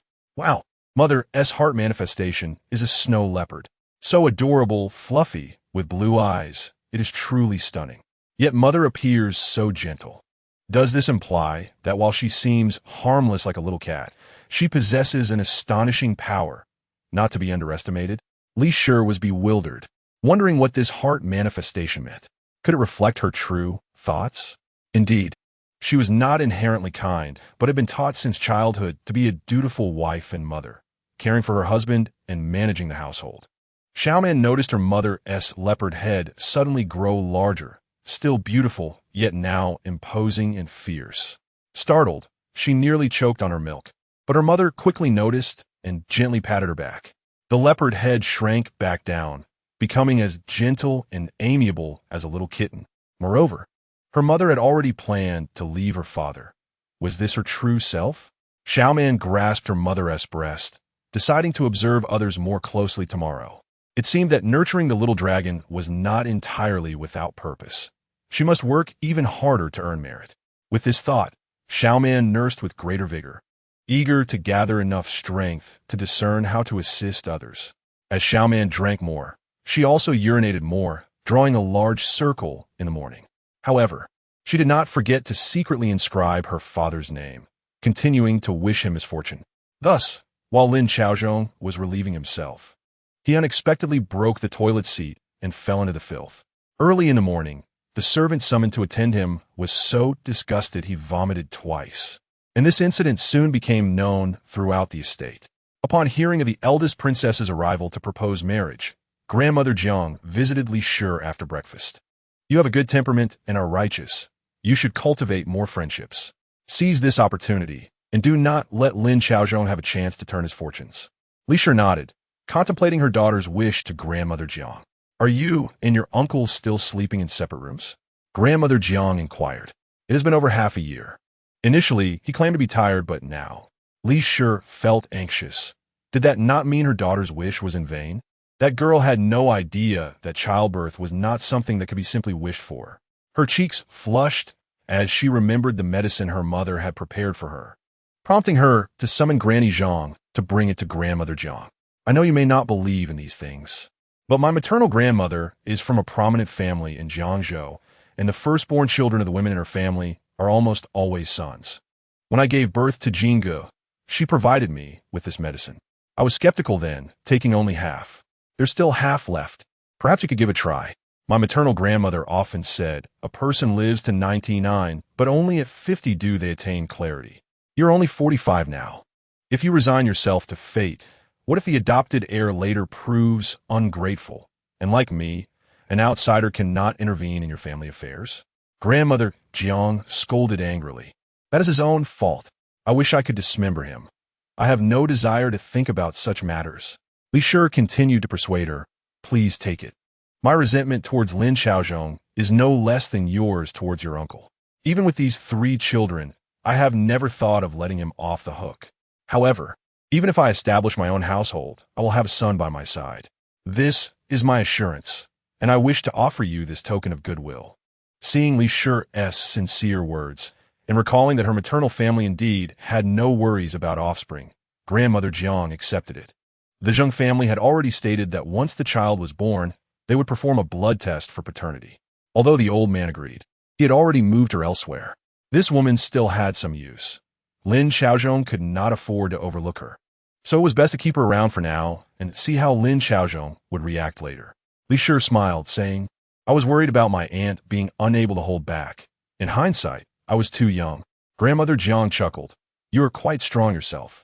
Xiaoman awoke to find that Grandmother Jiang had already departed. She felt a deep sense of regret, having yet to discern the true nature of old Lady Zhang's heart. However, she had glimpsed that of Granny Zhang, which resembled a cat. Xiaoman's symbol was a fish, which made Xiaoman favor her company even more. Before long, the 25th day of the 12th month arrived. That morning, a fierce wind howled, prompting families to shut their doors and leaving the streets eerily deserted. Xiaoman suddenly recalled that this campaign of the Northern King not only earned him remarkable military achievements, but also placed him in the crosshairs of Lin Jiangshui's resentment, marking the beginning of his decline. Yet, Xiaoman was powerless to prevent her uncle from going to battle. She could only fret, her lips chapped from anxiety. Lady Li busied herself with instructing Granny Zhang and others to gather their belongings, oblivious to Xiaoman's distress. Xiaomei took her to the small kitchen, intending to prepare some pomelo water for her. The cook, Aunt Ma, remarked to Xiaomei that the third aunt had mentioned the cold weather had frozen the roads, expressing concern that the oil delivery might result in someone slipping, despite the roads already being icy. She wondered why they were risking the delivery of oil when the prices were soaring outside, and who could afford to compensate for any accidents. Xiaomei, aware of some underlying truths yet reluctant to speak plainly, replied that as long as they had enough oil for their small kitchen, they need not concern themselves with the rest. You belong to the lady. If anything happens, she will surely protect you. The third aunt is like a grasshopper in autumn. How long could she keep jumping?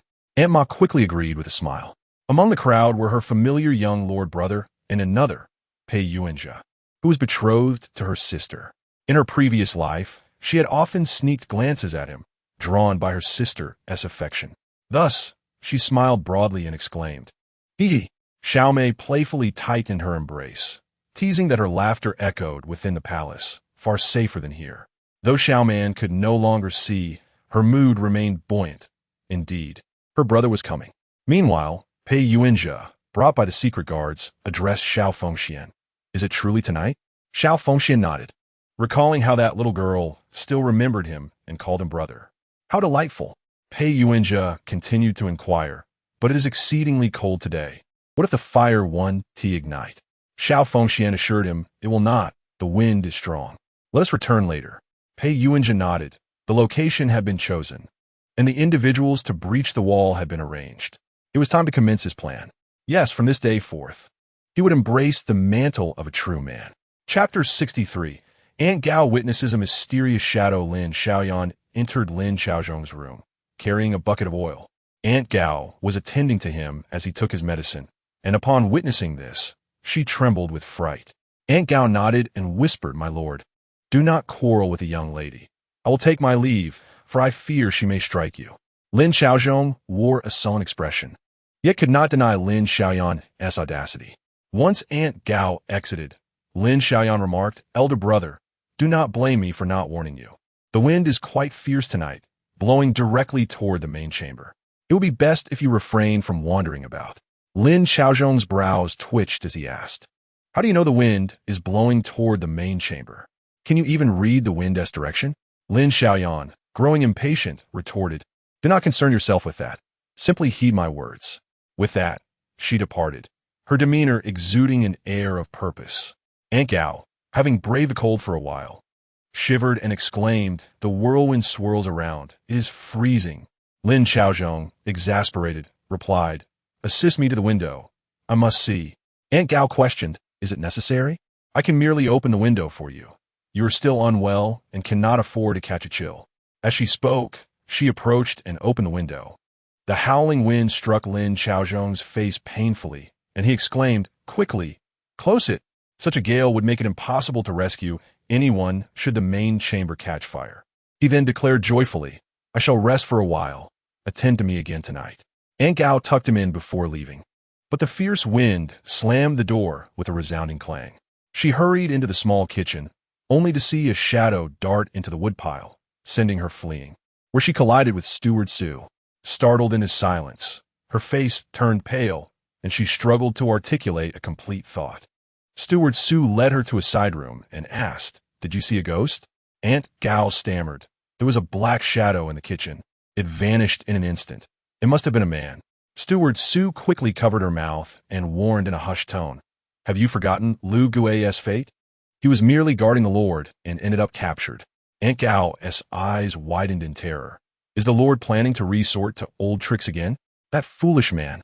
Is having the Grand Princess as a relative not enough? Why stir up trouble? The eldest son had already entered the Eastern Palace, living and dining alongside the royal grandson, destined to become a trusted minister. How could he be so foolish? Steward Sue admonished, "Do not speak further. The Lord indulges the third young lady's excessive behavior in the residence. He must have ulterior motives. Did I not instruct you to be honest with the lady? Why did you not speak up?" Aunt Gao, feeling guilty, replied, "I intended to, but what can I do if the lady does not listen to me?" Steward Sue declared, "You will ultimately perish due to your own greed." Aunt Gao, frightened, clung to him. Wah. Must I not listen to you? If you notice something amiss, call for me to flee. However, my deed contract remains with the old lady. Steward Sue flee?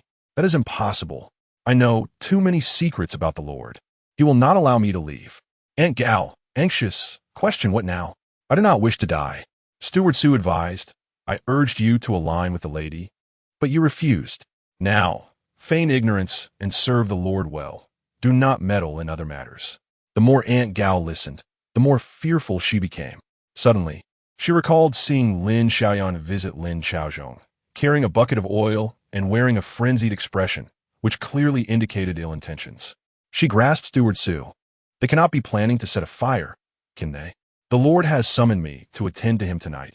He is already limping. What assistance can I provide if it is merely to help him at night?" Steward Sue's gaze sharpened as he said, "It is also possible they wish to have you testify that he never left his room. In that case, you would be safe." Aunt Gao, anxious, asking, "You? Would you be safe?" Steward Sue lifted her chin. "You have yet to become my woman, and you are already worried?" Aunt Gao replied, "Right now, I only recognize you as my support. You must not come to harm." Steward Sue embraced her slender waist. "Do not worry. I shall not perish. I have personal favors to repay for the lady. Previously, I feared she could not protect us, but now with the Grand Princess as a backing, what do I have to fear?"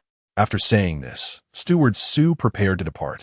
Aunt Gao began to regret not being forthright with the lady. She had unwittingly relinquished the opportunity to Steward Sue. However, he treated her well and was younger than Lin Xiaozhong, and most importantly, he was not married, making her feel less guilty. Steward Sue, astonished, exclaimed, "Are you courting death?" Aunt Gao responded, "I have long since tied my life to my waist. Just say whether you will or not." With that, she pulled Steward Sue toward the small bed intended for their tryst. Despite his initial hesitation, he ultimately succumbed to temptation and followed her. Outside, a pair of eyes observed this scene, deep and bright, yet suddenly blinked, resembling a naive child. When Steward Sue emerged once more, the sky had dimmed significantly. He climbed through the back window, noticing some bean stalks on the ground beneath, typically used in the kitchen to ignite torches. How could they be here? Yet, he had no time to ponder. He headed directly to Fong Daji's residence. Finding Fong Mama absent, he instructed, "Tonight the wind is fierce. Have Fong Mama keep an eye on the main chamber and be cautious with the candles." As soon as he finished speaking, he sensed that Fong Daji's room was unusually tidy, which struck him as odd. However, he did not dwell on it, and Fong Daji rose. Thanking him, I will remind us shortly. After Su Guanjia departed, Fong Daji cast a final glance at the place he had called home for 7 long years, slowly closing the door behind him as he made his way to the main hall. He conveyed the warning from Su Guanjia to Li Shi, who responded, "He is clever, seeking an escape route for himself. However, it is far too late to seek our favor. We need not concern ourselves with him." Fong Daji remarked, "My lady, if we are to leave, why not set fire to the main courtyard as well? What purpose does it serve to leave it for them?" Li Shi replied, "If we burn the main courtyard, they will have nowhere to stay. Do you wish for them to accompany us?" Realizing the implications, Fong Daji quickly understood and assured her, "I comprehend, my lady. Rest assured, tonight will unfold without a hitch." Li Shi nodded, cradling Xiaoman securely in her arms. "Man Bao, we are leaving the Lin family. Are you happy?" Xiaoman beamed, humming a little tune. Fong Daji, astonished, asked, "Is the third young lady singing?" Li Shi explained, "Indeed, she is filled with joy. To escape this treacherous place that devours its victims whole, how could one not feel elated? Tomorrow I will see my sister. How fortunate that she need not endure this. Otherwise, she would surely be terrified." Xiaoman delightedly thought of being with her mother, believing it would ease her mother's fears. Chapter 64. A father driven to despair when Su Guanjia returned to pay his respects to Lin Chaozhong. Gao Yinyang had already arrived. The two exchanged a glance before quietly averting their eyes. Lin Chaozhong, oblivious, instructed Su Guanjia, "The wind is strong tonight. Ensure the door is secured with 2 locks to prevent it from being blown open. Tell the servants to retire early. There is no need for them to wander about in this darkness, lest they frighten someone." Su Guanjia's heart raced. The master seemed to be preparing for contingencies. He nodded hastily. "Rest assured, my lord, I will have the locks secured and advise everyone to retire early." After Su Guanjia departed, Lin Chaozhong turned to Gao Yinyang and said, "Let us extinguish the lights and sleep." As night fell, the lights in the main hall were extinguished early, and no one moved about. Lin Xiaoyan felt as though the heavens were aiding her. As she poured oil outside the main hall, a cat suddenly leapt down, causing her to lose her balance, spilling oil everywhere and falling to the ground, becoming covered in the pungent substance. Had she lifted her gaze, she would have seen a man perched on a tree branch, delighting in his handiwork.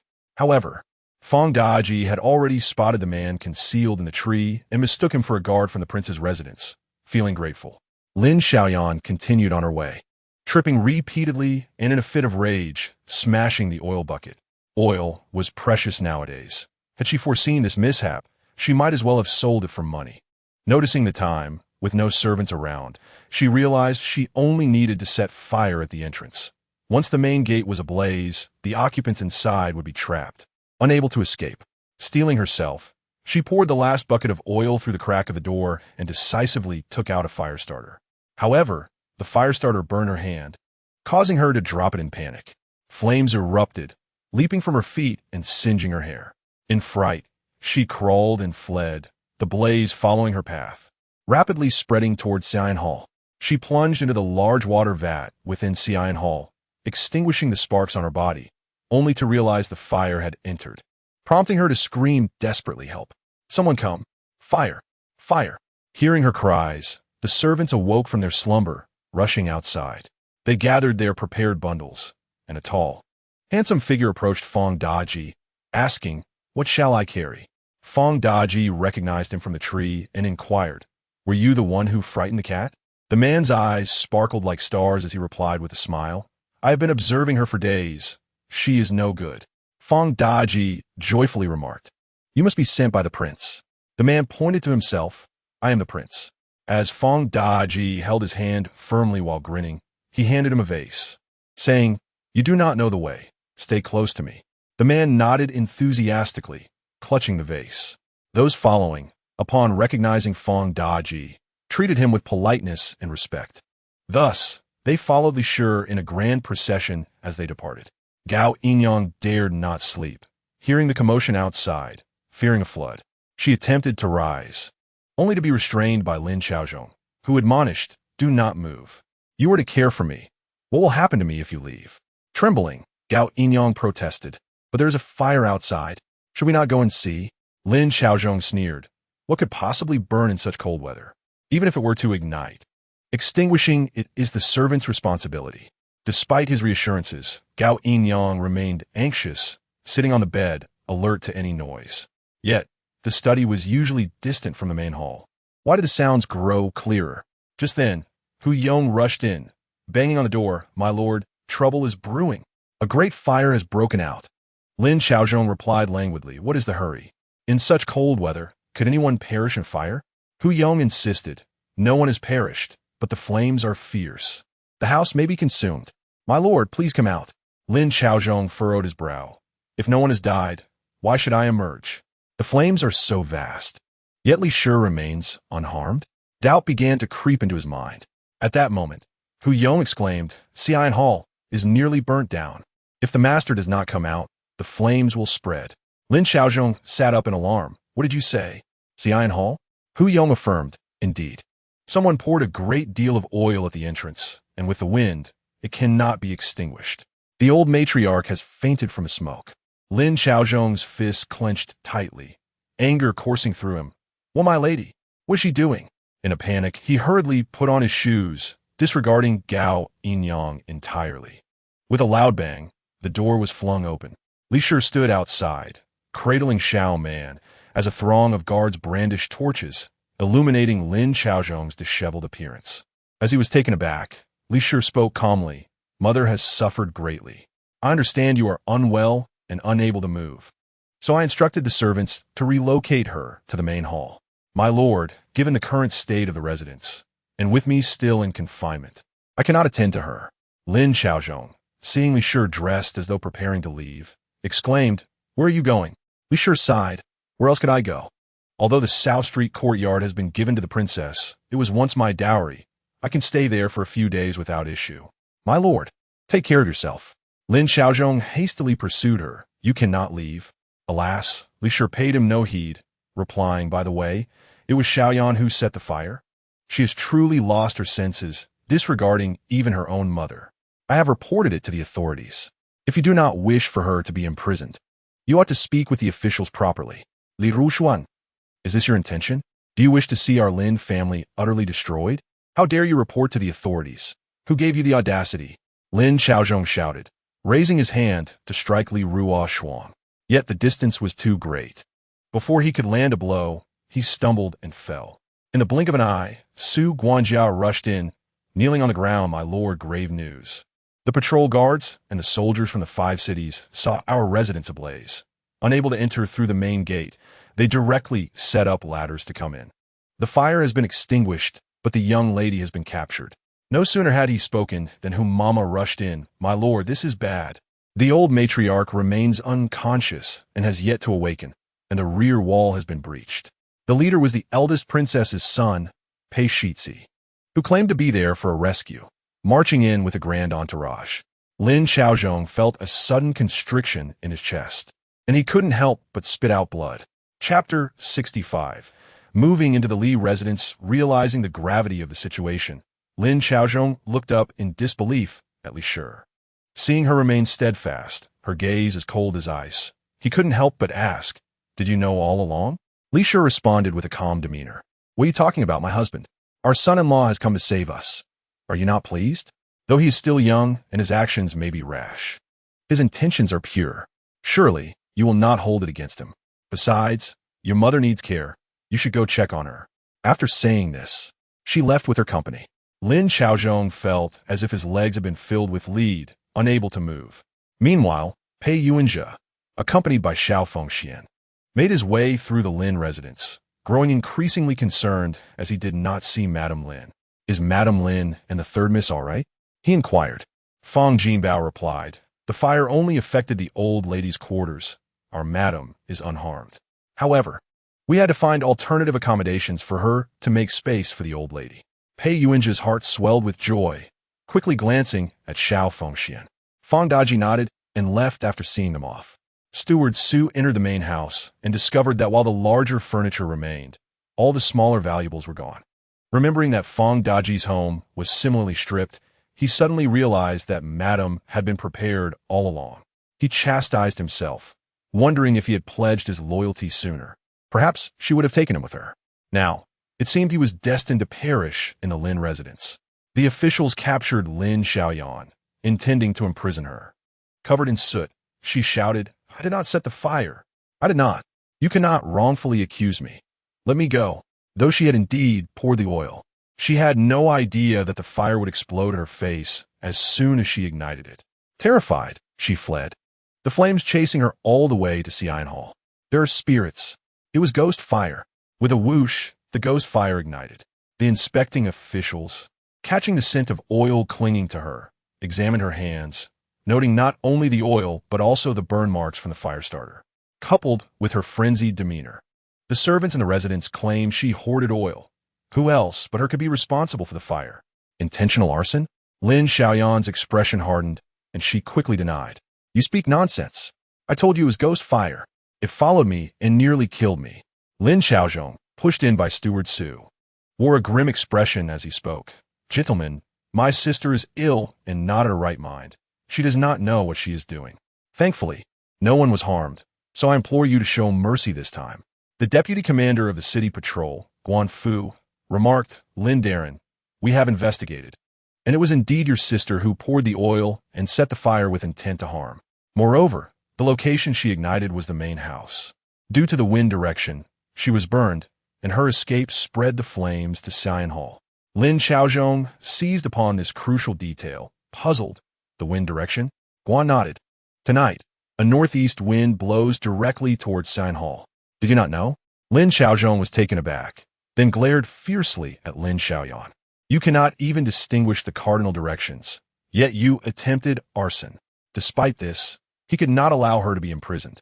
He stated, "My sister and my wife have had some misunderstandings. I did not expect her to harbor such vengeful thoughts in her delirium. Rest assured, I will discipline her severely. With her condition, it would be troublesome for you to take her. Ultimately, the compensation would fall solely upon the Lin family." Guan replied, "Since you say so, we shall let it go. However, I have heard that you cherish your wife dearly, even disguising yourself as a man to host guests on her behalf. Who would have thought it was nothing more than this?" With that, they departed. Lin Xiaozhong's complexion turned pale once they left.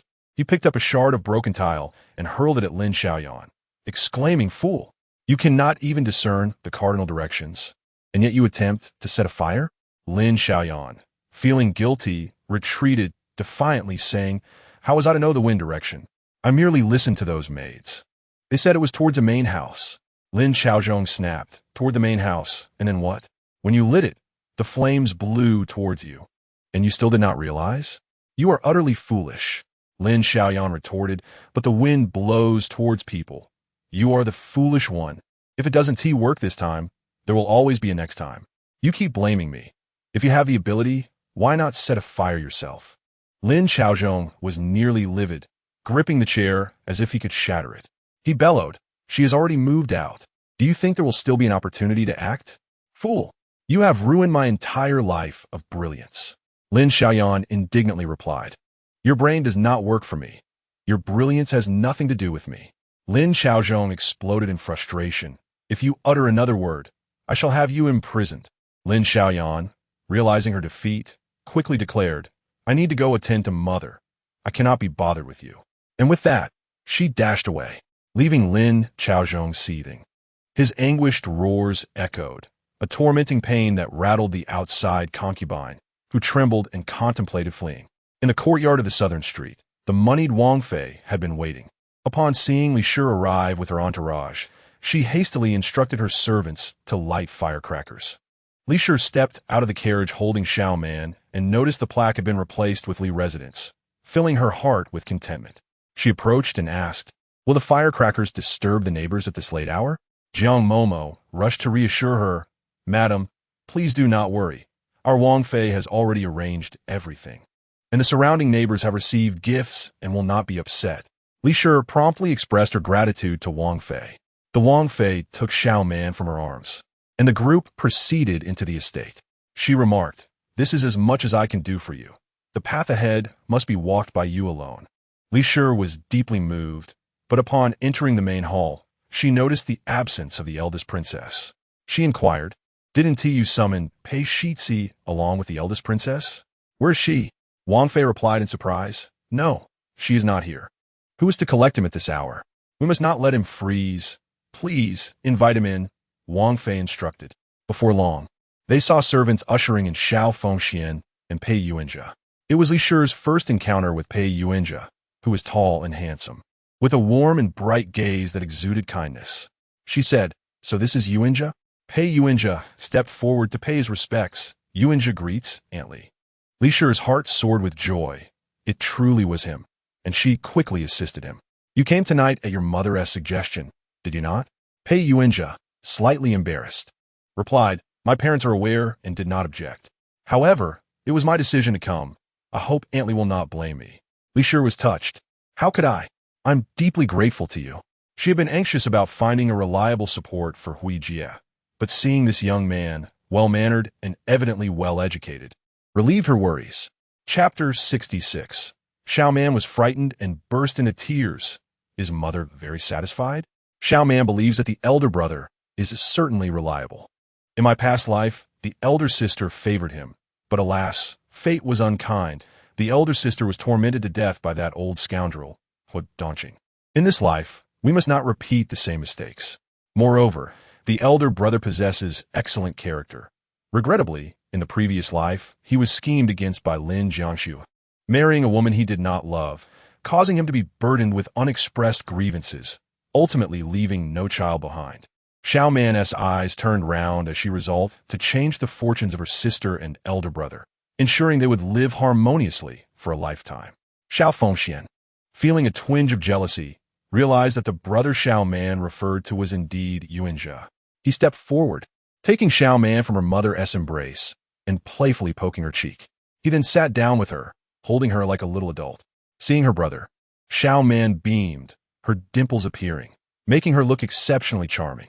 Pei Yuanjia approached and happened to witness this scene, joyfully remarking, What a clever little sister. The Princess of Qian responded, Indeed, both Hui Jie and Xiaoman are well-behaved and seldom cry. However, if they were to cry in your presence, it would surely be due to you pinching them. Startled, Pei Yuanjia quickly glanced at his own hands, eliciting laughter from both the Princess of Qian and Lady Li.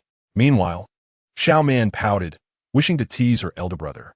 Little did she know, her brother seemed to anticipate her thoughts and gently tapped her nose, saying, You won't be able to cause mischief, or I shall not hold you again. At once, Xiaoman fell silent, refraining from further antics. Observing this, Pei Yuanjia exclaimed in surprise, She can understand your threats. How remarkable. Hurry, let me hold her. He insisted, It cannot be the same. She is my sister. Quickly, let me embrace my sister. Eventually, under the watchful gaze of the Princess of Qian, Xiao Fengxian reluctantly relinquished Xiaoman, but not without warning her. I am your elder brother, not him. Pei Yuanjia added. Xiaoman took hold of her big brother's hand, laughing joyfully. I know. He's my big brother. My one and only big brother. Big brother, Xiaoman likes you so much. In the previous life, Lin Jiangxiu had deliberately embarrassed my sister, cruelly shaming her appearance and figure in front of everyone. Yet you defended her dignity without hesitation. My sister's greatest wish in her past life was to become beautiful and marry you, so you would not have to wed the wicked woman arranged by Lin Jiangxiu, and she too could share a lifetime with you. In this life, Xiaoman is no longer a ghost. She will not stand idly by as you suffer. I will strive to alter your fates. Holding Xiaoman, Pei Yuanjia was taken aback. It seemed he could hear her innermost thoughts. Unsure? Then let me draw closer. He embraced Xiaoman tighter against his chest, and suddenly the familiar voice echoed in his ears. Wow, Big Brother's heart is like a deer, a 9-colored deer. No wonder his aura is so tranquil and kind-hearted. He truly possesses royal blood. His heart's essence is unique. I wonder what Zhao Xuanxin's heart essence is. Is it akin to his guardian dragon? That little dragon in my spiritual spring has been flourishing, nearly turning golden. It will surely stabilize the rightful lineage and prevent Zhao Hong from seizing it. Pei Yuanjia was astonished but maintained an impassive demeanor, thus remaining unnoticed by others. Yet, he inadvertently bit his tongue, for upon his departure, he had overheard his mother mention that the legitimate son of Prince N's family had just been bestowed a name by the emperor, Zhao Hong. The decree would be issued upon his first birthday, a fact unknown to anyone outside. Xiaoman, however, seemed acutely aware. Could it be that she truly lived a previous life? Contemplating this, Pei Yuanjia swallowed the blood in his mouth, preparing to listen further. Lady Li rose to bid farewell, and Pei Yuanjia felt a pang of reluctance. Just then, Xiao Fengxian approached, cradling Xiaoman and placing her hand on his heart. Pei Yuanjia was taken aback, wondering if Xiao Fengxian could hear as well. However, in the next instant, Xiao Fengxian said, "We are leaving. No one is pinching you, so feel free to cry." The adults could hardly contain their amusement, and Pei Yuanjia's lips twitched involuntarily. Xiaoman, however, smiled playfully, feigning a scratch while secretly grasping his fingers tightly. Suddenly, she trembled and burst into tears. Lady Li quickly took her and attempted to soothe her, while Xiao Fengxian, bewildered, exclaimed, "I did not pinch her. He merely wished to discover the nature of his heart's essence." Who would have thought the girl would start crying? Lady Li reassured, "It's all right. Perhaps she is merely hungry. Let me check." Yet, even in Lady Li's embrace, Xiaoman continued to sob sorrowfully, leaving her unable to bid farewell. As Xiao Fengxian departed, they could still hear the girl wailing heartily. The Princess of Qian and Pei Yuanjia exchanged puzzled glances. Xiao Fengxian furrowed his brow, suddenly realizing that Xiaoman might have been frightened by his heart's essence. Despite his past of taking many lives, they had all belonged to the most heinous of individuals or capricious villains. Surely his heart's essence could not be so terrifying? In the room, Xiaoman continued to weep. She had never cried like this before, and Lady Li was nearly in a state of panic, beads of sweat forming on her forehead. Granny Zhang suggested, "Children are pure-hearted. Could it be that, after moving to a new place, she has seen something ghostly? Perhaps I should burn some paper money at the back door?" Lady Li recalled and promptly urged, "Quickly, do so." Granny Zhang hastily set about her task. Meanwhile, Xiaoman continued to cry, her sobs growing more desperate, nearly exhausting her tears. As Lady Li wiped her eyes, she gently coaxed, "My dear, what did you see? Speak to me. What could possibly frighten you? Mother is right here, and I will chase it away." Saying this, she wielded a shoe sole and struck the bed's edge vigorously. Upon seeing this commotion, Xiaoman finally ceased her cries, though still trembled, her eyes filled with fear. What had she seen? Wah wah wah. "Mother, I saw my elder brother's heart essence. A massive golden dragon, so fierce it tried to bite Jingjing. It would swallow her whole. You do not understand. Jingjing is my fated koi, and biting her means it is after me. Wah wah wah. One day my elder brother will surely swallow me whole." Wah wah wah. Xiaoman was terrified, unable to suppress her sobs once again. Lady Li froze in shock, pondering if Fengxian might indeed harm Xiaoman in the future. Chapter 67. Lu Yinchuan. In the middle of the night, Xiaoman dreamt she had transformed into Jingjing, ensnared in the dragon's tail. As the golden dragon sought to bite her, she struggled fiercely but could not break free. Just as she was about to cry out, the golden dragon merely extended its tongue to lick her forehead before releasing her, coiling nearby, yet its gaze remained predatory. Xiaoman was astonished, for she saw in the water's reflection that a mark had appeared on her forehead, identical to the one on the golden dragon, resembling flames. Terrified, she turned to flee, but the dragon ensnared her once more, and this time she awoke in fright. Prepared, Lady Li held her gently, patting her back while soothingly saying, "Do not fear, dear. Your elder brother is no longer in our residence. From now on, Mother will not let you see him." Xiaoman, still shaken, recognized the flickering lights and realized it had all been a dream. Hearing that she would not see her elder brother again made her feel she had overreacted. After all, his fate was so tragic. How could she not keep watch? "Mother," the golden dragon merely wrapped its tail around Jingjing. It did not truly intend to eat her. "Let us not blame my elder brother. He is pitiable too, having suffered so much in his past life." Lady Li murmured, "Wrapped in a tail?" The ancient tales of intertwined tales hold profound meanings. Could it be that my daughter, having been reborn, perceives something more in this scene? If it is indeed a fated connection, it shall reveal itself in due time. She comforted Xiaoman, saying, "Do not worry. Your elder brother will not harm you. If such a day should come, Mother will certainly drive him away." Upon waking again, Xiaoman found Xiao Mei changing her diaper. The room was warm, with a heated incense pot, and she even lifted her little feet to exercise. Moving to a new home is truly wonderful, despite the wild winds last night. Today the sun shines brightly.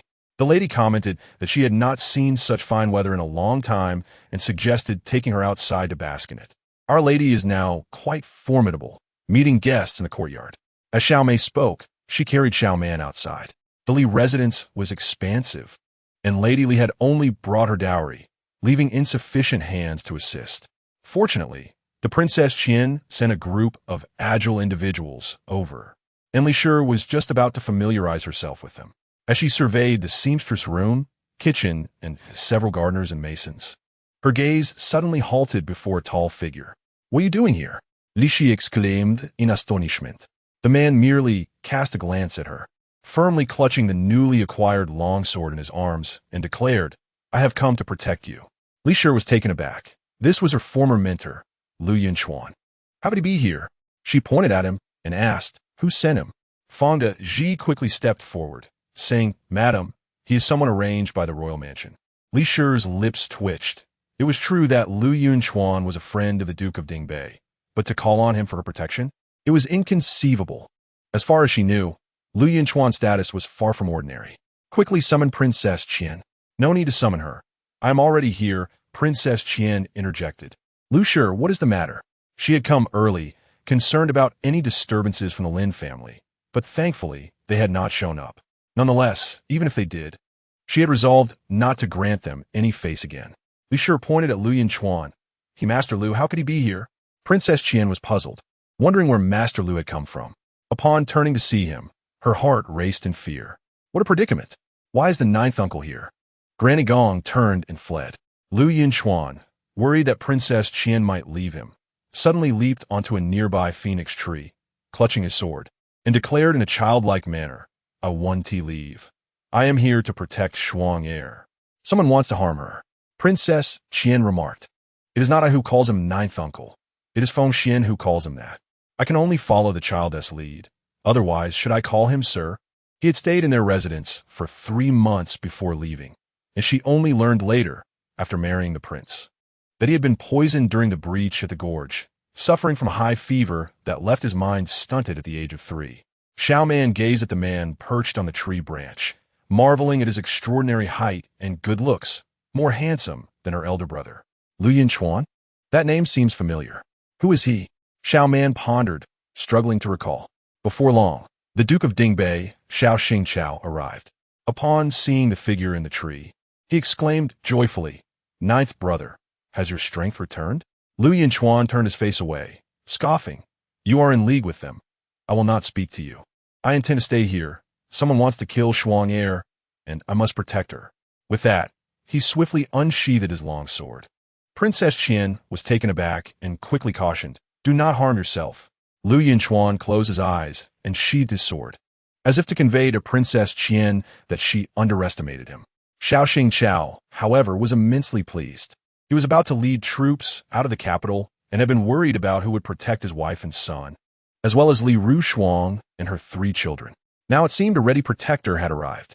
"Yunchuan, have you remembered something?" he asked. "Come down. We will allow you to stay here. We want to send you away." Lu Yunchuan, astonished, replied, "Really?" Xiao Xingqiao assured him, "Of course. When has Xingqiao ever deceived you?" Lu Yunchuan looked at Li Rushuang, his gaze filled with anticipation. "Xiao Xing, Tao Urjali Rutenishuan. Agree to it for now. With him here protecting you, I can rest easy as I leave the capital." Li Rushuang gazed into Lu Yunchuan's eyes, now as clear as a child's, hesitating, but he. Xiao Xingqiao interjected, "Consider a favor for me, will you?" Li Rutenishuan acquiesced. "Your Highness is too kind. I agree." In the next moment, Lu Yunchuan descended gracefully, standing before Li Rushuang, with his clean and nimble figure, and features radiant like the morning sun. He hardly resembled a man in his 30s. Li Rushuang's lips twitched as she looked at the sword he held. "Now that you're a guard in my residence, you must heed my commands. Can you do that?" Lu Yunchuan eagerly nodded, his spirit high. Li Rushuang continued, "Then go stand guard." Lu Yunchuan promptly ran to the courtyard entrance, casting an expectant look akin to a well-behaved pup awaiting praise. Xiao Xingqiao and Qian Manqing exchanged glances, both struck speechless. Chapter 68. That man could never marry her in the second princess's residence, upon waking early. The second princess learned that Lin Xiaoyan had also failed. She immediately felt a mix of anger and amusement, her eyes glinting with malice. It seems that this Li Shi is indeed quite difficult to eliminate. However, I shall not relent against Lin Xiaozhong. Hua Dongqing. Go fetch the medicine left by physician He. Hua Dongqing knelt hurriedly and said, Your Highness, you must not. Physician He stated that once taken, you can only bear one child. Any further desire for offspring would be impossible. Then let others bear for me. I'm a princess. Who would dare to bypass me? The second princess's eyes gleamed with fierce determination. Hua Dongqing dared not obstruct her further and brought forth the preservation pills left by physician He. The second princess examined the brown pills, about the size of thumb, meant to be chewed slowly. When she had just lost her husband, she had claimed she would soon have a child, one who could defy fate and ensure her continued wealth and status. The child's father held a reputable position. She just needed to wait for him to clear obstacles to marry her. She must not act rashly, or she risked losing everything. Before long, she encountered Lin Xiaozhong in the palace. Since fate had aligned in this manner, she was determined to ensure this child was born, and it must be done honorably within the Lin family. With this thought, the second princess declared, Prepare the carriage. I wish to enter the palace. In the palace's hall of diligent governance, the emperor had just concluded important military affairs and was in good spirits. He turned to eunuch Yuan and asked, Go inquire with the crown prince. Has the ninth prince been found? Eunuch Yuan hurried to the east palace. Moments later, Chief Eunuch Chong entered. The emperor inquired, What news? Chief Eunuch Chong replied, Your Majesty, there is still no word on the ninth prince. The second princess has entered the palace and is seeking an audience. The emperor smiled. Is that so? Invite her in. Soon, the second princess entered, performing her courtesies. The emperor rose from his desk and sat with her on a nearby couch, while the palace attendants served refreshments. The emperor remarked, I recall you enjoy red bean crystal cakes. Have a taste and see if it suits your palate. Suddenly, the second princess knelt, declaring, Your servant has sinned. I beseech your forgiveness. The emperor chuckled lightly. What could be so grave? Rise and speak. The second princess slowly adjusted her wide sleeves, revealing a slightly protruding abdomen. Your servant is with child. I implore your approval. The emperor was taken aback, his expression shifting from shock to cold severity, leaving him momentarily speechless. Chief Eunuch Chong, who had been attending to the emperor, was greatly alarmed and immediately stood to close the hall doors. The emperor sneered, There is no need to close them. If she has done this, she should not fear others' ridicule. The second princess felt her scalp tingle, sweat beading on her forehead. Her cracked lips could scarcely produce moisture. But recalling that she had consumed the preservation pills left her with no choice. She crawled forward, clutching the emperor's leg. Father, I know I have sinned. Yet your servant and the duke have been married for years without a child. I believe it is his fault. Now that he is dead, I can finally have my own child. Are you not happy for your daughter? The emperor regarded her coldly and commanded Chief Eunuch Chong, drag her aside. I do not wish to soil my feet. Father, the second princess wailed, her face pale, her tear-filled eyes reflecting disbelief. The emperor continued, I only ask you, who is the child's father? The second princess, feeling guilty, replied, Your Majesty promised not to pursue his culpability. That is why I spoke. The emperor scoffed. Do you think I cannot uncover the truth if you do not tell me? What a joke. Hearing this, the second princess steeled herself and said, Your Majesty, you certainly could uncover it, but would the result be accurate? If not, would you not be falsely condemning a loyal subject? The emperor speculated, Loyal subject? It seems to point to a court official. It is a grave offense for a subject to trespass upon the bedchamber of a princess. The second princess, overwhelmed with emotion, wept and cried out, Father, I yearn so desperately for my own child. My elder brother has a son, and my other brothers have children as well. Even my fourth brother has welcomed a legitimate heir this year. The emperor scoffed. Is this your justification for your indiscretions? When did this begin? Has not your husband been buried for over 100 days? Do you still possess a semblance of dignity as a princess? The second princess lamented, Father, you only know how to blame me. My husband has suffered for so many years. Have I lived a life of ease? The entire Chow family looks upon me with disdain, and my husband cannot even accompany me to enjoy the blossoms. I am left to tend to medicinal brews, reeking of their scent. When my elder sister married, you promised to select a worthy husband for me. Yet here I am, waiting in vain. The emperor's heart grew cold as he replied, "The man I intended for you was the illustrious scholar Xinzhong, whom you deemed unworthy due to his appearance. He now holds the position of right assistant in the censorate, and, though his wife is not of noble birth, they have 2 sons and a daughter. Furthermore, the Chow family has not wronged you. Have you not lived separately from your husband? His demise is a consequence of his own fate. You cannot expect to become a mother at this time without bringing shame upon the Chow family. It has barely been half a year since his passing. You have lost your senses." Upon hearing this, the second princess wiped her tears and, in a fit of despair, declared, "I know you look down upon me, father. In your eyes, my elder sister is the only true daughter. I am merely a pitiful creature you have cast aside in a moment of pity. Alas, if I had a mother to guide me, I would not find myself in this predicament now. If you wish to end my life, then do so now." With that, she closed her eyes, her pallid face contrasting with her reddened eyes, tears flowing anew, carving 2 sorrowful channels down her cheeks. The emperor, filled with anger, could not bring himself to harm his own daughter. He clenched his fists and then, slowly relaxing, asked, "Who is that man?" The second princess sensed her father's concession and felt a flicker of hope, just as the crown prince entered, coldly stating, "Father need not inquire. That man would never marry her." "Who is this man?"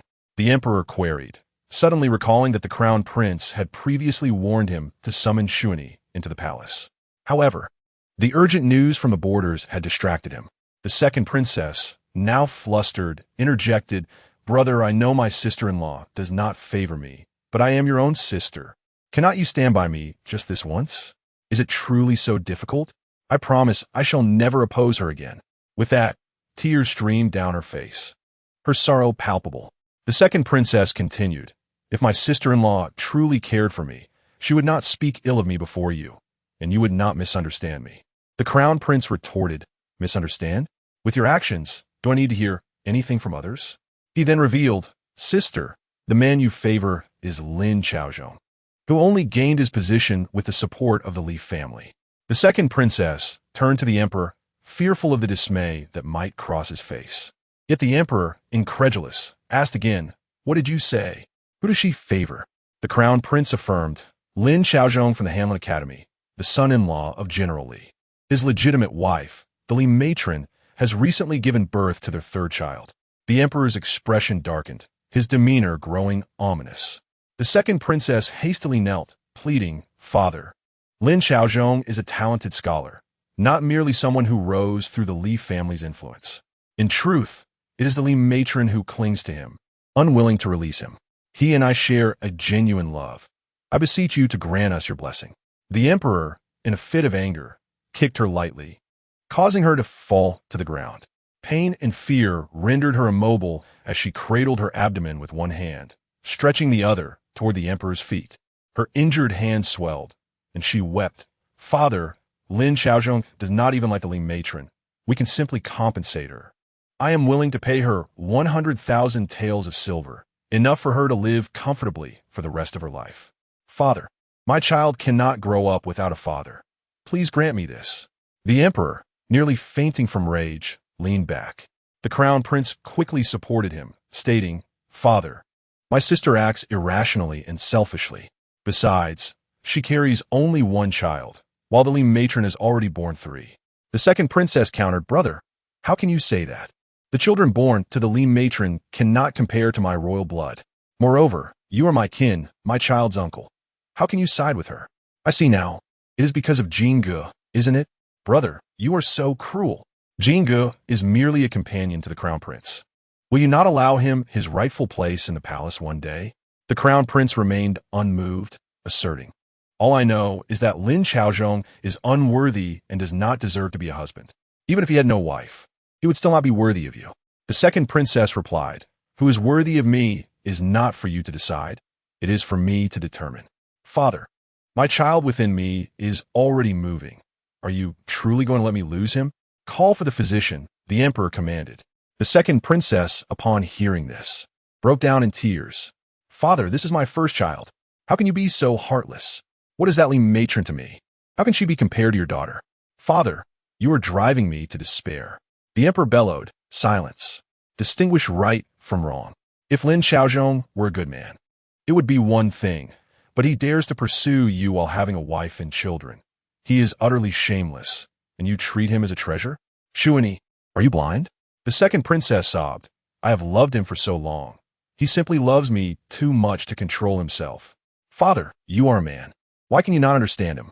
The emperor, infuriated, laughed bitterly. His eyes reddened, and he struck the second princess hard across the face, then walked away without another word. The crown prince followed suit. The second princess, shouting after her brother, lamented, Brother, you will face retribution for this betrayal. I no longer have a brother like you. With that, she disregarded the astonished looks of those around her and walked away. Filled with rage, she pounded the ground, knowing that having taken the medicine, she had nothing to fear regarding her father's wrath towards her child. However, the lack of familial support left her heartbroken. From this moment on, she felt utterly alone. All she possessed was her royal status, her deep affection for Lin Xiaozhong, and their child. With this thought, the second princess wiped her tears and awaited the physician's arrival. Meanwhile, in the side hall, the emperor took several deep breaths, quickly suppressing his fury. He inquired of the crown prince, Do you have news of your uncle? Not only that, but he has also regained his martial prowess, the crown prince replied. The emperor could hardly believe his ears, his joy evident as he exclaimed, Is it true? The crown prince nodded, his complexion finally returning to a healthy hue, a smile gracing his lips as he said, Uncle Xiao himself confirmed it. I would not dare to spread falsehoods. The emperor's eyes brimmed with tears as he nodded vigorously, uttering good, before quickly turning away, not wanting his son to witness his vulnerability. He inhaled deeply, struggling to contain his emotions. The crown prince's expression grew serious, hesitant to speak. The emperor urged, Speak freely. As long as it benefits your uncle, I shall not interfere. Upon hearing this, the crown prince replied, The Lin family caught fire yesterday. Lady Lin hurriedly took the guards from the manor to the other garden. Somehow, the ninth prince got mixed up in all of this. And today Lady Lin only found out when she lightly tapped a servant. Fortunately, the little royal ant was there and recognized the ninth prince. But he flew up into a tree and refused to come down. The emperor inquired, Is this the Lady Li from the Lin family? The crown prince nodded, indeed. Chapter 70. She must give birth to this child, the emperor remarked. What a coincidence. The crown prince replied, It is not entirely coincidental. Truth be told, there are reasons behind it. The emperor then asked, What else do you know? The crown prince continued. Uncle Xiao said that the ninth prince has long been acquainted with Lady Lin. At that time, she and the little ant were close friends and visited her home. Coincidentally, the ninth prince was tasked by Uncle Xiao to visit the Qian family to meet his future in-laws. To conceal his identity, he took on the role of a teacher in their household. It was only after urgent news from the frontier that he rushed to the Gorge Pass. The emperor recalled, Indeed, my brother did visit the Qian family that year. They even speculated whether it was Qian Manqing. However, with the incident involving the ninth prince, those matters naturally fell into obscurity. Now that he shows signs of clarity, that is more important than anything else.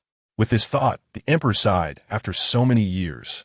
Does Lady Lin still recognize your ninth prince? The crown prince solemnly nodded yes. The emperor asked, apart from his martial skills, Has your ninth prince changed in any other way? The crown prince replied, Uncle Xiao mentioned that he seems to be more intelligent now, appearing like an 8 or 9-year-old child, no longer the naive individual he once was. Upon hearing this, the emperor firmly declared, It appears that Lady Li is indeed your ninth prince's benefactor. However, your second sister is now with the Lin family. Suddenly, the crown prince lifted his robe and knelt. The emperor, astonished, exclaimed, Crown Prince, what are you doing? The crown prince replied, Father, these days, state affairs have been pressing, and I have matters to report to you. The emperor inquired, Is it concerning the Lin family? The crown prince nodded gravely. The emperor urged, Speak. The crown prince disclosed. Lin Xiaozhong has conspired to kill his wife and child. Initially, He attempted to accuse Lady Lin of infidelity, but when that was revealed, he resorted to purchasing poison to force-feed her. Each of these events is more shocking than the last. I initially could not believe it until last night when Lady Lin was sleeping in her room and oil was poured outside her door. It was his own sister, Lin Xiaoman, who set the fire. At this moment, both the 5 cities' military command and the city patrol are aware, as they assisted in breaking down walls to extinguish the flames. Yet, Lin Xiaozhong, fully aware of who the culprit is, still allowed them to release her. Upon hearing this, the emperor closed his eyes, then suddenly opened them, filled with coldness. "Does your second sister know?" The crown prince replied. She said she does not care what Lin Xiaozhong does as long as he comes to marry her. The emperor, bemused, felt the last trace of pity for his daughter dissipate. Lin Xiaozhong must not be allowed to live. Isn't he currently unwell? Send a physician to handle the matter discreetly. The crown prince knelt and said, "Understood." At that moment, Chief Steward Chang announced, "Your Majesty, physician, he wishes to report an important matter." The emperor responded, "Let him in." Physician, he entered and knelt. "I bow to your Majesty and greet His Royal Highness the Crown Prince." The emperor asked, "Have you checked on the second princess's pulse? With your skills, it should not be difficult to prepare a non-harmful abortion medicine." Physician, he trembled. "I came here precisely for this matter. Your Majesty, the second princess cannot abort this child. Her pregnancy is already unstable. To protect the pregnancy, she has taken the tonic I prepared. This medicine is remarkably effective, but if taken, attempting an abortion afterward would severely harm her body, risking both her life and the child's. Moreover, she would be unable to conceive again." The emperor, remaining calm, asked, "You knew of the second princess's pregnancy all along. Why then did you give her such a treacherous medicine?" Physician, he stammered, "I'm aware of my guilt. Upon learning of the news, I immediately informed the crown princess. However, by the time the second princess sought me out, she had already begun to bleed." The crown prince quickly added, "Father, I was already aware of this and had sent the crown princess and our elder sister to persuade her, but she insisted on not aborting." The emperor, skeptical, questioned, "Why did your elder sister not come to inform me, but you instead? What are you siblings conspiring?" The crown prince hastily clarified, "Your Majesty, we only wish to do right by our second sister. We never intended to conspire against her. She has always claimed that our elder sister treats her poorly, and with 3 children of her own, she wished to harm her one child." The emperor sighed, realizing he had been so preoccupied with state affairs that he had overlooked the sibling dynamics. He asked the crown prince, "Do you believe your second sister is acting deliberately?" The crown prince replied, "Knowing it is inadvisable, yet proceeding anyway shows she is certain you would not want her to suffer and would never risk her life. This child, she must give birth to." The emperor stated, "Then let her give birth. The Eastern Palace has not welcomed a child in a long time. Find a suitable concubine and publicly claim she is pregnant." The crown prince's gaze narrowed slightly. This meant he was to raise the child for his second sister. Inside, the second princess knelt, occasionally sobbing, raising her hand to wipe her tears, revealing her bruised hand, a result of the emperor's recent kick. Chief Steward Chang noticed and promptly asked physician he to bandage it. Physician he's face flushed. He had seen it earlier, but the second princess had refused treatment. Fortunately, this time she did not object, allowing him to breathe a sigh of relief. Soon, he finished bandaging her hand and exited with Chief Steward Chang. Chief Steward Chang remarked, "Physician, he should stay in the palace from now on. Do not wander about." Physician, he quickly replied, "It just so happens that it is my turn for duty." Chief Steward Chang nodded, watching him depart, unconsciously rubbing his forehead. This second princess, after a few years of tranquility, has caused quite the stir again. Inside the palace, the second princess carefully moved closer to the emperor, clutching his feet as she wept. "Father, I have only you left. If you abandon me, I truly have no other path but death. I only want this one child. Please, Father, grant this wish." The emperor replied, "You were also so insistent when you wanted to marry into the Chow family." The second princess remained silent, only crying, her face soaked with tears. In her childhood, she was always like this, crying at the mere sight of him. He had thought she was sensitive, keenly aware of her mother's absence, desperately clinging to him as her lifeline, never daring to let go. Even when the empress remarked that this child had received ample affection, Or the queen mother claimed the child's nature was sharp and vengeful, or Chonglu accused her of being duplicitous. He always believed it was due to her innate insecurity from losing her mother. Yet now it seemed she was fully aware of his affection, but took advantage of it to act recklessly. From this day forth, you are not permitted to leave the palace. This child will be born and sent to the Eastern Palace. In the future, if you wish to marry, you may. If you do not, I will have a Taoist temple built for you, and you may reside there. The second princess was taken aback. Father, do you truly intend to treat me this way for the sake of an outsider? The emperor replied, of course, you may also choose death. I will bury you with Lin Xiaozhong. The second princess trembled, feeling as though she had fallen into an ice pit. Chapter 71. What cannot be done must be done. The second princess was confined to her chamber, fully aware that since her father had made a decision, Lin Xiaozhong could not be allowed to live. However, she had to ensure Lin Xiaozhong's life was preserved. With this thought, she summoned Hua Dongqing. Do you have any plans? It is said that the crown prince most enjoys studying alongside Lin Jin, and as the only son of the crown princess, should I present a generous gift? Without a moment's thought, the second princess firmly rejected, stating no. Besides, I have already offended her. Approaching her now would only serve to make her laugh at me. Upon hearing this, Hua Dongqing suggested, then shall we seek the Empress Dowager's assistance? She has always favored you and would surely agree. The second princess scoffed. The Empress Dowager is adept at maintaining appearances. She seems to care for everyone, yet her true concern lies solely with her youngest son. Just then, a young eunuch rushed in to announce, Your Highness, the Empress is approaching our palace. The second princess narrowed her eyes slightly, a clever idea forming in her mind, and with a smile remarked, I almost forgot, I still have a good mother. You may leave now. Once the eunuch departed, the second princess instructed Hua Dongqing, bring me a length of white silk and fetch a stool to prop it up.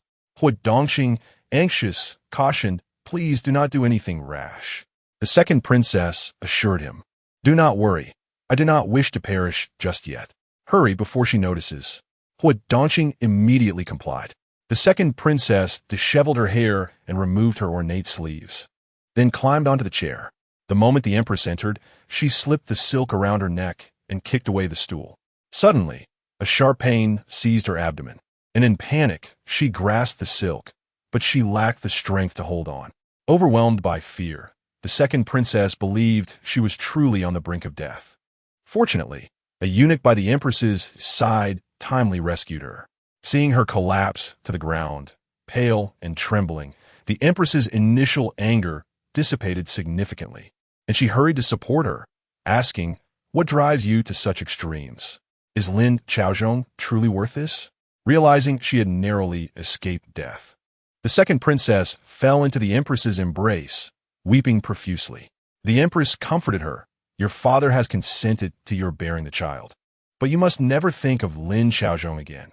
He is unworthy of being a minister and deserves his fate. The second princess cried, Mother, I have grown up beside you. You're the only one who truly cares for me. I have realized my mistakes and do not wish to have any entanglements with Lin Xiaozhong. But I genuinely love my child. When he is born, how can I tell him his father died because of me? Rather than him hating me later, I would prefer to depart this world with him now, sparing my father and brother the shame of my actions. As she spoke, she struggled to retrieve the silk. The empress, seeing this, intervened. It is good that you recognize your errors. Your father will forgive you. As for Lin Xiaozhong, you can simply keep it from the child. The second princess questioned, Can it be concealed? The empress assured her it can be concealed. The second princess slowly rose, her expression a mix of mockery and sorrow, as she lamented. Just as your grandmother deceived you all those years ago? The empress suddenly inquired, What do you mean by that? What did your grandmother deceive me about? The second princess feigned surprise. Did I say something? I have said nothing at all. The empress scrutinized her, suspicion evident in her eyes. The second princess lowered her head, weeping silently, unable to meet the empress's gaze. The empress grew increasingly convinced that the second princess was hiding something from her. She promptly asked, Is it about your younger sister? You were present during that incident. You know best. Are you attempting to deceive me as well? The second princess feigned shock, shaking her head vigorously, sobbing, I know nothing. I know nothing. Please, mother, do not press me. The empress gestured to those around her, and they hurriedly exited, closing the palace doors. The empress gently held the second princess, saying, "As long as you tell me the truth, I promise not to disclose it."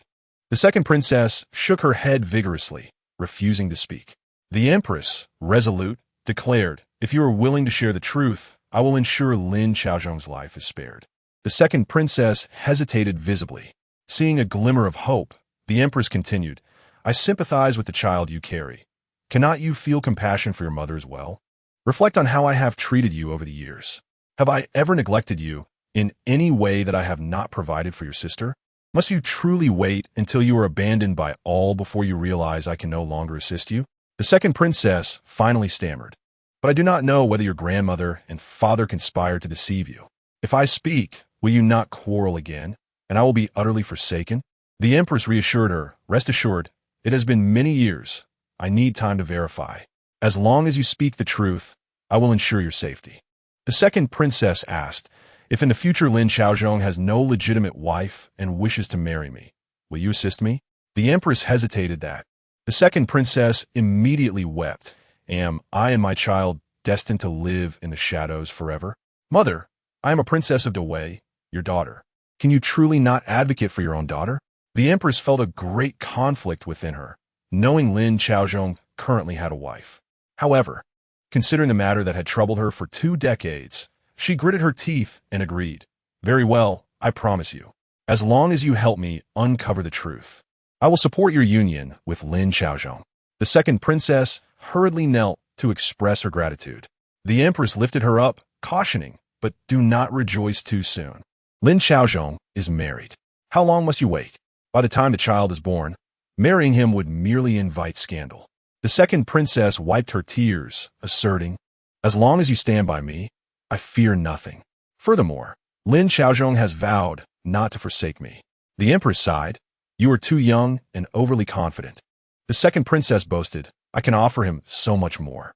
The empress countered, "Only if your father approves of him. That is even less likely now. Besides, Lin Xiaozhong is on the path of a scholar. His mentor, Minister Jiang, would never agree to his divorce. If you insist on marrying him, you would only attain the status of a secondary wife, and your father would never allow it." The second princess harbored resentment, feeling trapped with no way out. She is a princess, and she must find a way. Chapter 72. Confusing the truth. "Mother, if my father were to agree, I would not be driven to such despair. But now, I fear nothing, not even death. What more is there to fear?" The second princess scoffed lightly. The empress was momentarily at a loss for words, though displeased. She thought of the news she longed for and controlled her emotions, softly coaxing, "You speak the truth. Since you wish to wait, I will make a promise. As long as Lin Xiaozhong resolves his family matters, I will petition your father." Upon hearing this, the second princess felt satisfied. "I knew you cared for me, mother." The empress smiled, but remained silent, awaiting further words. The second princess did not disappoint her, soon stating, "Mother, in truth, the child you delivered early was not a sister. He was a brother." The empress's eyes widened in shock, exclaiming, "A brother?" The second princess quickly covered her mouth, shaking her head, signaling her to remain silent. The empress, disbelieving, trembled as she continued, "Are you saying I bore a son? How do you know this?" The second princess replied, "Aunt Xia Rong took me with her. Do you not remember? On the way, I held the baby brother in my arms and saw it with my own eyes." The empress felt her breath quicken as she stepped back, shaking her head. "No, no, your father would not deceive me. He has always sought that child. It was later that someone saw Aunt Xia Rong carrying the baby and jumping into the river, which is why he stopped searching." "You lie." The second princess rolled her eyes, holding back her anger. "I saw it with my own eyes. How could that be false? I have never understood why your grandmother insisted that the child was a sister when it was clearly a brother. Later, on one occasion, I fell asleep in the Shokong Palace and overheard my grandmother and father conversing. They spoke of Xia Rong's exceptional swimming skills, suggesting that the child should still be alive. However, my father remarked that having one legitimate son was sufficient, and even if the child survived, the hurried circumstances of the birth left no identifying marks, making it easy for the royal bloodline to be confused. The empress, wide-eyed with terror, then asked, "So, will you not search for the child?"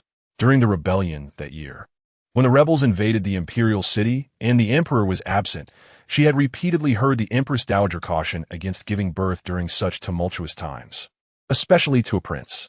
She had been pregnant for 7 months and wondered how such misfortune could befall her. That fateful night, as chaos ensued in the imperial city, the shock caused her to go into premature labor. Exhausted and unable to move, she only heard Xiaoman announce the birth of a princess.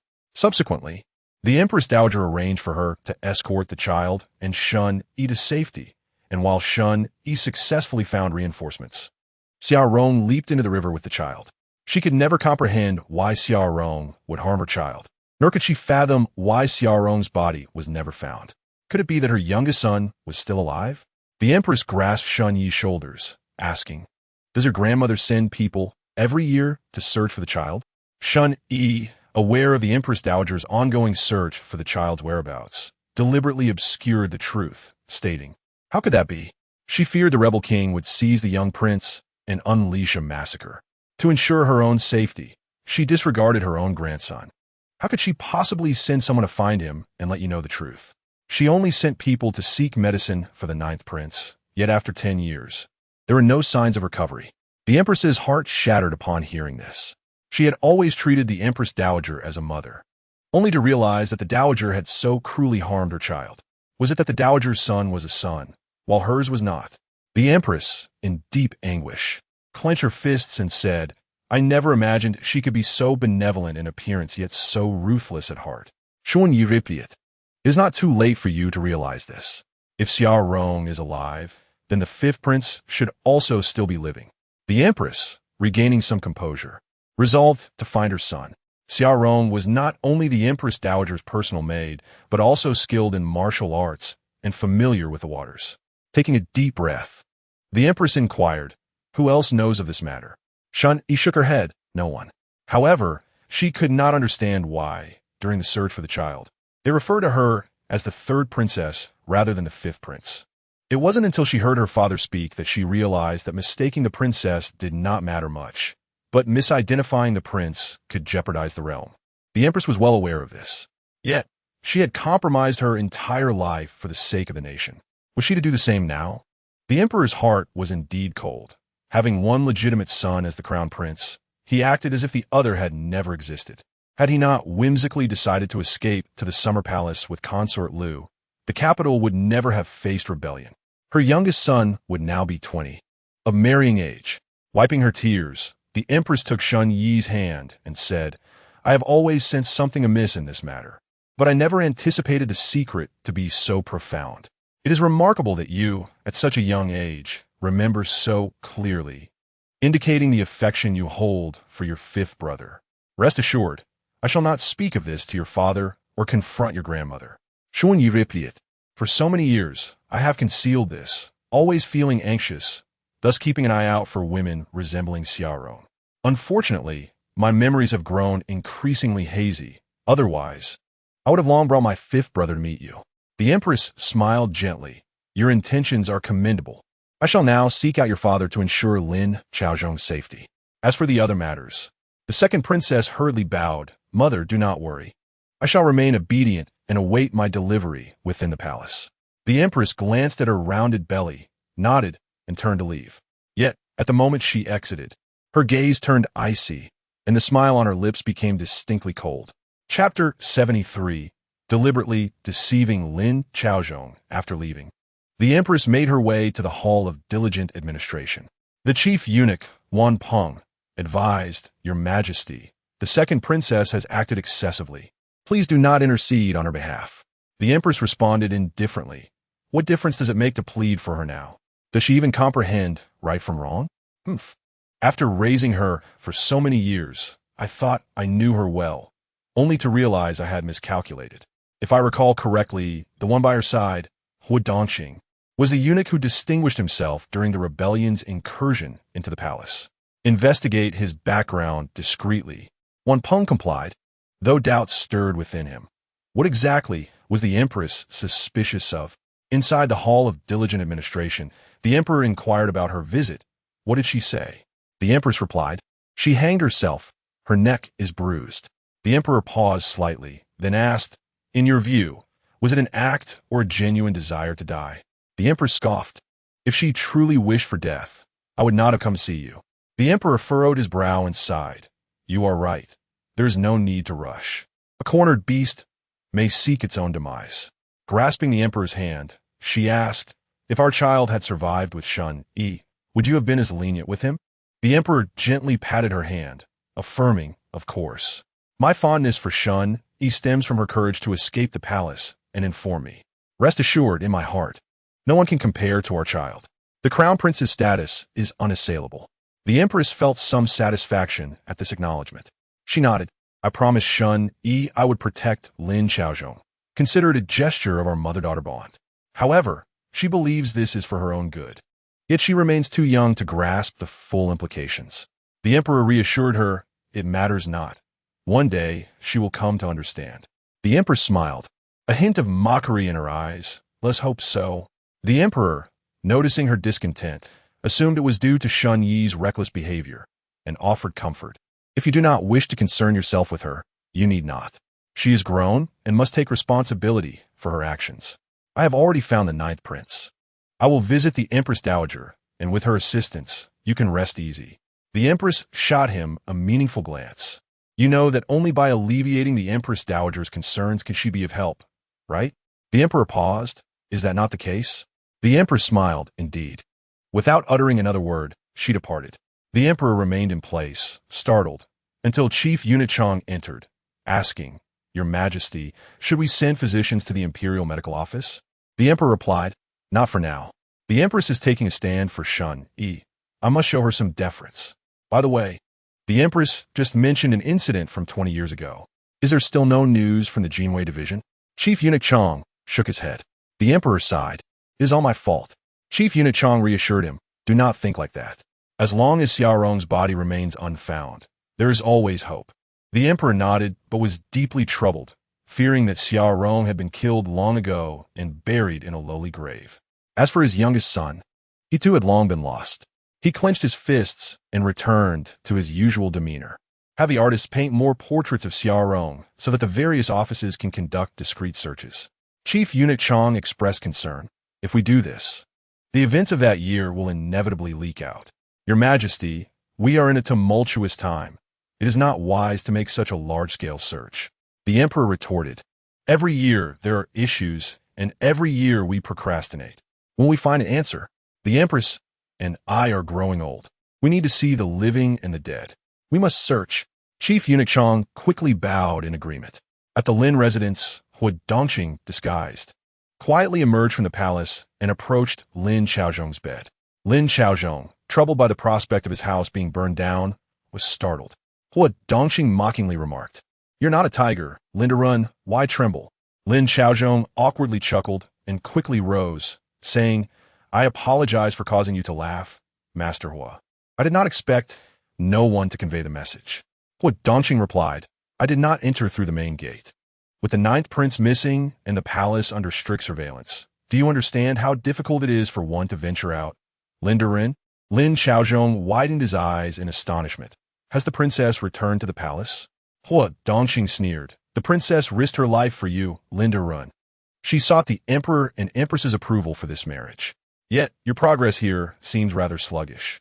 Lin Xiaozhong appeared as if struck by a tremendous fortune, incredulously asking, The emperor and empress are aware? Hua Dongqing nodded. He recalled the second princess's words before leaving the palace. Lin Xiaozhong possesses some cunning, but alas, he often encounters misfortune. If you wish for him to spare no effort, he must be made aware that the palace recognizes him. You must personally inform him that the emperor and empress have consented. Only then will he not retreat. Lin Xiaozhong, filled with excitement, exclaimed, They have all agreed? Hua Dongqing's gaze deepened as he coldly retorted, What if they do not agree? The second princess, for your sake, has taken a fetal preservation pill. If she were to lose the child, it would endanger her health. The emperor and empress, feeling pity for their daughter, sent me to find you. The second princess is destined to marry you. As for the affairs of the Lin family, they choose to remain oblivious. Do you understand? Lin Xiaozhong replied eagerly, I understand. I understand. Thank you, Master Hua, for your guidance. I assure you I will clear all obstacles within 3 days. Rest assured, I will not disappoint the princess this time. Hua Dongqing responded, you made such promises before, but what was the outcome? The second princess, pregnant, cannot endure emotional upheaval. Yet I cannot bear to see her suffer such indignities. Now that the matter has come to light, do you comprehend what it means for you to still be alive? Lin Xiaozhong rose from his bed and reverently bowed towards the palace, proclaiming, your humble son-in-law pays his respects to the emperor and empress. Did not Lady Lin just move out? At this moment, if action is not taken, when shall it be? Upon saying this, he handed Lin Xiaozhong a packet of medicine. Lin Xiaozhong's hand trembled, and Hua Dongqing grasped it, saying, it is merely common arsenic, which household does not keep some to deal with rodents. Do not fear. As for the hemlock, it is best avoided. It is expensive. The Dali Temple will not be easily deceived. Lin Xiaozhong tightened his grip on the medicine packet and nodded. Chapter 74. Poisoning in broad daylight. As Hua Dongqing departed, Lin Xiaoyan crawled out from beneath the bed, startling Lin Xiaozhong to the ground. Lin Xiaoyan snatched the medicine packet from his hands, declaring triumphantly, my vigilance was not in vain. I finally caught you. Now that my elder brother has cleared the way, there is nothing to fear. Just wait. I shall administer the poison tonight. Lin Xiaozhong, horrified, stammered, when did you arrive? Lin Xiaoyan retorted, last night. I was attending to mother, but she said I brought misfortune and sent me away. Return it to me. Lin Xiaozhong reached for the medicine packet. Lin Xiaoyan tucked it into her sleeve, refusing to return it. Confident that Lin Xiaozhong could not catch her, she continued, elder brother, you and mother said that matters concerning our family involve my input as well, even when it comes to dividing inheritance. Thus, should I not be at the forefront in supporting the second princess? I intend to redeem myself, and with your leg in such condition, why contest with me? Lin Xiaozhong, infuriated, shouted, fool, you have already exposed yourself. What can you do now? Return the medicine packet to me, or I shall inform mother. Lin Xiaoyan replied, mother is far too old for such turmoil. Do not worry, I will accomplish the task. As she prepared to leave, Lin Xiaozhong threatened, if you act on your own accord today, do not expect me to protect you if anything goes awry. Lin Xiaoyan scoffed, as if you wield any power. I am relying on the princess now, am I not? Besides, I just heard that the emperor and empress have turned a blind eye. Does the government dare interfere? Just wait and see. I shall achieve 2 goals with 1 act. With that, Lin Xiaoyan excitedly dashed out. Lin Xiaozhong, seeing her depart, felt darkness envelop him. How had he ever thought to enlist this fool to assist him? It was a miracle he had not been driven to madness. He hastily summoned Hu Yong and instructed, Third Anne has gone to the side courtyard. You must guard it and inform me of any developments. If she encounters trouble, ensure you silence her immediately. Hu Yong, bewildered, asked, silence her? Lin Xiaozhong's eyes darkened, affirming yes. Lin Xiaoyan, having learned from her previous mistakes, decided against provoking Li Shi. In her memory, as long as she made amends, Li Shi would rush to court her favor. Thus, she eagerly purchased candies and persimmons, sprinkled the powdered poison over the persimmons, and, once prepared, set off with a food box in hand. Upon arrival, she intended to enter directly, but was blocked by the gatekeeper. She stood at the entrance, shouting, Li Rushuang, are you dead? Letting your servants bully me like this? Who in the capital does not know you are my sister-in-law? Daring to block me openly. Are you afraid I will enter and break your mouth? Let me tell you, I must enter today. If you have the courage, report it to the authorities and see if they care. The servants reported back to Li Shi, who frowned. The authorities do not care? The servant replied, indeed, that is what she said, very fiercely, even picking up stones to throw at the door like a shrew. Neighbors have come out to watch. The servants found it difficult to push her away. Li Shi scoffed. It appears she will not relent until she achieves her goal. Let her in. The servants complied and departed. Lu Yinchuan, eager, exclaimed, let me go chase her away. Li Shi was startled when she saw him rush forward with a long sword. But upon seeing his sincere eyes, she could not help but laugh. This man had always been proud, unwilling to lower his gaze even when confronted by ruffians. Now, that pride seemed to have vanished without a trace. In the future, would he regret it deeply? Lu Yinchuan pouted, declaring, no, I must protect you. Li Shi's mouth twitched in exasperation, saying, then stand back a bit, lest she sprays her saliva on your face. The mere thought of that wretched woman's saliva made Lu Yunxuan instinctively frown, and he indeed stepped back a little. Hui Jia, worried for her mother, rushed to Xiao Yu's side, saying, "Quickly tell the princess that my aunt has come and is causing a ruckus." Xiao Yu, having befriended the servants of the princess's residence, replied, "Do not worry, second miss. I will go at once." She hurriedly left through the back door to deliver the message. Xiaomei saw this and, unable to hold her, took Xiaoman along with her. At that moment, Lin Xiaoyan arrived carrying a food box and mockingly said, "Sister-in-law, enjoying the spacious house, are we? How pitiful for our Chun family. Suffering illness and injury to make room. Do you not feel guilty?" Li Shi glanced at the food box, replying coolly, "Indeed, I feel quite guilty. Alas, my 3 years' rent has truly gone to the dogs." Lin Xiaoyan, enraged, nearly smashed the food box, but, recalling her purpose, restrained herself. She opened the box, taking out the contents and saying, "I may have been wrong, but sister-in-law cannot hold on to that forever. After all, we are family, and I have come to seek reconciliation." Xiaoman caught a whiff of the arsenic odor emanating from the persimmons. "No, poisoning in broad daylight. Mother, do not believe her. There is poison on the persimmons. This wicked aunt remains unrepentant, truly both foolish and malicious." Yuji, frightened, punched Xiaoman. Xiaoman could not help but howl. "Ow!" Lin Xiaoyan, feeling guilty, dropped the food box to the ground, shattering it instantly. Fortunately, the persimmons had already been taken out, leaving only some candies. As she bent down to pick them up, she huffed. "What are you howling about? You startled me." Li Shi took Xiaoman in her arms and remarked, "One who has never committed a guilty act does not tremble at the knock of midnight. Sister, with such a guilty conscience, did you add something improper to the candies?" Upon hearing this, Lin Xiaoyan became infuriated, exclaiming, "Li Ru Shuang, do not attempt to wrongfully accuse me. What have I added? I came with goodwill to seek peace. And you refuse to appreciate it? I've never seen such a heartless sister-in-law, forcing my family into a corner. Do you expect me to kneel and apologize? Heaven truly has no eyes, allowing someone like you to be the general's legitimate daughter." Li Shi smiled indifferently. "Sister, with such an unfiltered tongue, are you not afraid of divine retribution? By the way, how is your nephew? He hasn't gone mad, has he?" Lin Xiaoyan, startled, looked up incredulously and asked, "How do you know? Does it matter how I know?" Li Shi replied, glancing at Lin Xiaoyan with amusement. At that moment, Lin Xiaoyan was not foolish. Chun Lei's illness was suspicious, and he now seemed completely daft, a far cry from his former self.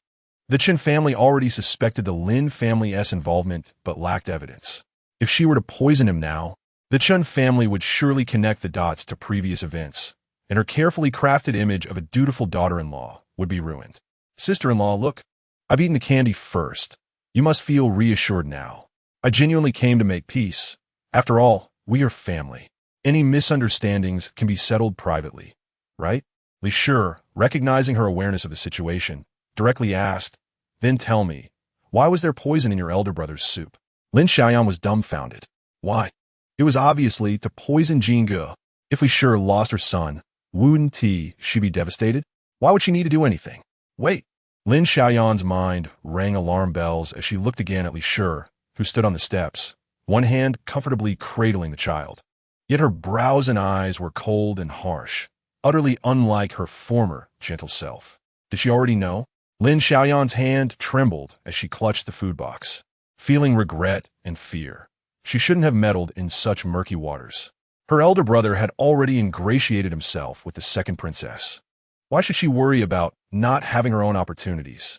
With that thought, she nervously gathered the candies, forcing a smile. "Look at what sister-in-law is saying. There's no poison. My nephew merely caught an illness, but he will recover soon. By the way, there's a cellar behind the house where we can store plenty of vegetables in winter. I'm sure you didn't know about it. Let me show you." Lin Xiaoyan placed the food box on the table, intending to take it away unnoticed later. Li Shi, holding Xiaoman, followed behind her, curious about her intentions. "Whoa, at least have someone clean it up first. Mother, we can't afford to lose another life in our family." Li Shi patted Xiaoman's bottom, signaling her to stay still. Then she told Xiaomei to watch over the items and not let anyone touch them. Xiaomei nodded and quickly went to keep watch. Hui Jie's eyes sparkled, her expression relaxing. Xiaoman, seeing this, questioned, is the Princess Annie coming? If I could move, I would definitely shove a persimmon into that wicked ant's mouth, making her experience the terror of being scared to death. Scare her to death and expose her true nature. While Lin Xiaoyan was conversing with Li Shi, Hui Jie suddenly handed her a persimmon, saying, Auntie, eat this, it's very delicious. Lin Xiaoyan, caught off guard, bit into it before realizing, suddenly terrified. She held the persimmon and asked Hui Jie, where did you get this? Hui Jie pointed to the stone table, right there. Annie brought it herself just now. Wow. Ugh. Lin Xiaoyan turned pale, frantically trying to gag as she glared resentfully at Hui Jie. That was poisoned. It contained rat poison. Are you trying to kill me? Sister-in-law, hurry and call a doctor. Quickly. Lin Xiaoyan had only taken a bite, but she was already retching. Yet, she was still terrified and lunged to grab Hui Jie. Hui Jie pushed her away and cried, Auntie is bad. You didn't bring it for us to eat? Lin Xiaoyan quickly defended. What I intended to give you was candy, not persimmons. Li Shi anxiously pulled her daughter close, asking, did you really take one? Hui Jie shook her head, but Li Shi remained worried. Xiaoyu, quickly take the second young lady to wash her hands. Xiaoman sniffed and also shook her head. Mother, don't worry. Sister doesn't have arsenic on her hands. It's persimmons we bought from our family. Sister is truly clever, and she and Xiaoman are in sync. This time the wicked aunt will surely be scared to death. Lin Xiaoyan, trembling with fear, unable to move from terror, stared fixedly at Li Shi, sister-in-law. If you don't call a doctor for me, do you want to witness my poisoning? Li Shi, now aware of the truth, replied coldly. Which family would sprinkle rat poison on persimmons and brazenly bring them into someone else's home? Do you take me for a fool? If you do not speak the truth, do not blame me for being heartless. Lin Xiaoyan, hearing this, felt blood rush to her head and immediately roared. Li Rushuang, you truly are shameless. Let me tell you, my brother has already connected with the current second princess, and the emperor and empress are aware of this. They specifically sent word for our Lin family to deal with you. You better find a doctor to save my life quickly. Perhaps I can still plead for you and ensure your 3 children survive. Otherwise, they will surely meet their end. Li Shi was taken aback, her eyes wide with shock. Lin Xiaoyan, seeing her reaction, felt triumphant. Now you know fear, don't you? Hurry and call someone to save me. If it's too late, the first to die will be Jinge. Li Shi's face turned pale as she stepped back in fright. Just then, the eldest princess arrived in time, supporting Li Shi while scolding. You insolent wretch, how dare you speak such nonsense? What do you mean the emperor and empress sent word for your Lin family to deal with Mrs. Lin? Dare you confront me in the palace? If you speak one word of falsehood, I will skin you alive. Lin Xiaoyan, drenched in cold sweat and overwhelmed by fear, clutched the eldest princess's legs. Your Highness, I am not lying. This poison was given to my brother by Steward Hua. He said that heretical poison is too expensive, and using arsenic is difficult for the authorities to trace. If he had personally instructed me, I wouldn't have the courage to poison anyone. The eldest princess laughed in anger, rebuking, you don't dare to poison yourself, yet you would let others do it? It seems the Lin family is not only shameless, but truly a relentless viper. Lin Xiaoyan, realizing the eldest princess's disdain for her brother, immediately replied, Your Highness, it's all my brother's fault. I was coerced into coming.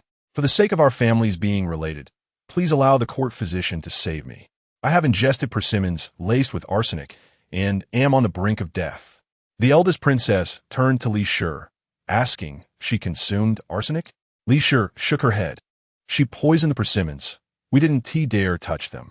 What Hui Jie gave her was clean, bought by us. What? Lin Xiaoyan felt as if struck by lightning.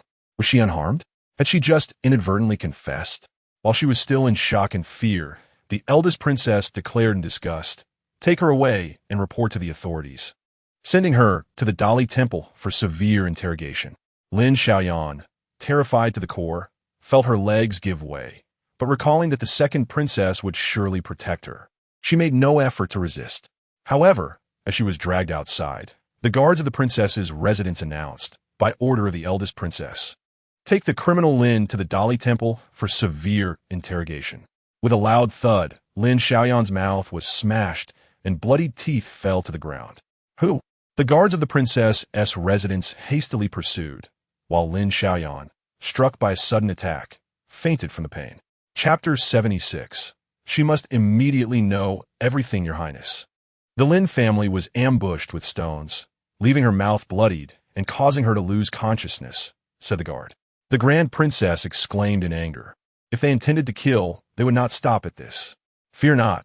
Send the evidence to the Dali Temple and inform the Minister Lu Hu that I, the princess, witnessed Lin Xiaoyan attempting to poison and harm Lady Lin in broad daylight. Ensure he rigorously investigates this matter. The guard departed promptly. Lady Li remarked, I shall not touch what she sent. It was Sister Hui who cleverly brought her a clean persimmon, and out of her own guilt, she confessed everything. Princess Qian sighed in relief. Ba, truly a blessing from the Bodhisattva. Sister Hui is exceptionally astute. The Grand Princess joyfully replied, indeed. Xiao Yu rushed to inform me, and I fortuitously encountered her on the way. She then reproached Lady Li. Why do you not trust me? I am genuinely on your side. Furthermore, I noticed your pallor when Lin Xiaoyan mentioned my father and mother. They are not such people. Otherwise, the messenger would not be Huadongqing, but at the very least, Yuan Xiao, who is the most trusted disciple of my father and elder brother. Lady Qian, puzzled about the situation, inquired further and soon learned that Lin Xiaoyan claimed the emperor and empress were aware of matters within the Lin family and demanded the removal of Li Rushuang. Impossible. Absolutely impossible. She asserted. The emperor knows the 9th prince is here. He would not issue such an edict, believing Lady Qian held unwavering trust in her royal parents. The Grand Princess gleefully responded, precisely. At that moment, Lu Yuncha, with a loud thud, threw a figure before them. He pointed at the bruised and battered Hu Yong on the ground, declaring, it was him. I saw him strike that woman outside. The Grand Princess stared in astonishment at the man before her, her words stumbling as she struggled to form a coherent response. The memory of the 9th prince from 10 years ago, so gallant and spirited, flooded her mind. Yet, the last decade had seen him preoccupied with trivial pursuits. Why had he grown so imposing, sword in hand, radiating such formidable presence? As she gazed in shock, Lady Qian swiftly covered her mouth and pinched her hand tightly. Now I understand why he seems familiar. He is a friend of your uncle, Lu Yuncha. You may call him 9th uncle, just like Feng Xian. He has been entrusted by your uncle to care for Rushuang and serves as the head of the guards in this residence. Lady Qian patted the Grand Princess twice, and, with effort, the Grand Princess swallowed hard, grappling with the new reality. To be the head of the guards. How splendid. Lady Li, observing their furtive behavior, furrowed her brows. Meanwhile, the little one in her arms, Xiaoman, pondered deeply. Suddenly, she exclaimed, Ah, mother, I remember. Lu Yuncha is a friend of my master. My master said he was in a state of suspended animation, almost a living corpse. Later, when his heart turned to ashes, he truly became dead. His spirit has visited the Lin family several times, each time calling me a little fool and advising me not to return, for only sorrow awaited me. He is a great fool, coming more often than I, yet he appears as if his heart has been hollowed out. Lady Li felt a sudden jolt of discomfort, nearly collapsing. The Grand Princess and Lady Qian rushed to support her, but Lu Yuncha was quicker. He cradled Xiaoman in one arm while steadied Lady Li with the other. His brow furrowed, his demeanor serious and focused, betraying no sign of childishness. Do not concern yourself with that woman. Her mouth is broken, and I shall deal with her eyes tonight for you. I will take care of the child. I am capable. I have experience. Lady Li composed herself and gently pushed him away, saying, Thank you, but I am fine. Given your exceptional agility, please deliver this man to the entrance and hand him over to the Grand Princess's guards. Lu Yuncha glanced at the Grand Princess. A wave of dread washed over her, and she quickly replied, No, it's unnecessary. I will call the guards.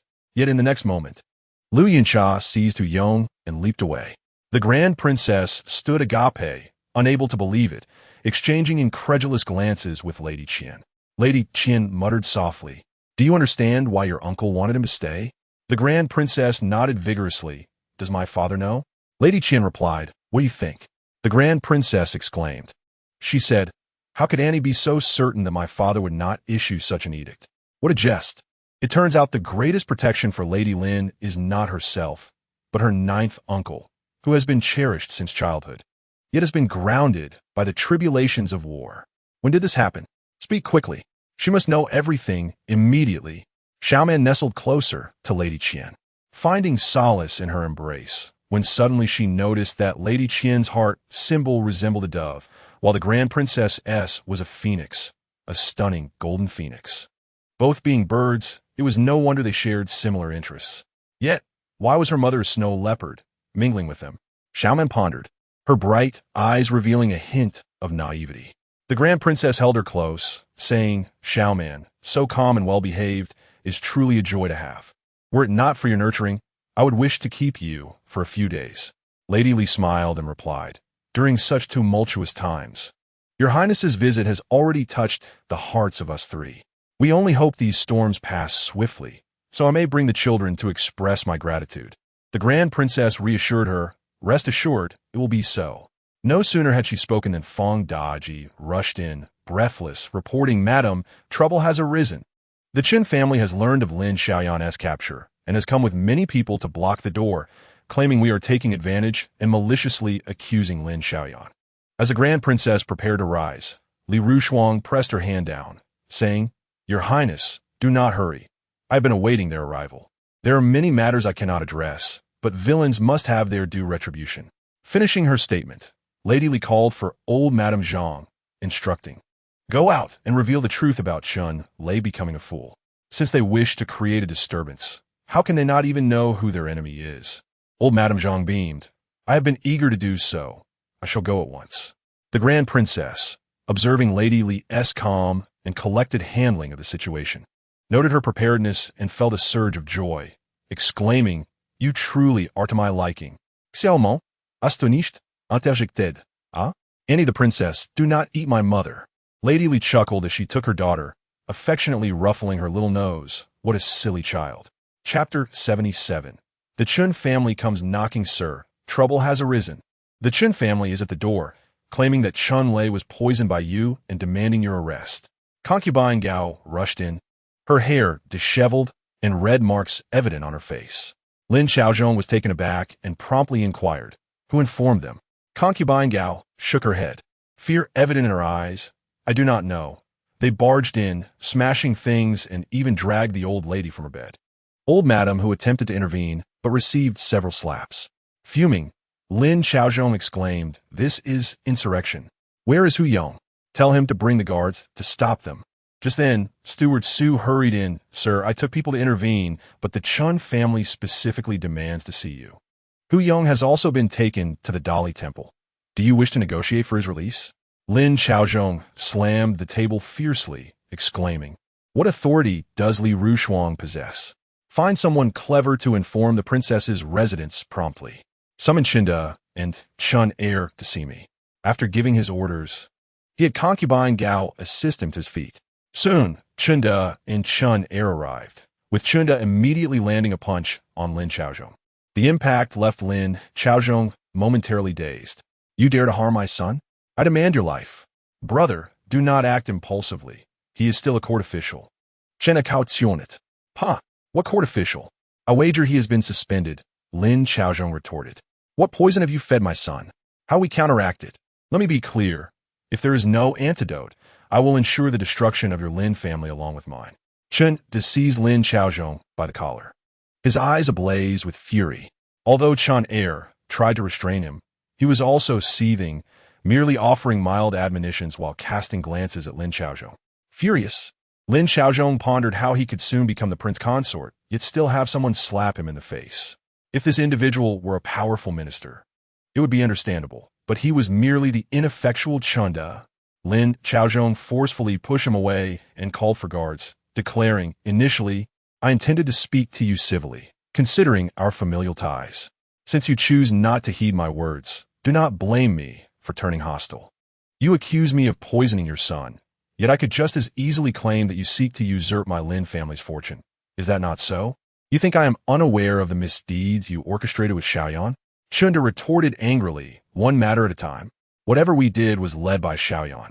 If you have grievances, direct them at her, not us. However, How do you explain the poisoning of my son? Lin Xiaozhong coldly replied, where is your evidence? What was the poison administered? Who witnessed me giving it to your son? Besides, if you suspect it was poison, why not report it to the authorities? Shane the bell of it. It was Nurse Zhang who stated it outright. How could she lie? She serves your wife, and now your wife has moved away. Why did you send Xiaoyan to administer poison? Was it not because your son mistakenly consumed the poison intended for my son, prompting you to strike again? Realizing that Lin Xiaoyan had been exposed, Lin Xiaozhong was taken aback by how well-informed Nurse Zhang was. It was evident that Li's departure was premeditated. How audacious of Li! Lin Xiaozhong retorted, what Zhang said is irrelevant. Confront her if you wish. Xiaoyan was apprehended for poisoning, but that is a feud between her and her sister-in-law. Not my concern. If you wish to implicate me, so be it. Report to the authorities and take the debts Xiaoyan incurred. The Lin family will not spend a single coin. Let us see whether the authorities apprehend you or me. Chinda shouted, you dare threaten us. Lin Xiaozhong scoffed, threaten? Your Chun family, once reduced to merely 2 acres of land, was further encroached upon by Zhang Jiren. Had it not been for my assistance, you would not even have made it to the capital, let alone afford the journey. I extended my support, even considering a military position for Chun heir. And yet, you repay my kindness with betrayal. Given your actions, imprisonment would be a light sentence. Chunda asserted, regardless of your claims, my son has been rendered foolish, and you will not escape the consequences. But concerning my nephew, you must provide an explanation. Lin Xiaozhong replied indignantly, Xiaoyan was arrested, yet I have connections in the court. Why should she not be released? Chunda sneered, who would desire a woman who has been imprisoned? Heir, quickly draft a divorce decree. Chunda found it. What do you mean by that, brother? Lin Xiaozhong stated, there are matters I cannot disclose, but you may inquire of Xiaoyan why she resorted to poison. Are you not a couple? Surely, the people she associates with would inform you. Associate? Chunda and Chen heir exchanged doubtful glances. Soon, Chen heir suggested, I will inquire. But brother, should we not summon a physician to examine Chen Lei? Lin Xiaozhong responded, I know a highly skilled physician. Should he intervene, Chen Lei will surely recover. However, this is contingent upon your request for assistance. If you continue to slander me with accusations of poisoning, then report me and sever all ties with the Lin family. There will be no further interactions. Upon hearing that his son might be saved, Chunda exclaimed joyfully, is that true? Chen heir added, if the child can recover. Who would wish to quarrel with brother? Lin Xiaozhong coldly laughed. I heard you caused quite a stir today. Individuals like yourselves, quick to anger, easily manipulated. It is no wonder you have achieved so little over the years. Suddenly, hurried footsteps were heard outside. Steward Su entered, stating, Master. The old lady and elder Madam Chun had a scuffle, resulting in the shattering of the blue-glazed plum vase and the ceramic double-handled jar from Duobao Pavilion. Just these 2 items alone amount to over 500 taels of silver. The peony-patterned bottle also broke, and the old lady bled from her mouth. Declaring her intent to report to the court, she instructed that since the Chun family wishes to cause a ruckus, you should take charge of the divorce and settle accounts with them. Upon hearing this, Chunda and Chun heir were instantly alarmed. Shengda protested. Since it was the 2 elderly ladies who were tussling, my mother alone cannot bear the blame. Chen added, precisely. If things are damaged, we can simply replace them. Lin Xiaozhong suddenly smashed his teacup, producing a resounding crash. I see your Chun family seeks destruction. Someone, report to the authorities. Use my notice to summon the officials of Shuntian Prefecture and arrest all outsiders who dared intrude upon the Lin family today. I will not seek reconciliation. At Lin Xiaozhong's declaration, both Chunda and Chun heir turned pale with fear. Chapter 78. The Crown Prince faces a crisis. Chun heir pleaded, Brother, you cannot be so ruthless. Chunda added, Indeed, we are still relatives. At worst, we can cease our quarrel. Just have the physician attend to my son. Lin Xiaozhong retorted, You come to wreak havoc in my home, and you expect to simply walk away? Chen heir suggested, We can assist in cleaning up. Let us note the damages and devise a plan once Xiaoyan is released. Chunda concurred, Indeed, this matter originated with your couple's turmoil. If you wish to harm your wife, why send Xiaoyan to poison her? We are all loose-tongued, but if you truly dare to have us arrested, we will reveal everything, including how you and your sister conspired to deceive your wife's dowry. You can forget about holding an official position then. Lin Xiaozhong replied, "Feel free to speak your mind. Once imprisoned, we shall see if anyone will silence your loose tongues." Both Chunda and Chun Heir felt a chill run down their spines, an unsettling dread creeping in. Chunda leaned closer to Lin Xiaozhong, whispering, "The second princess remains in the palace and will not leave for now. You must devise your own means to cope." Lin Xiaozhong's brows furrowed deeper with intensity. Chun Heir, having overheard mention of the second princess, felt a sudden pang of anxiety. His wife had once remarked on her brother's capabilities, claiming that every woman was formidable. She had also indicated that the Lin family was poised for greatness, and if he failed to treat her well, she would abandon him. Could it be that? Chun Heir suddenly knelt before Lin Xiaozhong, pleading, "Brother, I know my mother acted impulsively. We shall persuade her. My feelings for Xiaoyan are sincere, and furthermore, a remarried woman would tarnish the Lin family's reputation. For Xiaoyan's sake, grant us another chance." Chunda remained skeptical, but his brother suddenly tugged at him, prompting him to kneel as well. Taking a deep breath, Lin Xiaozhong contemplated whether the emperor was dissatisfied with his handling of this matter, which is why the second princess had not left the palace. If he were to create further disturbances at this juncture, it would only exacerbate matters within the palace. It would be simple to deal with the Chun family. Expelling them from the capital would suffice. However, with them present, Xiaoyan, as an outsider, would naturally implicate the Chun family should any trouble arise. With this in mind, Lin Xiaozhong coldly stated, "This is the final opportunity. There shall not be a second." Chunda attempted to argue further, but Chun Heir pulled him up, saying, "Thank you. Brother, we understand." Once outside, Chunda grumbled, "Heir, do you not see that Lin Xiaozhong is no good? Why do you continue to appease him?" Chun Erdeo, "Brother, I shall not dispute family matters with you. Likewise, refrain from contesting external affairs with me. Why does Lin Xiaozhong wish to harm his wife? Is it to make room for someone else? What sort of individual merits such drastic actions? The current Mrs. Lin is the daughter of a fourth-rank general, yet he dares to act against her. Do you recall the bracelet belonging to Xiaoyan?" Chun exclaimed in shock, "The second princess?" Chun Heir quickly covered his mouth, saying, "Speaking of royal matters so casually could lead to dire consequences." Chen's complexion turned pale, yet his eyes sparkled with a glint of gold. Good heavens! If Lin Xiaozhong truly aligns himself with the princess, our Chen family would also find itself among the imperial kin. Brother, you must not divorce Lin Xiaoyan. Even if she is of questionable character, you must support her. Our family's future prominence in the capital hinges on the success of Lin Xiaozhong's marriage. Chun Heir stated, "Having been in the capital for 3 years, mingling with soldiers, I have acquired some knowledge. The second princess enjoys the emperor's favor, yet her fate is unfortunate. She has been wed for 7 years without bearing child. Her husband passed away 6 months ago, which has deepened the emperor's sympathy for her. Thus, Lin Xiaozhong acts with impunity, asserting he will send us to the authorities, confident that someone will assist him afterward. After all, who would dare offend a man chosen by the second princess?" Chun Heir cautioned, "Keep your lips sealed about this matter for now. Speaking ill of the Lin family may lead to mere quarrels, but discussing royal affairs is a capital offense. Xiaoyan did not reveal a word to me when she administered poison." Chun declared, "I understand the gravity of the situation, rest assured."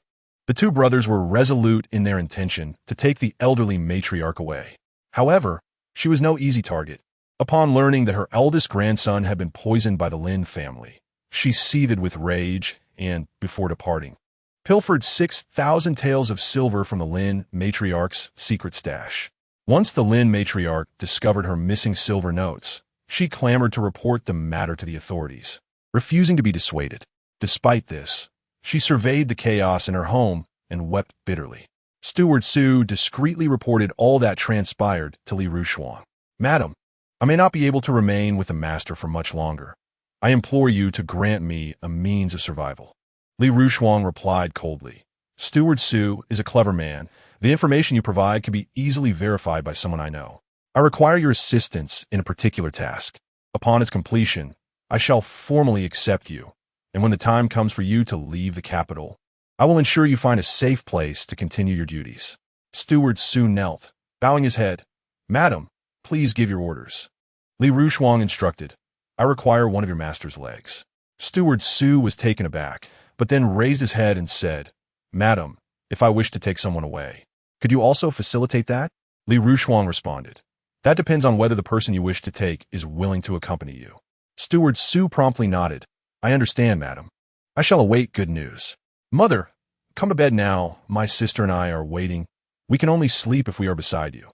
Li held Huijia with one arm while grasping Xiaoman's hand with the other, sighing, "As long as you are by my side, I have no worries.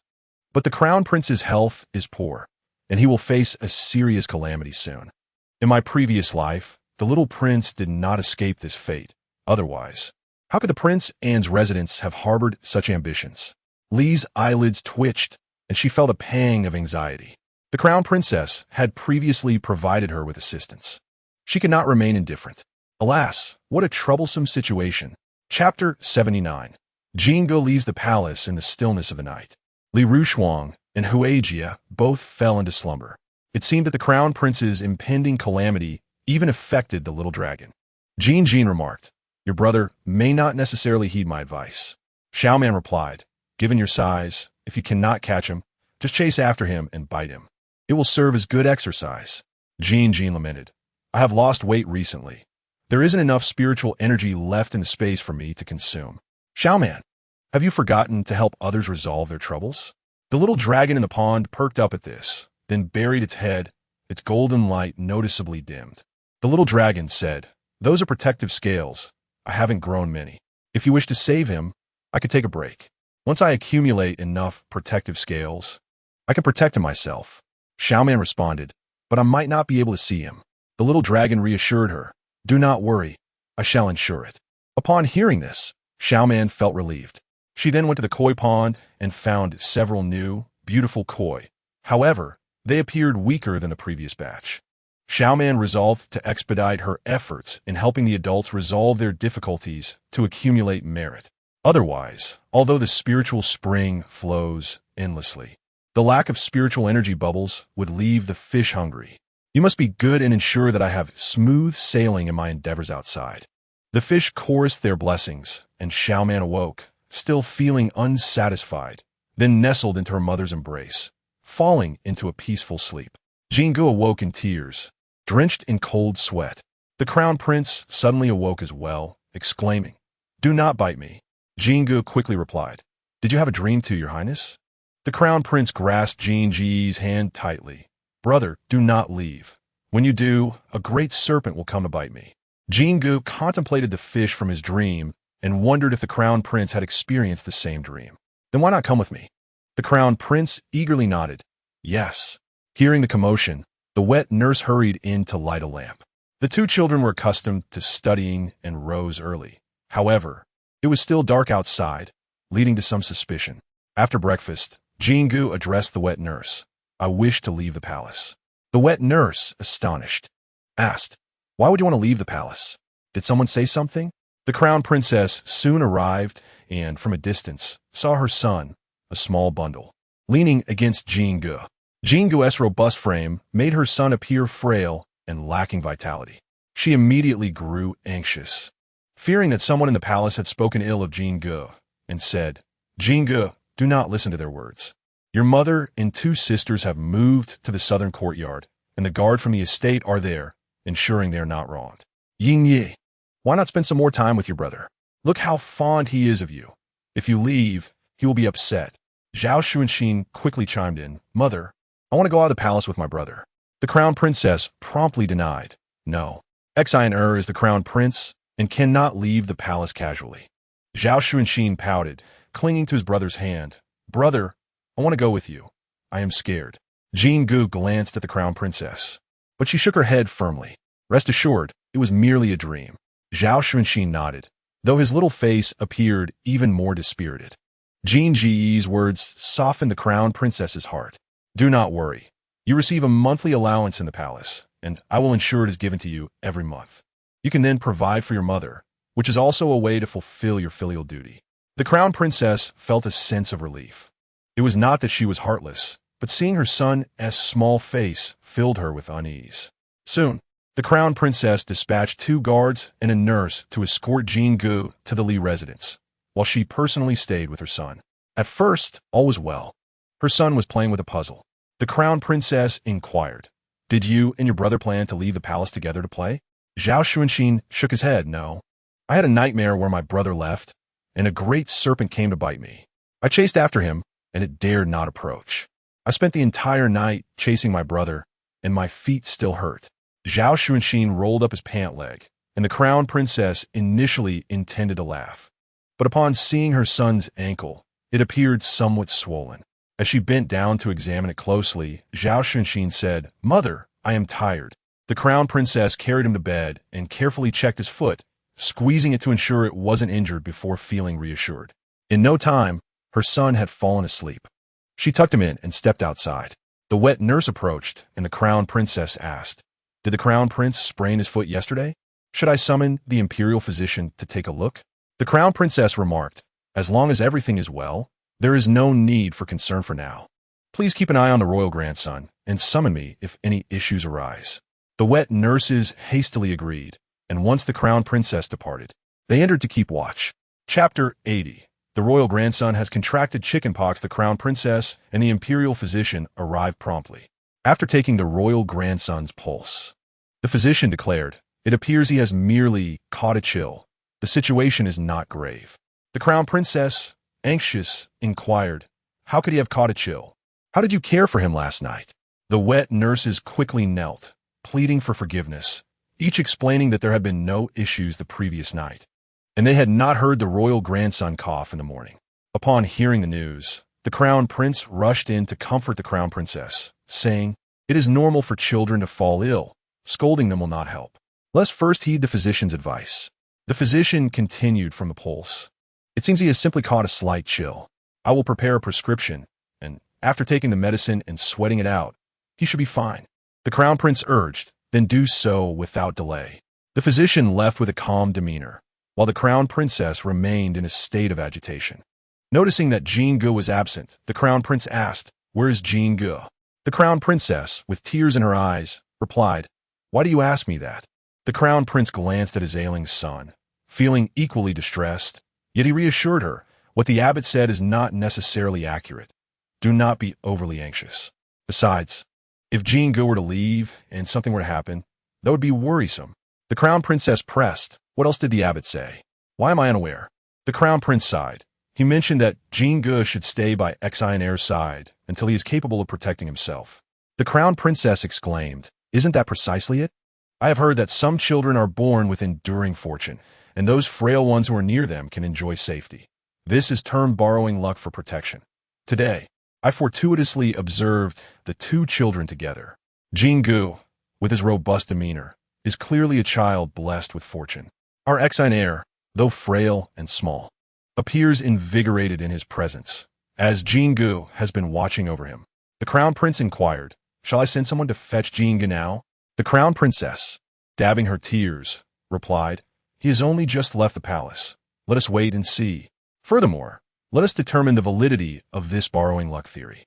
The crown prince, caught between laughter and exasperation, remarked, "You wish to test this theory?" The crown princess insisted, "Given the safety of my son is at stake, how can we not be meticulous? He is my sole treasure. He is my very life." With a sigh, the crown prince embraced the crown princess, acknowledging, "It is I who have wronged you." The crown princess, feeling even more distressed at his words, replied, "As partners in marriage, your words only deepen my sorrow." By midday, the royal grandson awoke, took his medicine, and returned to sleep, expecting to feel better after resting. However, not long after, he broke into a feverish sweat and began to have nightmares, repeatedly crying out, "Brother, save me! Brother, save me!" The crown princess, in a state of panic, called for the physician again. Upon seeing the rash on the royal grandson, the physician was taken aback and prostrated himself, exclaiming, "Your Highness, this is chickenpox." What? In an instant, the entire Eastern Palace was thrown into disarray. The crown prince quickly dispatched messengers to inform the various palaces, forbidding anyone from entering the Eastern Palace. He ordered the inner quarters to be fumigated and summoned a dozen physicians for a consultation, who conferred outside regarding treatment plans. The crown princess held her son tightly, her heart heavy with dread. The crown prince found himself in a difficult position, acknowledging, but at this moment, the crown princess knelt, cradling the royal grandson, pleading, "Your Highness, I beseech you, our son cannot suffer any mishap." Just then, a figure rushed in. It was the emperor. "I have had chickenpox before. Shun Xin will be fine. Let me see him." The crown princess, filled with trepidation, tearfully handed her son over. Shun Xin was still burning with fever, his small lips parched, weakly uttering, "Brother, brother, save me. There are snakes. They bite me." The emperor looked towards the eastern palace and asked, "Where is Jin Ge?" The crown prince responded at this moment, "It is not wise to summon him. Shun Xin is ill, and Jin Ge is still a child." The emperor scolded, "Foolish. Jin Ge and Shun Xin are inseparable. If Shun Xin has contracted chickenpox, Jin Ge going out poses a greater risk to his two sisters. Furthermore, do not despair too much. Shun Xin will pull through." The crown prince and crown princess nodded in agreement, though their voices trembled with emotion. In the Li residence, many events had transpired, and I wish to recount them to you one by one. Jin Ge replied, "No rush. Let me first check on my little sister." He hurried to the bedside and took Xiaoman's hand. Li Rushuang looked at her son, who had gained some weight, her lips twitching in response to her anxiety. "Ah, brother, you carry the aura of the smallpox virus. It appears the royal grandson has already been infected. Did you not bring him? I possess the spiritual spring water that can counteract it. What shall we do now? Smallpox?" Alarm bells rang in Li Rushuang's mind. It was deadly. She quickly urged Jin Ge, "Go wash your hands first." Jin Ge protested, "Mother, my hands are clean," unfamiliar with the nature of the smallpox virus. He was nonetheless reassured by the knowledge that his sister could cure it, and he remained calm. He planned to converse with his sister privately, determined to keep his mother in the dark. He feared the shock would be too great for her. "Even if clean, you must wash. Hurry." "Very well." Before leaving the room, Jin Ge exchanged a knowing glance with Huijia. She quickly followed him outside, asking, "Brother, are you up to no good?" Yin replied, "How could I? I simply wish to hold our sister. Help me sneak her out." Huijia exclaimed, "Isn't that a bad deed? Mother would scold you. I will be waiting by the back window for you. Be swift." "All right, I will try." Huijia quickly returned, noticing her mother inside. She said, "Mother, the wet nurse and guards who brought brother are outside. Do you not want to meet them?" Li Rushuang suddenly remembered. "Yes, and I should reward them." Huijia nodded eagerly. Once their mother left, she hurried to embrace her sister. "My dear sister, you are quite heavy. You must eat less. You are too plump." Xiaoman burst into tears. "Wah, bad sister. In my past life, I cherished you even when you were around. How can you now turn against me?" Wah, let me go. I do not want to go with you." Chapter 81. The eldest brother's black pot. Xiaoman takes no blame after much effort. Huijia managed to lift Xiaoman onto the windowsill, where Jin Ge was ready to catch her. "If not, mother would scold me. Is it not true?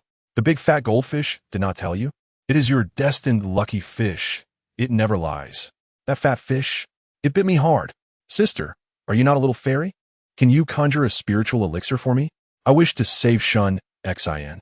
Xiaoman looked troubled. "What are you dreaming of? Elixirs require refinement and special herbs. We have nothing." Jin Ge thought to himself that his sister was a lower-tier fairy, hence her lack of elixirs. But she was still young. Perhaps she would possess them in the future. Thus, he vowed to protect her, nurturing this precious seedling, as one day, even a mere sprout could bring forth spiritual herbs. Unless someone gifted him gold ingots, he would never steal to sell. What then? Shun Xin mentioned a great snake biting him. Smallpox is a plague. The great snake biting him indicates he has already been infected. I could have used the water from the spiritual spring to save him, but now that he is absent, I must devise another plan. Xiaoman contemplated whether she should fetch the protective scales from the little dragon to take to her brother in the palace. At that moment, Jin Ge had a sudden inspiration. "Can you drink the water from the spiritual spring?" Xiaoman replied proudly, "Of course. I have grown up soaking in it." Jin Ge exclaimed with joy, "That is splendid. Sister, drink plenty of the spring water, and then urinate. I can take the urine into the palace." Xiaoman was left completely stunned. "Genius, my dear brother. Your method is something that 9 out of 10 people would never conceive." Jin Ge cheerfully proclaimed, "See, brother is indeed quite clever." He then chuckled with a sense of pride. "Xiaoman, contemplating the glimmer of intelligence that floated above Jin Ji's head. Mused that while his intellect was present, it was merely in limited supply, tinged with a hint of naive foolishness. There's no need for that, Xiaoman interjected. I just remembered another approach. Jin Gu inquired, what other method do you have? Xiaoman replied, the grass surrounding the spiritual spring is quite fragrant. Its juice can detoxify. I will enter the space to gather some spiritual herbs, and you can simply crush them into juice to feed the crown prince. Upon hearing this, Jin Gu exclaimed, what are we waiting for? Hurry and enter the space. He dashed off, calling his sister Hui. You quickly enter and assist me. Second sister, catch. Li Rushuang caught her daughter in her arms and looked at Jin Gu, saying, you have become quite bold after your trip to the palace. Why are you sneaking your sister out? Jin Gu, looking aggrieved, responded, Mother, how could it be you? Li Rushuang retorted, your second sister is still so small, barely taller than the windowsill. Are you not concerned about her falling if you let Xiaoman carry her? Quickly come back. With a dejected head, Jin Gu returned, still without the spiritual herbs. He gazed anxiously at his sister, his heart racing. Jin Gu stated, that's enough. The crown princess said, I have a monthly allowance in the palace, which I will bring back to honor you once it's distributed. Mother, rest assured, I will earn enough to support both my sisters. Upon witnessing her son's filial piety, Li's heart warmed. At that moment, Granny Zhang rushed in, exclaiming, Madam, it's terrible. The second lady has arrived. The second aunt is here. Mother, you must go see her. She'll do anything. Yin yi yit. I will take care of the little one with second sister. We one team move her around. Jin Gu volunteered, finally seeing an opportunity to obtain the spiritual herbs. However, Xiaoman interjected, Mother, the second aunt only acts in her own interest. You must have written to summon her to care for grandmother, and she is displeased. She is very cold-hearted. She cares not for anyone's life or death, nor would she genuinely worry for you. In her last life, she even profited from the news of your demise, pretending to be close, yet when it came to money, she wouldn't even buy a coffin, leaving you to be wrapped in a straw mat. Li Rushuang shivered as a chill ran down her spine. But her daughter's words confirmed her suspicions. Lin Xiaochun was not inherently cold, but rather, she was naturally profit-driven. After moving to the capital, Lin Xiaochun and her husband Zhang Hong engaged in the flower and wood business and had sought Lin Xiaozhong several times for work. Lin Xiaozhong had not taken it seriously and instead introduced them to a lumber supplier. Thus Lin Xiaochun and Zhang Hong, while not openly complaining, had lamented Lin Xiaozhong's lack of compassion for his sister and brother-in-law, preferring to assist outsiders. Knowing Lin Xiaozhong's temperament, Lin Xiaochun feared that if he found out, he would become angry with her and Zhang Hong, so she always remained neutral and kept it hidden. Now, however, with a need for assistance, Lin Xiaochun's profit-driven nature, though not worth forging a relationship over, could prove advantageous if she were to be present in the Lin household, making dealings easier for matters that were inconvenient for Li Rushuang to handle. With this in mind, Li Rushuang rose and instructed Granny Zhang, take the second lady to the guest hall. Inform her that the Grand Princess and the Princess Consort of Qian may visit shortly, and remind her to be mindful of her status. I will change my clothes and join you. Granny Zhang nodded quietly and went out to attend to the guests. Jin Gu and Sister Hui quickly agreed. Xiaoman clutched the quilt, pouting, Mother, first change the baby's diaper before you go. Brother's being naughty, wanting to use the baby's urine to save the crown prince. If the baby pees now, we mustn't let him succeed, even if he saves the little prince. It would leave a dark history for him. How will he face others in the future? With wide eyes, Li Rushuang glanced at her son's foolish expression, her mouth twitching. She promptly changed Xiaoman's diaper before preparing to change her clothes.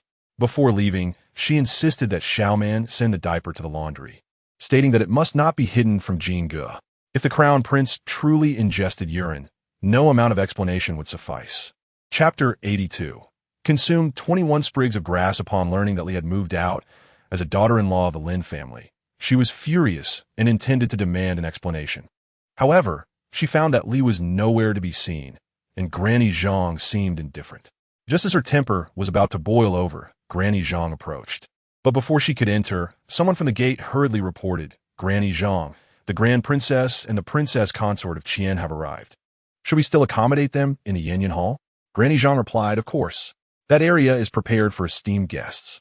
Send a maid to inform the madam, so the guests do not wait too long." The young servant nodded and hurried off. Lin Xiaochun suddenly calmed down. She understood better than anyone how her elder brother had risen to prominence. Initially, he had ingratiated himself with the Jiang family, becoming their pupil, and solicited old Madame Jiang's help in matchmaking, which led him to become a son-in-law of the general's residence and subsequently ascend the ranks. Her sister-in-law had connections far more solid than her brother's. It had only been a short while since their return to the capital, and her brother's connections had already reached the Grand Princess. It was well known that the Grand Princess's husband, the Marquis of Yong'an, managed the Ministry of Revenue, a position that many sought to curry favor with, but could not. This was indeed a fortuitous opportunity. Apologies for keeping the second lady waiting. Our madam is busy with the 3 children. You have traveled a long way. Have you met with the old madam and the master? Lin Xiaochun said, her anger dissipating as she anticipated the response. Is it true?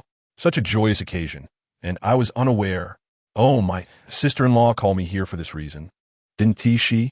I thought it strange that so many servants were summoned to care for grandmother. Now it makes sense. My sister-in-law is really something. Why keep it hidden from family? We are now related to the Grand Princess, are we not? Please convey to my sister-in-law to mention our business endeavors to the Grand Princess. We are family, after all. Any work that needs doing, we can handle better than outsiders. Lin Xiaochun's anger faded completely, replaced by eager anticipation. Go quickly. No need for formality. We are family. Granny Zhang felt like retching. Family? More like a family of leeches. This house is worth 30,000 taels of silver. How could she speak so lightly of a few hundred taels? Were it not for Lin Xiaochun's usefulness, she would have started kicking them out. However, after some consideration, she decided to endure and smiled as she retreated. Just as she passed through the Moon Gate, she saw the Grand Princess and the Princess Consort of Qian pausing to listen intently, leaving her startled. The Grand Princess remarked, "One Lin Xiaoyan was captured, and now another sister-in-law has come. What's her name?" Granny Zhang, sweating, replied, "Lin Xiaochun, the second eldest, older than Lin Xiaoyan. However, her relationship with our madam is not good. She was already married a year before our madam entered the family." The Grand Princess inquired, "What is her purpose here?" Granny Zhang responded, "She has come to seek justice, claiming our madam does not care for old Madam Lin. However, our madam instructed me to keep her calm for now." The Grand Princess remarked, "The Lin family is full of shameless individuals. No wonder the elders say to seek a match of equal status. We noble ladies have only studied the arts of music, chess, calligraphy, and painting, tea preparation, and flower arrangement, and managing accounts. Who learns to deal with shrews and scheming individuals?" The Princess Consort of Qian added, "Indeed, reasoning is futile. They wield the weight of filial piety against us, and then turn the tables." The Grand Princess scoffed, "Rest assured, if Li is wrongfully accused in the capital, the Grand Princess will not simply stand by." With that, she led the Princess Consort of Qian to Yin Hall. "What?" The Grand Princess's expression changed suddenly, and she stood up abruptly. Her 3 sons had yet to contract chickenpox, but the safety of the Crown Prince was paramount. As it signified the stability of the Eastern Palace, she could not remain indifferent. She immediately instructed, "Isolate Jingge and have the imperial physician attend to him separately. I shall enter the palace at once." Li Rushuang grasped her arm, saying, "Your Highness, do not panic just yet." The Grand Princess replied, "I trust you. Simply speak your mind." Kneeling, Li Rushuang said, "You and the Crown Princess have shown me kindness, so I will not withhold the truth. If you enter the palace and bring the Crown Prince out, isolating him with Jingge, I assure you the Crown Prince will be safe." The Grand Princess paused, unable to make such a decision. The wife of Prince Qian quickly assisted Li Rushuang to her feet, asking, "The Crown Prince's health cannot be compromised. Are you certain you can manage this?" Li Rushuang explained, "My maternal family has been renowned in Jiangzhou for centuries, possessing certain secret herbal remedies that may seem like mere tricks to the untrained eye, yet they are indeed effective." Eunuch Yuan interjected, "Madam Lin, it is not that we doubt your knowledge. If these remedies truly exist, could you entrust them to me to bring into the palace? The emperor will surely reward you well." Li Rushuang's face flushed as she replied, "The medicine must be administered immediately. Even a moment's delay is unacceptable. And there is little left. I have just washed Xiaoman's cloth diaper, and if necessary, I shall have to wait for my daughter to relieve herself again. However, that is under the condition that everyone wishes to see the medicine. Otherwise, as my daughter has said, a single drop of the spirit spring will suffice. Prepare a room for us. We will send someone ahead to notify you, to avoid any chaos." Li Rushuang nudda eajarli. Meanwhile, in the room, the young, tender grass was soft and fragrant, so delicate that it could barely be crushed. Jingu stared wide-eyed at Xiaoman, exclaiming, "Sister, this won't yield any juice." Xiaoman whimpered, "Woe is me." Jingu reassured her, "Do not cry, sister. Next time I will accompany you to crush the roots, so those grasses dare not bully you again." He then quietly hid the grass in his embrace. Chapter 83. Lin Xiaochun weighs the pros, and cons Li Rushuang escorted Jingu and the Grand Princess out, cautioning, "Our home is spacious and suitable for recuperation. If the Crown Princess inquires whether you fear infecting your two sisters, assure her that there is no fear. Once you have had chickenpox, you shall not contract it again. Understood?" Jingu seemed to grasp the essence, knowing he had a fairy sister who could turn any misfortune into fortune, and thus nodded resolutely. After watching them board the carriage, Li Rushuang returned to meet Lin Xiaochun. At that moment, Lin Xiaochun, hearing the commotion, emerged and glanced at the carriage outside, asking, "Has the Grand Princess left?" Li Rushuang replied, "Yes, she has entered the palace. Come to my room. You have yet to meet Xiaoman." Lin Xiaochun wrinkled her nose, disliking the scent of infants, and said, "I shall not go. I must visit mother and eldest brother soon." "Why have you moved out?" Li Rushuang skufa. "I summoned you to seek your counsel. Your brother has taken a liking to the second princess and wishes to divorce me to make way for her. Both mother and third sister are already aware. Mother is indifferent, while third sister seeks to eliminate me as an obstacle, even attempting to poison me yesterday." "What?" Lin Xiaochun was taken aback, disbelief etched across her face. She gasped, "How could this be? My brother, how dare he?" Li Rushuang replied, "Why would he not dare?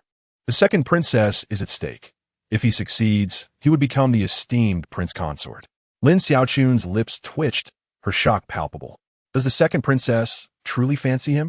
Li Rushuang grasped Lin Xiaochun's hand and led her into the tea room, sighing quietly. "The second princess has promised third sister something that has clouded her judgment, leading her to attempt to poison me yesterday. Who knew she would encounter the Grand Princess, who promptly turned her over to the authorities? It was only for the sake of the Grand Princess's reputation that this did not escalate further. Otherwise, third sister would have met a grim fate." Lin Xiaochun's heart raced, anxiety gripping her. "Does that mean my sister-in-law truly intends to cast Xiao Yan in peril?" Li Rushuang sneered. "At this moment, I cannot concern myself with her. You shall go and see her shortly. If she remains obstinate, should I still protect her?" Lin Xiaochun fell silent, holding the teacup, feeling the scorching liquid akin to her current predicament. Tentatively, she asked, "Does the Grand Princess know of the second princess's intentions?" Li Rushuang nudda. "She is aware and has pledged to support me. Otherwise, she would not visit me daily, worried that your brother might resort to nefarious means against me." Lin Xiaochun's lips quivered. Indeed, her arrival in the capital coincided with such significant events, making her alliance pivotal. She set down her teacup, saying, "What are your thoughts on this matter, sister-in-law?" Li Rushuang replied, "What else can I think? I have borne 3 children with your brother. Even if not for my sake, I must consider their futures. Huijia is destined to marry the Grand Princess's eldest son, becoming the future lady of Xiaoman Marquis. How could Xiaoman's marriage prospects be lacking? For us women, apart from our families and husbands, it is our children upon which we can rely. I hail from a respectable background. My son and daughter are both thriving. What more could I desire? Although the Chao family is a lineage of military officers, they have produced many scholars and are well regarded in the capital. Furthermore, our connections with the Eastern Palace, the Grand Princess's residence, and the Xiaoman Marquis' estate are so close. Why would he seek distant prospects as a prince consort? Becoming a prince consort would alienate numerous individuals, jeopardizing his future, and the Lin family would become the capital's laughingstock. Otherwise, let him divorce. I've already lost hope in him. Upon finishing, Li Rushuang dabbed at her tears, her red-rimmed eyes appearing particularly pitiable. To Lin Xiaochun, this was a poignant reminder of lingering affections. How could a woman with 3 children simply walk away? Rest assured, if they pursue this path, I will stand by you. Sister-in-law, upon hearing this, Li Rushuang's eyes brightened. If you are willing to assist me, I shall introduce you to the Grand Princess. This way, you will establish a connection, and perhaps the Zhang family's business will flourish. As for the second princess, even if she becomes your sister-in-law, lacking connections in court, what assistance could she provide? Lin Xiaochun weighed the advantages and disadvantages, recognizing the wisdom in currying favor with Li Rushuang. She readily declared, I knew you had my best interests at heart. Li Rushuang smiled, suddenly recalling something, her expression tightening. Do not mention this to your brother. He despises such nepotism. Whenever I suggest helping you establish connections, he refuses, claiming it would tarnish his reputation. Lin Xiaochun bristled at this. His reputation? What a joke. Isn't it a fine reputation to curry favor with the second princess? Li Rushuang countered, that is different. To him, the second princess is a precious gem. Who could surpass that? Lin Xiaochun retorted, I believe he is blinded by ignorance, oblivious to the reality. Just wait, sister-in-law. I shall confront him. With that, Lin Xiaochun hurriedly took her leave, heading towards the Lin household. She needed to create some trouble for Lin Xiaozhong. Otherwise, his sluggish demeanor would be challenging to navigate. Regardless, the children were hers, but Lin Xiaozhong must be pushed aside and into the embrace of the second princess. For she wanted that pair of scoundrels to understand that the idyllic life they yearned for would be fraught with challenges once they truly possessed it. In the palace, the emperor noticed the grand princess's arrival and inquired, What brings you here? The grand princess replied, I was with Jin Ji's mother and happened to hear the news. So I followed. Father, how is heir? The emperor responded, He has just broken a fever and is still in a deep slumber. The grand princess, anxious, attempted to enter, but the crown prince blocked her way. If there is an illness, it is best to remain outside. The grand princess retorted, heir is my beloved nephew. What illness should I fear? The emperor insisted, You have 3 children of your own. Heed the crown prince. The grand princess finally relented. The emperor took Jin Ji's small hand and asked, Do you know what chickenpox is? Jin nodded, Yes, it is contagious. The emperor smiled and inquired, Are you afraid? Jin Gu shook his head, I am not afraid.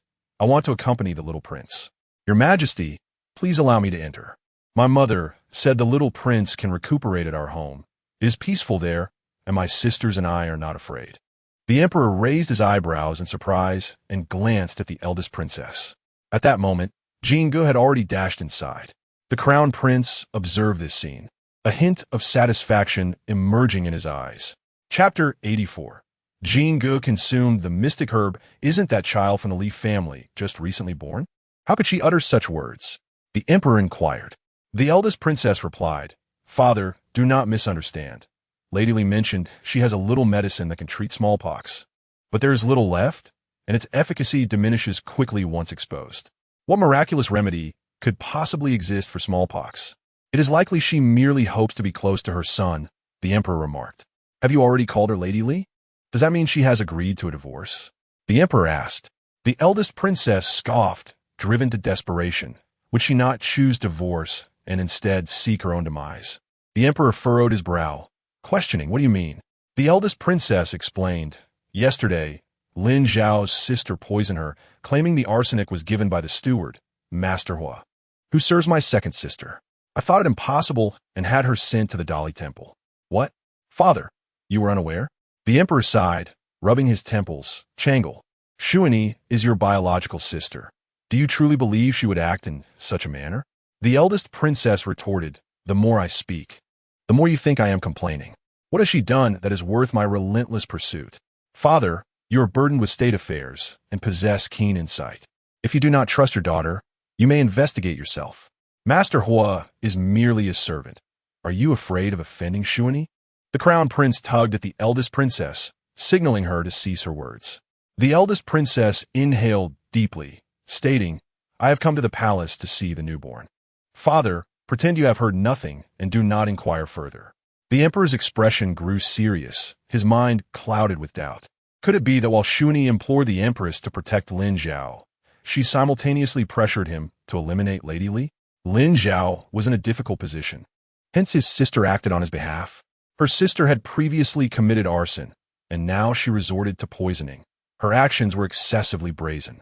Regardless, the most innocent party in this affair was undoubtedly Lady Li. At that moment, the crown princess emerged, her demeanor slightly more relaxed. The emperor asked, "Has the newborn awakened?" He expressed joy. It is a good sign that she wishes to eat. Quickly summoned the palace attendants to prepare. The crown princess nodded, "I will attend to it." The emperor stood and addressed the crown prince and the eldest princess. "We shall defer matters regarding Shuni for later. Inform Lin Zhao that if he dares to harm his wife again, I shall take his life." The crown prince nodded in acknowledgement. As soon as the emperor entered, the eldest princess remarked, "What is Lin Zhao? Taking his life would be a trivial matter. The truly infuriating factor is the individuals behind him, who persist in their reckless behavior." The crown prince quickly interjected, "Do not speak further. Father has his own judgments." The eldest princess continued, "I do not wish to interfere, but if Lady Li were to perish, dear brother, what would you think? Would you not feel useless, unable to distinguish right from wrong, watching as your kin forces an innocent woman to her demise, especially when that person is our own sister, and we cannot even intervene? Is that not absurd?" The crown prince sighed deeply, closing his eyes in silence. Meanwhile, inside, the emperor stood quietly, listening intently. Just as he was preparing to turn back, he heard Jin Ji's voice. "Did I not tell you? I have a little fairy sister. She knows you are ill. This is the mystic herb she picked for you, and she even fell into a ditch while gathering it. She intended to extract its juice for you, but there was too little to yield any. Why not eat it? It might work better." Zhao Xuanxin obediently opened his mouth. The emperor, startled, hurried inside, and Jingu, attempting to hide, was still spotted by the emperor. The emperor reached out, and Jingu, trembling with fear, handed it over. "Grandfather, it is not poisonous. I will eat a bit right now," Jingu said, stuffing the herb into his mouth. Zhao Xuanxin hastily added, "Grandfather, my brother would never harm me." The emperor, suspicious, accepted the herb, realizing it was indeed just grass. Amused yet perplexed, he remarked, "What sort of elixir is this?" Jingu insisted, "Yes, it is indeed. My sister would not deceive me. If you do not believe it, I will eat it all." Jingu quickly consumed the herb, and then looked down at Zhao Xuanxin, whose pale face caused him to burst into tears. "Whoa, brother has eaten the mystic herb. What will you do? Please do not let anything happen to you. The adults will not allow you to come with me, and my sister cannot enter the palace.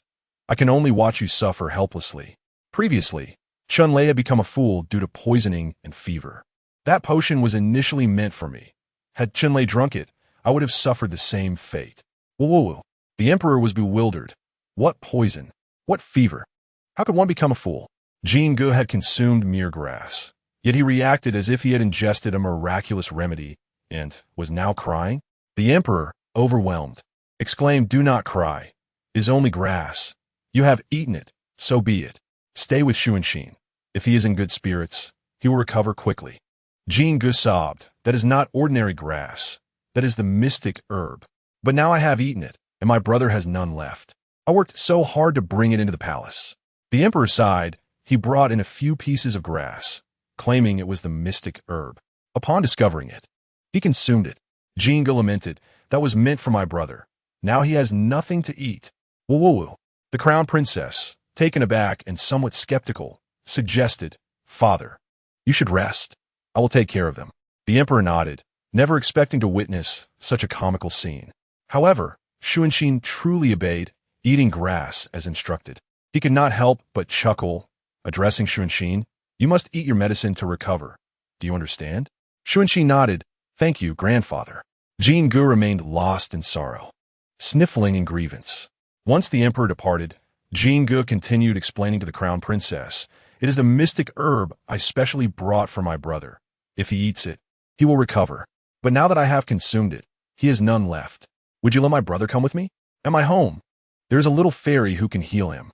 The crown princess was both amused and exasperated, feeding her son rice soup.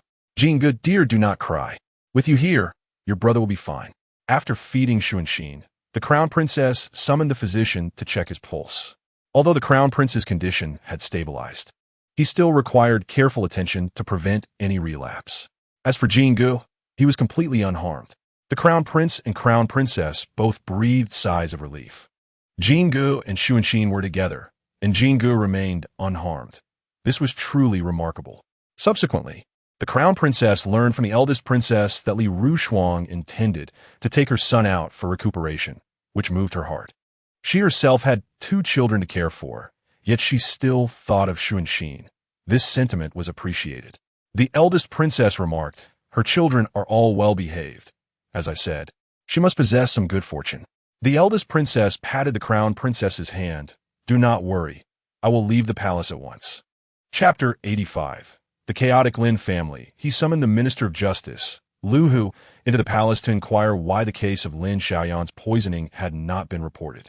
However, Lin Xiaoyan had been injured in the mouth, losing several teeth, and was thus unable to confess. She could not read, which was why the case remained unreported. As for Hu Yong, he claimed that Lin Xiaoyan had suffered from hysteria, babbling nonsensically, and he had injured her at the behest of their master. I sent someone to the Lin family, and Lin Xiaozhong said the same thing. He also mentioned that his sister is ill, which the Grand Princess was already aware of. I do not understand why she clings to this matter so tenaciously. The emperor scoffed, questioning the motives behind Lin Xiaozhong's apparent innocence. He ordered that Lin Xiaoyan be placed under temporary detention and instructed that if any of the second princess's people inquired, the truth must be reported. Lu Hu quickly bowed and complied. The emperor then proceeded to Qiyun Palace, where the second princess, with her hair down and dressed in plain garments, appeared even paler, her small face resembling a delicate porcelain doll. Upon seeing the emperor, she knelt and said, "Father, I acknowledge my mistakes. I am willing to retreat to a temple for quiet contemplation, reciting prayers day and night for you and mother, ensuring you are no longer troubled by me." The emperor inquired, "Are you aware that Lin Xiaozhong's sister, Lin Xiaoyan, attempted to poison Lady Li yesterday?" The second princess, with wide, innocent eyes, self-deprecatingly smiled. "Father, do you suspect that I was involved?" The emperor replied, "Someone overheard her state that the arsenic was delivered by your attendant, Hua Dongqing."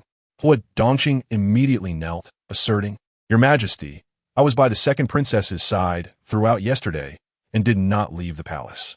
The emperor glanced at Chang Xinghuai, who nodded affirmatively. The second princess questioned, "Who heard this firsthand? Was it the eldest princess? When she fell from the rockery, I was so frightened that I lost my voice while trying to call for help. Yet, upon regaining consciousness, she accused me of pushing her. I was even younger than she at the time. How could I have done such a thing? Father, the eldest princess has never favored me, as you well know. Yet I have never wished her harm. Why must she continually target me? Are we not sisters? I am truly distressed. Is it only biological children who can be trusted without question?"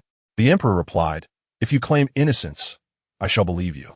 However, should you betray my trust, the child you carry may one day become your burden." He concluded, "Furthermore, Lin Xiaozhong is doomed. You need not concern yourself further." After speaking, the emperor departed with Chang Xinghuai.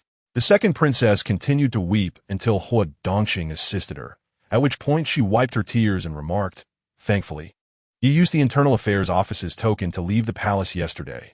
Otherwise, we would have been exposed. Lin Xiaoyan is utterly unreliable. You must find a way to leave the palace again, ensuring Lin Xiaozhong remains unaware of his true circumstances. Otherwise, our efforts will be in vain." Hua Dongqing replied, "Your Highness, is it truly worth sacrificing so much for Lin Xiaozhong?" The emperor appears to have completely lost his patience with him. The second princess caressed her abdomen, her gaze sharp. "Precisely because of this, I cannot give up. I will not allow everyone to witness my humiliation, especially the Grand Princess. Inform Lin Xiaozhong that even if his career is at an impasse, I will risk my life to secure him a marquisate. However, should he betray me, I will ensure that the Lin family, including his 3 children, face utter ruin." Hua Dongqing nodded. "I understand. I will make arrangements immediately." Shortly thereafter, Hua Dongqing disguised himself and exited through the Xihua Gate. In Fengyi Palace, Wan Peng hurriedly arrived to inform the Empress of Hua Dongqing's departure through the Xihua Gate. The Empress narrowed her eyes and mused. I recall that he was once a eunuch on duty at the Xihua Gate, who, during an uprising, valiantly rescued the second princess. Wan Peng confirmed this, explaining that Hua had become the chief eunuch beside the second princess and had promoted many palace attendants from the Xihua Gate, thus gaining their favor. The Empress had previously instructed him to investigate Hua's background. He entered the palace at 24, typically a position for the lowest-ranking servants, likely due to having been bullied before. The Empress, skeptical, asked, what was he doing before entering the palace at 24? Wan Peng replied, he was involved in various lowly trades and was notorious in the capital for being an ear to well. He entered the palace out of desperation due to debts. The Empress commanded, investigate his background further, including his origins, and ascertain any connections he may have had with the traders of that time. The second princess fled in disguise as a maid. How could he have recognized her at a glance? Wan Peng's expression sharpened as he acknowledged the task and departed to carry out the investigation. After Wan Peng left, the Empress, weary, rubbed her temples. No need to pursue this further. The crown princess is a capable individual, and I trust her to care for the new child. I can empathize with their struggles, yet my own sufferings are known only to me. In a Lin residence, the matriarch bellowed, I do not have a daughter like you, who assists outsiders rather than her own mother. Leave, and do not let me see you again. One daughter lost is already too much. You wish to drag me down with you? Furious, she threw a pillow, exclaiming, get out. You and Li Rushuang are in cahoots. Hurry and leave.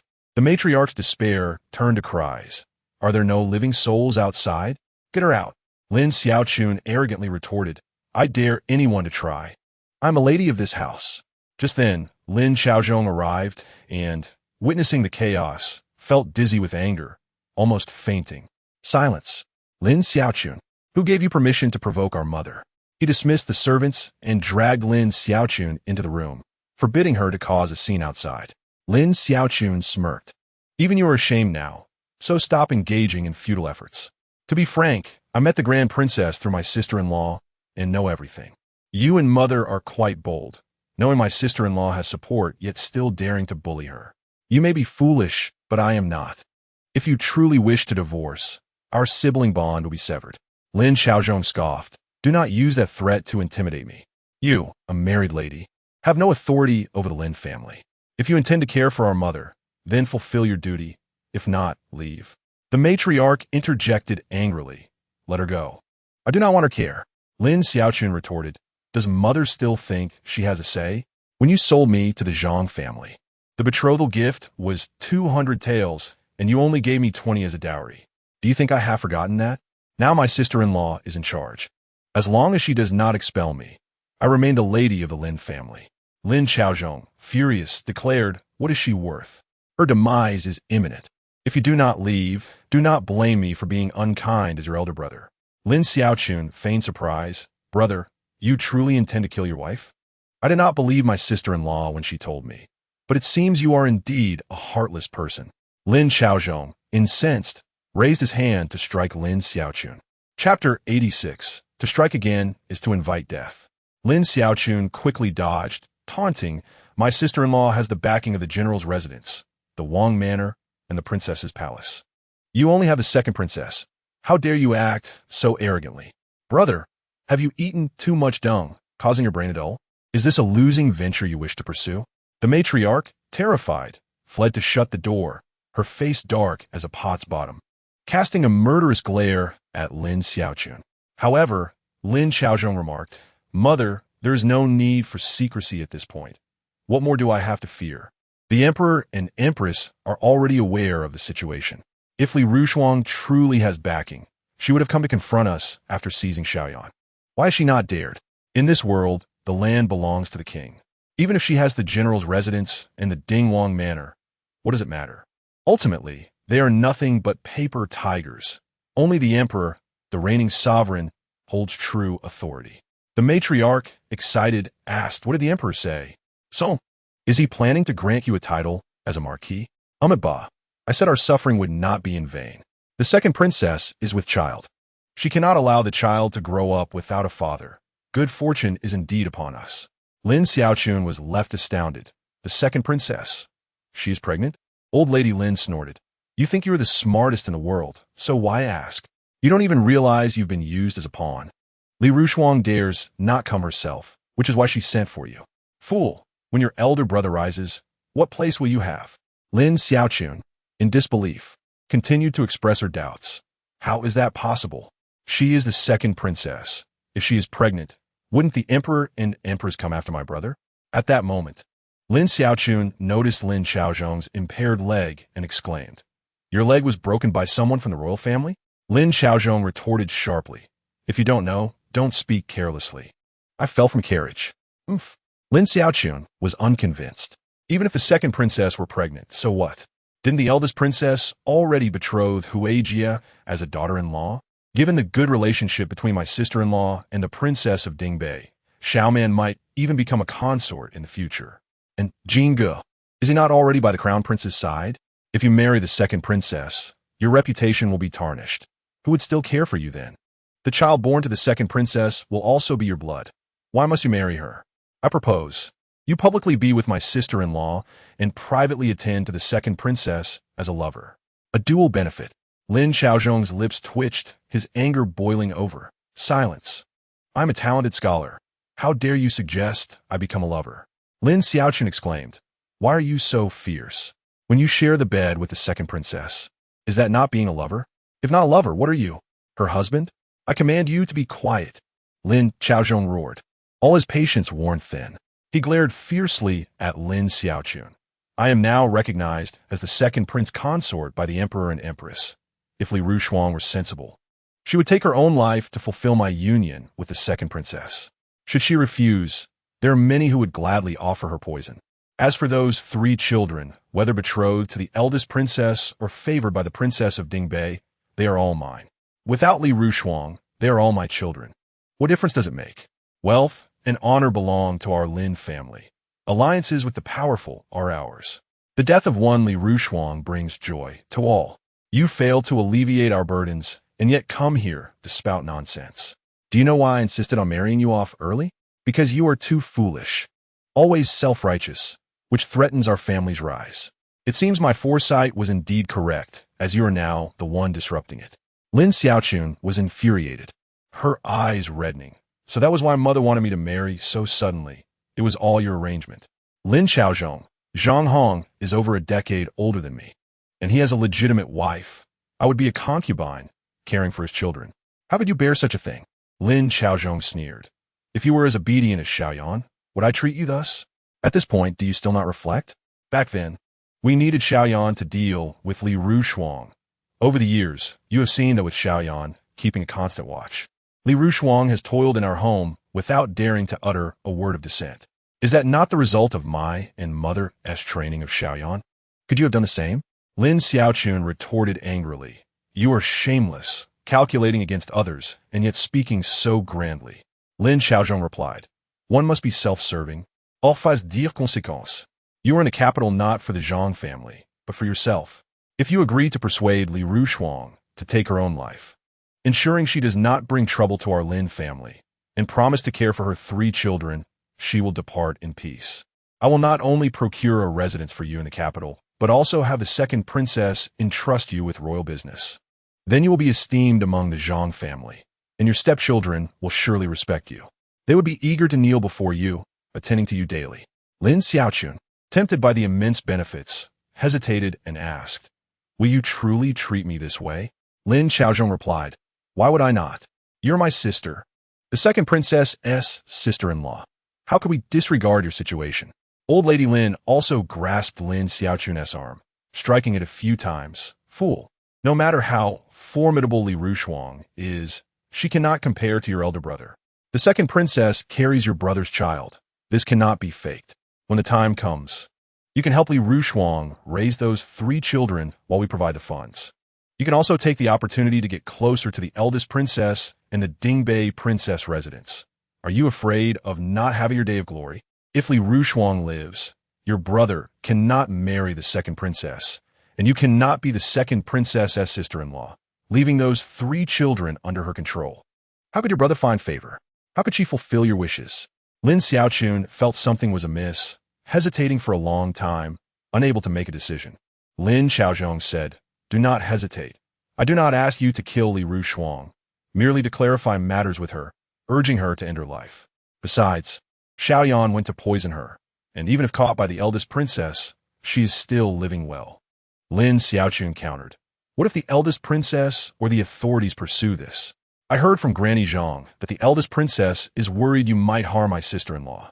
Lin Xiaozhong retorted, "Fool, if the emperor does not pursue it, who in the world would dare?" Just then, Steward Su hurried in to report, "Master, Eunuch Yuan from the palace has arrived, claiming to bear the emperor's command." Lin Xiaozhong's heart surged with excitement. It must be the emperor instructing him to prepare for the marriage to the second princess. He cast a triumphant glance at Lin Xiaochun, coldly sneering, "You refused when I called for you before. Now, you likely have no chance to wish for it." Having said that, he deliberately addressed Steward Su.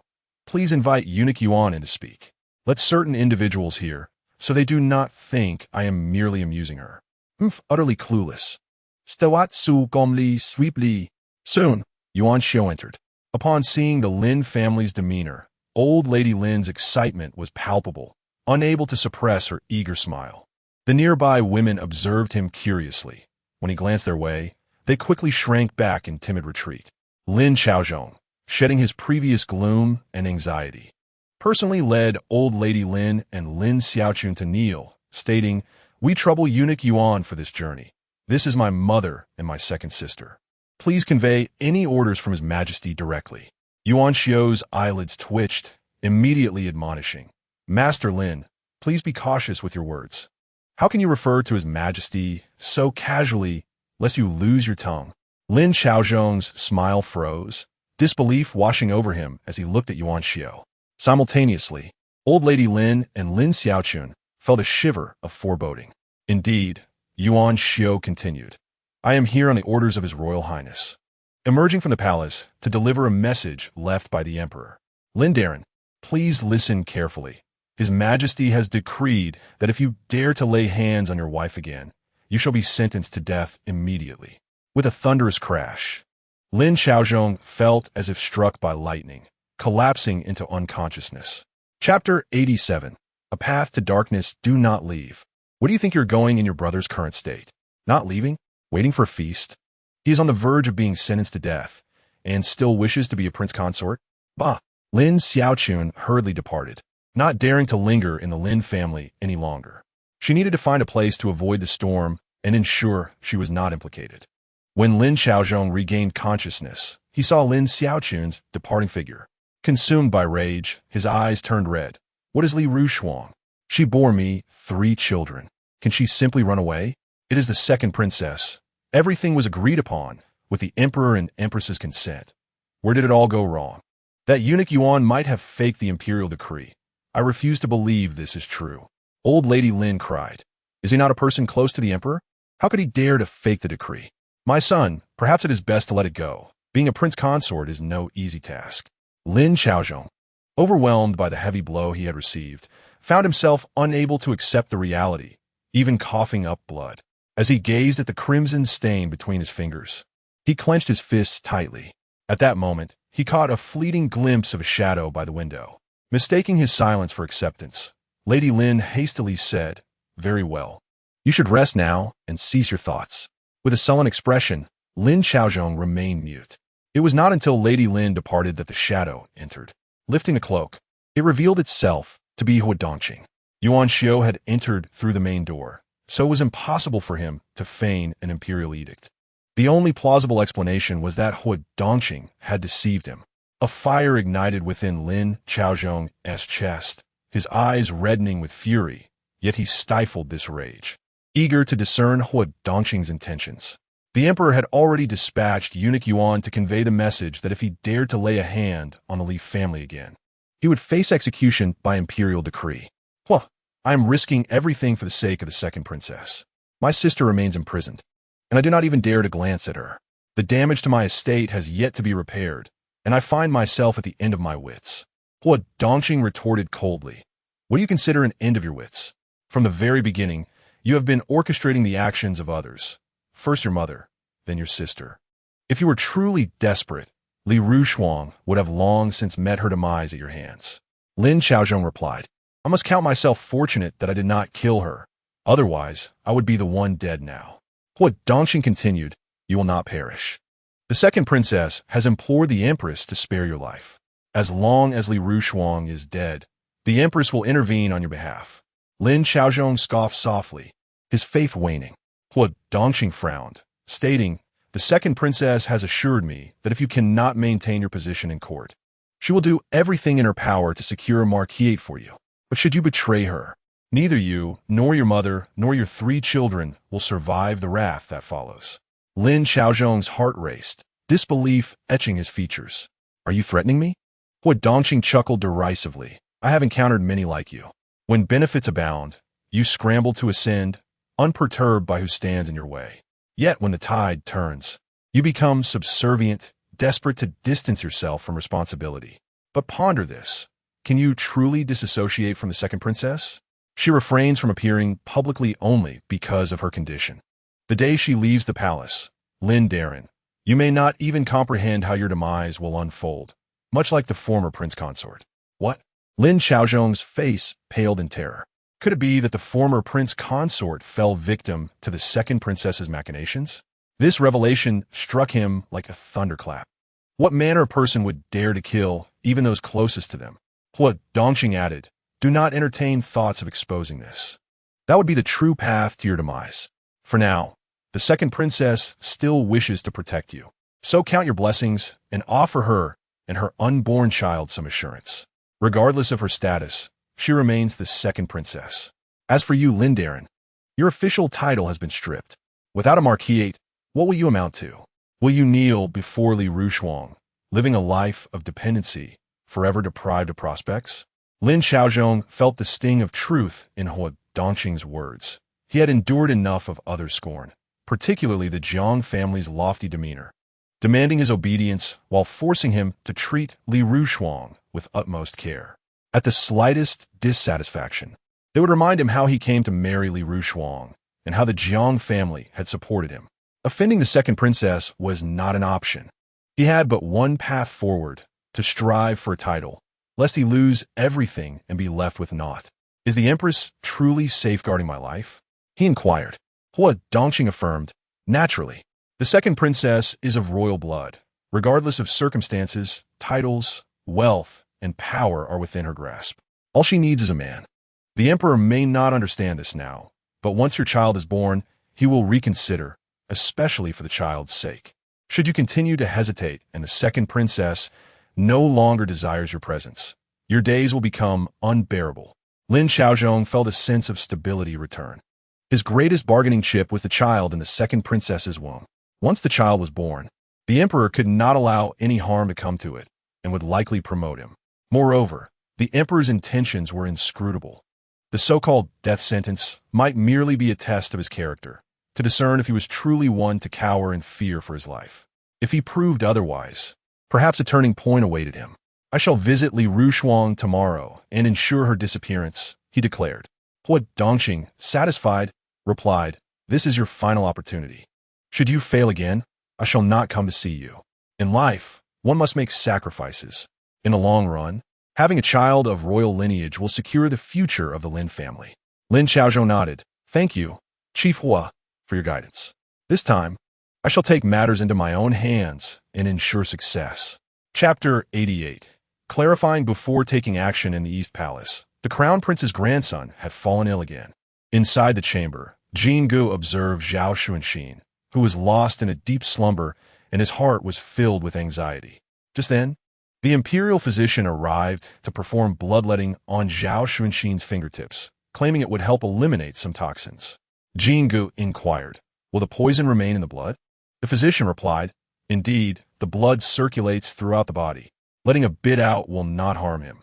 It may even help bring down the Crown Prince's grandson's fever. Jin Gu asked again, will the medicine also remain in the bloodstream? The physician confirmed yes. Upon hearing this, Jin Gu discreetly concealed a silver needle.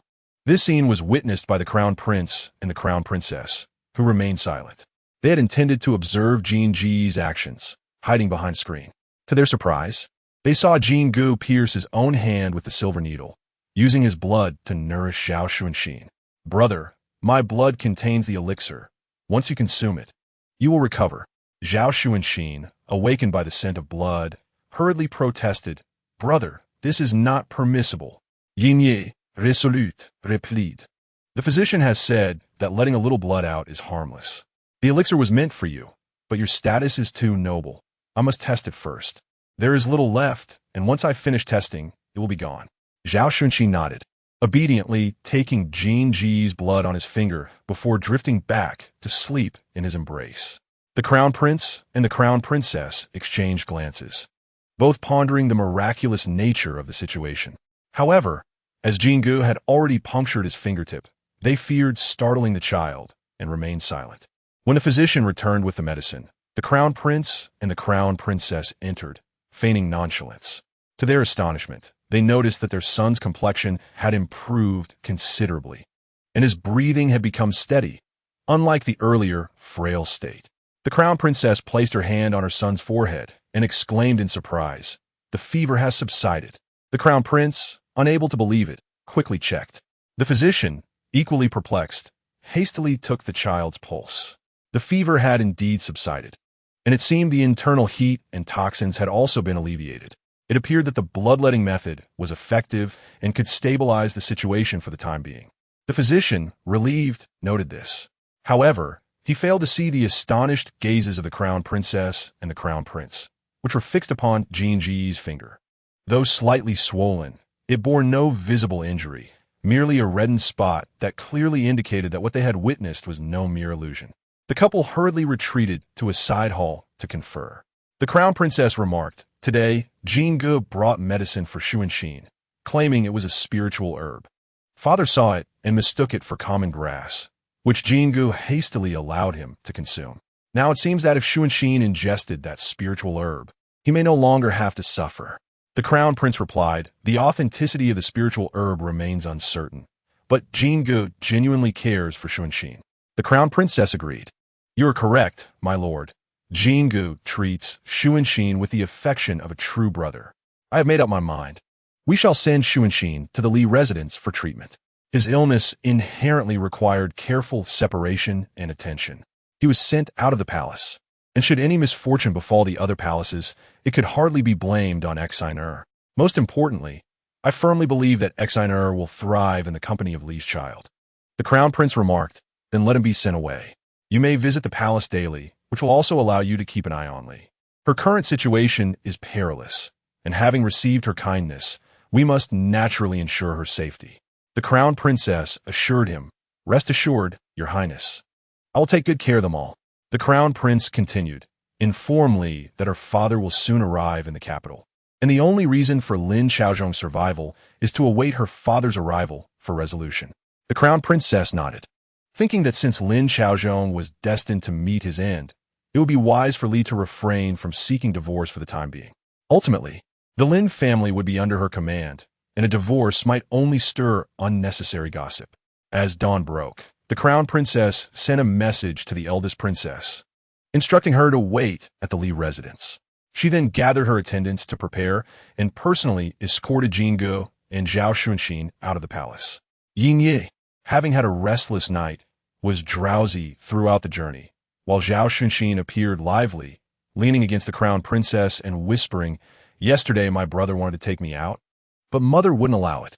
The crown princess replied, Mother was mistaken yesterday. Today, we shall take Heir out, and you must be on your best behavior.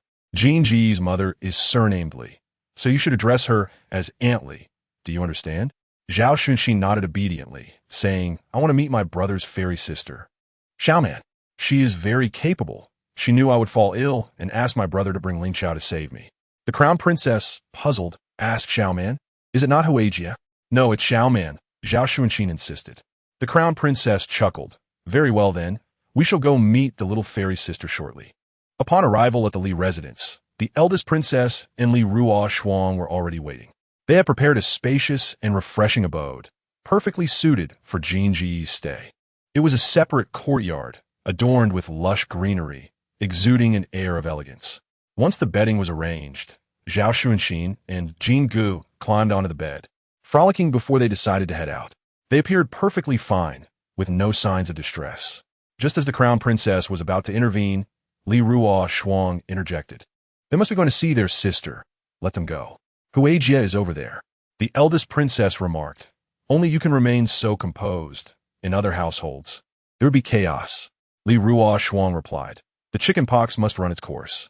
Once the children have endured it, they will be at ease for life. Besides, I have miraculous remedies, so rest assured. The eldest princess inquired, is there an abundance of that medicine? If my children develop chickenpox in the future, may I obtain some? She added, I will cover some transportation costs. Li Ruo Shuang replied, I shall not be modest with your highness, but must be when you truly need it. Does that sound agreeable? The eldest princess smiled. Indeed, that is acceptable. Seeing them interact like sisters, the crown princess felt a sense of relief, knowing her son would not feel overly constrained here. Just as she was about to inform Li Ruo Shuang about General Li's impending arrival in the capital, a servant hurried towards Li Ruo Shuang, announcing, the master has arrived. Li Ruo Shuang was not surprised. This had been anticipated. Her meticulous arrangements were all in preparation for this day. However, the presence of the crown princess and the eldest princess was not part of her plan. It was merely a consequence of Lin Chaozhong's numerous misdeeds, which had now caught up with him. The eldest princess remarked, why do you even need to see him? Can't you simply throw him out? Li Ruo Shuang replied, it is necessary to clarify matters before taking action. The crown princess said, you may go. We will watch over the children. After Li Ruo Shuang departed, the eldest princess expressed her desire to eavesdrop.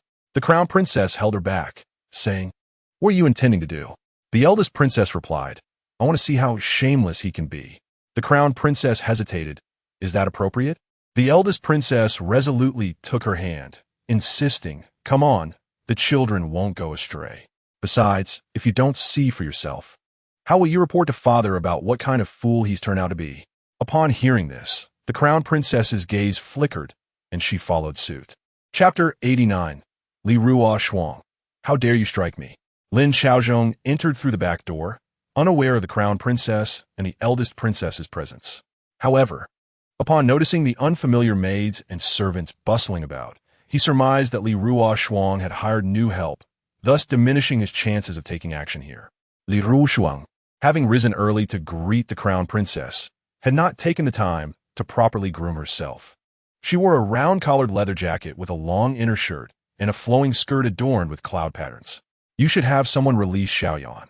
If this shameful situation continues, the reputation of the Lin women will be tarnished by you, Lin Chaozhong said impatiently, preparing to take his seat at the main position. Li Ruo Shuang yanked him aside. Taking the seat herself, Lin Chaozhong expressed his displeasure. What do you mean by this? Am I no longer the head of the family? Li Ruo Shuang kul li raturta. Spare me your words. There is no way I will release Lin Xiaoyan. Lin Chaozhong bellowed. How have you become so inhumane?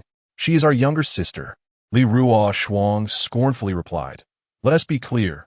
She is your sister. Her fate has nothing to do with me. Moreover, she even attempted to poison me. I would be glad if she spent her entire life in prison. You have become so cruel. Are you even human? Lin Chaozhong's anger flared, his eyes ablaze with fury. Li Ruo Shuang stood her ground, advancing towards him. You dare speak of cruelty? On the day I gave birth, did you truly attend the banquet at the prince's residence? Did your mother wish to confirm whether Xiaoman is your biological child? Or was she seeking to slander me, hoping to eliminate me in the process? Had it not been for the timely arrival of the princess, I might have lost my life that day. Lin Chaozhong's heart trembled, panic flooding his eyes. Li Ruo Shuang was indeed aware of everything. She had been feigning ignorance. What a cunning woman. Thankfully, he still had the second princess. Otherwise, he would have been at her mercy. Lin Chaozhong scolded, stop your nonsense. You admitted that mother simply did not favor her granddaughter. Now you wish to change your tune and slander me? Slander you? If it weren't for my recent childbirth, rendering me unable to move, do you think I would have spared you? But on the night of the fire in the main house, do you dare swear you had no knowledge of it? And what about the hemlock you brought? When do you intend to use it? Or did you bring it with you today? Lin Chaozhong widened his eyes, retreating 2 steps in shock. Indeed, he had brought the hemlock. How did Li Ruo Shuang know? You wretched woman, did you have someone follow me? A loud slap resounded as Li Ruo Shuang struck him fiercely. You are the wretched one. Dare to shout again, and I will mar your entire face, leaving you with nothing to entice the second princess. Lin Xiaozhong instinctively shielded his face, and this very action exposed the truth that he indeed relied on his looks to attract the second princess. Li Ruo Shuang smirked derisively, her gaze icy and disdainful. Lin Xiaozhong dropped the facade, growling, "You should be grateful the second princess protects you. Do not think that just because you have the eldest princess and the princess of Dingbei backing you, I will hesitate to act against you. Let me tell you plainly, the second princess is already carrying my child. To ensure the safe arrival of this offspring, the royal family will spare no effort. If you are wise, you will take matters into your own hands and not involve the 3 children. Otherwise, should the emperor become furious, it will not only be your death. The entire Li family will be buried alongside you." Li Ruo Shuang Kananchit had feasts, recalling how her family had been destroyed by treacherous men and women in her previous life. Men like Lin Xiaozhong would stop at nothing if given a chance to rise again. The most prudent course of action is to utterly dismantle the Lin family, thereby rendering the second princess out of favor. Only then can the Li family truly be safeguarded, along with her 3 children. Li Ruo Shuang gazed outside. Today's warm sun resembled that of March, and the slightly leaning shadow in front of the gate had remained frozen for quite some time. She understood that heaven had been gracious to her. "You lie. The royal family would never assist in such malevolence," Li Ruo Shuang remarked, her brow furrowed, revealing her growing concern. "How could it be impossible? The second princess is the emperor's own daughter, and my children are the emperor's grandchildren," she exclaimed in a flurry. Lin Xiaozhong, with a smug demeanor, retorted, "They are all my children. The differences in bloodlines create a chasm. If you wish for your children to perish, then feel free to offend the second princess and the royal family." Li Ruo Shuang's complexion grew even worse, devoid of color. He observed her with intrigue, pondering that no matter how fierce a woman might be, when it comes to children and family, she would ultimately relent. After all these years, Li Ruo Shuang remained as she was, easily manipulated by him. He surveyed the surroundings, noticing no one entering, and then drew forth the poison from his pocket, saying, "In light of our marital bond, as long as you obediently consume this poison, I shall take good care of the 3 children, and there will be no troubles from the Li family. Otherwise, once the second princess steps into the Lin residence, I shall hand the 3 children over to her, and you know well the consequences. As for the Li family, a mere 4th-rank general's residence, situated far in Jiangzhou, how could it dare to contend with the second princess? We could easily set a trap that would lead to your 2 brothers' demise. And let us not speak of your aged father, whose old injuries could flare up, leading to his sudden death. As the former son-in-law, I would be lauded for my benevolence and filial piety for merely providing him a simple coffin." Li Ruo Shuang trembled with rage, her gaze fixed on Lin Xiaozhong, committing his words to memory. "Let Lin Xiaozhong learn the meaning of self-destruction. Why should I believe you will care for the 3 children and refrain from troubling the Li family?" she queried. Accepting the poison, she closed her eyes, appearing resigned. Lin Xiaozhong, filled with delight, revealed the greed and malice in his gaze. "You may certainly trust me. Jinggu has entered the Eastern Palace and will become the emperor's confidant in the future. He is my son, and once he attains an official position, he shall be my support. I have no reason to sever my own limbs. Huijie is already betrothed to the eldest princess's son. Once she comes of age and is married off, I shall have another capable son-in-law to protect her. As for Xiaoman," Lin Xiaozhong frowned, displeased, and stated, "This daughter has attracted much trouble since her birth. It would be unwise to keep her close. I shall have Xiao Chun take her to Tongzhou, and when she grows up, I will seek a good marriage for her." Li Ruo Shuang listened calmly and continued, "And what of the Li family? How do you intend to dissuade the second princess from taking action?" Lin Xiaozhong replied, "That is simpler still. The Li family is in Jiangzhou. As long as they do not enter the capital to cause trouble, the second princess will naturally not target them. You need only pen a letter of absolution, stating that you betrayed me first, thus leading me to encounter the second princess in my sorrow. Your death would be out of profound guilt. pleading with the Li family not to investigate further, lest the three children discover the truth and harbor resentment towards their biological mother. Chapter 90. Lin Chao Zhong pursued by wasps. Li Ruo Shuang laughed in anger, appalled by such shamelessness that shattered her understanding of decency. Very well, I shall write. She approached the desk and swiftly penned the letter, tossing it to Lin Chao Zhong, demanding, "Is this sufficient?" However, Lin Chao Zhong's gaze remained fixed on the poison in her hand. "If you consume the poison now, I will take my leave," he insisted. Li Ruo Shuang glanced at the poison, slowly opening it. Suddenly, two figures appeared. One hurriedly knocked the poison pouch away, while the other exclaimed, "Do not eat it." Just as the situation seemed to be resolved, the interruption irked Lin Chao Zhong, who looked up displeased. With a loud thud, his head struck the ground, leaving him dazed. "How dare you? Do you possess no sense of law?" The eldest princess scoffed. "Law? Ha! Lin Chao Zhong. How audacious of you to threaten your wife with self-harm in broad daylight. You must be tired of living. You even dare to use the Li family to intimidate your wife. You are utterly deranged." "What? How could the Li family know?" Lin Chao Zhong was taken aback by the revelation and quickly scrambled to his feet. His eyes bulged in fear as he turned to Li Ruo Shuang. "Did you already know your father would come to the capital? Did you deliberately set this trap for me?" "Li Ruo Shuang, how could you be so cruel?" The eldest princess scolded angrily. "Pa, I have encountered shamelessness before, but never to this degree. You act like a harlot while demanding respect. Why not sell yourself in the streets? After all, in women's clothing, who would suspect a man?" Lin Chao Zhong's face flushed red, realizing the situation was unraveling. He brazenly declared, "Enough of your insults, eldest princess. I know you despise me. It was the second princess who sent me. She said the empress would support us. We are all family after all.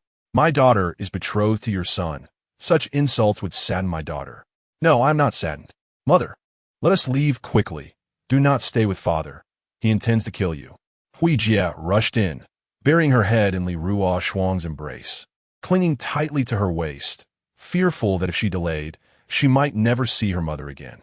Jing Gu, holding Xiaoman, along with Zhao Xuanxin, also entered, positioning themselves behind Li Ruo Shuang, transforming Lin Chao Zhong into an object of disdain. "I want to be with mother. I do not want a father like you. I knew you intended to poison me. I am aware of it all. I even visited Chen Lei, who has indeed turned into a fool. Father, you are wicked. You will face retribution." "Yes, that's right. Brother, do not fear him.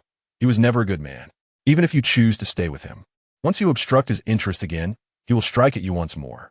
We, the three siblings, are all unfortunate souls. Only the eldest brother escaped the sea of suffering in the previous life, while my sister and I met untimely ends. In this life, we must live well, protect our mother and maternal family, and ensure they do not encounter further misfortune." Jing nodded resolutely, holding his sister tightly. Lin Chao Zhong glared at Jing Gu, his eyes red and vicious. Li Ruo Shuang stepped in front of her son and coolly remarked, "Why do you not open the letter and see what I have written?" Lin Chao Zhong suddenly realized that Li Ruo Shuang had indeed penned a letter of absolution. He had not emerged empty-handed. However, the moment he opened it, his gaze froze. Zhao Xuanxin, glancing at the three large characters, unconsciously read aloud, "Divorce letter?" The crown princess was taken aback that her son could read. Lin Chao Zhong's expression darkened as he glared at Li Ruo Shuang, threatening, "Divorce? Do you think I would fear you? These three children are of the Lin family. You shall not take them with you." Li Ruo Shuang chuckled coldly. "If you survive to contest this matter with me, then I shall gladly oblige." Lin Chao Zhong, incensed, retorted, "If I were to die, do you think the second princess would spare you? We could both perish together." With that, he shot a vicious glance at the crowd and limped away. The crown princess furrowed her brow, asking, "Should we apprehend him? We are merely quarreling as a couple. Can such absurd utterances serve as evidence? Besides, has Li Ruo Shuang died? If not, what grounds do you have to convict me? Or do you, the crown princess, intend to wield the power of the Eastern Palace to oppress me, seeking to condemn me to death?" The crown princess trembled with rage, having encountered such shamelessness. She scolded, "Wretched scoundrel, may you meet a miserable end." The eldest princess added, "Do not be arrogant. You may find yourself unable to seek life or death in the end. Xiaoman, furious, suddenly recalled something and began to struggle in Jean Ji's embrace. Mother, the letter written by my father. He claimed in the letter that you had an affair and bore a daughter, which is nothing but slander. Has that letter been found? Li Rushuang's eyes sparkled as she stood up, declaring, Lin Xiaozhong, do you truly believe I lack leverage against you? Do you recall what you dispatched to Jiangzhou on the night I gave birth to Xiaoman? The renowned scholar Lin, with unparalleled penmanship, has the audacity to accuse his wife of infidelity and conspiring with family to bring about my demise. A man with such a heart of a beast has no right to contest for my children. Lin Xiaozhong faltered and, no longer daring to shout, fled in disgrace. The Grand Princess remarked, such a person deserves a beating to death. Li Rushuang replied, the children are present. It is best to wait for my father to enter the capital before we discuss this further. Most importantly, we cannot allow myself to offend the second princess, for she is, after all, your kin. Having said this, Li Rushuang departed with the children, her silhouette heavy with sorrow and helplessness. The Grand Princess, upon reflecting on the second princess's misguided affection for the scoundrel Lin Xiaozhong, felt an overwhelming surge of anger. I must enter the palace immediately and seek our father. I can no longer endure. How could anyone find favor in a wretch? The crown princess, equally indignant, proclaimed, I shall accompany you. I too can no longer bear it. After the two hastily left, Li Rushuang settled down to savor her tea. She regarded Lin Xiaozhong with disdain, feeling he could be dealt with at any time. However, the existence of the second princess remained her most pressing concern. Yet, she could not enter the palace herself, and had to rely on the crown princess and the grand princess. This favor she would remember. Just then, Granny Zhang joyfully entered. Li Rushuang, taken aback, slowly rose and asked, from where has this hornet come? At that moment, Lu Yunxian stormed in, fuming. I climbed a tree to gather them, and ended up injuring myself. Xiao, look at me. Lu Yunxian raised his head, revealing a large bump on his forehead and 2 welts on his neck. She immediately winced and hastily summoned a doctor. Chapter 91. No more pretense? Hui Dongqing had left the palace early, initially waiting for news from Lin Xiaozhong. Your Highness, trouble has arisen. Lin Xiaozhong has failed again and has been confronted by the Crown Princess and the Grand Princess. They have already gone to the Hall of Governance. What? The second princess hurriedly emerged and looked at Hui Dongqing, saying, did Zhao Shunxin not contract smallpox? How could the Crown Princess leave the palace? Hui Dongqing replied, it is said that they took the Crown Prince there for treatment. The second princess fumed, absurd. The Crown Prince, a royal, could go anywhere in the imperial gardens. Why must he go to the Li residence? They are determined to thwart my desires. Very well, let us see who can outlast whom. Speaking thus, the second princess secretly concealed a dagger and instructed Hui Dongqing, go to Fengyi Palace and inform the empress quickly. She then hurried to the Hall of Governance. Let him be executed.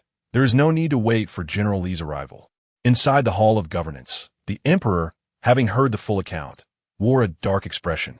The Grand Princess and the Crown Princess exhaled in relief, believing that as long as Lin Xiaozhong was sentenced to death, Li Rushuang's life would improve, and she would not need to divorce. The emperor seethed. What is she doing here when she should be in the palace nurturing her pregnancy? The Grand Princess sneered. Her information is remarkably timely. We came from the Li residence and did not delay for even a moment. Chief Steward Chang appeared troubled. The second princess has a dagger at her throat. The emperor furrowed his brow deeper. Let her in. The second princess soon entered, glancing at the indignant Grand Princess and the disapproving Crown Princess, and she decisively concealed the dagger. Kneeling, she implored, Father, Lin Xiaozhong must not be killed. The emperor inquired. He has killed his wife and children, each act more heinous than the last. Why should he not be executed? The second princess argued. The accusations of killing his wife and children are merely one-sided allegations, and given that Li Rushuang and her children are alive and well, how can such grave charges be levied against Lin Xiaozhong? The Grand Princess interjected. My sister-in-law and I witnessed him coercing Li Rushuang to take her own life in the name of our royal family. Can that be false? You merely seek to marry. Not having lost your mind, why choose such a man? Why tarnish our royal lineage? The second princess retorted, I have never even shown my face. Am I deemed irredeemably wicked in your eyes? I value the dignity of our family above all. Otherwise, I would have acted myself once Lin Xiaozhong settled his affairs. With a resounding slap, the Grand Princess struck the second princess. The Crown Princess quickly intervened. Your Majesty is present. You cannot resort to violence. The Grand Princess declared, I intend to wake her before our father. She's gone mad. What merit does Lin Xiaozhong possess that renders her so self-degrading? I, Zhao Changle, cannot accept such a sister. The sight of her sickens me. The second princess calmly wiped the blood from her mouth, her downcast gaze glimmering with a hint of murderous intent. Am I despicable? I merely desire a man, and that man wishes to marry me. Why should that be unacceptable? Father, I am a princess, your daughter. Is it so difficult to wish for Lin Xiaozhong? Why will none of you grant my wish? Is it because I am a daughter born of a concubine, unlike my legitimate sister, who has the Empress's support? The Emperor coldly remarked, Your sister's slap was still too gentle. The second princess scoffed, slowly drawing out the dagger. The Grand Princess quickly shielded the Emperor, but he pushed her aside, saying, No matter. I wish to see how far she is willing to go for Lin Xiaozhong. The second princess boldly held the dagger to her throat and, with a swift motion, drew it across, blood pouring forth instantly. The Emperor's eyes narrowed, his demeanor growing stern. Behind him, his fingers clenched tightly, a precursor to his wrath. The Crown Princess, terrified, shouted, Summon the royal physician at once. The Grand Princess gasped, You are insane. You have truly lost your mind. The second princess insisted, Father, you are the Emperor, sovereign of all. If Lin Xiaozhong does not love me, I shall not resist, yet he clearly desires me. Why do you refuse my wish? Spare him his life. If there are faults, they are all mine. I am willing to sacrifice my life for Li Rushuang. With that, the second princess closed her eyes in despair, hearing hurried footsteps from outside, signaling the Empress's arrival, and she acted again. The Empress kicked the dagger from her hand and, embracing her, shouted, How can you all stand by and watch her die? Upon seeing the Empress enter, the second princess did not retrieve the dagger, her eyes growing colder. She was prepared to trade her life for Lin Xiaozhong. What reason did the Emperor have to stop her? The Empress gasped, looking at the near-lifeless second princess. Have you lost your mind? Is Lin Xiaozhong worth this sacrifice? The second princess, her lips pale and voice weak, replied, Mother, I have never loved anyone as I do him. He would abandon his wife and children for me.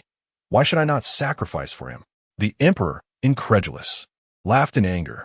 The Empress retorted, You are a precious daughter of the royal family. What is Lin Xiaozhong? If you truly die for him, your father will not spare him. Are you foolish? No, father is an emperor. His word is law, and he would not deceive me. He once promised to give me the best, the most capable, yet I can find no one but Lin Xiaozhong. Father, does this mean I am undeserving of even Lin Xiaozhong? The emperor remained unmoved, succinctly stating, You may have him after you die. I shall allow him to accompany you in death. The second princess shivered involuntarily, realizing that even after injuring herself, her father remained obstinate. If she were to die, would that not truly benefit Li Rushuang? How cold-hearted of her father. If news of her pregnancy spread, the royal family's reputation would be ruined. You may test the waters to see if such an opportunity exists. The emperor's expression was indifferent, his disappointment in this daughter profound. As the situation grew increasingly dire, the second princess, realizing her predicament, boldly stood up and addressed the emperor. Father, when the rebel forces invaded the capital, I tirelessly sought out the emperor to deliver the news. You promised me a commitment then. Can this promise save Lin Xiaozhong's life? The emperor sneered. Are you no longer pretending? The second princess, exposed, glanced at the astonished expressions of the eldest princess and the crown princess, as if they were witnessing a farce. Even the empress stood there, oblivious, failing to advocate for her. All her family members directed their cold anger towards her. What heinous act had she committed to deserve such scorn? Frustrated and humiliated, she questioned, Father, why do you harbor such bias against me? Must you humiliate your own daughter? Chapter 92. I shall fulfill your wishes. The emperor, suppressing his fury, retorted, I expose your deception, and that equates to humiliating you. The second princess challenged, Is it not? In front of the empress, my sister-in-law, And my elder sister, you show no regard and accuse me of pretending? What exactly am I pretending? As she spoke, she wiped away her tears, appearing deeply aggrieved. The empress attempted to console her, but was shaken off. With reddened eyes, she glared at the emperor. Years ago, when my sister-in-law was unable to conceive, you and the empress openly suggested that my brother take a secondary wife. Yet, did he heed your counsel? Why do you not blame him? He remains the crown prince, and without heirs, how stable is his position? You still favor him, yet when it comes to me, it is unacceptable. The empress interjected, that is not the same. Your sister-in-law did not lack the ability to bear children. She suffered a miscarriage, damaging her health. The second princess retorted angrily, what miscarriage? It was clearly my brother's frailty that prevented the child from thriving. Silence. The emperor, enraged, raised his hand. The second princess, with a bitter smile, replied, Father, you can protect my brother and provide my sister-in-law with time. You even wish for me to be raised under my brother's name to support his lineage. But what have you done for your daughter? Lin Xiaozhong, despite his flaws, is willing to endure hardships to marry me. Why do you refuse to allow me to wed him? Am I not your own flesh and blood? Do you truly wish to see your daughter deprived of happiness? The emperor's face darkened with pain. Foolish girl, if Lin Xiaozhong were truly worthy, how could he harbor thoughts of killing his wife and children? Moreover, his desire to marry you stems solely from your status. Such a man is unworthy of being a prince consort. The notion of murder was forced upon him by me. He bears no blame.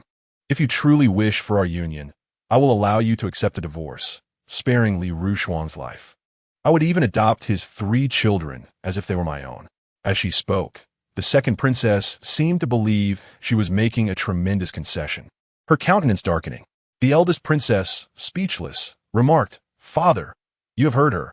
I have not erred. The second princess scoffed, Sister has not erred. I am indeed this ruthless. Yet have I harmed you? Why must you seek my ruin? The crown princess interjected, It is for your own sake. The emperor does not care about Lin Xiaozhong's fate. He cares about you. Why do you persist in causing him sorrow and disappointment?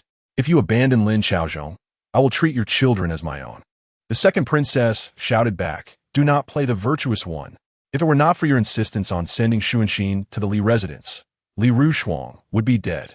Silence. The emperor roared, on the brink of fury. You wish to become Lin Xiaozhong's wife? I shall grant you that.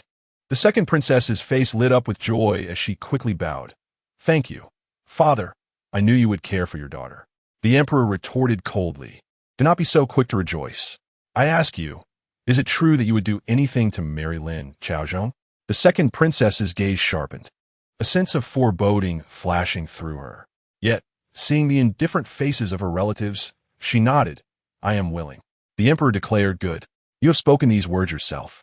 I shall demote you to a commoner and bestow you upon Lin Xiaozhong. If Li wishes to divorce, she shall be granted the title of princess and enjoy your privileges and salary. This is unacceptable.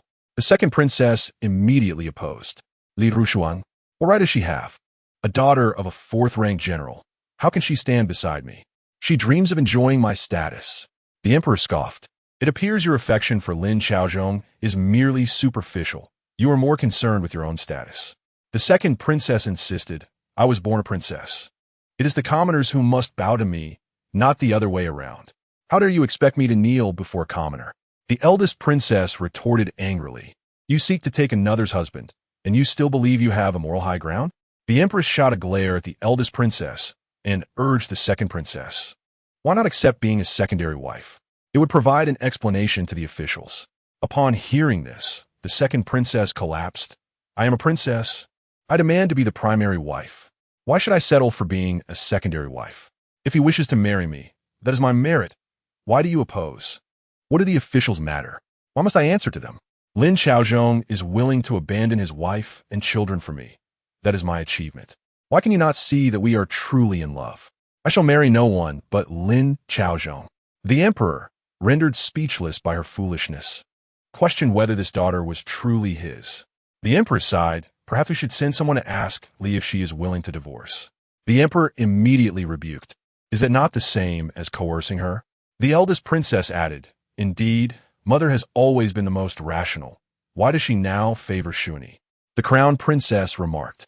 Li indeed wishes to divorce, but how can she dare leave her 3 children with Lin Xiaozhong? The second princess interjected, take them away. I do not want any of them. I only desire Lin Xiaozhong. The eldest princess retorted, if you want Lin Xiaozhong, you can go die with him. Spare me your repugnance. With that, she knelt before the emperor. Father, if Xuanyi truly marries Lin Xiaozhong, I will willingly renounce my title as princess and never set foot in the palace again. Shanglu. The empress and the crown princess both paled. The emperor thundered, nonsense. When did I ever agree to fulfill their wishes?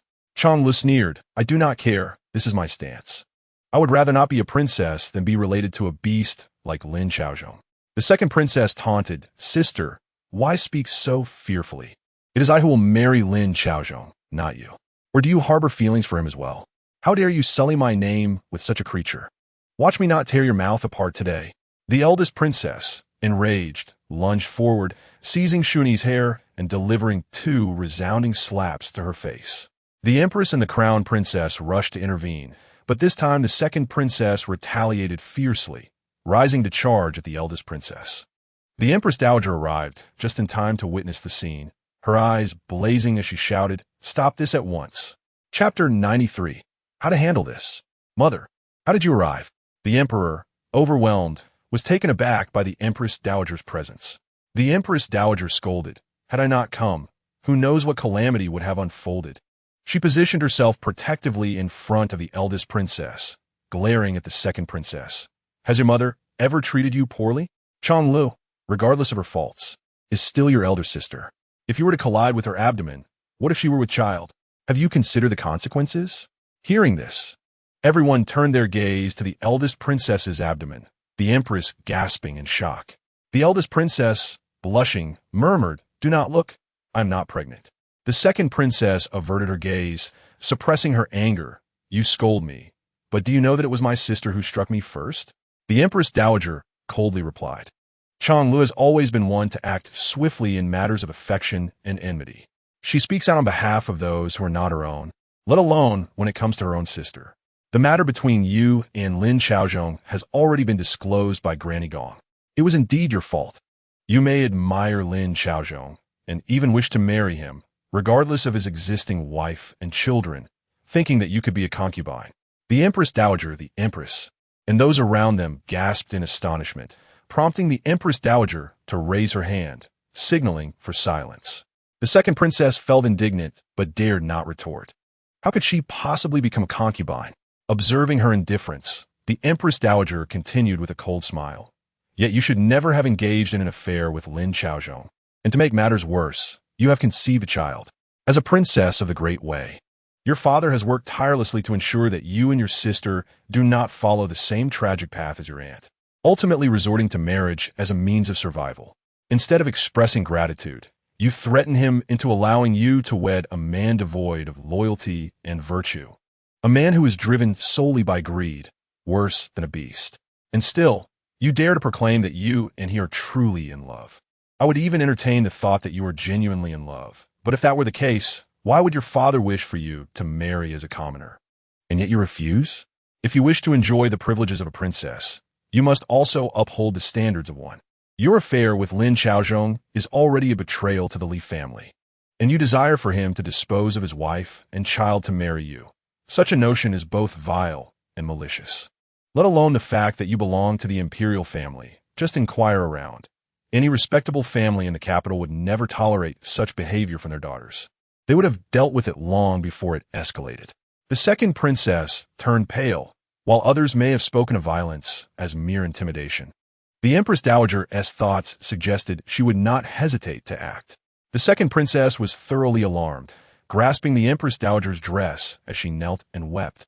Grandmother, I truly know I was wrong. However, I can no longer bear children. Only this child within me remains. I simply wish for him to be born under rightful circumstances. I know it is too late to say anything now, but Lin Xiaozhong is the father of my child, and I cannot bear to see him perish. She sobbed, Oh, grandmother, please do not be disappointed in me. I merely wish for a complete family, to live a harmonious life like my eldest sister. The eldest princess scoffed. How ridiculous! Who in the world does not desire a harmonious life. If everyone were to resort to threats and coercion like you, no family would enjoy peace. The second princess lamented. Have I not said that I would change? Li Rushuang is still alive, and her child is unharmed. I swear I will never take action again. I can be a concubine. Would that not suffice? She cried. Oh, grandmother, please have mercy on me and my child. I truly do not wish to remain a widow for life, without even a child to call my own. Li Rushuang has so many protectors. You're all I have left. The empress was left speechless, the words striking a familiar chord. The emperor rolled his eyes, recalling how she had spoken similarly to him before. The empress dowager's eyes were icy as she inquired. You are fully aware that Lin Chaozhong is unworthy, yet you still desire to marry him? The second princess replied. He merely seeks to make a name for himself in his career. He is not inherently wicked. If I marry him, he must rely on me and will have to heed my every word. The empress dowager, upon hearing this, let out a cold laugh. That is only under the condition that you are favored. Look around the royal family now. Who remains willing to stand by your side? The second princess lifted her gaze, scrutinizing each face. The eldest princess rolled her eyes and smiled coldly. The crown princess averted her gaze, remaining silent. The empress frowned, clearly displeased, while the emperor regarded her with cold eyes. The second princess's heart raced, yet she stubbornly insisted, I am still a princess. If he dares to treat me poorly, I shall ensure he suffers. The empress dowager declared, Since you have made up your mind, you may leave.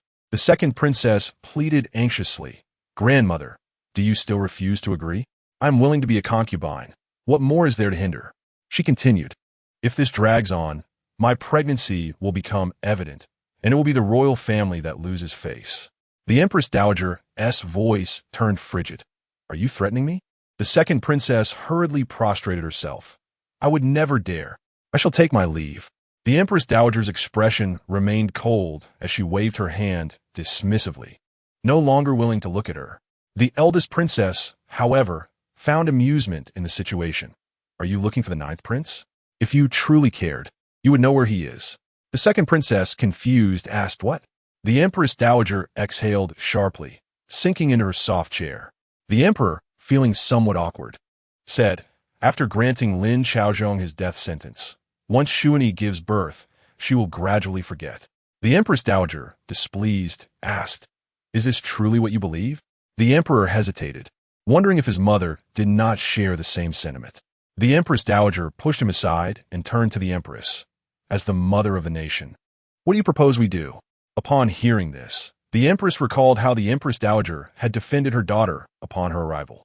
The mother-in-law and daughter-in-law had no real conflict, but the thought of another child abandoned due to the empress dowager filled her with resentment. Xuanyi is the emperor's daughter, raised under my care since childhood. If any disgrace were to arise, I, as her mother, would bear the blame. Perhaps we should confine her to the palace to prevent any further distress. That is merely a temporary solution. The empress dowager expressed disappointment evident in her eyes. The empress resignedly said, Then I have no other recourse. The empress dowager remarked, Even if she is not your biological daughter, you are her stepmother.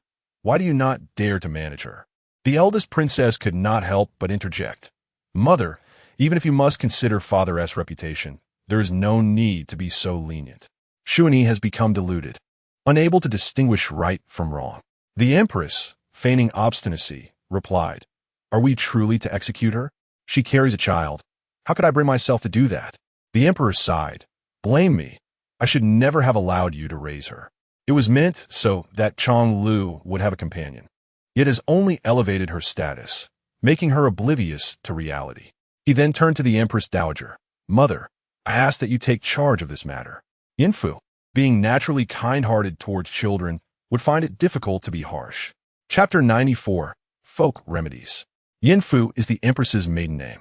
Observing the emperor speak on her behalf stirred complex emotions within her. Often, he did show concern for her as the empress. Yet concealing the matter regarding their younger son had become an insurmountable obstacle in her heart. Thus, she remained silent. The empress dowager perceived that the empress was indeed reluctant to take on the burden. Hence, she stated, If she does not suffer a bit, no amount of reasoning will penetrate her mind. The lessons Xuanyi must learn cannot be imparted by us. even if we are in the right. We know she has lost her way, yet she might die believing that we have failed to support her and cause her downfall. Only through painful experiences will she learn what is appropriate and what is not. The emperor also found merit in this suggestion, but the thought of actually marrying Shuni to Lin Xiaozhong left him uneasy. Mother, is there truly no other solution? The Empress Dowager replied, there is. If you wish to grant Lin Xiaozhong his death sentence, then do so along with Shuni. Otherwise, I fear that her vengeful spirit may turn against you, her father. The Empress gasped, surely not.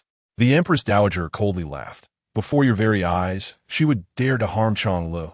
What else would she not attempt? The Crown Princess, equally alarmed, nodded in agreement.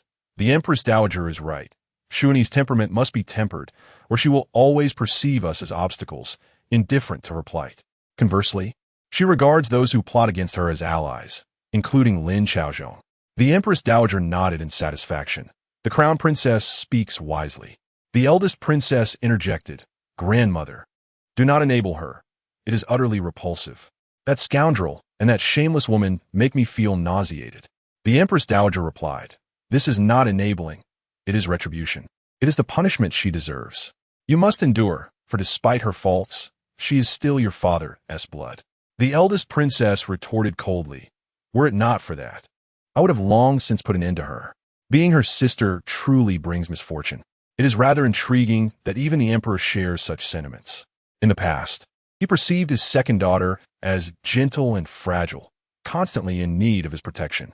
Now, however, he recognizes the elder daughter as forthright character in her sense of justice, which he finds exceedingly rare and admirable. The emperor remarked, Shuni has acted too outrageously in this matter, regardless of how we choose to address it. The Li family ought to provide her with compensation. Perhaps we should bestow upon her a title of 4th rank? The princess replied, a title of 4th rank is hardly sufficient. Moreover, if you intend to marry Shuni to Lin Xiaozhong, any compensation from the Li family would be a source of injury. The Empress Dowager interjected, no, Chonglu, you are entirely unaware that the most effective way to avenge a man is to witness him descend into despair. If you do not believe me, take the Empress Dowager to meet Li Rushuang. The elder princess appeared taken aback. Yet the Empress Dowager, already prepared, smiled calmly and said, let us go. The carriage for our departure has been arranged. Mother, this cannot be allowed. Let Chonglu go instead. The emperor expressed his disapproval of the Empress Dowager's excursion. The Empress Dowager replied, my departure is not solely for the sake of the Li family. It concerns your 9th brother as well. With that, she departed with the elder princess. The emperor protested, how can you say such a thing, mother? The empress interrupted, mother treats the emperor well. I firmly believe this. If the emperor has no further matters to discuss, I shall take my leave, she concluded, dismissing any opportunity for the emperor to retain her. The crown princess, having witnessed this exchange, thought to herself that it seemed as though the Empress Dowager was having a quarrel with the emperor. She hastily departed, eager to relay the events that transpired in the Hall of Governance to the crown prince. After all, even the Empress Dowager had been stirred, and Shuni could no longer act with impunity. At the Li residence, the physician had administered medicine to Lu Yinchuan, yet he continued to cry out in pain. His children, annoyed by his incessant wails, vacated the main room to play in the side courtyard. Hearing his childlike cries of distress, Li Rushuang pressed her forehead in frustration and said to Zhang Momo, quickly devise a means to silence him. Zhang Momo hesitated, caught between words. Li Rushuang insista. After serving me for so many years, is there anything you cannot say? Mustering her courage, Zhang Momo proposed. There's a folk remedy that suggests applying a woman's breast milk to stings. It is remarkably effective.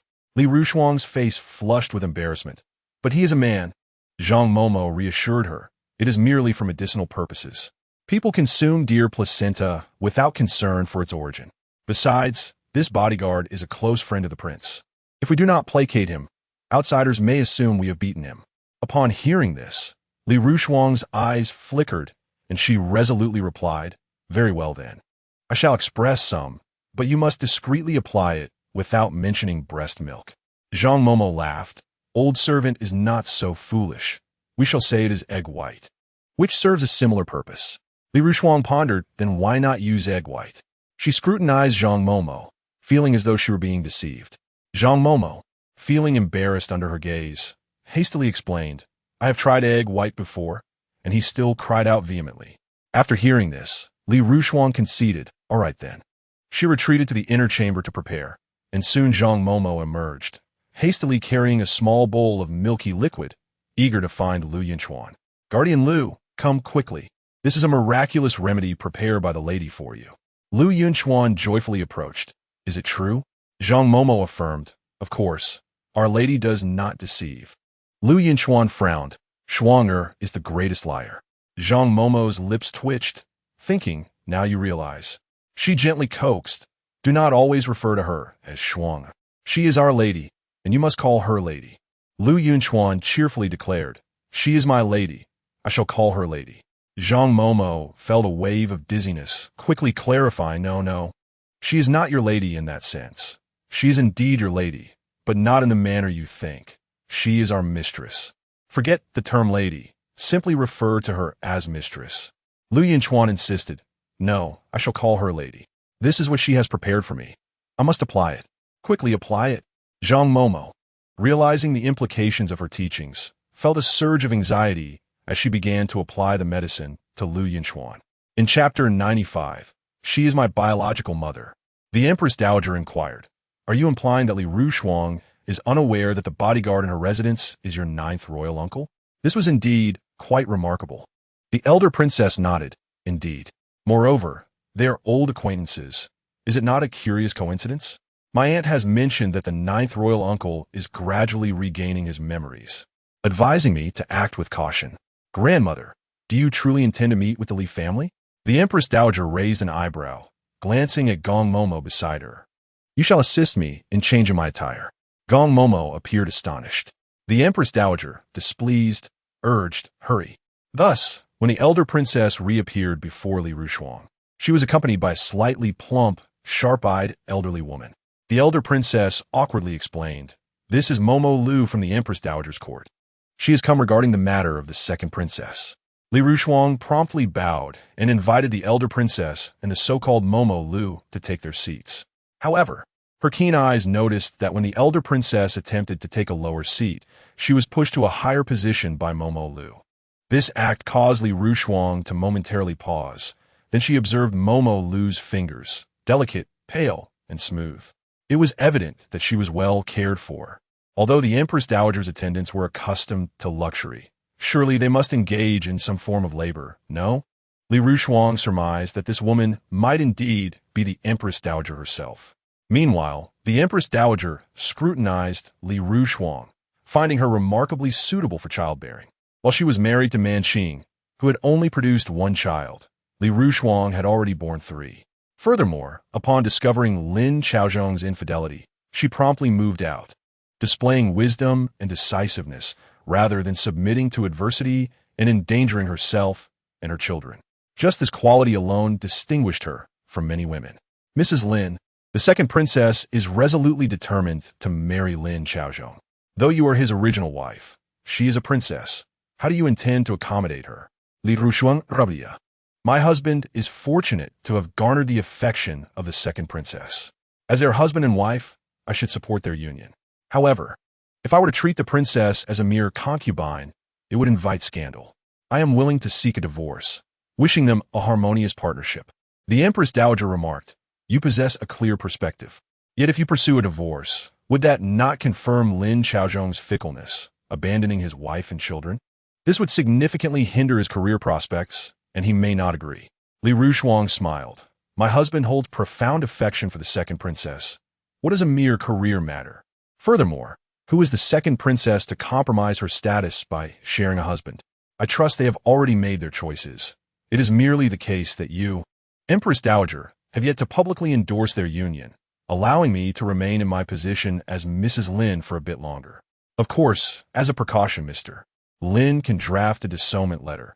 I will personally request his mentor, Master Jiang, to witness this, ensuring my 3 children sever ties with the Lin family, never to be associated again. If the Jiang family intervenes, it will indicate their awareness of my desire for a divorce and their consent. The Empress Dowager could not help but express her admiration. It seemed Li Rushuang had meticulously orchestrated everything, merely awaiting an opportune moment to extricate herself from the Lin family. However, this only attested to her cunning. As for other aspects, further testing was warranted. Regarding Mr. Lin's future affairs, should the children remain in the capital, they would surely hold a memorial service, but they would refrain from donning mourning attire to avoid any misunderstandings among Mr. Lin's future descendants, who might assume we sought to lay claim to his estate. The elder princess appeared speechless. How had the conversation shifted to Lin Xiaozhong's future affairs? It was evident that Li Rushuang harbored no concern for Lin Xiaozhong's demise. In this regard, she surpassed her younger sister by several magnitudes. The Empress Dowager was also pleased. As long as Li Rushuang remained indifferent to Lin Xiaozhong's fate, the ensuing matters would be considerably easier to manage. She took the initiative to grasp Li Rushuang's hand and said, "Indeed, you possess remarkable poise. You are a good child. Your father has guarded Jiangzhou for many years, rendering great service to the state. Rest assured, the emperor will not treat you unjustly." Li Rushuang's eyes reddened, and just as she was about to kneel in gratitude, a figure burst in, pulling her up and exclaiming to the Empress Dowager, "Mother, what brings you here? Did you come secretly to see my wife?" The Empress Dowager looked at her son, who had just spoken a torrent of words, her lips twitching with a mix of emotions. His speech was now articulate, his eyes bright and spirited, displaying a vivacity that suggested not just signs of recovery, but a remarkable restoration. Overwhelmed with joy, the Empress Dowager quickly covered her mouth.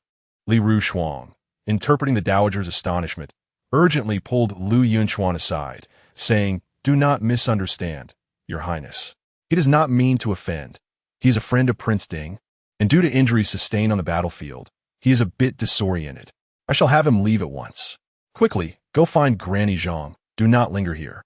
Li Rushuang hastily pushed Lu Yunchuan, fearful that he might displease the Empress Dowager.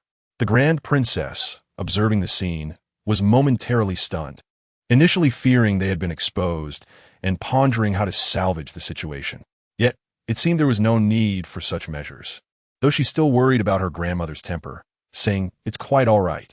The Empress Dowager quickly wiped her tears and feigned nonchalance, stating, "If he was injured on the battlefield, what offense is there?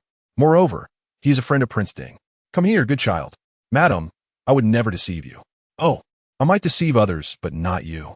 The Empress Dowager's lips twitched, unable to bear the sight. Before her son's mind had clouded, he was aloof and unapproachable. Now, in his altered state, he was like an exuberant puppy, playful yet shy around others, leading many to remain unacquainted with him. Presently, he argued his case with a calmness reminiscent of a youthful lad of 12 or 13. A tumult of emotions surged within her. Was her son truly on the path to clarity once more? Li Rushuang's sentiments were equally tumultuous. She feared the Empress Dowager might mistakenly believe she had taken a male beauty into her household, prompting her desire for a divorce from Lin Xiaozhong. Thus, she fervently explained, the Lin residence was consumed by fire. He came to rescue people and ended up here, merely a few days ago, due to his head injury and the prince's instructions. I took him in, treating him as a child in need of care, with no ulterior motives whatsoever. The Empress Dowager could not suppress a laugh, nodding her head. I see. This child appears to be a bit simple-minded. You have my sympathy. Lu Yinchuan blinked in confusion. Am I simple-minded? Mother, did you not say I was the smartest? Li Rushuang, noticing his fixation on calling her mother, quickly redirected the conversation. Does your forehead still hurt? Lu Yinchuan touched his wound, grimacing slightly. The Empress Dowager inquired, how did you incur this injury? Li Rushuang replied, I was stung by a bee. I've applied medicine to it. The Dowager nodded, her eyes still filled with curiosity as to how he had been stung by a bee. Meanwhile, Lu Yinchuan had lowered his collar, leaning towards Li Rushuang. It still hurts here. But the ointment has a milky fragrance, just like you. It smells delightful. Li Rushuang's face flushed crimson. Do not speak nonsense. It is true. Granny Zhang said it was the miraculous medicine you found for me. It truly worked wonders. Lu Yunchuan declared, leaning down to sniff the fragrance around her. Li Rushuang, flustered, hastily covered his eyes and pulled him along. I think it is still a bit swollen. Let me take you to apply more medicine. As they hurriedly exited, Lu Yunxuan, blinded, leaned heavily against Li Rushuang for support. Just as they approached the threshold, fearing he might tumble, Li Rushuang caught him securely around the waist, ensuring his safe passage outside. The Empress Dowager watched in astonishment. Has the Li family practiced martial arts? The Grand Princess stammered, equally taken aback. I suppose so. But grandmother, shouldn't we be leaving? Let's not forget, Xuanxin is still here. He wouldn't lie. If he recognizes you, how will we explain to ninth uncle? The Empress Dowager suddenly recalled that her great-grandson was still at the Li residence. She, her younger son, and her eldest granddaughter, 4 generations gathered together. Rising swiftly, she urged quickly, let us go. Upon exiting, they caught sight of Jingu leading Xuanxin and Huijie, both in a panic, attempting to flee through the back door. Suddenly, they heard Li Rushuang's voice, cautioning softly, listen, the elderly lady inside is formidable. She is not your mother, but a highly esteemed matron. You cannot continue calling her mother. It will annoy her. And your dear brother, Xingqiao, 1T be able to protect you. Do you understand? Lu Yunchuan shook his head. I do not understand. Li Rushuang siga. Not understanding is fine. Just do not go in yet. Find a place to play. Lu Yunchuan grasped her hand. Madam, can you still run? Li Rushuang rapia, pujlat. Where'd I run to? This is my home. Lu Yunchuan sighed in relief. As long as you do not run, I'll 1T lose you again. Later, the second girl told me you were in the tree. I climbed trees every day and fell terribly. I wanted to go into the water, but they wouldn't let me, saying there was a big tiger in the water. They are lying. I pulled you out of the water last time. You smelled wonderful. Li Rushuang's lips twitched. Who told you that you were foolish? You remember all those years? Fear not, you once taught me. I will not neglect you. The Grand Princess and the Empress Dowager slowly emerged, exiting through the back door. Your ninth uncle and heir are here. The Li family now must care for 3 children and 2 patients. How can that be manageable? You must give her a heads up. Once she receives the decree, she can formally discuss a divorce with Lin Xiaozhong. In that case, the royal family will provide Lin Xiaozhong with 2 options, either death or marrying Shuni. Those who are solely profit-driven would never choose death. The Grand Princess remarked, are we truly binding them together? The Empress Dowager scoffed. Your ninth uncle is even 2 years younger than you. Back then, to assert his elder status, he preferred calling you eldest girl Shuni's second girl. Did you hear what he just said? I always found it strange. He loved digging into ant mounds, yet suddenly want to climb trees? And once, when he fell hard, he called out second girl. At that moment, I thought he merely recalled something with joy, forgetting entirely that it was second girl who encouraged him to climb. As the Empress Dowager spoke, her eyes filled with tears.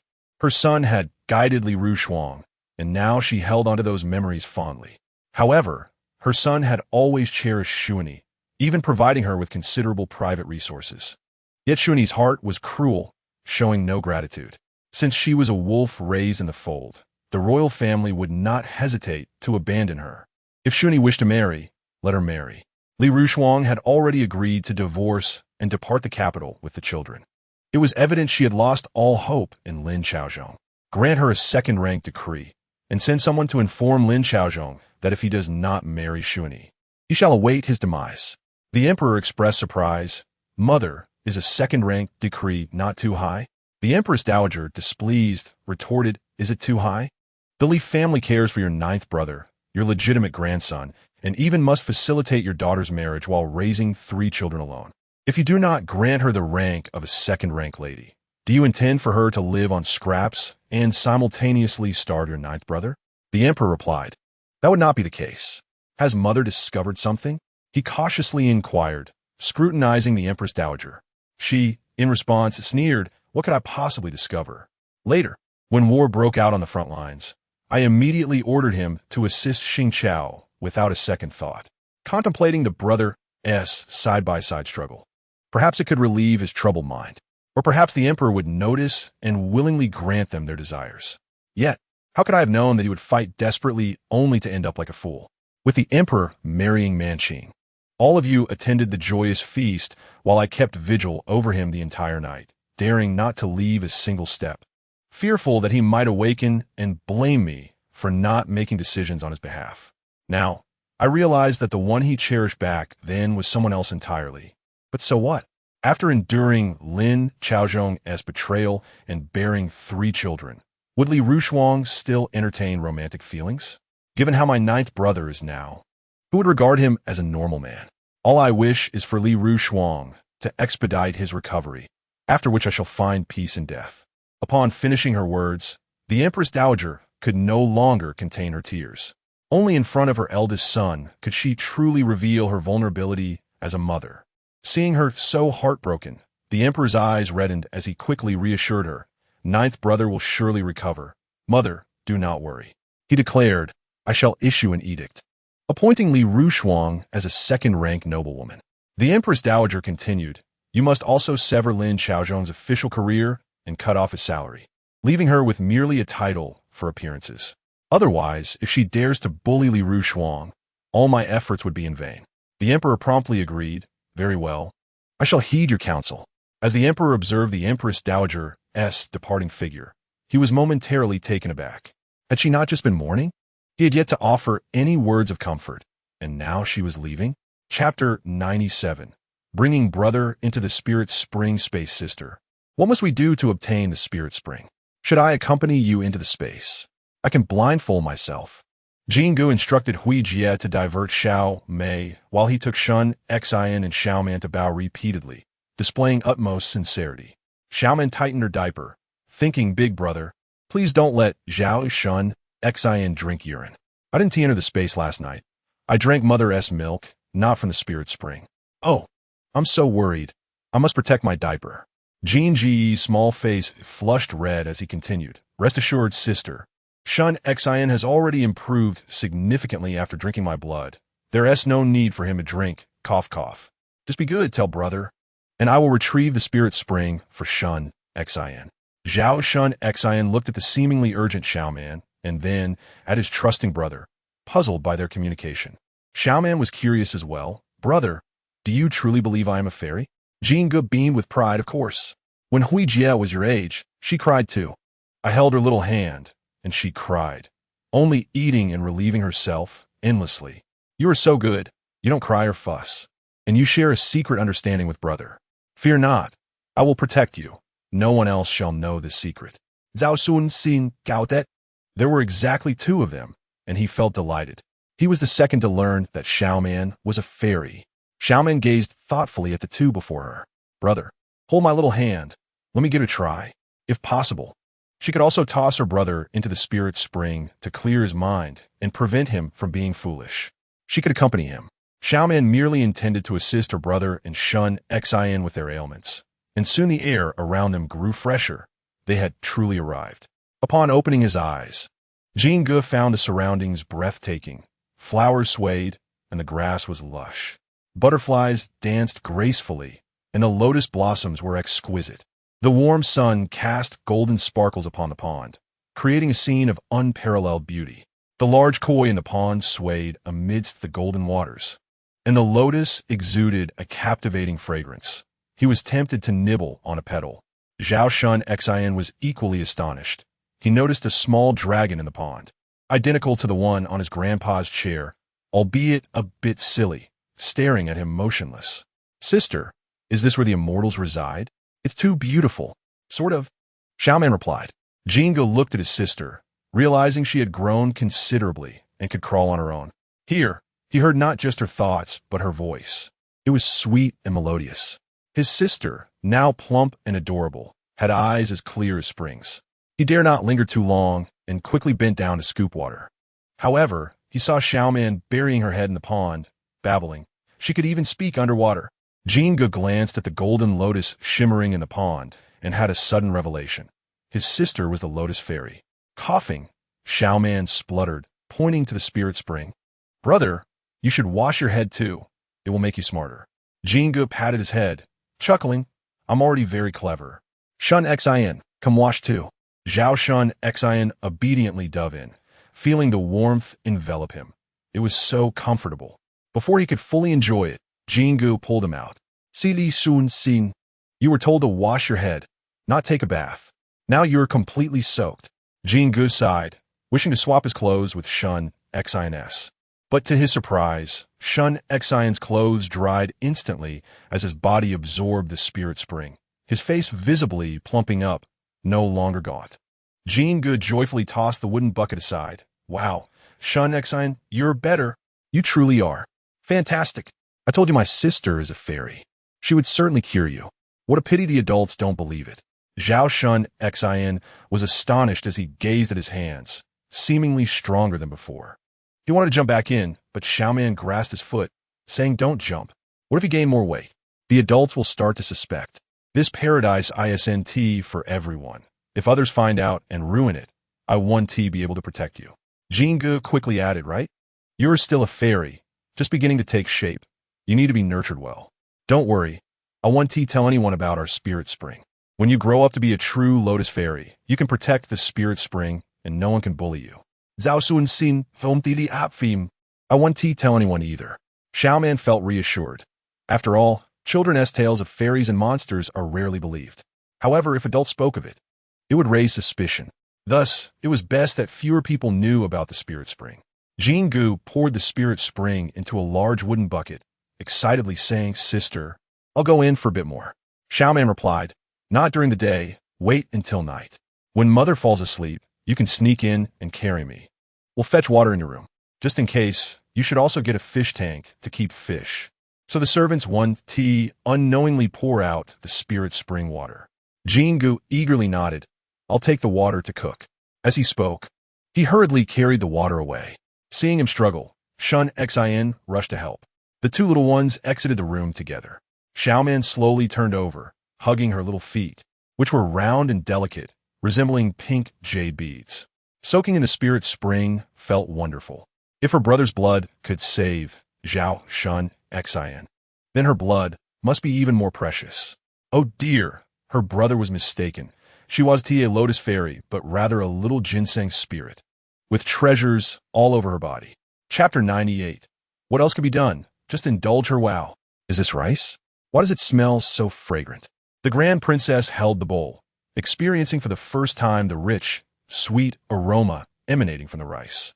Li Rushuang was also taken aback. After taking a bite, she inquired, "Zhang Mama, has the kitchen changed the rice?" Zhang Mama replied, puzzled, "No, not at all." Xiaoman chuckled beside them. "It's rice cooked with spiritual spring water. Brother helped me fetch it, so we needn't worry about food poisoning anymore. Mother, please eat. It's good for your health."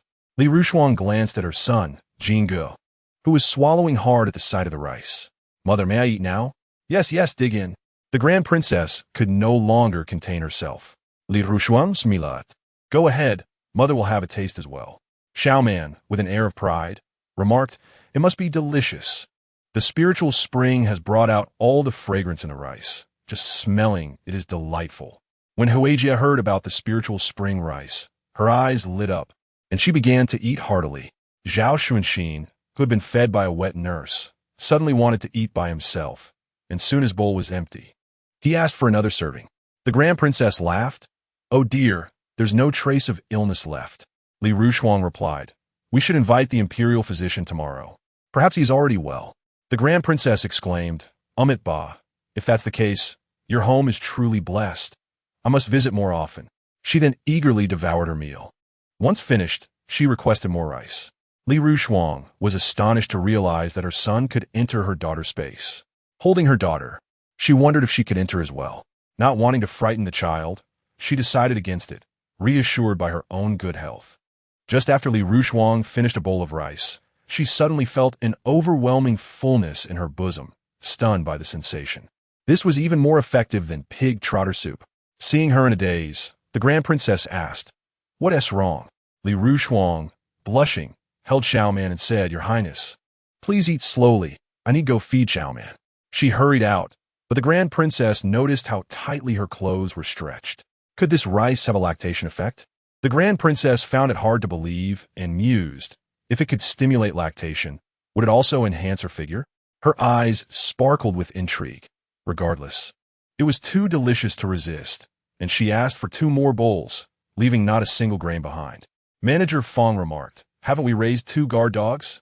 They finished every morsel and still begged for more, even licking the bowl clean.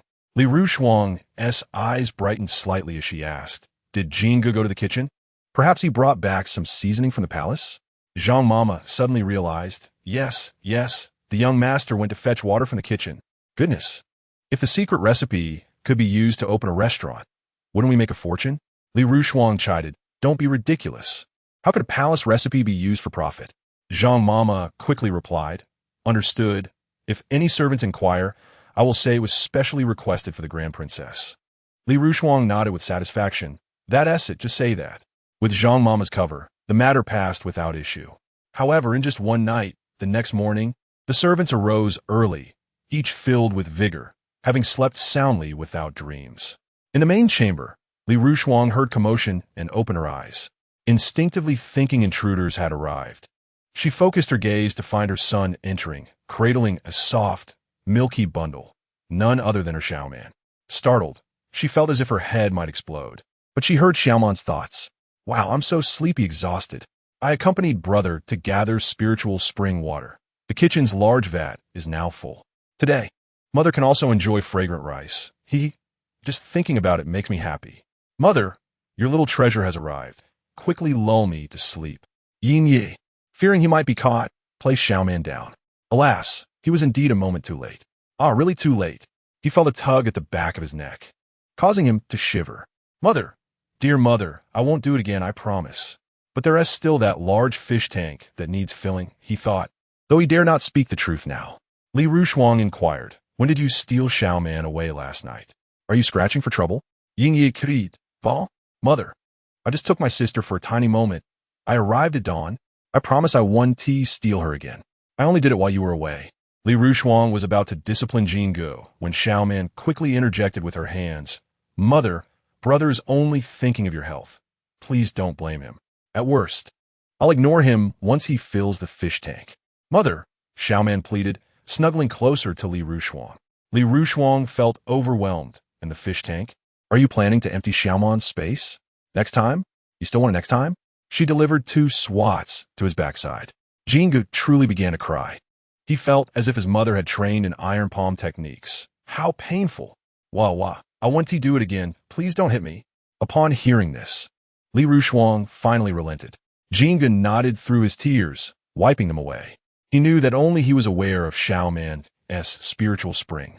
He was undoubtedly the guardian chosen by his sister, a splendid honor. The pain in his backside seemed to fade away. Brother will miss you. I'll come see you again soon. Li Rushuang scolded. Come again? Get lost. Jingu, looking aggrieved, replied, she is my sister. Li Rushuang countered, she is my daughter. Jingu retorted, then she is also my sister. You cannot change that fact. Oomph. Li Rushuang warned, dare you make that sound again? Jingu dashed away, fearful of further punishment. However, not long after he left, his heart-wrenching cries echoed back. Upon hearing this, Li Rushuang instinctively rushed out with Xiaoman, fearing he had been harmed. What she found was the cleaning servants staring at Jingu, utterly bewildered, while he wept inconsolably, tears streaming down his cheeks. Li Rushuang asked, Jingu, what's wrong? Did you fall? He shook his head, still sobbing. They used the water from the kitchen to mop the floor. What? The water I gathered with my own hands. The precious water I couldn't even bear to drink. They used it to clean.